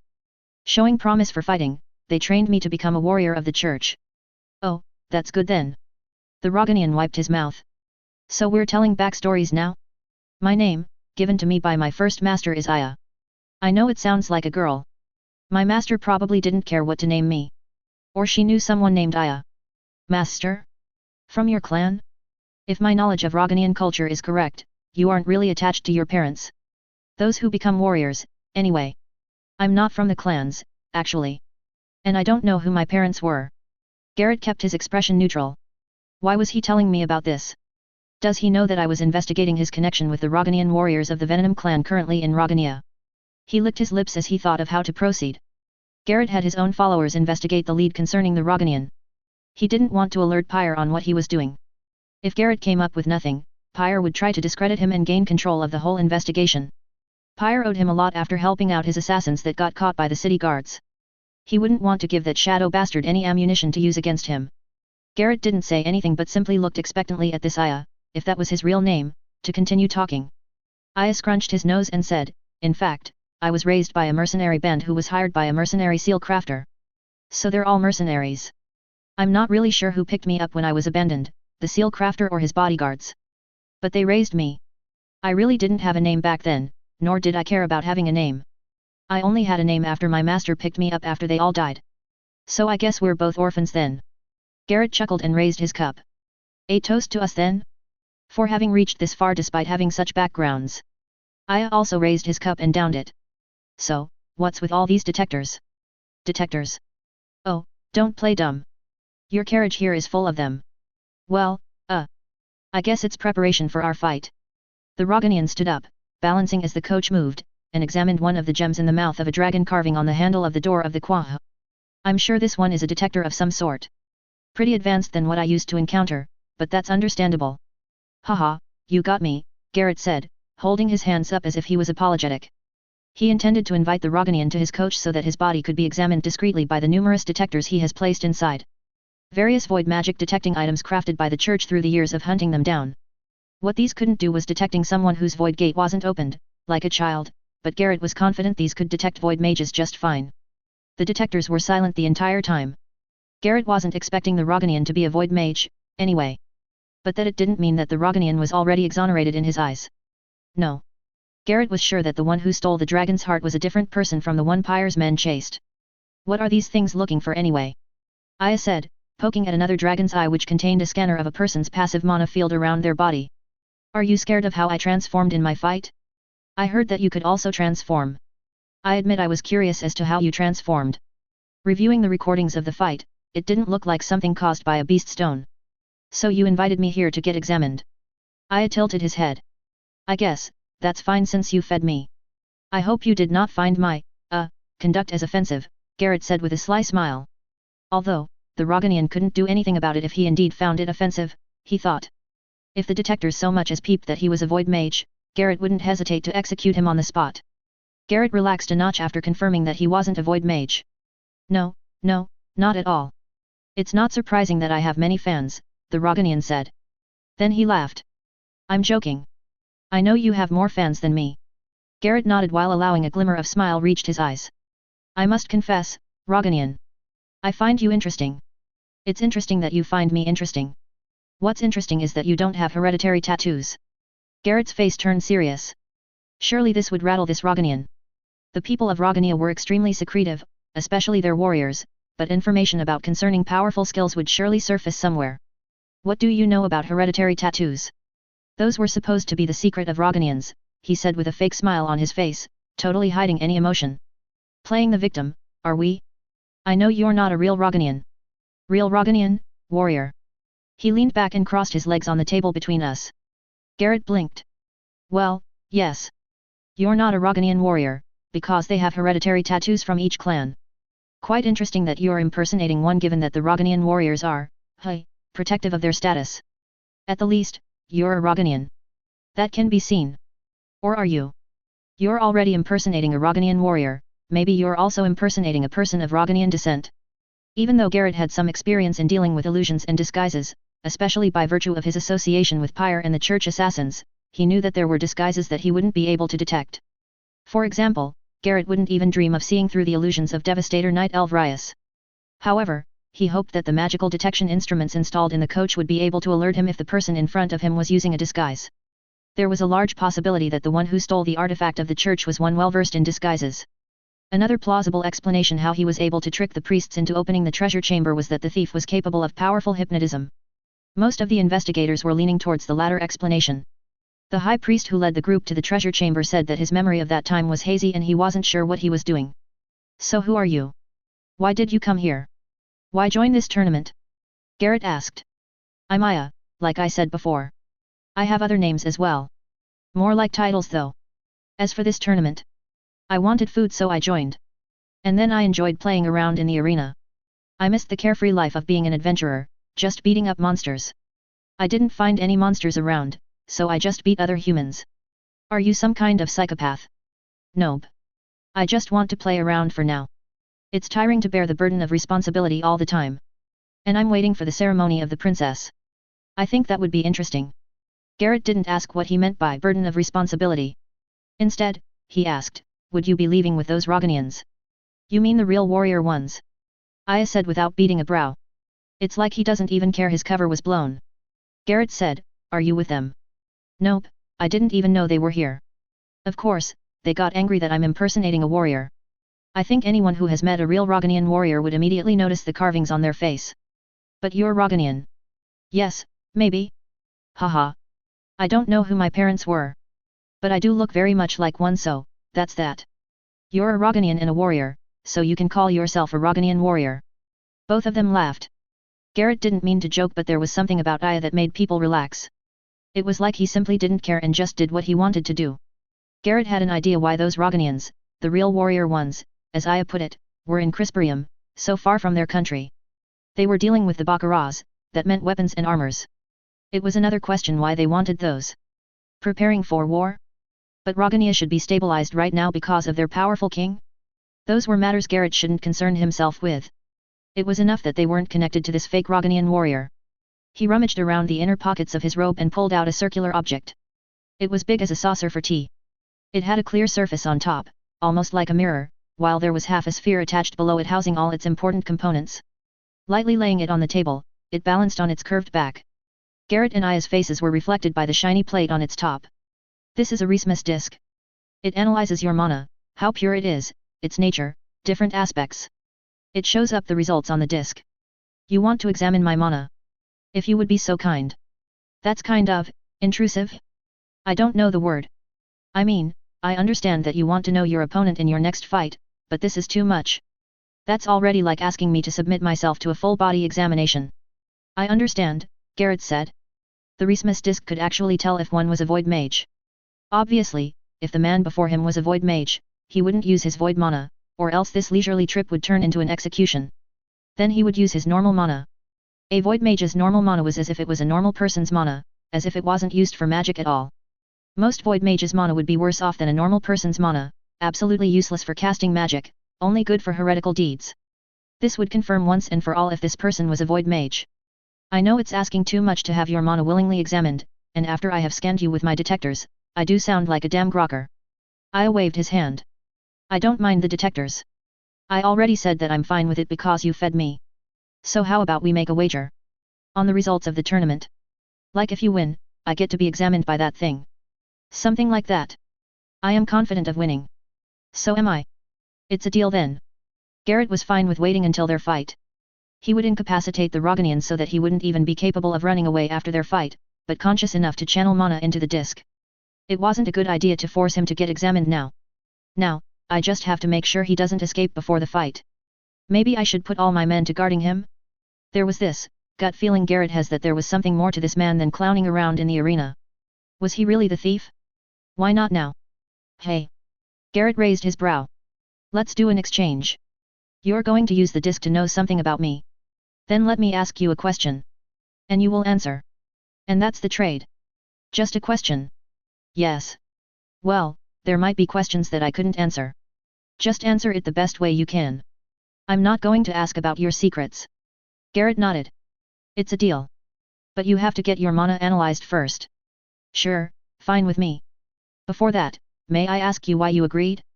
I'm your next opponent. The nature of your mana would tell me a lot about you. Besides from showing if I was a void mage, it could also provide Garrett information on whether or not he was capable of draining mana or doing something like what the thief did to the priests and the guards. If he was able to get the reading of Aya, he would then use his connections, favors, even ask help from the high priests, to get a reading of the mana of one of the mana drainers of the empire. Hell, he would even ask Pyre to steal one. It was then a simple matter to compare them. If Aya wasn't a mana drainer but still, somehow, had the same power as the thief who was able to exhaust the mana of the victims, that would probably show up on the analysis of his mana. It sounds like a bloodline. Why I agreed. I just want to see your reaction when you examine my mana. Garrett gestured at the disc. Go ahead. Surprise me. Aya grinned and held the disc with his hand. A slight white glow lit the couch as Aya channeled his mana into the disc. As he removed his hand, Garrett held his breath, his eyes fixed at the disc to see what color it would show. He wasn't an expert on mana analysis, he might need to take it to the engineers, but he was sure he could make a cursory analysis. What? Garrett quickly leaned down, his eyes unbelieving. Told you you'd be surprised. But, how? Garrett's hands were shaking as reached for the disc. This is impossible. It's possible, Aya said, tapping the disc. You just have to know how to do it. The disc contained a liquid that reacted to mana channeled to it. It was very rare, rumored to come from the Delphine pool itself. There were precious few Rismus disc produced every year. Garrett had his own after he was promoted to the head of the Discus Poolus. He had special interest in results of Rismus tests because his own results were unique because he had a mutation in his mana channels. He had seen several plates of how manifestations of other mutations would look like and he was also familiar of how normal mana from varying calibers of mages would appear, however, what he saw was something that he has only read from books. The liquid turned clear as water, yet it was swirling violently. But it was unmistakably clear, despite the ripples messing up its surface. Garrett could glimpse the mechanisms on the bottom of the disc. How is it so clear? Garrett said, transfixed on the clear swirling liquid. No one can achieve that level of purity. That's just theoretical. Humans could never have mana that clear no matter what method they use to purify their own mana. You're an experienced warrior. Probably had your share of surprising things. But I don't think you're one of those people who'll say that nothing will surprise them anymore. Garrett didn't answer. He stared dumbly at the disc. His mouth moved but he spoke no words. He blinked several times before looking at the Roganian. Aya smiled and said, I don't know what you were expecting in testing out my mana, but I'm sure it wasn't this. Chuckling, recovering slightly from the shock, Garrett managed to reply, yes, I wasn't expecting that. He grabbed the disc and turned it over. Removing the back cover, he examined the runes inside. All completely fine. He wasn't familiar with the wires and other engineeretic weaving through the runes but they also looked untampered. You still couldn't believe it, can you? How about you test it yourself? Garrett hesitated. While it was obvious that the best way to see if it was working correctly was to test it himself, he didn't want to show the Roganian his mana reading. His mana was uncommon, to say the least. Which was the reason why his body could achieve nearly impossible synchronization with beast stones. But his curiosity got the better of him. He set the disc on the table and channeled mana to it. The disc made whirring sounds before settling down. He removed his hands. The swirling liquid inside the disc slowly turned a pale orange with streaks of red. What's that? A mutation? That's a cool looking one. And that's saying something since I have seen several mutations. I leaned back on the plush seat and grinned. Mine is still more awesome than that. With his brows furrowed, Garrett bowed down to think. The disc is working fine. It correctly showed the reading of his mana. His reading always looked like that, from the time he was tested in the orphanage nearly 3 decades ago, up to now. There were more red parts in the past, but in time, he was able to purify most of his mana. The disc is working, damn it. What does this mean? He glanced at the Roganian, checking his reaction to his own mutated mana. The Roganian was munching on the remaining food, without a care in the world. Garrett's eyes narrowed. Without a care in the world that his mana was probably the purest form there is. He wasn't a void mage. Even the most learned archmagus could never hope to achieve this sort of purity, much less a void mage who don't even use their normal mana. Garrett slowly breathed as he tried to calm down. This was an important find. If only he could convince this person to be in the employ of the church. Or even submit to full examination. The recording of the reading itself was priceless. Who in the entirety of Crisperia could say that they had the reading of the purest mana? So that's why Morris's mana run out, Garrett muttered to himself. What? Nothing. Nothing. Just thinking about something. Garrett then looked again at the disc. Maurice and Aya exchanged blows towards the end of their fight. If Aya covered his body with his mana as well as powering his punches with it, then the pressure alone would shave off Morris's own mana. Garrett couldn't even imagine the pressure exerted by this level of purity, which was probably why Aya haven't used any spells at all. He simply brute-forced all his enemies with his mana, akin to the Cybotaries used against the Blight. This person could actually fight the Blight barehanded. Alright, my turn now. Garrett sat up straight. What sort of question would the Roganian ask? The Roganian cleared his throat. I'm going to ask you a hypothetical question. It's not going to be an indirect question that will make you divulge those precious secrets of yours. I'm just asking you to think about it and answer honestly. He shrugged. Well, if you don't answer honestly, it's not like I can do anything about that. Garrett was intrigued. His goal of finding out information about the lost treasure seemed to have been shoved aside by sheer amazement in finding someone who had such a pure mana. If I can bring him into the church, at the least, he isn't a void mage. That much was sure. Garrett leaned forward and sincerely said, I promise to answer honestly. Aya nodded. Let us say. There's a village. It's growing fast, many people coming over to migrate because the land is fertile, many plants and animals around. So, people need food, water, all that. Fortunately, there's a river nearby. This river has a very uncertain flow. During high times, it would reach even the village, maybe even killing some people and livestock, destroying houses. And in low times, there would be hardly any water, even if they dug canals to water their fields. They all came together, and even some people from other villages to discuss what to do. And they all decided to dam the river and make canals and tunnel works to distribute the water not only to the village near it but also to other villages, their lands, and so on. So all in all a good plan. Garrett said, I must confess, Roganian. I'm not well versed in public works. And neither am I, he replied. Let's just say that this dam they're doing will help a lot of people. There you are, the head of the workers who will make this dam and canals. One day, in clearing the land where you'll build stuff, you found this, group of small animals and insects. Let's say they can talk to you or make signs, the point is you can understand them. They plead with you to stop the construction because it will destroy their home. They can't move because the food they eat only grows there, and, well, they're wild animals that grew in that specific environment, it's not a simple task of just packing them up and putting them in another forest or something. They plead with the big and powerful human to stop what they're doing. They know that they can't stop the humans by fighting back, so they gathered to talk to you, the head of the workers, to stop what you're doing. So, what would you do in that situation, head of the public works? Basically, the question is don't build the dam and the village nearby will keep on getting flooded during high season and the other villages won't get water, or build the dam and dam the insects and small animals living around. Sorry for that pun. Garrett mulled things over. It doesn't sound like a question to trick me into divulging any sensitive information. I think it isn't as easy as what is the right thing to do. That's a good observation, warrior of the church. This isn't as simple as I'm going to help my parents do chores because that's the right thing to do. A dam would also affect the fishes in the river, right? So, yeah. The fishes also plead with you to stop it. This is a situation of the lives of these animals or improving the lives of the people around the village, Garrett said, and even affecting their lives indirectly.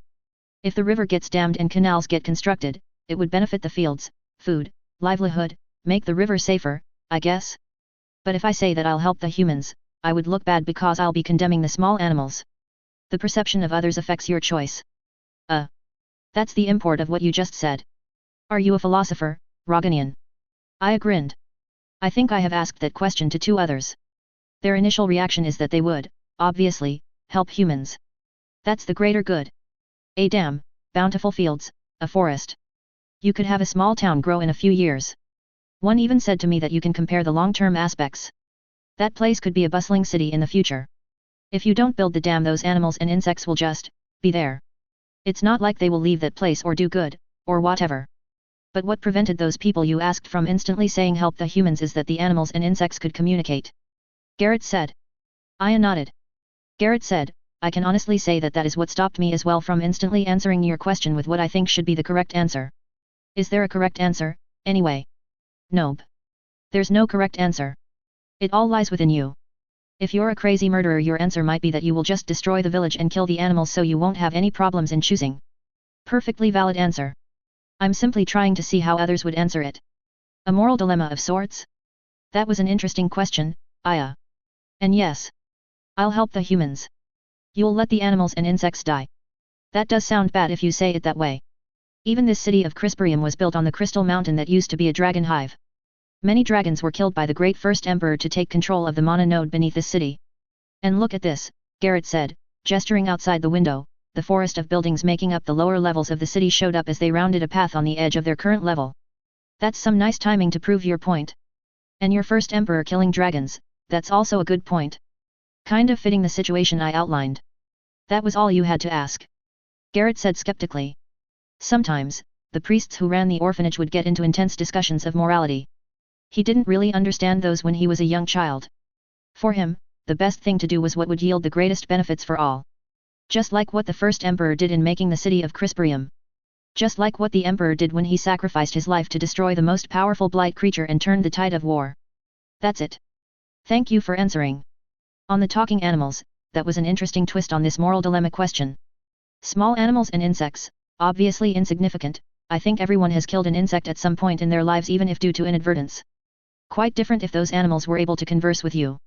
Did it bother you that they were able to plead with you? Garrett paused. This man, whoever he really was, wasn't a simple joker. Garrett felt that there was more to this man, something mysterious, something deep, something powerful. He was shrouded in secret. No one could provide information about him before he got to Crisperium. Yet, Garrett felt safe. This man could be trusted. I was supposed to answer only one question. I chuckled. Guess the mighty warrior, the one who defeated all his enemies with one hit all throughout the tournament, is bothered by talking insects? Or is it because I'm in front of you that you were bothered by them? If you were really in that situation without anyone around, I suppose that you will make your choice even faster. Is that another question? Garrett didn't want to answer the Roganian because he was probably right. And what happened to this situation, anyway?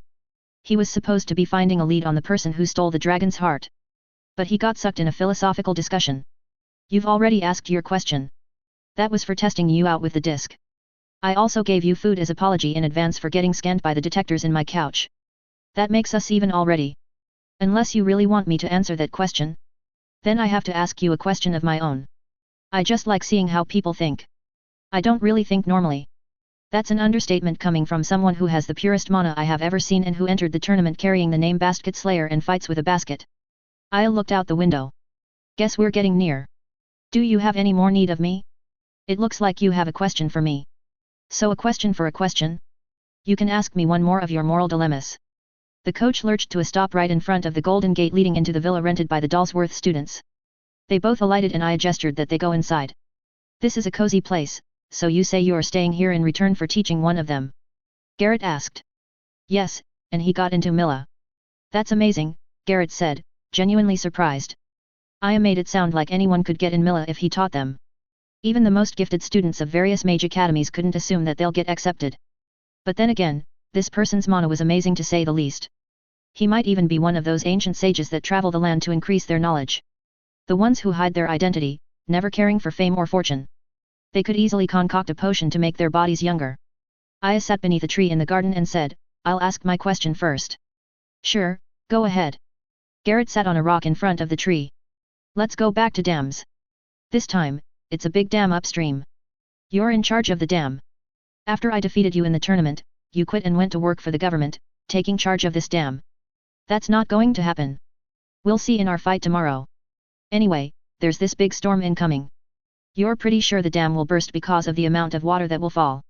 If you don't open the dam early and lower the water level, it will burst and rage downstream to destroy the cities below, something like that. You really like dams, Garrett said chuckling.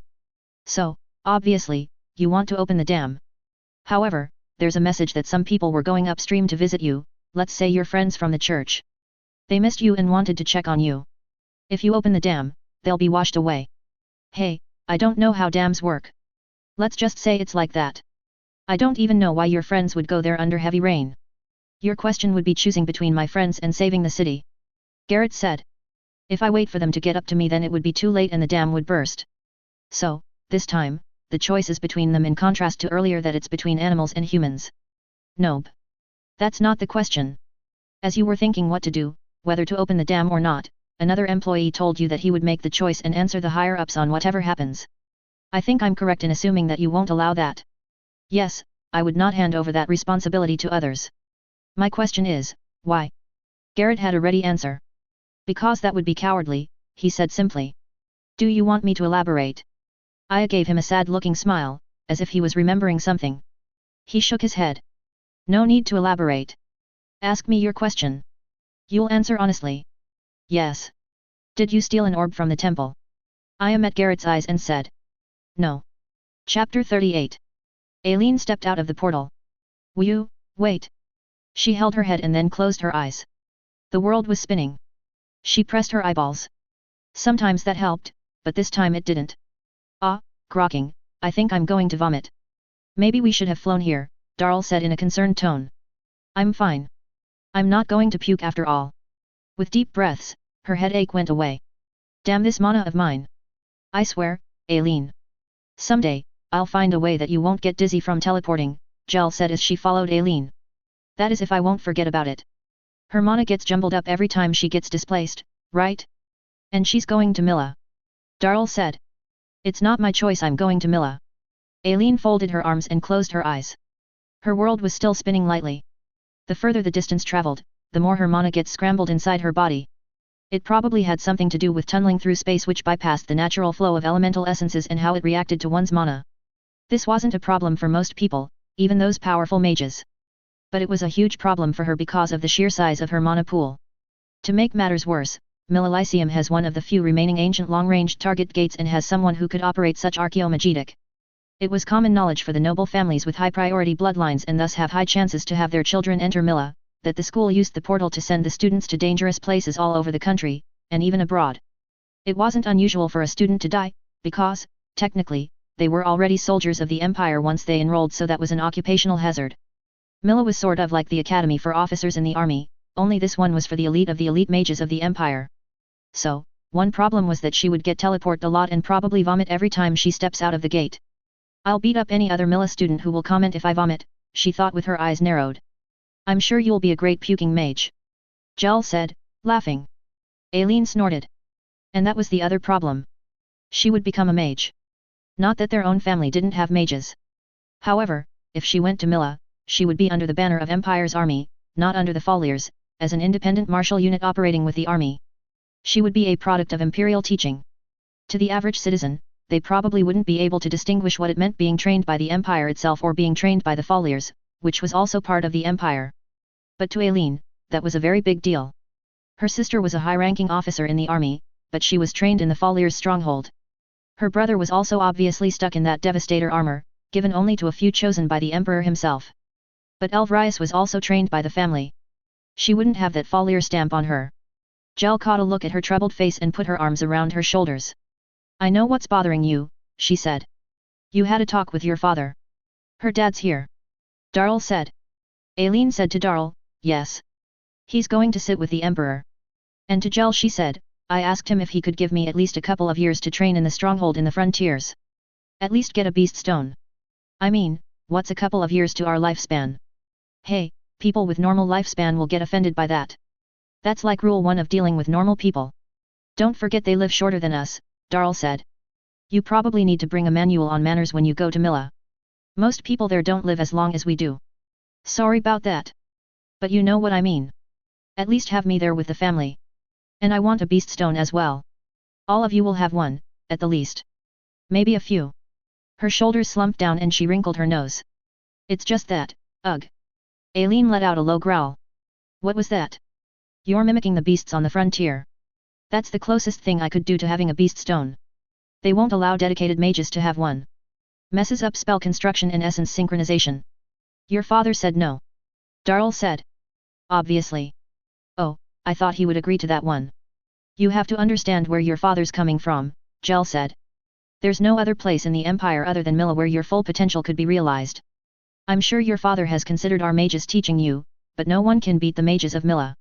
And beast stones are not advisable for people who want to cast spells all the time. Well, you could cast spells compatible with your stone but you have to train hard for it. I know, Aileen said, slightly annoyed. And there's a chance for you to become a Devastator Knight someday, Jel said. You can't deny that Mila has produced several Devastator Knights. Your brother's a genius so no wonder he became a Devastator Knight. Even if he was trained in a normal school, he still would become one. You, on the other hand, need all the help you can get. It's not just being strong. Aileen held up her fist at Jel. She was jokingly threatening Jel. She knew that in a serious fight, she would lose to Jel. Jel would quickly analyze her weaknesses and use it against her using ingenious seals. Aileen predicted that Jel had a chance at being a Devastator Knight someday. Aileen said, I can do that even without their help. I think. Don't be stubborn, AI. That attitude will get you killed, Jel said, showing her wisdom which was always hidden behind her playful facade. Although, you'll probably be too stubborn to die. Aileen said, let's just take a seat. Darl and Jel looked at each other and smiled. Aileen, we'll still be in the capital. Just visit us. Darl said. Although, Jel will leave soon.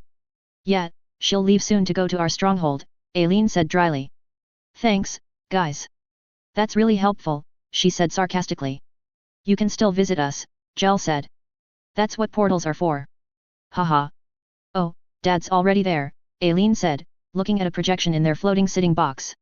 All the orbs were focused on the entrance of Emperor Movehaven and his wife. Her own father was behind them. His looks could pass for an older brother of Aileen. He was tall, even taller than her brother, and had broad shoulders. Following him were the other heads of the 5 martial noble families. Aileen scanned the other floating boxes. There were many familiar faces, her acquaintances in the other noble families. There were also boxes filled with diplomats and dignitaries from other countries. It was the same boxes that floated above the arena in the city. Originally, the plan was to broadcast everything that happened on the mountain where the fights were held to the city. However, many of the nobles wanted to watch it personally and were willing to pay for it so they brought the floating boxes here. They even added force fields around the boxes to prevent the cold winds of the mountain from discomforting the occupants. Aileen didn't know why they wanted to watch it here rather than watch a broadcast. They wouldn't even understand what was going on in the fight, especially if the contestants were moving fast. At least, with the broadcast, the orbs could zoom in and even slow down the fight for their viewing pleasure. Jel leaned from her seat.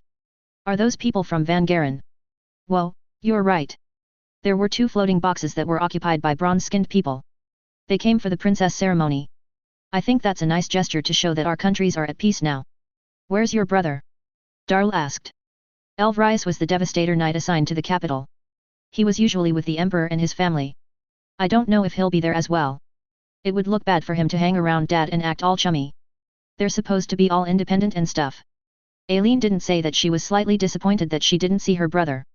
She was really proud of him and hoped to beat him someday. The princess is not there too, Darl said. Maybe she's preparing for her ceremony later. Your brother's mostly been by her side these days. Hey, there's nothing between them. I didn't say that. There's Eileen's guy. Jel said, pointing at the mountain below them. Sure enough, I just stepped out of a tent outside the large area that was to be the arena fenced off by magical protections. From the other side of the arena, Garrett Burklaw stepped out from his tent. His tent was surrounded by his peers. Fellow warriors from the church. They should just get integrated to the military. Aileen looked back at Aya's tent.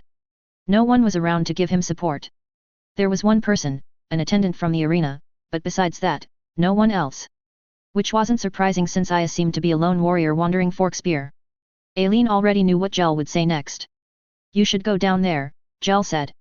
She grabbed Eileen's arm but Aileen held fast to her seat. Jel was only joking because if she wasn't she could have yanked Aileen along with her chair. Hehe, you're shy. Jel, I don't even know anything about him. But I'd rather support him than Garrett. Before they could bicker some more, a horn sounded. It was a majestic sound that sent shudders through one's heart. The Imperial Horn. From the Emperor's box, several sparks of light shot off. Emperor Movehaven cast magical fireworks from his fingertips. He chuckled and then stood up. The real fireworks are set for when my daughter transforms. It might be too much if we also have fireworks now, so you have to make do with my own fireworks, Emperor Movehaven said with an unusually happy face. He's really happy that his daughter is going to transform, Aileen said. That's normal for a father to be proud when your daughter reaches her full potential, Jel said. Don't bring my dad into this. I didn't say anything about that. Emperor Movehaven looked at the Van Garen delegation. I welcome our neighbors to this joyous occasion and display of martial skills. He used the term neighbors, Aileen said with a smirk. Technically, Van Garen and Crisperia were separated by a small string of independent city-states. This was due to the Treaty of something. Aileen always forgot what that treaty was. She sucked at history and anything that didn't include fighting. But they were not neighbors during present times, but they were neighbors during the time they waged war against each other. Lord Malchus. Interpretas Macumen. High Lord Van Gacus. The Emperor individually greeted the members of the Van Garen delegation. He knew them all by name even though most of them met for the first time. Ugh, Aileen said. She sat low on her chair and closed her eyes. He's going to mention all the important people here.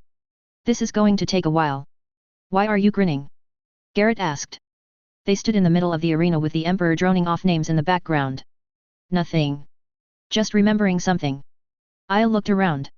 This place sure has changed. You've been here before. A long time ago. Garrett raised his brow. How long ago was that? And how old are you anyway? You keep on talking about things like they were in the distant past. You look younger than me, but I seriously doubt your appearance reflects your real age. He was certain that his opponent was older than he looked. Very much older. He glanced up at the Emperor's box. The head of the Falier family should be there. That man even looked younger than this Roganian, but he was older than Garrett. It wasn't surprising that people didn't look their age. Although the Roganian had strange antics that made him look immature, Garrett was sure all of those were simply a facade to trick everyone else. Or maybe Aya had a different perception of the world given his age. The way this Aya thought when they discussed in the coach the previous day, it was as if he was a bit detached from everything. Maybe that is just how wandering geezers who are secretly powerful are. You won't believe me if I told you anyway. Aya gave him a look over. Why are you dressed like that? Garrett gestured at his clothes. This is more relaxing. Less cumbersome than wearing armor. He wore plain white linen shirts and pants. No armor, no weapons. I wouldn't need armor in this fight. That's right. You transform. So you'll rip apart your clothes. You should get clothes like mine. They repair holes and are very durable. Where did you get those? Some underground chamber, maybe a tomb? I always end up in weird places. Garrett laughed. He imagined the Roganian, if he was a real one, traveling all over the world, stumbling in unexpected places and somehow surviving. Garrett also had that desire to travel the world, but his duty to the church, to the first emperor, and to the god Paximilian would come first. Maybe, someday, when he was old, he would also travel. They stood there until the emperor finished greeting everyone. After that, the announcer for the fight stepped up. From the faraway land of Rogania, hails the mysterious warrior calling himself the Basket Slayer. With his trusty basket by his side, he felled opponent after opponent all the way through the last fight of this tournament. Who is he? We may never know. Dressed in black, he joined the tournament and despite all of the powerful contestants who joined, surprised everyone with his prowess. Garrett said to Aya, you should put your basket at the edge of the arena. I don't use destructive spells. All of those explosions, I hate those. I'm sure your basket will be safe there. He reminded himself that he would ask Aya what the basket was about after the match. Perhaps, he could make him answer truthfully about the basket if he beat him, but this time, for the first time, Garrett wasn't sure of victory. As Aya walked away, the announcer started introducing Garrett. Facing him will be the pride of the Draconix Discus Pulus. The man touted as having near full synchronization with his beast stones. Garrett didn't mind what the announcer was saying but instead focused on starting his transformation. His clothes started to rip as he became taller and larger. Maybe I should take off my clothes next time. But then I'll be naked before transforming. His vision clouded over as thick gloopy paste seemed to have covered his eyes, then he lost his sight. Slowly, new senses were activated, senses that normal humans would never imagine. He could see the world based on feeling the distortions of threads of elemental essences connecting all things in existence. His hands melted and formed into long blades. His feet lengthened, his ankles going up to knee height while his knees went further up his legs, shortening his upper legs, giving him speed. His feet also became curved blades that pointed slightly upward. You already transformed, Aya said as he returned. Garrett's mouth was not transformed so he could speak. Might as well. It is going to start. Both of them looked at the Emperor for the signal, which he gave by shooting off more fireworks from his fingers. Aya laughed instead of attacking. What? Garrett said. He wasn't offended. He was sure that this man had a reason for laughing. And he wasn't showing his cards just yet. He shouldn't fall for the mind games of Aya.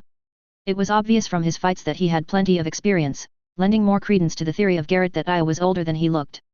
I just thought of something, Aya said, wiping the tears off his eyes. Pray, tell me of it so that we may set that aside and begin the battle. Garrett crouched low, his bladed feet dug at the ground, ready to spring any moment. The long blades that were his arms were crossed in front of him. If I knock you out, you'll stop feeding mana to the beast stones in your body, right? Yes. That is, if you are able to knock me out. If that happens, then you return back to normal. Yes. So you'll end up butt naked unconscious for all of Crisperium to see if I knock you out. Garrett laughed despite himself. Both of them laughed.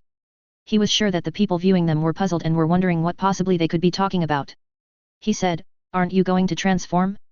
Maybe you have a variant of beast stones that isn't well known in this part of the continent. Nah, I'm quite confident of my body. Garrett grinned. Prepare yourself. Aya charged forward. Garrett released all the energy from his coiled thigh muscles, pushing himself forward the moment he noticed Aya's heels raised. Through his senses, Aya's movement seemed to be slowed down. Too bad. I was expecting a long fight. They passed by each other. After several seconds of silence, as the audience tried to make sense of what happened, there was a sudden roar of cheering. Garrett grinned despite himself. Now he has found an opponent worth fighting. He looked up and saw that even the nobles were cheering mightily. Hey, Aya said. He raised his arm that was partially cut through, it was hanging by the skin. He held his arm that was about to fall off with his other arm. Then he glanced down at his chest. There were 2 deep cuts that formed a cross, showing his flesh. It even slashed through the powerful fabric of the mysterious black clothes of Aya. His blood started to drip through the cuts. It was thick, several times thicker than normal human blood, and it was bright red. It started to fizzle and then it evaporated. Because of his evaporating blood, he had a small red cloud enveloping him. The flesh of Aya began to mend themselves. Garrett observed how he was healing. There was no healing spell cast. He was simply rapidly healing. Even his arm was getting reattached. The clothes weaved themselves together and mended the tears. Garrett could hear the commenters for the fight over the din of the cheering crowds. For the first time, Burklaw failed to put down his opponent after the first attack. And for the first time, the Basket Slayer received injuries in this entire tournament. His magical clothes were even torn. Chapter 39. What kind of beast stone do you have? I think I haven't encountered that one before, Aya said. The beast's form may have been contorted by merging with a human's body, but he was sure that he would have remembered a silver-bladed creature that had such a powerful cutting power. He wasn't sure, but it seemed that the blades were spewing concentrated mana. What kind of beast would cut that way? Or maybe, Garrett's mana affected the transformation, if that was possible with beast stones. My beast stones are quite famous, straight from over the sleeping seas, Garrett said. Most books about beast stone would have told you what my beast stones are. You don't seem to be up to date with current events, old man. Sleeping seas? I remembered that the oceans around Forkspear contained what they called slumbering beasts back then. Did he mean that? They were able to navigate the waters outside Forkspear? Aya shook his head. As interesting that piece of information might be, he should concentrate on this fight. He couldn't help but grin a bit. Seemed like a lot has changed when he was away. It still surprised him that people have thought about using beast stones in altering their bodies. The great progenitor of humans would be proud of this, he mused. He said to Garrett, I have met lots of beasts but nothing similar to what you transformed to. It easily cut through his body, so it was obviously a powerful beast worth noting. At the least, his beastmaster mentor could have warned him about this creature. He studied all sorts of beasts under the tutelage of Gisela de Chanterelle, the beastmaster of the Dragons Chosen. They traveled the continent to find beasts for him to consume and to add to his power. She also helped him practice the powers he acquired from them. Needless to say, he probably had more experience with beasts than the average beastmaster of his time. I'm quite sure you haven't encountered this beast. Garrett grinned. The silver tendrils of his transformation that crept along the sides of his face appeared to seep through his skin and contorted his facial expression, making his grin look more like a grimace than a friendly smile. Then a silver wave covered his face, completely coating the last portion of his body that hasn't transformed, giving him a mask with a beak-like feature. Aya's eyes focused on the blades. How could those blades cut through my skin so easily? Garrett, probably sensing that he was being examined, suddenly disappeared in a gust of wind. Aya pushed off the ground in a hurry, kicking up the dust as he moved. Garrett sliced the air where Aya was a split second earlier. Aya noticed a sprinkling out orange and red in Garrett's swing, trailing the arc of his blade. Garrett neatly cut the ground into perfect cubes that rose in the air and exploded into dust, all in a second. The moment Aya's feet touched the ground, several meters away, he kicked it again to move further away from Garrett. However, his heels barely lifted off the ground when Garrett's blade stabbed down where stood. The hem of his robe was shredded, his feet torn by the pressure of the cut. The peculiar glowing particles lingered around his wounds. Aya gritted his teeth, more in annoyance than pain. He tucked his legs as he somersaulted, going with the flow of the waves of air that accompanied Garrett's insane speed. Carapace of the black narval crab, just in time. The thick craggy shell of the famously durable narval crab has already formed beneath the sleeves of his robe, stretching it to accommodate his monstrous transformed arms. The spikes of the crab's shell pierced through his sleeves, or perhaps the sleeves allowed the spikes to pass through. Aya was expecting to get hit, and he needed to get hit to figure out why Garrett could easily cut him. As he flipped over above Garrett, the latter pushed on the ground with his blades while turning in midair, bring the blades of his feet up in the air to bear. Aya's eyes widened a bit in surprise, for he was expecting Garrett to slash upwards as a follow-up. Instead, he brought his feet up and sliced down. Garrett's feet formed a graceful crescent as he rotated, his sleek silver feet blades meeting the spiky shields of Aya's arm. Although the attacks were nearly invisible, the whistling wind betrayed the subtle movements of Garrett. Aya was blown away by the power of the slash, flying sideward. The shell on Aya's arm was shattered by deep cuts that bit down nearly to his bone, the spikes swiped clean off, the shell fragments barely sticking to his flesh that was already rapidly transforming back into his normal hand. He needed his normal hand for mana combustion. A tail burst from his back. He stabbed the ground with his powerful black tail as he neared the ground, stopping himself from bouncing. Sure enough, Garrett was immediately on top of him, his silvery blade descending, a guillotine sprinkled with glittering light. That same annoying sparkles. Aya used his tail that was attached to the ground as the axis of rotation and swung to the side to avoid the blade using the force that propelled him earlier, controlling it with his tail and back muscles. He managed to get to the side of Garrett as his blade sliced down harmlessly. Their eyes met when Garrett looked sideways, just in time to see Aya's punch coming for him from the side. Both of them were blown away from the force of the punch. Aya quickly retracted his tail at the moment of impact so that he would also be thrown back and gain some distance in the process. He flipped and dragged his hand across the ground to stop himself, then he stood up. Garrett didn't chase him. Garrett said in a loud voice from a distance, so that how a punch-coated powered with such a pure mana felt like. The side of his face was smoking, the silver flesh of whatever beast he was transforming into had several gashes that oozed orange and reddish wisps. Aya sprouted his tail again. The logical thing to do here was to fly up so that he would have plenty of opportunities to dodge Garrett attacking upward, since the latter seemed to be ground-bound. However, Aya felt that the way Garrett was attacking was subtly influencing him to fly up. Garrett knew that he could fly and should have something up planned to counter that. Aya drilled his tail to the ground so that he could use it as a spring of sorts to add to his speed if he needed to evade in a hurry. Mind games, mind games. All his attacks were from above or angled downwards, even if slightly. I bet he wants me to fly and take this fight into the air.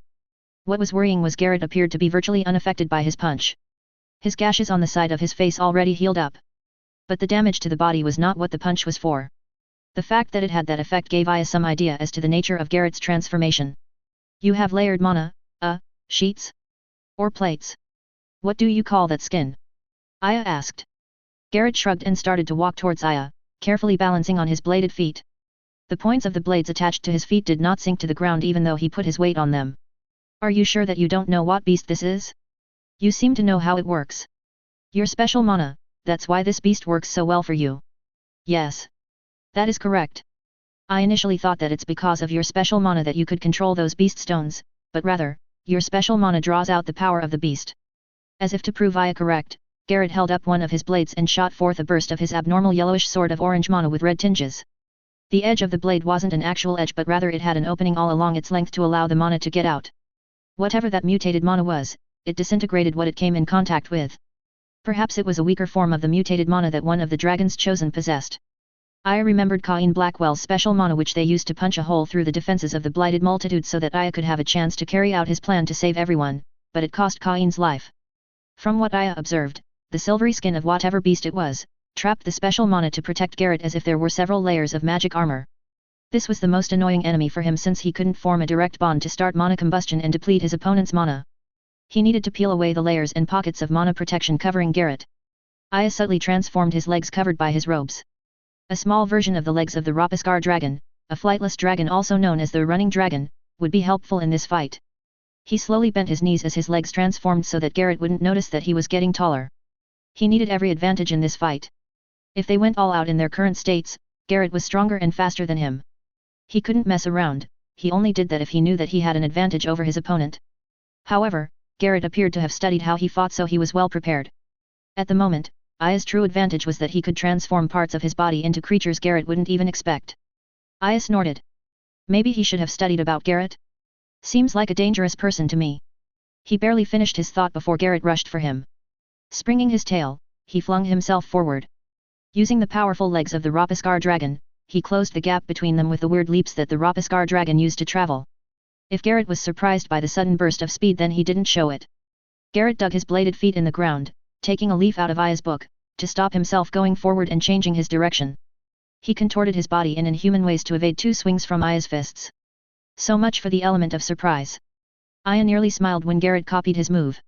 Garrett stabbed at Aya, but the latter leaped back. Garrett gave a chase, but he didn't have to because Aya sprung forward almost immediately using his tail. There was a whooshing sound. Where? Aya said as Garrett disappeared in front of him. He then felt a blade bite into his right side. Garrett was at his side. Got you, Aya said. He grabbed Garrett's arm by the base of his blade, wrapping his fingers on the silvery plates. Aya concentrated on the spell his first master taught him, the incomplete spell as she called it. Through his fingers, he searched for a bond, a spark, any monoline, even a spindly thread that he could connect to, and began casting the spell that would never be finished. Finding it, he cast the spell, burning his own mana, every drop of it.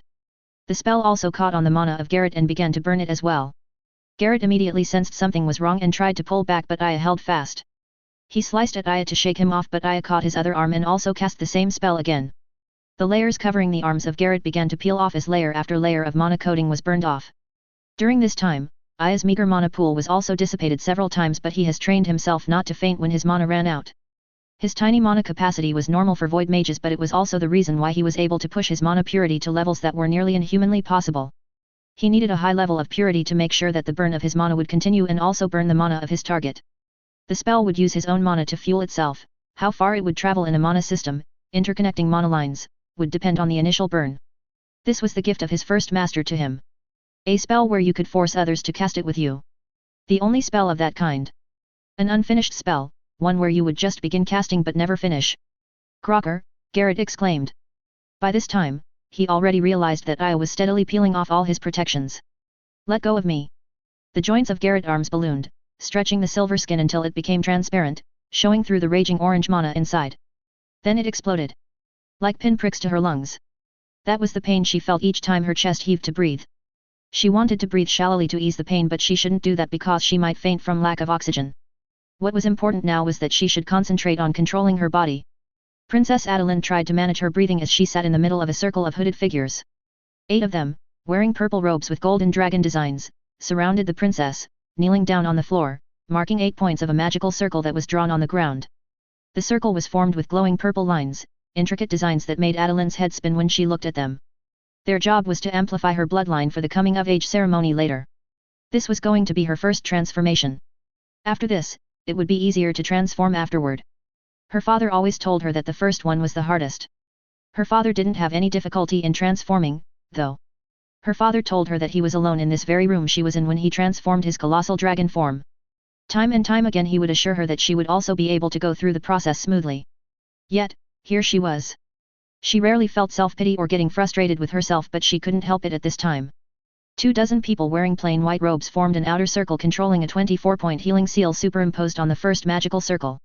They were the highest-ranked healers in the Empire, sworn to secrecy that they were directly attending to the needs of the royal family. Such was the confidentiality shrouding this process that they would be mind-wiped afterward. Adeline felt a bit guilty towards them, but she knew that they were doing their duty to the Empire, to the throne and to the first emperor in keeping his bloodline alive. She should do her duty as well. This would simply be a fleeting moment of pain. Princess Adeline calmed herself somewhat, reassured that the healers were present and were not going to let her body fail. She could feel the soothing magic washing over her body from the powerful healing seal counteracting the severe gnawing in her veins. She concentrated in keeping calm while her insides were on fire. Why was she so weak? Her father didn't have to go through this. It bothered her that this many people had to support her. She was surprised with herself that she was more concerned appearing strong rather than not dying in her transformation. It goes without saying, they weren't simply going to let the princess die because she couldn't handle her own transformation, but still, it was frustrating for her to be this weak. Princess, I know you can control it. We are here for you, Andhra, her headmaid said. We know that you can do it. The first emperor smiles upon you this day. Princess Adeline smiled despite the pain. Andhra looked at her, her face full of concern. The headmaid sat on the outer magical seal and was one of the healers supporting her. She placed her hands down on a small circle in front of her which was connected to the healing seal, constantly channeling green healing energy. Andhra wasn't a simple attendant. She was also a full-ranked healer, a fact that Adeline came to know only moments ago. There were so many things that the princess only learned that day. Apparently, she was there in case the princess was gravely injured. Adeline mouthed a thank you to Andhra before closing her eyes. I hope she won't be angry that she will be mind-wiped after this. Adeline forced herself to breathe deeply despite the pain. There were so many people who were there to help here. She couldn't fail them, nor could she fail her parents, nor could she fail the Empire. The Empire needs the dragon to lead them. That was what her father told her as she drank the blood of a dragon that was deemed most suited for her. Before going to the final match of the tournament, her father accompanied her to a secret room in the castle. One where she hasn't been in despite living in the castle her whole life. Inside, she met a devastator knight whom she hadn't met before. The knight had a differently designed pauldron compared to others, a red and golden shoulder guard with dragon designs engraved on it. She didn't know if the devastator knight was male or female since they only talk straight into one's mind if they were wearing their armor, but he was very nice to her. He introduced himself only as the keeper of the dragon's blood. Adeline clenched her teeth hard as the pain steadily increased. It was as if her veins were being inflated. If the healers weren't there, she would have already fainted. She could feel tears forming on her eyes. She shut her eyes tight as if afraid that tears would fall. This must be the dragon's blood waking my own bloodline. She knew that there were instances where her ancestors died during the transformation, but that was a couple of 100 years ago. Hopefully, that wouldn't happen now. A bloodline that transforms a body was very rare, even rarer for it not to have specific restrictions on inheritance. Every direct descendant of the first emperor has the possibility of being able to transform, however, not all of them could actually do it on their own. The ones who could do it without any outside assistance were so far in between that the royal family had to resort to certain methods to make sure that the one who leads the empire could always transform into a dragon. A symbol. The most powerful symbol in the history of Fork Spear. A symbol that holds together the empire, that holds together the bloodline families, that holds together people. A symbol that 500 years ago, they were on the brink of destruction yet they prevailed despite all odds. It was imperative that she transformed. Unfortunately, she couldn't do it on her own, like most of her ancestors. That was why she needed to ingest the blood of a dragon deemed compatible with her to jumpstart the process. Dragon's blood was very scarce in Fork Spear. Who knew where the dragons were hiding or if they were many left? That was why her family had a storage of dragon's blood in the castle to make sure that all their descendants could transform. There may come a time when they have to import dragon's blood from overseas. Adeline let out a gasp of surprise. All the healers looked at her and pumped in more healing energy. The 8 purple-robed individuals didn't even flinch but continued with steadily supporting her because they knew what was happening. She felt a different sensation that stood out from the waves of pain she felt. An itching on the back of her hand. She opened her eyes slowly, a bit apprehensive to see the results. It's my skin. It's changing, she said with tears falling down her cheeks despite her best efforts to control her emotions. Scales started to form on her hand. Chapter 40. What the damning rock did he do to me? Garrett said, breathing heavily. He remembered feeling dizzy as soon as Aya was able to remove all his protective silver sheets of flesh. There might be no way to confirm what he was feeling, but it felt as if he lost some amount of mana involuntarily. He had a heightened sense of control over his mana, given his fighting style, and he could have sworn that he was forced to concentrate his mana to the points where Aya grabbed his arms. Blowing his arms was a split-second decision to get away from Aya. He raised his severed arms. The stumps began glowing, then tendrils of muscles shot out and slowly twisted themselves into new arms. Sheaths of silver covered the muscle fibers that were growing. Severed arms weren't the main concern of Garrett. It was his mana. He could feel the agitated flow in his body. His vision was slightly blurry and his head was spinning a little, well-known side effects of a disturbed mana pool. What did the Roganian do to me? He glanced at Aya to check if he was attacking, but he kept his distance. Garrett concentrated on healing himself. He would have to let Aya have the first move. Training his eyes on his opponent, Garrett was prepared to take action if Aya attacked. Garrett steadied his breathing and redirected his mana to his second beast stone, which was hard at work. It was from the behemoth of a beast, the Ragmaroth. A prime specimen valued by the Biomagi when it came to regeneration. Said beast could even regenerate half of its body back. Its abilities complemented the other beast stones of Garrett. The first Beast Stone gave him remarkable speed and a way to abuse the mutated power of his mana, while the Ragmaroth Beast Stone took care of his defenses. The first Beast Stone worked in tandem with his third Beast Stone to create packets of explosive mana. The Angelic Guard Beast Stone, the first one, made containers for his highly volatile mana using the silvery skin of said beast. Garrett himself hasn't seen the Angelic Guard Beast in person because they do not live on Forkspear, but he has seen pictures of them depicting 12-foot-tall silver creates of blades and covered in swaths of self-generated armor. His third Beast Stone, from the Ramus Piens, the living lava gargoyles of the Van Garen deserts, ignited his mana to create highly corrosive explosions. On its own, the effects of his mana were akin to the degenerative affliction caused by contact with the blight, although at an accelerated pace. Coupled with an explosion, his mana could break down most elemental bonds that hold together everything in existence. Once the packets of mana were used in an explosion, the Ragmaroth Beast Stone would regenerate his silver skin, and thus the cycle continues, as long as he could supply mana to the Beast Stones. With these 3 Beast Stones, he was able to fight his way to the top of the tournament with ease.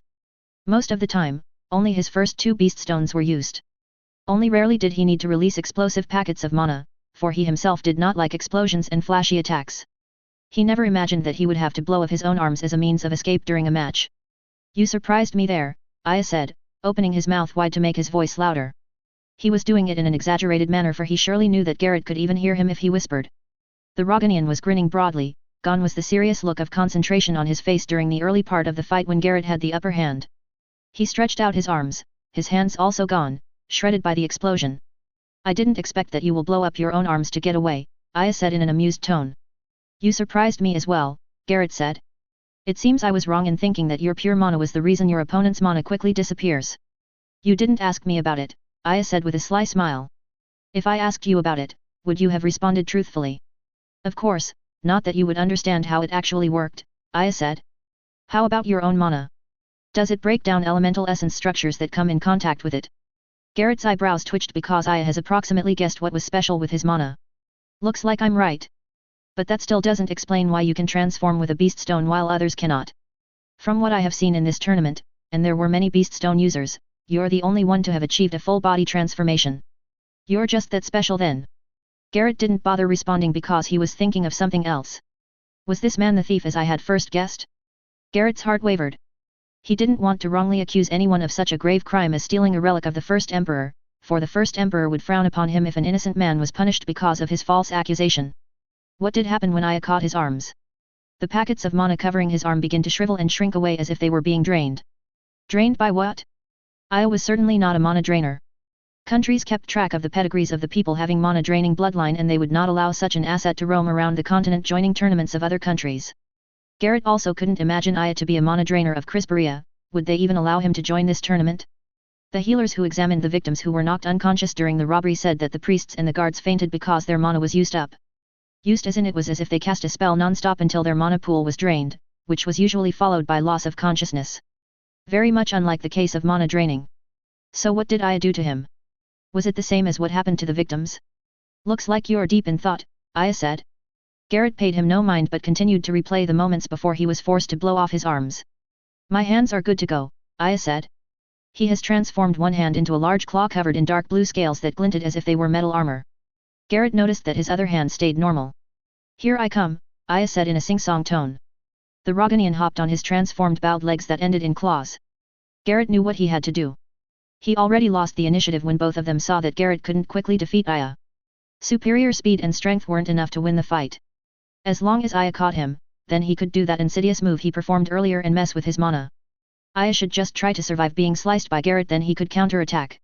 Aya realized this as well, that was why he was now actively goading Garrett. He just had to incapacitate his opponent first before the latter could do his mysterious magic. He ran forward, his curved feet giving each of his step an extra bounce. As Aya neared him, he flipped himself, rolling in midair, bringing his legs up and swinging them down with his momentum. No choice but to use his leg blades because his arms still weren't finished regenerating. He was aiming at the elbows of Aya. Aya swung his claws up, catching both of Garrett's leg blades. A shower of blue and yellow sparks as Garrett's mana broke down the hard scales of Aya's claws, almost like a blacksmith grinding down metal. Garrett twisted his body, detaching his blades from Aya's claws, slicing off a couple of his fingers. He swung his legs, targeting his opponent's elbows once again. Aya propped himself up with his tail and moved his body away from Garrett. As Garrett landed, Aya used his tail to bring his body back to the fight. Aya followed up with a high kick, which Garrett blocked with his still healing arms. There was another kick to the side, hitting Garrett's near the ribs. Aya noticed I was going for the elbows. Thick silver packets of mana lining Garrett's side absorbed much of the blow. But Aya wasn't done yet. He threw a punch with his normal hand. Garrett ducked to evade, right into Aya's injured claw that was balled into a fist. He was thrown away by the punch, but righted himself in midair and tucked in his legs. As he was about to hit the ground, he extended his legs, anchoring himself to the ground. He tightened his core, stopping himself from falling over. Crocking hell! I was getting conscious with being touched by his normal hand. I hope you don't think badly of me that I attacked you when you haven't finished fixing your arms, Aya said. He sat down cross-legged on the floor. Want me to wait for you? He's trying to agitate me. Garrett wasn't about to fall for that. Maurice, his subordinate who has fought Aya in the tournament, warned him about this particular trait of Aya. Garrett also noticed this when he was viewing recordings of the previous fights of his opponent. He would even throw pebbles at other people during the fight. Garrett looked at Aya's injured claw that was turning back into a normal hand. Why does he need it to be his normal hand before he could do that? It seemed that Aya needed only to be in contact with his opponent using his hands before he could use his skill that made people lose their mana. In Maurice's fight, it was only during the last moments of the fight when Aya punched Maurice several times, destroying his armor and coming in contact with his body. After that, Maurice fainted. He probably didn't realize that he was losing mana at an alarming rate because he was focused on trading blows with Aya. In the end, it wasn't a punch covered with pure mana that dissipates the mana of his opponents, rather, Aya needed only to come in contact with them with his human hands to drain their mana. Was drain even the right word to use? You're deep in thought about something. I suggest you bring your mind back to the fight, Aya said. Garrett frowned and looked at Aya. The mage boy, he said. Before he could say anything more, both of them looked towards the direction of the city of Crisperium. The audience, the healers on standby, the soldiers, turned to Crisperium. A steady hum of the earth was the background of the beautiful sight they beheld. The upsurge is beginning, Aya said with glee in his voice. I couldn't believe that this is my second time seeing this. Geysers of light shot out from different points of the city, sending sparkling showers that slowly descended on the confused people living there. Such a beautiful sight. Just by looking at it, Garrett felt that he was becoming healthier. Garrett gazed at the floating boxes around them. The spectators were applauding and pointing. Some of them were even crying. They were all focused on the city. The clouds over the city parted, giving way to sunlight. The energized elemental essences sparkled more in the sunlight, making it look like the city itself was glowing. We should finish our fight, Aya said. I think they want to time the event of the princess with the peak of the upsurge. It's going to be so pretty. Too bad this will be a weaker surge compared to the previous one. Garrett opened his mouth, changed his mind, and then closed it. He narrowed his eyes. The mage boy that Aya first fought in this tournament. He only touched him. Then the boy fainted. That was too much of a coincidence. Garrett could also remember a couple of opponents Aya only touched instead of punched where they fainted. This hypothesis matched the narration of the victims during the robbery. While the imposter, who masqueraded as a priest, punched most of the victims, some of them said that they didn't remember being punched. The ones who fell unconscious first could only remember being touched by the imposter. The guards of the vault, who were the first to fall down, remembered the imposter priest walked towards them and immediately grabbed their faces. The high priests remembered someone touching them on the shoulder. It was all making sense. However, how did the robber impersonate the priest? Did Aya have that same skill? That was the remaining piece of the puzzle and the most important one. And how was the large man who was captured by the city guards but escaped connected to this? Am I just forcing facts to make an answer even if it was the wrong one? Aya said, look, your blades are back again. Let's finish this so that the nobles up there could cheer the princess on as the city glows from the upsurge. Garrett loosened some explosive mana packets on his arms. He swung his arms, flinging 2 packets towards Aya at high speed. It was as if they were shot out of cannons. Aya raised his brow but didn't move. The packets exploded as soon as Garrett willed them. Garrett rushed towards the explosion, flinging 2 more packets in. He jumped to avoid the explosions. In his descent, he brought all of his blades in front of him. As he predicted, the Roganian jumped out of the smoke of the explosion. Aya had a large claw in front of him to take on Garrett's blades. Garrett let his leg blade stab Aya's claw. He kept careful watch where Aya's normal hand was going. Contorting his body to move his upper body nearer to Aya, he once again aimed for Aya's elbow where the claw was attached using his arm blades. Aya's normal hand shot up to intercept Garrett. This was what Garrett was waiting for. Instead of slicing Aya's clawed hand off, he changed the direction of his blades to meet Aya's normal hand. But before Garrett could do what he planned, he felt a tug on his leg blades. Aya's claws closed themselves on his leg blades and threw him away. He detached a few more packets of mana to leave with Aya as he was lobbed across the arena. Several blasts blew him further away, but he was able to get away without injuring himself. He bet that the same couldn't be said of Aya, who caught all the blasts. I don't think I have used all of my beast stone this much since I was training in the inner sanctuary of the church. Garrett could feel his heart pounding as his body was taxed continuously provide mana to the 3 powerful beast stone. That really hurt, Aya whined as he stepped out of the dust cloud made by the blast. His black robe was in tatters. The threads tried to sew themselves back together, but the corrosive yellow cloud from Garrett's mana residue ate them away. Aya's body was covered in wounds. Bits of flesh were ripped away. Both of us are getting pushed to the limits in this fight, Garrett thought. Yet, the Roganian still looked calm. Garrett knew that Aya should be in terrible pain from coming in contact with his mana. Garrett himself was immune to its destructive effects, but others had told him how it felt when they were hit by his attacks. The city is so beautiful, isn't it? Aya turned his head to stare at the city, showing to Garrett that his cheek was scraped to the bone. Garrett felt a cold hand grip his heart. What kind of person was he to be nonchalant about this? Your mana is so annoying. I can't even heal properly. Not to mention that I only have a small reservoir of blood left. Aya was staring wistfully at the city. Then turned to Garrett. Can you feel it? Feel what? Garrett answered despite himself. The mana from the upsurge is getting diverted. Aya nodded. I think I understand some things. But new questions also arose. What do you mean? Garrett inhaled deeply and then spoke firmly, Aya, surrender now. I have reason to believe that you have stolen an important object from the treasury of the church. But I may be wrong. And I hope that I am wrong. Aya looked back to him with a blank expression. I can feel that you are not a bad person. I also know that you are not a void mage. However, from what I have witnessed, you have power similar to the robber. Come with me so that our healers can check. If you're innocent, we will compensate you and formally apologize to you. Aya smiled broadly. He held up one finger, then touched his cheekbone with it. Look, I can touch my own bones. Garrett persisted. Right now, you're the prime suspect. But I can sense good in you. We have to check if you have the power to mimic other people. Do not be afraid. Paximilin always guides good people. And I know that you're one. Paximilin is existence itself, Garrett Burklaw. What do you mean? Let's end this now.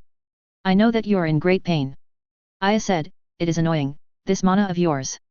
I have to push my limits to heal this. He closed his eyes. Wah! Garrett gaped in amazement as strands of bright blood seeped through the skin, flesh, and exposed bones of Aya. The blood began to form lines, then the lines formed circles. The designs became more and more complicated. Garrett closed his mouth. He focused on the seals forming on Aya's body. What was that? An elemental seal? One of the ancient elemental seals that was thought to be lost? Garrett has only seen some of them in the forbidden scrolls of the church. He switched to another seal. His instant reaction was repulsion. Vomit was rising up his throat. He could taste the acid in his mouth. What was that abominable seal? Could it be possible that it was a void seal? Or something more sinister? Ah, there we go, Aya said. His body glowed green and began to heal at a rapid rate. Muscles mended themselves and were immediately blanketed by skin.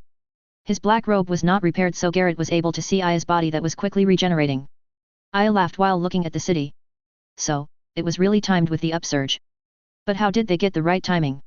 You can't predict the upsurge that accurately. Who set up all of this? Are those void seals? Garrett asked. Aya didn't respond to his question but instead touched his cheek. Ah, I can't touch my bones anymore. But good thing I was able to reconstruct my face, he said with a wink. Reconstruct his face? Garrett was livid with anger. He rushed towards Aya with his blades stretched out. His twin blades roared with his furious mutated mana. You're the thief, Garrett shouted as he leaped. He brought down his blades. Aya jumped out of the way. Waves of yellowish mana slapped the ground, parting it in half. I have no idea what you're talking about, Aya said. He was high above, his wings flapping furiously to get him higher. The glowing red seals moved around his body at a rapid rate. Garrett shouted, you're playing games with my head, whoever you are. The leg blades of Garrett melted into thick legs with wide feet. Vents opened below his feet. He blew his mana out of these vents and detonated them at a gradual rate to boost him up. Flying will be your undoing. He went straight up for Aya. Aya stared at him from above with a bemused expression, then swooped down to meet him. Garrett detached all of his mana packets, twisted his legs so that the vents faced Aya, and let out a burst of mana to propel him far away from the massive blast that would follow. The shockwave from the blast still caught Garrett and slammed him to the far side of the arena against the shield walls. The blast created a huge energy ball in the middle of the arena. Garrett knew what was about to happen, so he flattened himself against the ground. The energy ball descended and exploded once again, sending more shockwaves. Violent earthquakes followed as chain explosions set out inside the energy ball as it carved a huge crater in the middle of the arena. Aftershocks continued for a couple of minutes and then it all calmed down. Dust nearly covered the entire field, obstructing visibility. Did I get him? Garrett said. That was all his mana packets. This was his plan in case Aya took the fight to the air. Supposedly, his final attack. But he couldn't be complacent. He remembered the grinning face of the Roganian while half of his face was blown off. I need to make more, he weakly said as he tapped into the power of his Ragmaroth Beaststone and regenerated his silver flesh. The thief should die. Anger at being tricked was pushing him on. I trusted him and thought that he was a good person. I was a fool. He paused as he felt his heart skip a beat. He also couldn't breathe deeply anymore. Adrenaline was keeping him awake. Adrenaline and sheer willpower. There were several times during the tournament when the opponents of Aya thought that they had already won, but the resilience of the Roganian proved them wrong. Garrett was nearly 100% sure that the explosion he caused was enough, for it wasn't a simple explosive spell or fireball. Even though the Roganian had the bodily fortitude that reached nearly the level of high-quality magical armor, it should have a limit. Only Paximilin was limitless, Garrett thought with a laugh. A few minutes passed with Garrett just standing near the edge of the arena and nothing was happening. Was the Roganian dead? Garrett couldn't sense his presence anywhere else. He wasn't about to get tricked by the Roganian by tunneling underground. He made sure that the Roganian caught the brunt of the explosions in midair. It was the reason why he wanted the Roganian to fly. If he used his explosive packets on the ground, then Aya could escape underground, as he did during his fight with one of the Baccaras. Garrett had replayed that fight several times since they would also fight on the mountains. Garrett started walking to the crater that he made. Every step was agony. He knew that his body was about to give, yet he pushed it to make more explosive packets. As he was nearing the crater, he shook his head. What was I thinking? Killing the robber. How could we recover the relic if I killed our only lead to the location of the treasure? He was ashamed of himself for being so stupid.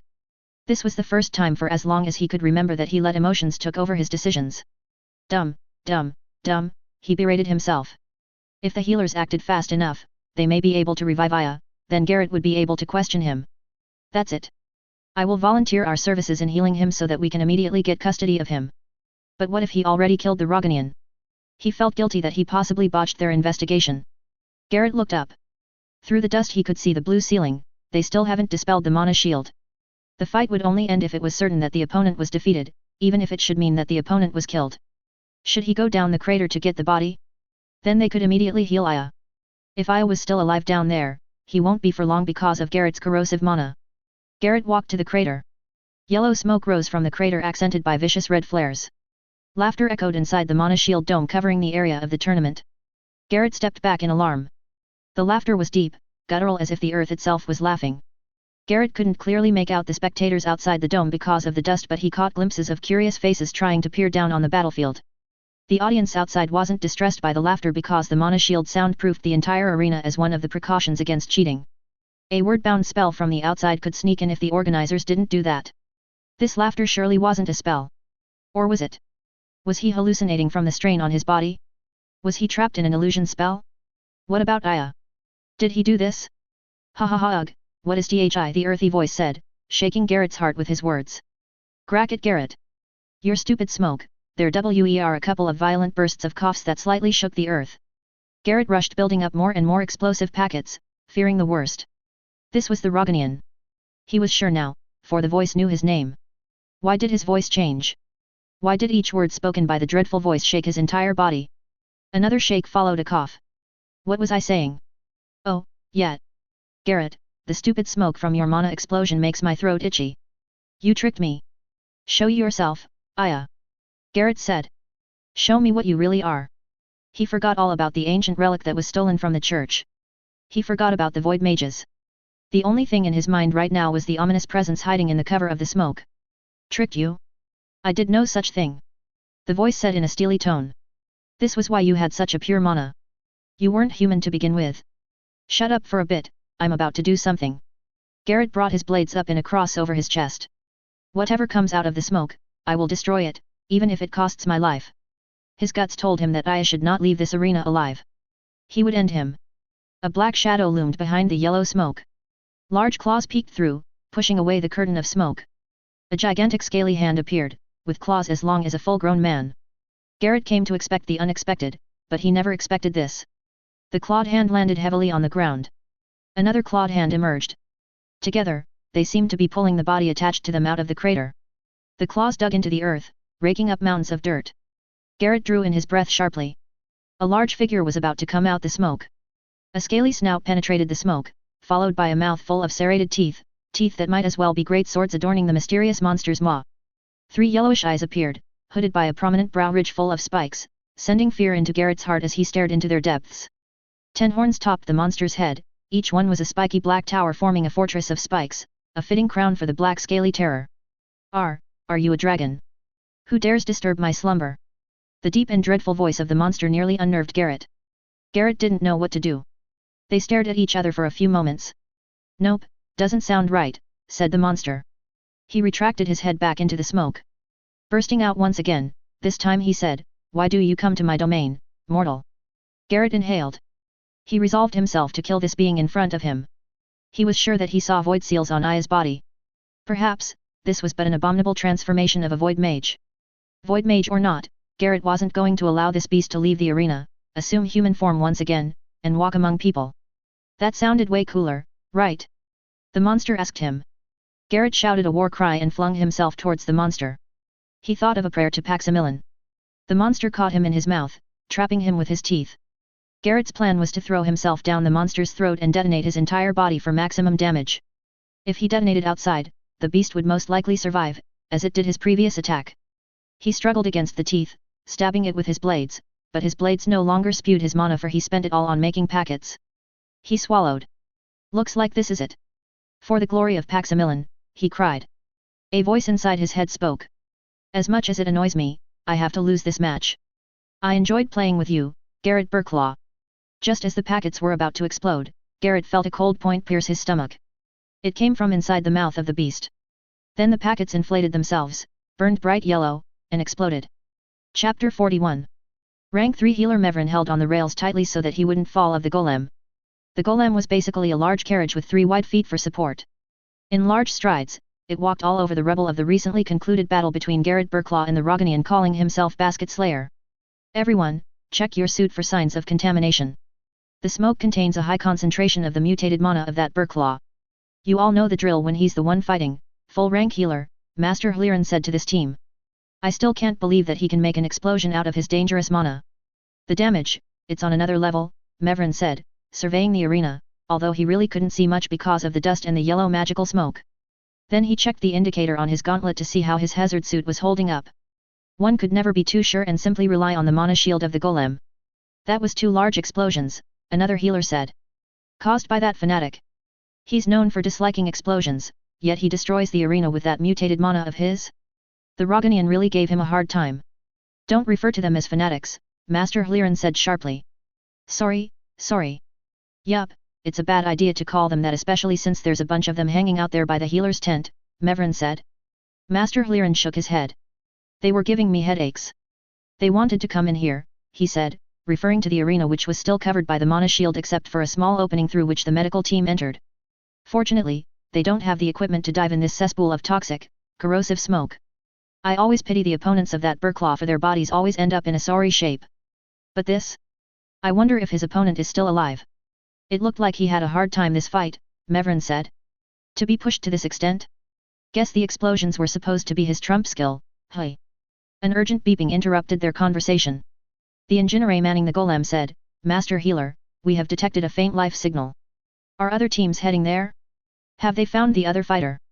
We are the closest medical golem unit. The other units are heading for another location. They might have found the other guy, Master Healer. Call for the Vat Golem. Yes, sir. Mevrin elbowed the healer next to him. Who do you think it's gonna be? I bet it's the Burklaw guy. Fine, I'll bet on the other guy. Buckle up, guys and gals, just imagine that we have buckles installed, the engineer said. We're going down an ugly crater and the way's also pretty ugly. The large golem broke through curtains of yellow smoke as it started to descend the crater left by the earlier blasts.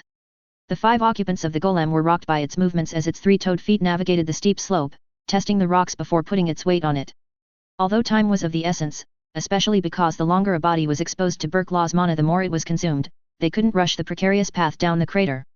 Tongues of red energies jumped all over the place, leftover reactions to elemental essences breaking down. Some of the red energies were attracted to the mana core inside of the golem even if was shielded from outside interference, making a jump for them. The mana shield of the golem sizzled as it received the energy lashes, dissipating them into nothingness. It was dangerous for mages to travel in here, that was why they had to send in the medical golem units to retrieve the body. The golem deployed its pincer arms as they neared the site. He's buried. Mevrin said. Looks like it, the engineer said as he pressed some fingers into the control orb of the golem. The golem began delicately digging, moving debris aside. A gush of yellow steam spurted out of the ground and hit the golem. The golem opened a valve and started spraying the area with foam to counteract the dangerous substances. It's amazing, isn't it? Master Hliran said. These people have pushed their bodies to their limits. I'm pretty sure that Burklaw has survived even in these conditions. I'm not sure about that Roganian with that weird name. And there are people even more powerful than them, Mevrin said. They just won't stop pushing themselves. And it falls upon us to bring them back when they fall while trying to surpass their limits. Found him, the engineer said. Hopefully, the vat golem gets here fast enough, Master Hliran said. They went on ahead of the golem that was carrying the container tank filled with regenerative fluids because it was slow and bulky. We may need to climb out of the crater before getting to it. Mevrin put his hand on the mana shield of the golem and peered down on the hole the golem dug. There seemed to be a blackened body. The golem deployed a different arm, one attached to its back. The arm separated into several smaller arms which dug away the dirt to show the body. Is he even alive? Is that charcoal? Mevrin said. Sorry, he added when he met Master Hliran's furious stare. How can someone like that survive in that state? The skin shows his life signature. Although, he doesn't look good at all. The engineer pointed to a display to show that the body they found was indeed alive. Doesn't look good is an understatement. The golem generated a blue bubble and suspended the recovered body inside. A hole opened at the bottom of their carriage and the body was taken inside. A vacuum sucked out all the smoke that was able to get inside. The healers began using their magic so that the body could already begin to recover as they started their perilous journey back up the crater to where the vat golem was waiting. The dust cloud and yellow smoke cleared a bit, allowing Mevrin to see above the light blue mana shield covering the arena. The audience boxes were moving away. Perhaps they were moving the location of the event away from the contaminated dome. Mages were flying overhead, checking the shield for cracks. They would have a hard time cleaning all this mess. No one expected Garrett Burklaw to do this, even the healers were not aware that he was capable of something like this. It was fortunate that they were able to bring hazard suits. They transferred the body to the vat golem. Their earlier ministrations yielded no results, much to their surprise. Perhaps it was the strange properties of Burklaw's mana that prevented their healing. The body carried by the vat golem was obviously corroded by the mutated mana explosion. Burklaw had immunity to the effects of his own mana, that would mean that the body they found was his Roganian opponent. They better rush to the medical tent. As time passed, so were their chances of saving this man. As soon as they reached the tent, they placed the vat on top of healing seals. They brought along mana batteries to fuel the seals so there were supposed to be no problem. The Roganian had a strong constitution to be able to survive all that. As long as his heart beats, they would have a chance to repair his body. What's happening? Why is nothing happening? Mevrin said, befuddled by the readings the scanners give. Since the time they recovered the Roganian they have been monitoring his body. Nothing has changed even though they have cranked up the power to the healing seals. Should we inject him? No, that wouldn't work. His body won't handle liquid mana if his condition is not stabilized. Master Hliran stroked his fine white beard and said. The explosion must have something to do with it, agitate the mana particles? We have to know what that Burklaw did to make those blasts. Rachel? What happened with that Burklaw? Team 2 was the one who recovered him from the arena. They said he wasn't affected by the blast. What? How is that possible? He was found some distance away from where we found the Roganian, obviously blown away by the explosion, but he wasn't injured by the explosion. His injuries came from pushing his body too hard. They might have to remove the beast stones from his body. A couple of them had broken down and were infecting his bloodstream. It's still weird that he wasn't injured by the explosion, Mevrin said. So, he wins? He's gonna get declared as winner. Master Hliran tugged. Is that all you care about now? Did you bet? He asked Mevrin disapprovingly, to which Mevrin only smiled sheepishly. He's in a coma right now, healer Rachel said. Mevrin, I don't know what they will do about the tournament. A draw. Master Hliran waved his hand before they could discuss further the tournament. We still need to find out why our patient is not responding to any treatment. I have never seen anything like this. Like a petrified log. Mevrin said, demonstrating his knack for speaking inappropriately in serious situations. Hey, it does look like those beasts who hibernate and shut down all but their necessary body functions when harm befalls them. Maybe the Roganian has some skill to survive the apocalypse. If the cause of this is that Berklaw, we can't ask him because he's in a coma, Master Hliren said. And if the cause of this is the Roganian, we obviously can't ask him either. We need the equipment. Master Hliren suddenly stopped speaking. A hint of curiosity fleeted on his face before turning into a frown. Mevrin followed his gaze and saw several royal knights enter the medical tent. 4 royal knights. Mevrin raised his brow. These were the royal knights as in the royal knights under the direct command of the emperor, not the generic royal knight you would find loitering around the palace. He had only been to the palace only once, though. Even the princess has no right to command them, nor the empress consort. They were easily identifiable by their golden armor, which was quite pompous and needlessly extravagant. This was the first time he was seeing them, he only heard about how they looked like from Master Hliren. They were quite a rare sight among the empire's troops, even rarer nowadays since the Devastator Knight Elvrius was favored by the princess as their guard. It was considered as insulting to the Devastator Knight if there were other guards besides them. It was a huge puzzle why these royal knights were here. Obviously, they were ordered by the emperor himself to be here. How can I be of service? Master Hliren said to them, bowing his head slightly. Perhaps we can attend to this matter outside the tent? Our patient here is in a critical condition. Do you need to transport him back to the city? A knight said, his voice gentle and soft, different from the arrogant voice Mevrin was expecting from an elite soldier. Master Hliren said, yes. We need the facilities in the city hospital. His situation is not stabilizing and we need to run more tests to find out why. I have already talked with the mages. Master Hliren looked over the shoulder of knights to see if there were other people outside the tent. I think they were delayed a bit because of the containment operations of the smoke. Ah. Well then, we will be the ones who will transport you. The knight walked over to the regenerative vat containing the Roganian patient. The patient's skin was eaten away by the corrosive substance. He is still alive. The knight was rightly surprised because the body floating in the vat could be considered as alive. It was blackened by the explosion with pieces of flesh shaved off, bones broken into weird angles, yet he was still alive. No time to lose then. We're taking you to the city. Have you already prepared? Master Hliren nodded to them and they busied themselves with disconnecting the vat to be transported. The 4 knights cast separate magical bubbles to contain them and their equipment supporting the vat on their journey. What's up with them? Healer Rachel asked Mevrin as she pointed up at the royal knight who cast the magical bubble carrying them. Mevrin shrugged. How would I know? What's important is that we get the patient to the hospital. And I think that it's in our best interests not to ask too many questions. She leaned in and whispered. Do you reckon he's a spy? Plausible. Maybe that's why they want to detain him. A royal knight turned his head towards their direction to watch them. Making them both shut up. Can he hear what we were talking about? Mevrin kept quiet during the uneventful and short trip back to the city. Once they arrived at the hospital, they rushed to ran tests on the body of the Roganian. They placed him on a levitating stretcher and floated him up to the level of the hospital where they had the equipment needed. Teleporting straight to the upper level of the massive hospital complex was faster, however, they did not want to risk the effects of teleportation on the corrosive mana permeating the body of the patient. Numerous tests were needed because this was a novel case, one they hadn't encountered before. Master Hliren was fuming because the knights were insistent that they should accompany the Roganian inside the testing room. They compromised and 1 knight was allowed to enter. This was surprising because Master Hliren was known to hate any interference with his work. The knights must be really something to make Master Hliren back down a little.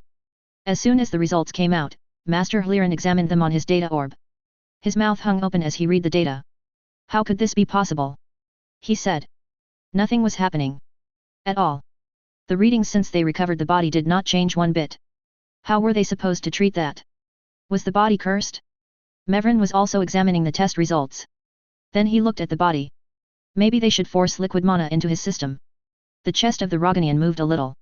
Then it started to pulsate and then ballooned, as if he was deeply inhaling. But he was obviously unconscious. Something was moving inside the body. Master Hliren, his chest is moving, Mevrin said frantically. Moving, the master healer said as he rushed over. There's something trying to get out. The royal knight stepped forward to check the problem but Master Hliren pushed him away in annoyance. Please stay there at the door, he said curtly. The Roganian's chest was inflating, then his throat, then his cheeks. His mouth looked like it was being forced open. Some black gas escaped his closed mouth, more like just teeth shut tight because the lips were already blown away. Small tendrils wiggled out and grasped the sides of the mouth, pushing them open. There's something inside him, Mevrin said. He quickly moved to the control panel and moved the scanner over the patient. Master Hliren was on the other orb, controlling the golem arms to remove whatever was inside. I'm preparing a container for it. The royal knight moved closer. I sense something. Something. Mevrin looked at Master Hliren with concern. Should they stop the knight? He was already moving over to the table. Master Hliran abandoned his controls to chase the knight. I told you to just stand by the door. This is a delicate operation and we may lose this man's life. The royal knight held up a finger. Silence, Master Healer. You are right that this is a delicate matter. There is something very dangerous inside that man. I have enough of this, Master Hliran said. Mevran knew that the Master Healer was about to explode, then he noticed that the mouth of Roganian opened. Black tentacles came out. He was about to shout to alert them, but the black thing already disappeared. Then there was a thump as Master Hliran hit the floor, knocked out.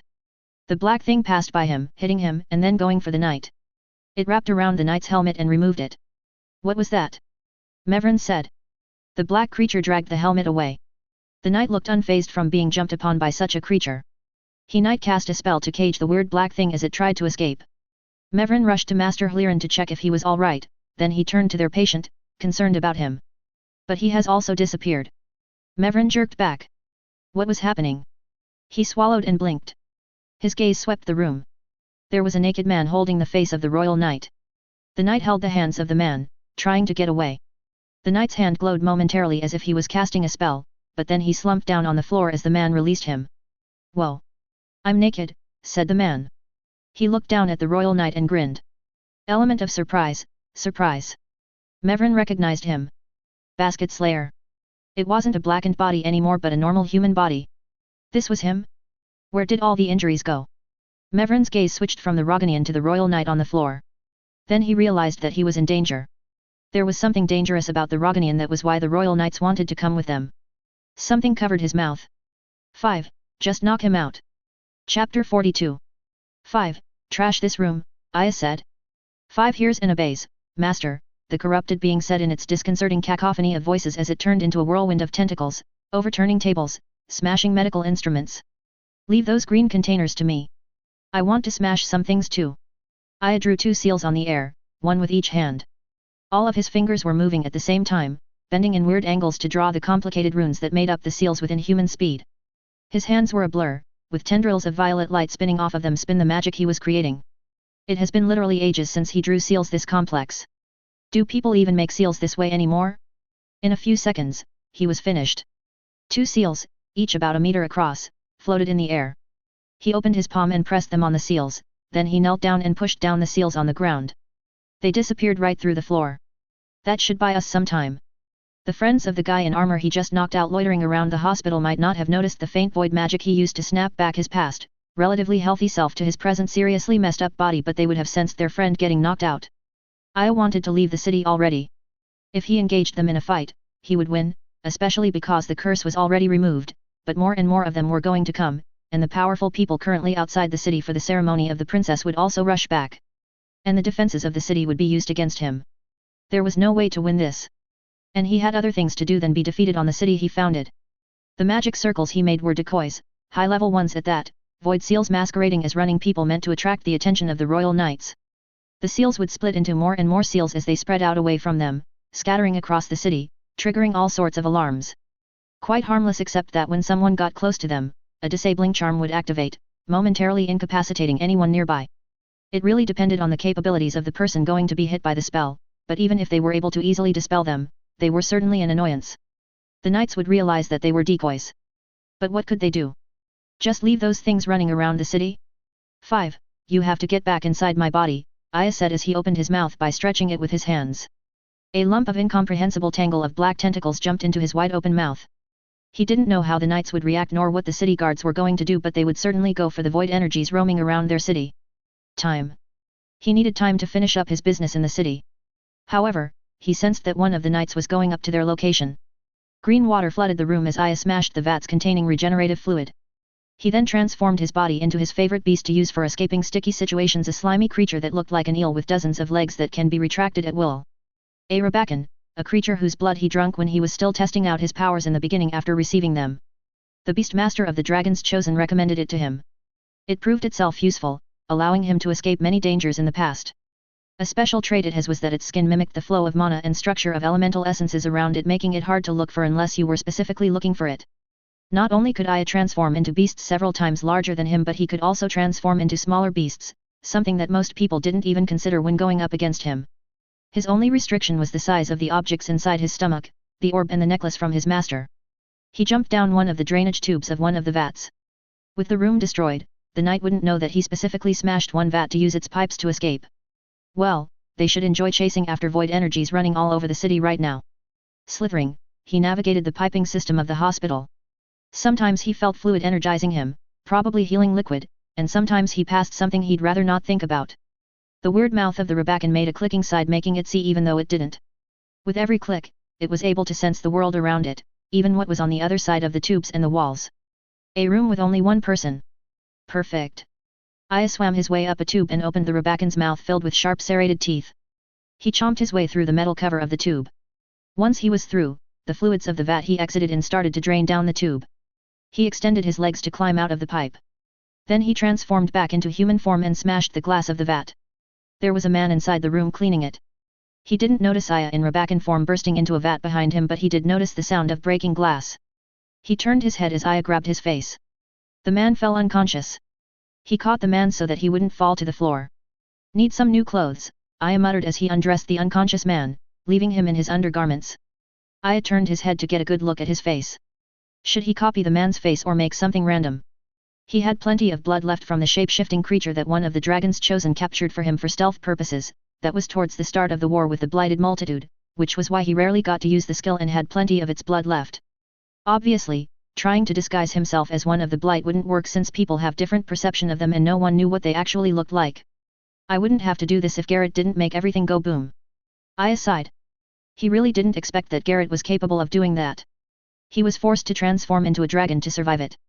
It was a good thing that the curse has completely unraveled by that time. Aya already felt it weakening before that, which was the reason why he was able to slowly transform more and more body parts, especially during his fight with one of the Baccarat twins.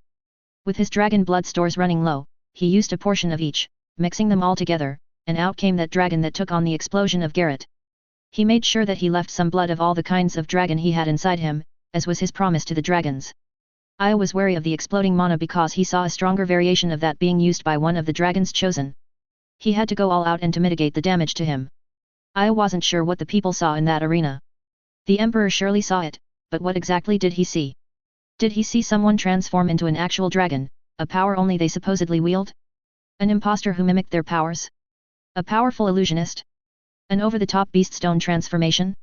A summoned titanic elemental spirit? The audience certainly had plenty of assumptions as to what happened in the arena, but what concerned Aya was the perception of the Emperor. This Roganian might be a threat. That might have crossed the mind of the Emperor. Or it might have been something else. But the Emperor did care about Aya's transformation, as expected, which was probably the reason why the knights were sent to watch him. Looks like losing was the right decision, Aya said as he put on the clothes of the man cleaning the room.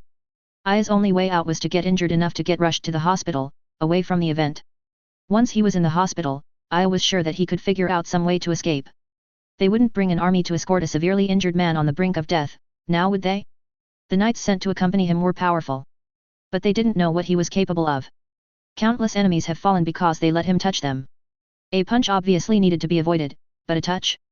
Baccarat might have a rough idea of how his power worked during their fight. But it was Garrett who realized that Arvin fell unconscious because Aya touched him at the end of the fight, not that Arvin ran out of mana on his own. The guy who guarded his injured body didn't know about it. But he had a helmet on, a potential source of delay, which was why he ordered 5 to remove it. Aya poked his now transformed head outside the door. He decided to copy the face of the man to go with the cleaner's clothes. Those who work in the hospital might find it weird that someone who didn't look familiar was wearing employee clothes. He looked back inside the room. The unconscious body was hidden inside a closet, but the vat was obviously broken and might cause some concern to anyone who entered the room. As Aya closed the door, he heated the doorknob and the lock, slightly melting them. Then he walked down the hall like he knew the place. Fortunately, no one greeted him as he tried to find the exit. I made sure those seals were full of void magic, Aya said under his breath. Surely, the city guards also detected them. And the knights are also chasing them, and me. I don't think they forgot about me. He rubbed his stomach. The orb was another concern with the curse having been dispelled, but Aya had already prepared for this eventuality. From the time the curse was weakening, Aya began making small magic seals to diminish the energy given off by the orb. He would apply them on the orb, one by one, building them up over time, making the orb more and more invisible to the senses of a mage. His patchwork spell worked because even Garrett didn't sense the orb. Or the explosions his stupid mana caused was interfering with everything. As Aya left the hospital, he headed for the villa of the Dalsworth students. Arvin was waiting for him there with his stuff. Earlier, he has already decided that whether he won or lost during the tournament, he would leave now because there was work to be done elsewhere. He hoped that the decoy seals he made were enough to draw away the knights from going to the villa. Those mages who picked him up for a dinner with the princess knew his address. It was prudent to assume that there was a chance that the knights also knew about it. He broke into a jog. I still need to get my basket there too, he said with a grin. All this misfortune befell me because my basket wasn't by my side. Princess Adeline stepped out of the portal and into a tent. She looked back through the blue gate laced with crackling lightning and accented with snowflakes of sparkling light. The principal of Millelysium, an old man with long braided grey beard and a playful twinkle in his eyes, could be seen on the other side along with her, the royal knights escorting her. She waved at the principal, who gave her a bow. The portal slowly started to collapse on itself and fizzled into nothingness. It was the ancient long-range targeted portal Millelysium kept, a relic from before the war with the blighted multitude. No one could use teleportation spells to get in or out of the city. The barriers would prevent that. Gates connected to other cities, which were technically portals, could operate in the outer city, or the new city, the expanded part of the city. But no portals could be targeted inside the original area of Kryperium, nor could portals be opened from within the area connecting to outside of it. The only exception to that was the ancient portal of Millelysium. She used it to hurry to the place where the event was to be held. A shadow loomed over her. She turned and said with a smile, Elvrius. She hugged him but then let go because there were royal knights around them. The knights stood at attention, giving no hint that they noticed anything wrong or weird. Is everything fine here? Some dangerous circumstances that arose after the final match forced a little change of location. But we are prepared for it. The last of the audience boxes have just been put in place. Oh my, I hope the contestants were fine. Our healers are attending to them. So, who won then? Adeline said. Was it going to be Garrett Burklaw this year again? She had high hopes for the Rogonian, but she should root for someone from her country. Burklaw, Elvrius said. Although there were some problems, he seemed to be in a stupor. But you shouldn't bother yourself with it. You have an important task in front of you. Adeline put on a determined face and nodded firmly. Are you ready, my princess? Do you require some rest first before proceeding? Elvrius spoke in her mind. He knew of the preparations needed for one of the royal bloodline to transform, seeing as he was from the Fallier family who has served the throne for generations. I can tell them to wait until your highness is ready. It was exhausting, both mentally and physically, but I am very much ready. We have healers if you're feeling unwell, Elvrius said. Shall they administer to you before you set out? I am fine. Andarum made me drink too many potions, Princess Adeline said. She made a face. I can't believe how many kinds of medicine I drank today. She walked out of the tent. Trumpets announced her presence. There were even fireworks in the air. Shouldn't they wait for the end for the fireworks? It must be her father. 7 royal knights were her honor guard. Their leader, identified by a red sash, whispered to her. My princess, we will be ready with a silk robe when you transform back. She nodded while blushing a little. The people should be able to see her transform into a dragon and transform back to a human. When she transformed into a dragon, her clothes would be torn apart, thus, she was going to be naked when going back to human form. She couldn't just fly into a tent and hide there to return to her human body. The full process of transformation should be witnessed by the people. There were boxes floating high above her. The people were leaning from the sides to look at her. She transformed her eyes into the eyes of the dragon to see better. Some of the people were even using binoculars. She scanned the boxes and found Elvrius' little sister, who was probably older than her. She should get to know her. Her eyes then fell on the royal box. She met her father's gaze. Her father had a disapproving look on his face. It was probably because she already transformed a part of her, even if it was just her eyes. She smiled sheepishly and mouthed a sorry before changing her eyes back. The voice of the emperor echoed through the mountain. My daughter, Princess Adelinde Melusine. Witness her, a descendant of the first emperor, Christfallen. Adeline took a deep breath and began her transformation. She wanted to rush it so that the people wouldn't see much as her dress ripped. She crouched down.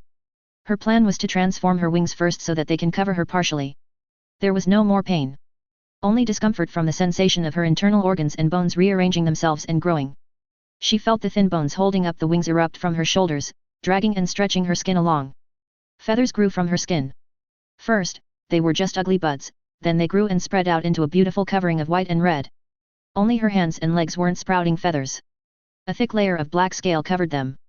Her fingers extended, her nails sharpened into deadly claws. Her body grew to 5 times her original size. Quite a small dragon, relatively compared to her ancestors. But she loved her transformation. It was sleek and slim and beautiful. She lowered her wings to cover her body. Even though she was going to have a body of a dragon, she was technically naked. A stupid concern, but she couldn't get it out of her head. She waited until all of her feathers finished growing. A thick puff of feathers covered where her breasts were. I think I should fly now. While she had practiced the transformation a few times before she came to the mountain, just to avoid some embarrassments, she still hasn't tried flying. A flap of her wings sent her into the air. She screamed, but it turned into a roar. Everyone broke into applause and cheers. She could also hear her father cheering in a manner not befitting an emperor. Apparently, he forgot to turn off the spell that amplified his voice, or he just didn't want to turn it off. Don't forget to flap your wings. Don't you dare forget to flap your wings, she ordered herself. Her father told her before that her body would know what to do. A human brain wouldn't know how to fly, so she had to let her body do it with instinct. She flew higher and higher into the sky. She tried twirling, looping, diving low and speeding around the boxes. Her confidence grew as she graced the skies with her presence. The people in the boxes waved at her as she passed. She weaved through them, roaring once again. Her sharp dragon eyes could see people getting hysterical and cheering. A slight sound of squealing made her turn back to the ground. The Nemir hogs have been released. According to legends, the first emperor hunted Nemir hogs in the mountains to sustain him during his fight with the dragons living where the city now stood. Other stories say that the first emperor attacked some dragons while they were hunting Nemir hogs, catching them off guard. The true story concerning Nemir hogs may have been lost to history, but the tradition of burning it during the coming-of-age ceremony of those of the royal bloodline has been kept through generations. I'm sorry, Nemir hogs.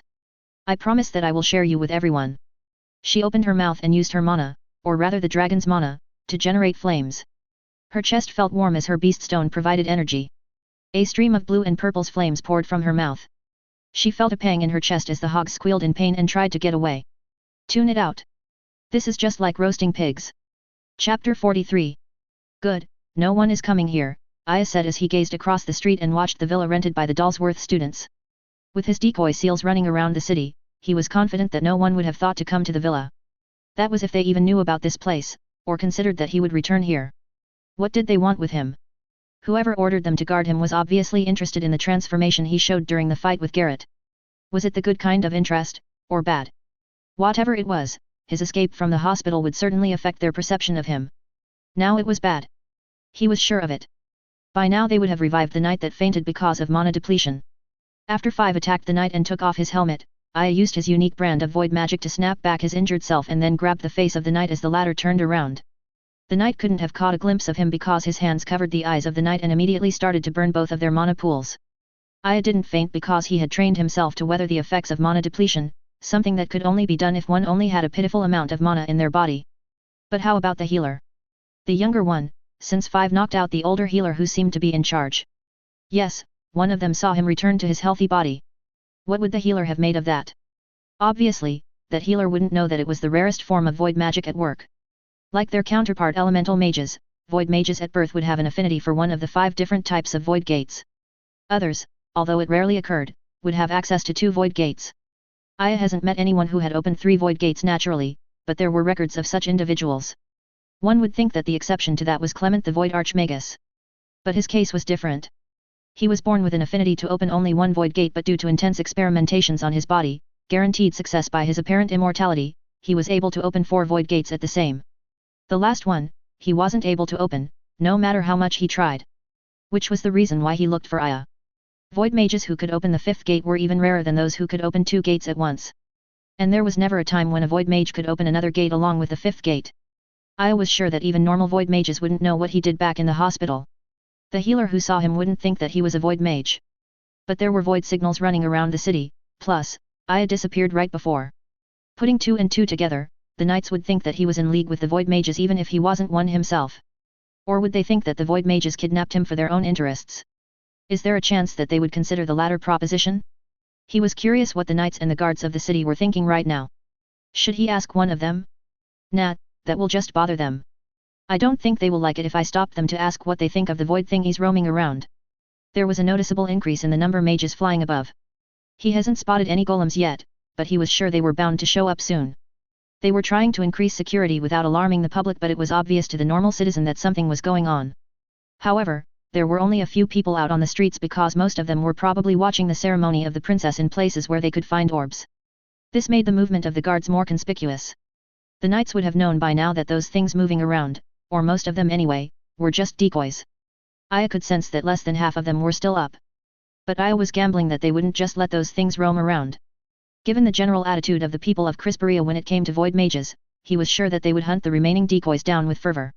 He made sure to move them about randomly and not look like they were drawing the knights away from a specific place, which was the villa. After 2 mages flew overhead, Aya quickly crossed the road and placed his hand on the wall of the villa. He followed the wall until he reached the part of the wall enclosing the garden. Sensing that no one was on the other side, he jumped over the wall.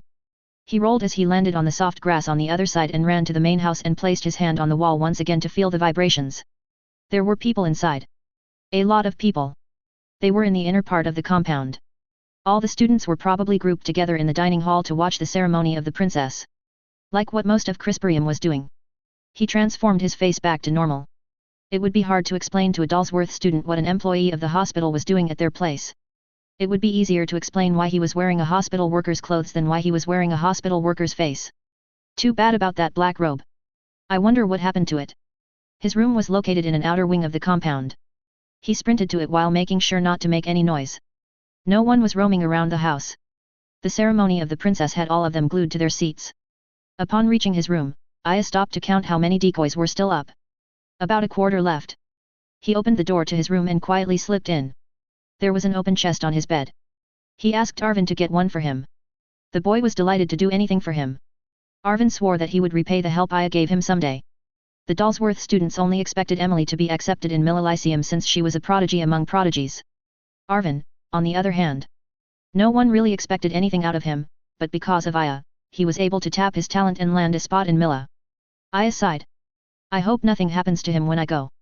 Really rare, that talent of his. He was worried that the authorities might suspect Arvin of being in league with him for whatever it was they wanted to detain him. At least, no one saw him use void magic. And he did actively participate in the tournament without using it. They would just think that he was a sympathizer of the void mages. Oh well, nothing that I can do about it, Aya said. He examined the contents of the chest. It was full of the mana parchments he got from Aileen after he defeated her after she challenged and made a bet with him. They contained the models for all the runes composing the curse formerly draining the power of Aya. When he felt it was weakening, he immediately began recording their designs. He closed the chest and locked it. Aya checked the room for anything he could have forgotten. He was leaving the city. He didn't know how, but he had to get out and find Clement. Perhaps with these runes, he could create a new spell that could get rid of the blighted multitude for good. What's this? He said, picking up an envelope on the table. It was from Porg. Arvin might have accepted it and placed it in his room. He remembered he asked help from Porg to get to Mandolin City safely. It was a long trip based on the maps Aya consulted. Mandolin was at the fringes of the empire. Aya smiled. Porg had made some arrangements for him to get to the city near Mandolin. He apologized that he wasn't able to find a direct trip to Mandolin. I have to go visit Rogania someday, Aya said as he picked up the chest. Might be interesting to see people with the same black hair as me. Brummer said with an annoyed tone, we're going to be guarding him as well. He lowered his voice when he met the stern gaze of Malachar, the leader of their party. Malachar probably did not mean to look scary, but every expression he had was turned into a scary one, the large scars on his face. Our job is to guard the beasts, right? Marla spoke up to support him, making his heart skip a beat. Brummer is right. We signed up to secure the beasts. She was playing with the feathers of her arrows like she usually does when she was bored. Levels of risk, Mr. Drabin. We're getting paid to take care of beasts, not people. Mr. Drabin, their employer, raised his hand in helplessness. My master wanted us to accommodate one person in our travel back to Banduria. Mr. Drabin was tasked by his boss, a rich merchant who was fond of collecting rare beasts, to come to Crisperia for the beast taming competition and buy some beasts used during the competition. After the event, the beasts were auctioned off and many collectors would buy them, especially if they performed well during the competition and displayed their ferocity. Sometimes, beasts were bought for their novelty or if something interesting happened during their taming. Like the armored Halkar Tusker in this year's competition. Brummer gritted his teeth as he remembered how Marla gushed about the Roganian taming the Halkar. And now they had to guard it. We get paid, of course. Keelendel asked, poking her head from the covering of one of the wagons containing the food for all the beasts they were transporting. She had been sleeping in there all this time based on her droopy and tired eyes. Additional payment? Yes, of course, you will get paid for this new assignment, Mr. Drabin assured them. The fact remains that guarding a person is not the same as guarding the caged animals, Malachar said, folding his arms. In guarding the beasts, the objective is not to let the beasts escape and deal with them if they do. Of course, there is also the threat that someone would try to steal them given their value. But that is why you have guards, right, Mr. Draben? He was referring to the guards employed by the merchant house Mr. Draben served.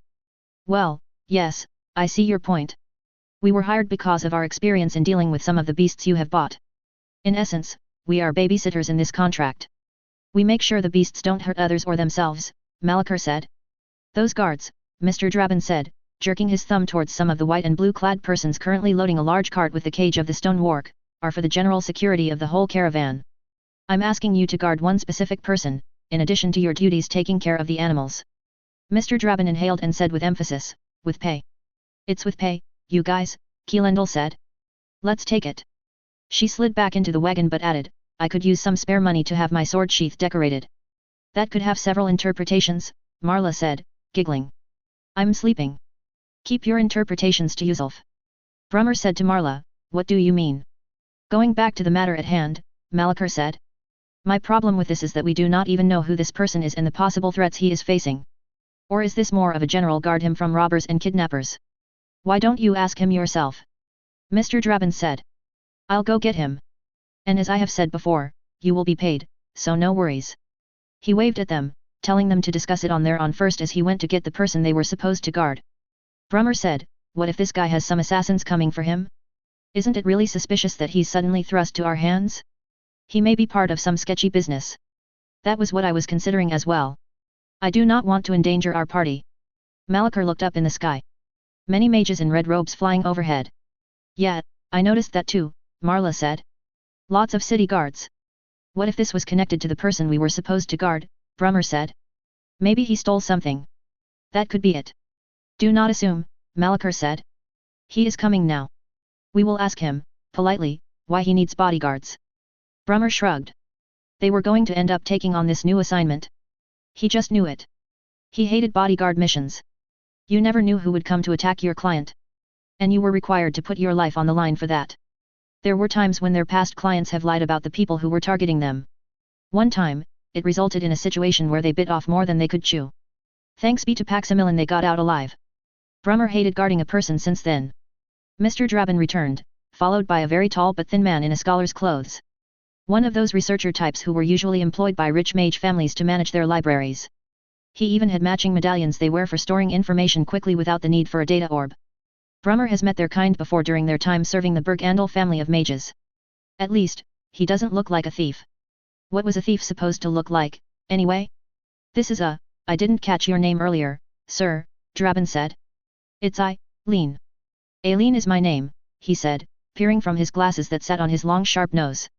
That's a girl's name, Brummer and Marla said together. A girl's name in one place could be a boy's name in another. Don't be so close-minded, you two, Keelendal said. She climbed out of the wagon, foregoing her plans on sleeping. Nice to meet you, Aileen. I'm Keelendal. A swordsman, or swordswoman. Depends on the people you ask. Some people get angry when you try to differentiate the sex of the person holding a sword. And swordsperson sounds weird. I am Malakar, their leader said. He was just a bit taller than this person named Aileen. He extended his hand which was received warmly. Brummer was surprised Aileen didn't flinch at the sight of Malakar. Most people would be intimidated when they first saw him. Marla here. I'm Brummer. And sorry for saying that your name is a girl's name. Aileen just laughed. If I had a gold coin for every time someone told me that, I could build a museum. I like museums, you see. Any place that holds interesting items. Brummer and the others looked at each other, not sure of how to react. Malakar said, Draben told us you needed bodyguards. Yes, I need guards. I am transporting something important, you see. I need to take this with me to Mandolin City. He had a chest beside him. A heavy lock secured the wooden chest with metal lining. But we will be guarding the beasts until they reach Banduria City, Brummer said. He narrowed his eyes. What did the chest contain? Draben cut in, what happens after Banduria is your own business. You may continue guarding Mr. Aileen, or you may go your way. What is important is we get the beasts to my master in Banduria. And we get paid, Keelendal said. Additional pay. Yes, of course, Draben said. Just checking. One of Draben's assistants approached them and said, Sir, the beasts have been secured and we have loaded the supplies. Good. We should leave now. I want to avoid the jam at the city gates that would surely build up throughout the day. Why? What is the problem? Malachar said. It's nothing, Draban said, dismissing the matter with a wave of his hand.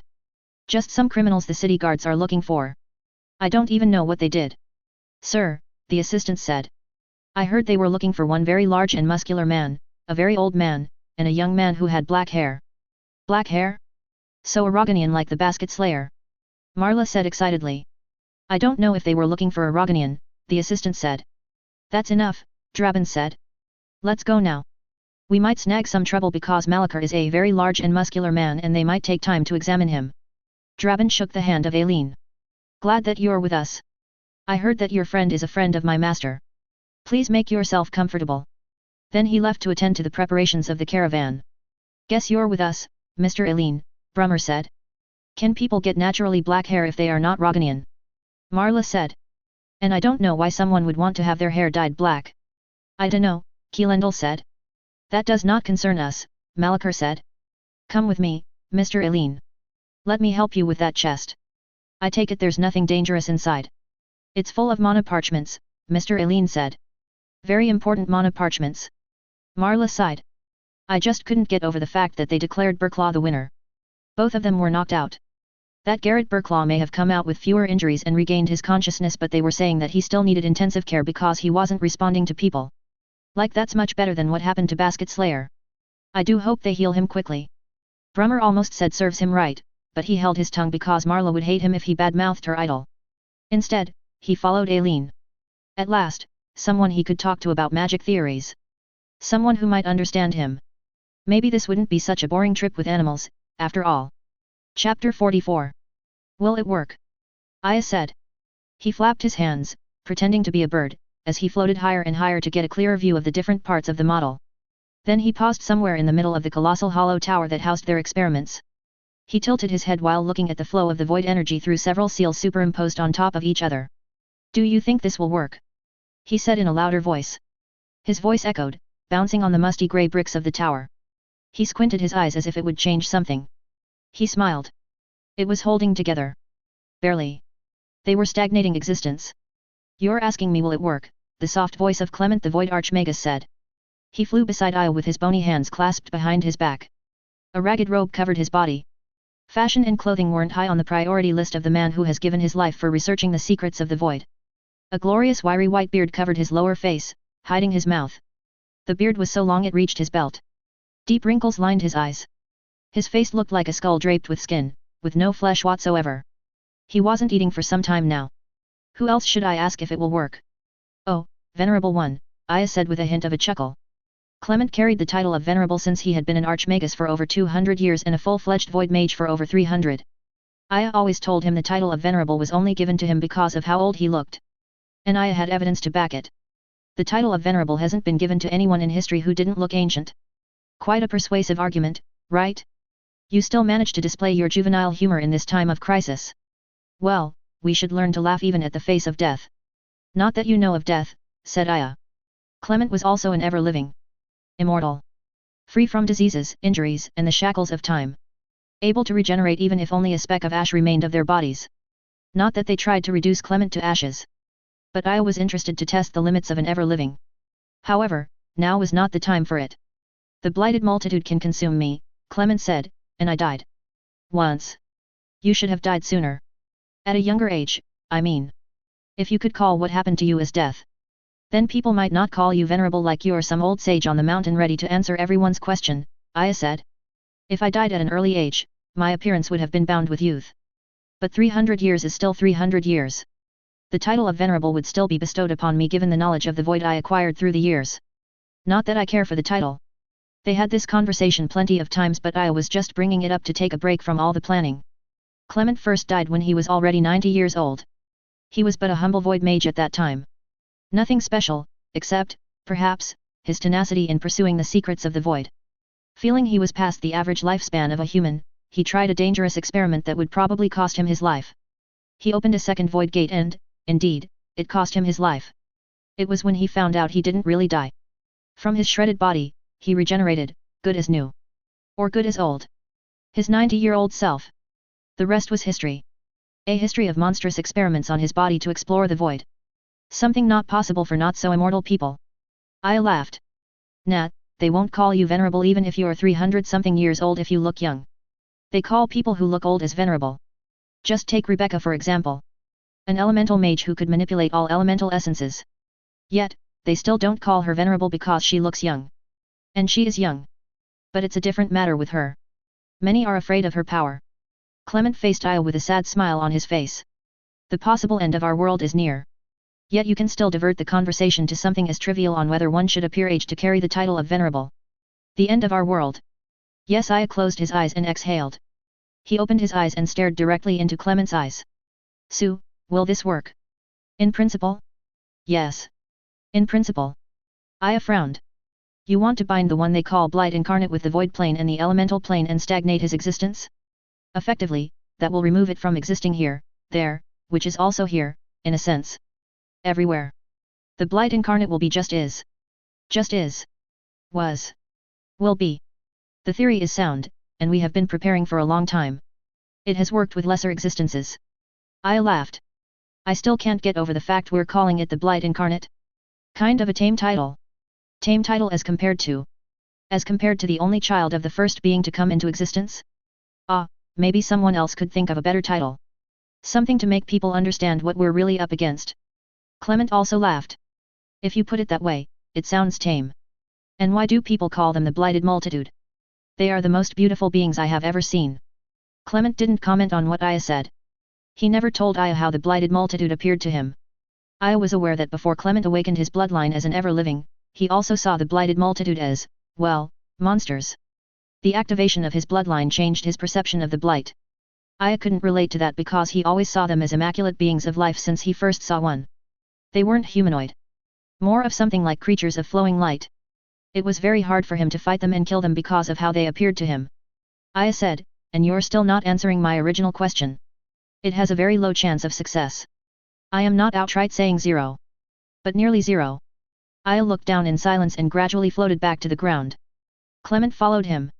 The strange liquid made by Delphine glowed in a large pool they hastily dug at the base of the large hollow tower. It projected the possible iterations of the void energy as it flowed through the elemental plane. The walls of the tower reflected the light from the model of space and elemental essences that rose from the water made by Delphine. Only the cold wind entering through the small windows dotting the exterior of the tower made a sound. Aya's feet touched the floor, and he approached the pool. He was impressed with the performance of the pool. Delphine wasn't a void mage, yet her work could mimic the behavior of void energies Aya knew so well. What he didn't know was how to test his spell's effect on the elemental plane. The void plane and the elemental plane existed in the same space.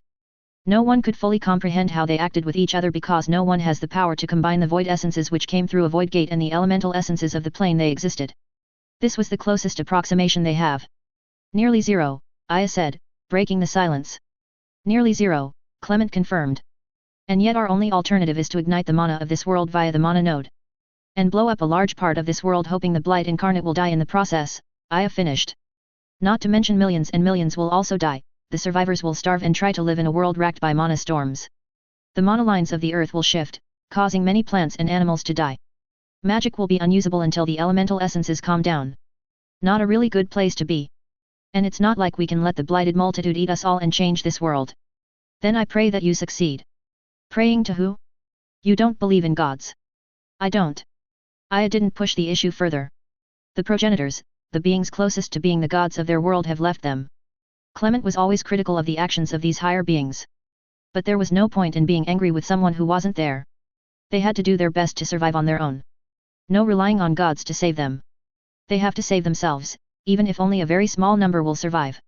A small model of Aya's plan floated near the controls for the pool. He reviewed it. I will use my powers to make an anchor in the void plane. I will use the world heart orb filled with corrupted spirits to make an anchor here. And the Blight incarnate will be in between, pulled in opposite directions by the opposing flows of the two planes. It will exist in both planes. And since that is not possible, it will stop existing. Aya's hands flew over the seals controlling the pool. Delphine made sure it could recognize orders from void energies. He gathered the data from their simulation to analyze it. Even if there was a nearly 0, as Clement put it, chance of success, he still had to try. His mouth felt dry. He hasn't drunk or eaten for 2 days since the simulation began. Using his tongue, he licked his lips and then swallowed. Am I in the right? Was he really trying his best to find an alternative? An alternative to abandoning the rest of humanity to save a few? and hoping that humanity could rise again. Or was he just doing this to justify to himself that, in the end, there was nothing they could do except to blow up the mana node, but, at least, he has tried his best? His fingers paused over the glowing violet seals. He might as well wait for his death here, eating a sandwich if it was the latter case. If he sacrificed himself to make his spell work, he would die and fail. And people wouldn't know about it. They also wouldn't know they would die. The survivors wouldn't know he saved them. Maybe he was truly trying to find another way to save the human race. Compared to finding an honorable exit. Was this that hidden human drive that surfaces when the end was inevitable? I don't think so. I wonder how despair felt. As I have mentioned. In principle, it sounds fine. Clement placed his hand on Aya's shoulder. He noticed the troubled look on Aya's face. Let me come with you. It might be much better if I was the anchor in the void plane. We have talked about this before. It doesn't make a huge difference if I was the anchor or you were. You will be the venerable anchor, Aya said, eliciting a chuckle from Clement. And if we succeed, the anchor will also stop existing, never moving forward or back. As you said, neither here nor there. Aya then coughed. He covered his mouth as he kneeled down and coughed violently. This always happens when I think about all the people who will die by my hands. He closed his eyes and tried to control his breath. If you don't do this, everyone will die, he reminded himself. Clement massaged his back. The burden you carry is heavy. Let me help you. Let me be the anchor. I think 300 years walking on my old bony legs is enough. I understand the pressure you're feeling. Having the responsibility of saving humanity thrust upon you. You don't have to do heroic acts to be a hero. Clement, Aya said, wiping his mouth with his sleeve. I am not doing this because I want to act heroic or to be a hero. It's the opposite. Opposite? How so? I want myself to be the anchor because I'm a coward. You are the farthest from being a coward. It is better if you stayed and lead those who will remain. They will need a leader to rebuild. Better you than me. Aya smirked. I was thinking of leaving a message for the survivors that it was me who will ignite the mana node. Why would you do that? Asking for forgiveness, I think? Stupid, I know. Clement nodded. It is better for them to think it was the Blight who did it. And in some sense, it is the fault of the Blight incarnate. Still, this doesn't make you a coward. You have fought for them. For us. For saving our world. Aya shook his head. I cannot face them after what will happen. The spell will cause my death. Not even death. I will stop existing just like that, Aya said, snapping his fingers. I think that will be the best ending for me. Dying in the last attempt to defeat the Blight incarnate. Someday, when humanity rises, they will curse the Blight for destroying the world while thanking me for my last-ditch heroics. So yes. That is cowardice. I don't want to face those who will survive the ignition of the mana node. Clement shrugged. Suit yourself. Aya wasn't trying to make Clement understand him. The immortal mage was even more detached to human emotions than Aya, although the former always tried to act according to social conventions in most situations. Just now, Clement was trying to comfort and support him because that was right according to their circumstances. But Aya wasn't bothered by that. Clement already forgot his humanity when he put himself through forbidden rituals just to open 3 other void seals. Which makes him the perfect accomplice for Aya's plan. Clement viewed the situation with pragmatism. If humans survived, then good. Aya said, the spell will most likely fail. And I trust that you will not stop the mana node from being ignited. I promise you that, but I will set the mana node to ignite, 30 days from the time I will leave for the Blighted Lands. It's best I set it that way because you won't know what will happen to me in the Blighted Lands. But if after 30 days the Blighted Multitude is still coming, you would know I failed. And I hope that you don't stop it. Clement nodded. All right. I swear that we will protect the mana node for 30 days after you have left. And after that, I will escape with everyone who could still escape and carry with me books, scrolls, and all other records of the knowledge of mankind. Don't tell the others about it. They will try to stop it. They will try to fight until they are all consumed. I swear upon my knowledge of the void I will tell no one. Aya nodded. He has agonized about this for years and has decided that this was the best decision to make sure, at the least, a small part of humanity would survive. Others wouldn't understand. But he knew Clement would. This was the man willing to continuously torture his body in the name of advancing knowledge. He wouldn't fall to irrationality. They should aim to save what they could. As long as humanity survives, they could rebuild afterward. Clement said, perhaps you will succeed. His tone showed he didn't believe what he said. Aya just smiled at Clement's weird efforts to comfort him. After the mana node ignites, everything is prepared. He has told the kings, rulers, and leaders of every species fighting the Blight that they should prepare in the event the fortress at the mana node would fall. Hideouts all over the continent were being built to house individuals with skills in survival, people with important bloodlines, along with enough food and water. The plan was to establish communities in places the Blight would not find. Obviously, he lied to them. I wanted them to prepare for the time the ignition of the Mana node and cataclysm that would follow. Clement. After everything, everything is destroyed. Blame it on the Blight. Aya furrowed his brows. No one would be alive to check what really happened anyway, he said with a laugh. Clement did not speak but walked nearer to the pool and connected with it. Another round of simulation began. Aya said, take the Biomagi. We can't save everyone. But the Biomagi needs to be there to speed up reproduction. People are not receptive of artificial births unless in connection with preserving bloodlines, Clement said. They did keep quiet when the armies were made. Necessity. This is also a necessity. This is the only way for humans to have a chance. Food will be scarce after the monolines of the world, the life support, will be in disarray. Better store a large amount of food to sustain a small group of people for several years than storing a large amount of food for a large group of people. I rummaged in his robes. He took out a black object that had many irregular edges. Clement, take this. The Crux rune. Clement received it and hid it in his robes. You're giving me the power to stop the ignition. Aya smiled. Maybe a miracle will happen. Epilogue. Hey, hey. You all right? Aya opened his eyes as someone shook him, lightly, then with some urgency. A woman with brown short hair stared down at him. She looked concerned and shook him one more time. Keelendal, was it? She was the one with the sword if he remembered it right. He should fix this people forgetfulness problem of his. Yes, this was Keelendal. Ugh, Aya massaged his temples. He had an annoying headache as he woke up. Did he grind his teeth as he slept? He said, yes, I am, I'm all right. You were tossing around in your sleep, Brummer called out from another carriage. He sat on top of a tall cage so he saw Aya sleeping even if he rode a different carriage. Had a bad dream. Keelendal said. She swept her hair back and stood up. You sure you're fine now? She sat on a sack of grains and looked at Aya with a brow raised. The grains were food for the beasts. They were in the carriage of food supplies. Aya didn't want to sit with Draben. He also wanted to gaze toward Crisperium while they were traveling away from the city. Keelendal suggested he could stay with a carriage with a retractable roof. She went with him since it was their duty to guard him. I'm fine. Just some dreams. Not necessarily bad dreams. Aya sat up and leaned against his precious chest full of mana parchments. Then he coughed. He wasn't able to stop coughing, it got worse. Keelendal tossed him a bottle of water which landed at his feet standing upright. You're not sick or anything, she said. I think we have a healer in our caravan. I'm really fine. Just tired from all my work, Aya said. He opened the bottle and drank from it. The cold water felt nice in his throat. He stopped drinking and said, takes lots of concentration to inscribe runes on mana parchments. Sometimes I just forget to eat or rest. Brummer jumped from his carriage to theirs. You're the only one who recorded everything in that chest. His eyes blazed with interest and he smiled like a boy given his favorite toy. How many sheets of mana parchments are inside there, anyway? Must be like 100 or more. You have some pretty awesome things in your chest. Yeah, Keelendal said. Not that I know anything about seals. But the mage guards who checked those things, whatever they are, were pretty impressed. The seal crafter flying overhead even wanted to come down.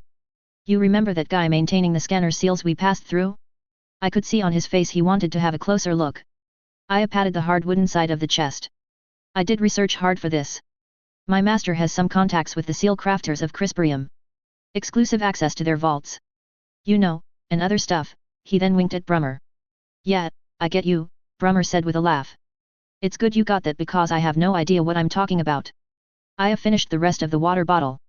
He closed it and handed it back to Keelendal. Where was the city? I want to see it from afar. He pushed himself up, taking care not to fall over, using the chest box for support. The rocky terrain proved to be a nuisance to his viewing pleasure. Draben told them they would change their carriages drawn by Groofs to more advanced and faster ones powered by Orion fuel from mana processes when they reached the next city. It would run under its own power and would speed up their travels by 3 times.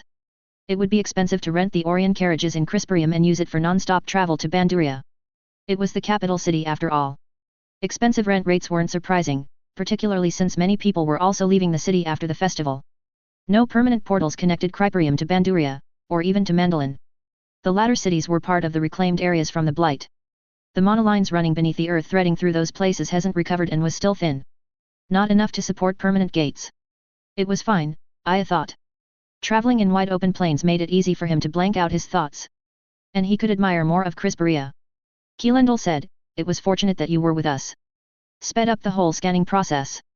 A scribe from a powerful mage family connected to Draben's master. Brummer said. "They would obviously let us go through. I was thinking we would have problems with Malachar. They were looking for a large and muscular man, right? When we go through checkpoints, Malachar always gets random inspections. He should buy a wig to cover the scars on his head," Brummer said. "Makes him look less scary." Aya smiled as his two bodyguards made fun of their leader. He gazed at the distant city of Crisperia gobbled by the horizon. Only the upper levels were still visible. Once they passed through the valley leading out of the basin cradling the Crisperium, he wouldn't be able to see the city anymore. The tall mountains ringing the plains of Crisperium would cover the view. Pillars of light stretched from the city up to the sky. Elemental essences, agitated by the shifting mana flow beneath the world, peered out of their usual veiled existence. Even people with no experience with magic would see the splash of colors of elemental essences jumping around the city. It was as if a huge rainbow cotton ball of light plopped right on top of the city. Aya inhaled through his mouth and nose. The cool air of the plains flowing in through his nose and mouth reminded him of the cold night when he performed the last experiments with the spell he would use against the Blight Incarnate. Hooray, that stupid spell worked. Worked in the sense it bought this world 500 years. Or maybe Clement did something. Oh well, I'm going to claim credit, for now. For the mortal humans, 500 years was a lot.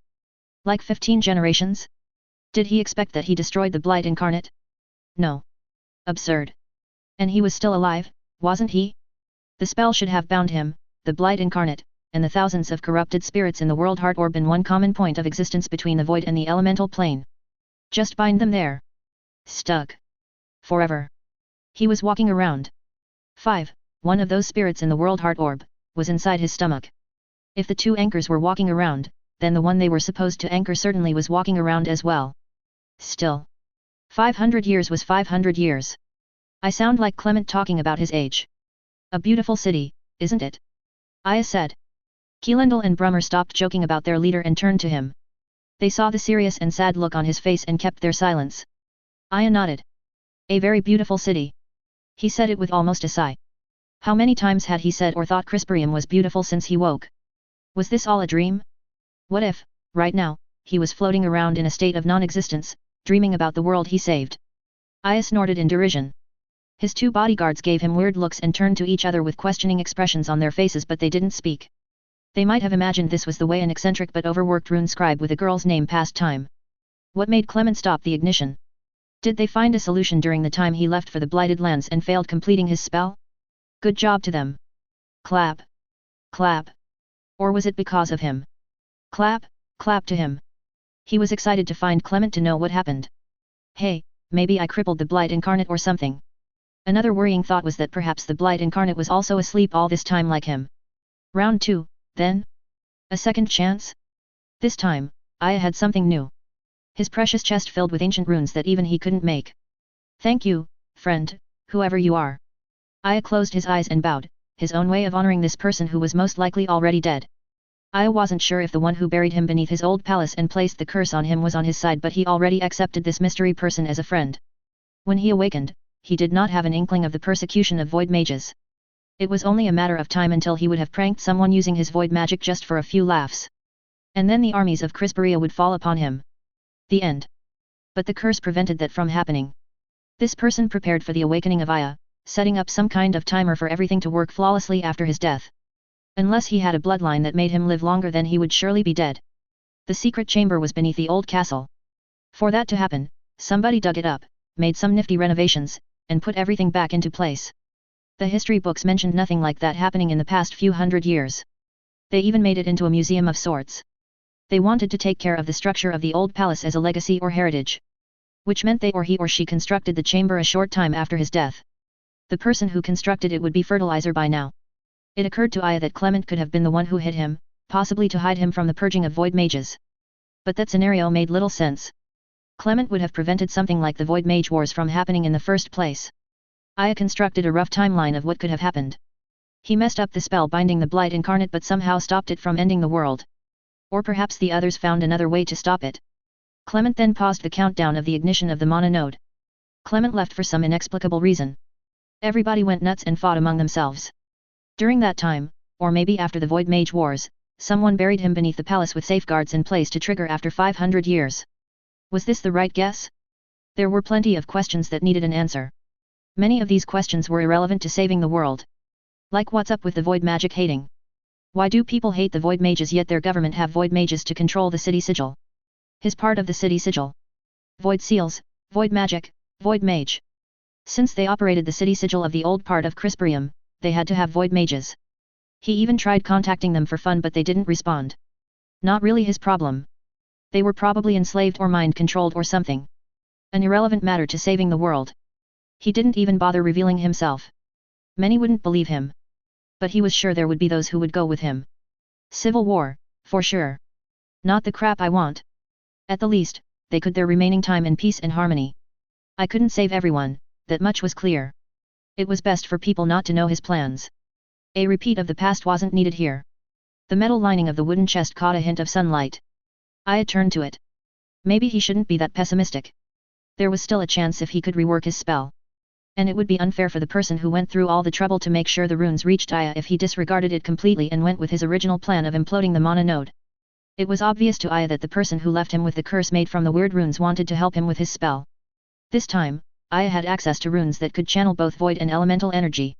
Perhaps he could make better anchors and make sure the blight incarnate would cease existing for good. The upsurge. A question that was relevant. Part of its energy was drawn away somewhere else. Like it was collected. Was that supposed to be the anchor in the elemental plane? He didn't have the world heart orb filled with corrupted spirits. Making another one would almost be impossible.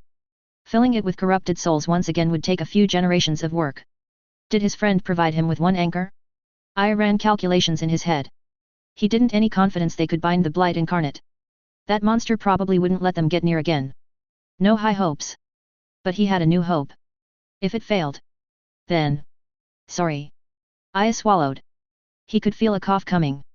For years, he agonized over blowing up the mana node. But what could he do? They were mere humans. Even the progenitor of mankind couldn't have stood up to the first being. And they were up against the offspring of the first being? Some contest this was. He clutched his stomach as he coughed. He covered his mouth with his arm. Good manners even when thinking about all the deaths he would cause. No one would forgive him. And he wouldn't give them the chance to forgive him. For they wouldn't know what he would do. Keelendel was beside him, patting his back. What's wrong with you? Should I call a healer? They're in the middle carriage. Thanks, Brummer. I'll follow with Mr. Eileen here. Sure, Brummer said. He jumped to the next carriage and then to the next. Let's go, Mr. Eileen, she said. Let's get you some medicine. I'll carry you. Before I could say anything, she picked him up like a baby. Maybe food. Let's get food instead of medicine, Aya said after his violent coughing died down. He always loved choosing which food to eat. It would only affect him. No one else. Maybe he should stuff his face with food like usual to forget thinking about igniting the mana node. It was hard to choose for others. But there were times he would rather choose for them than let them choose for themselves. Humans do stupid things when driven to a corner. Maybe I am doing a stupid thing?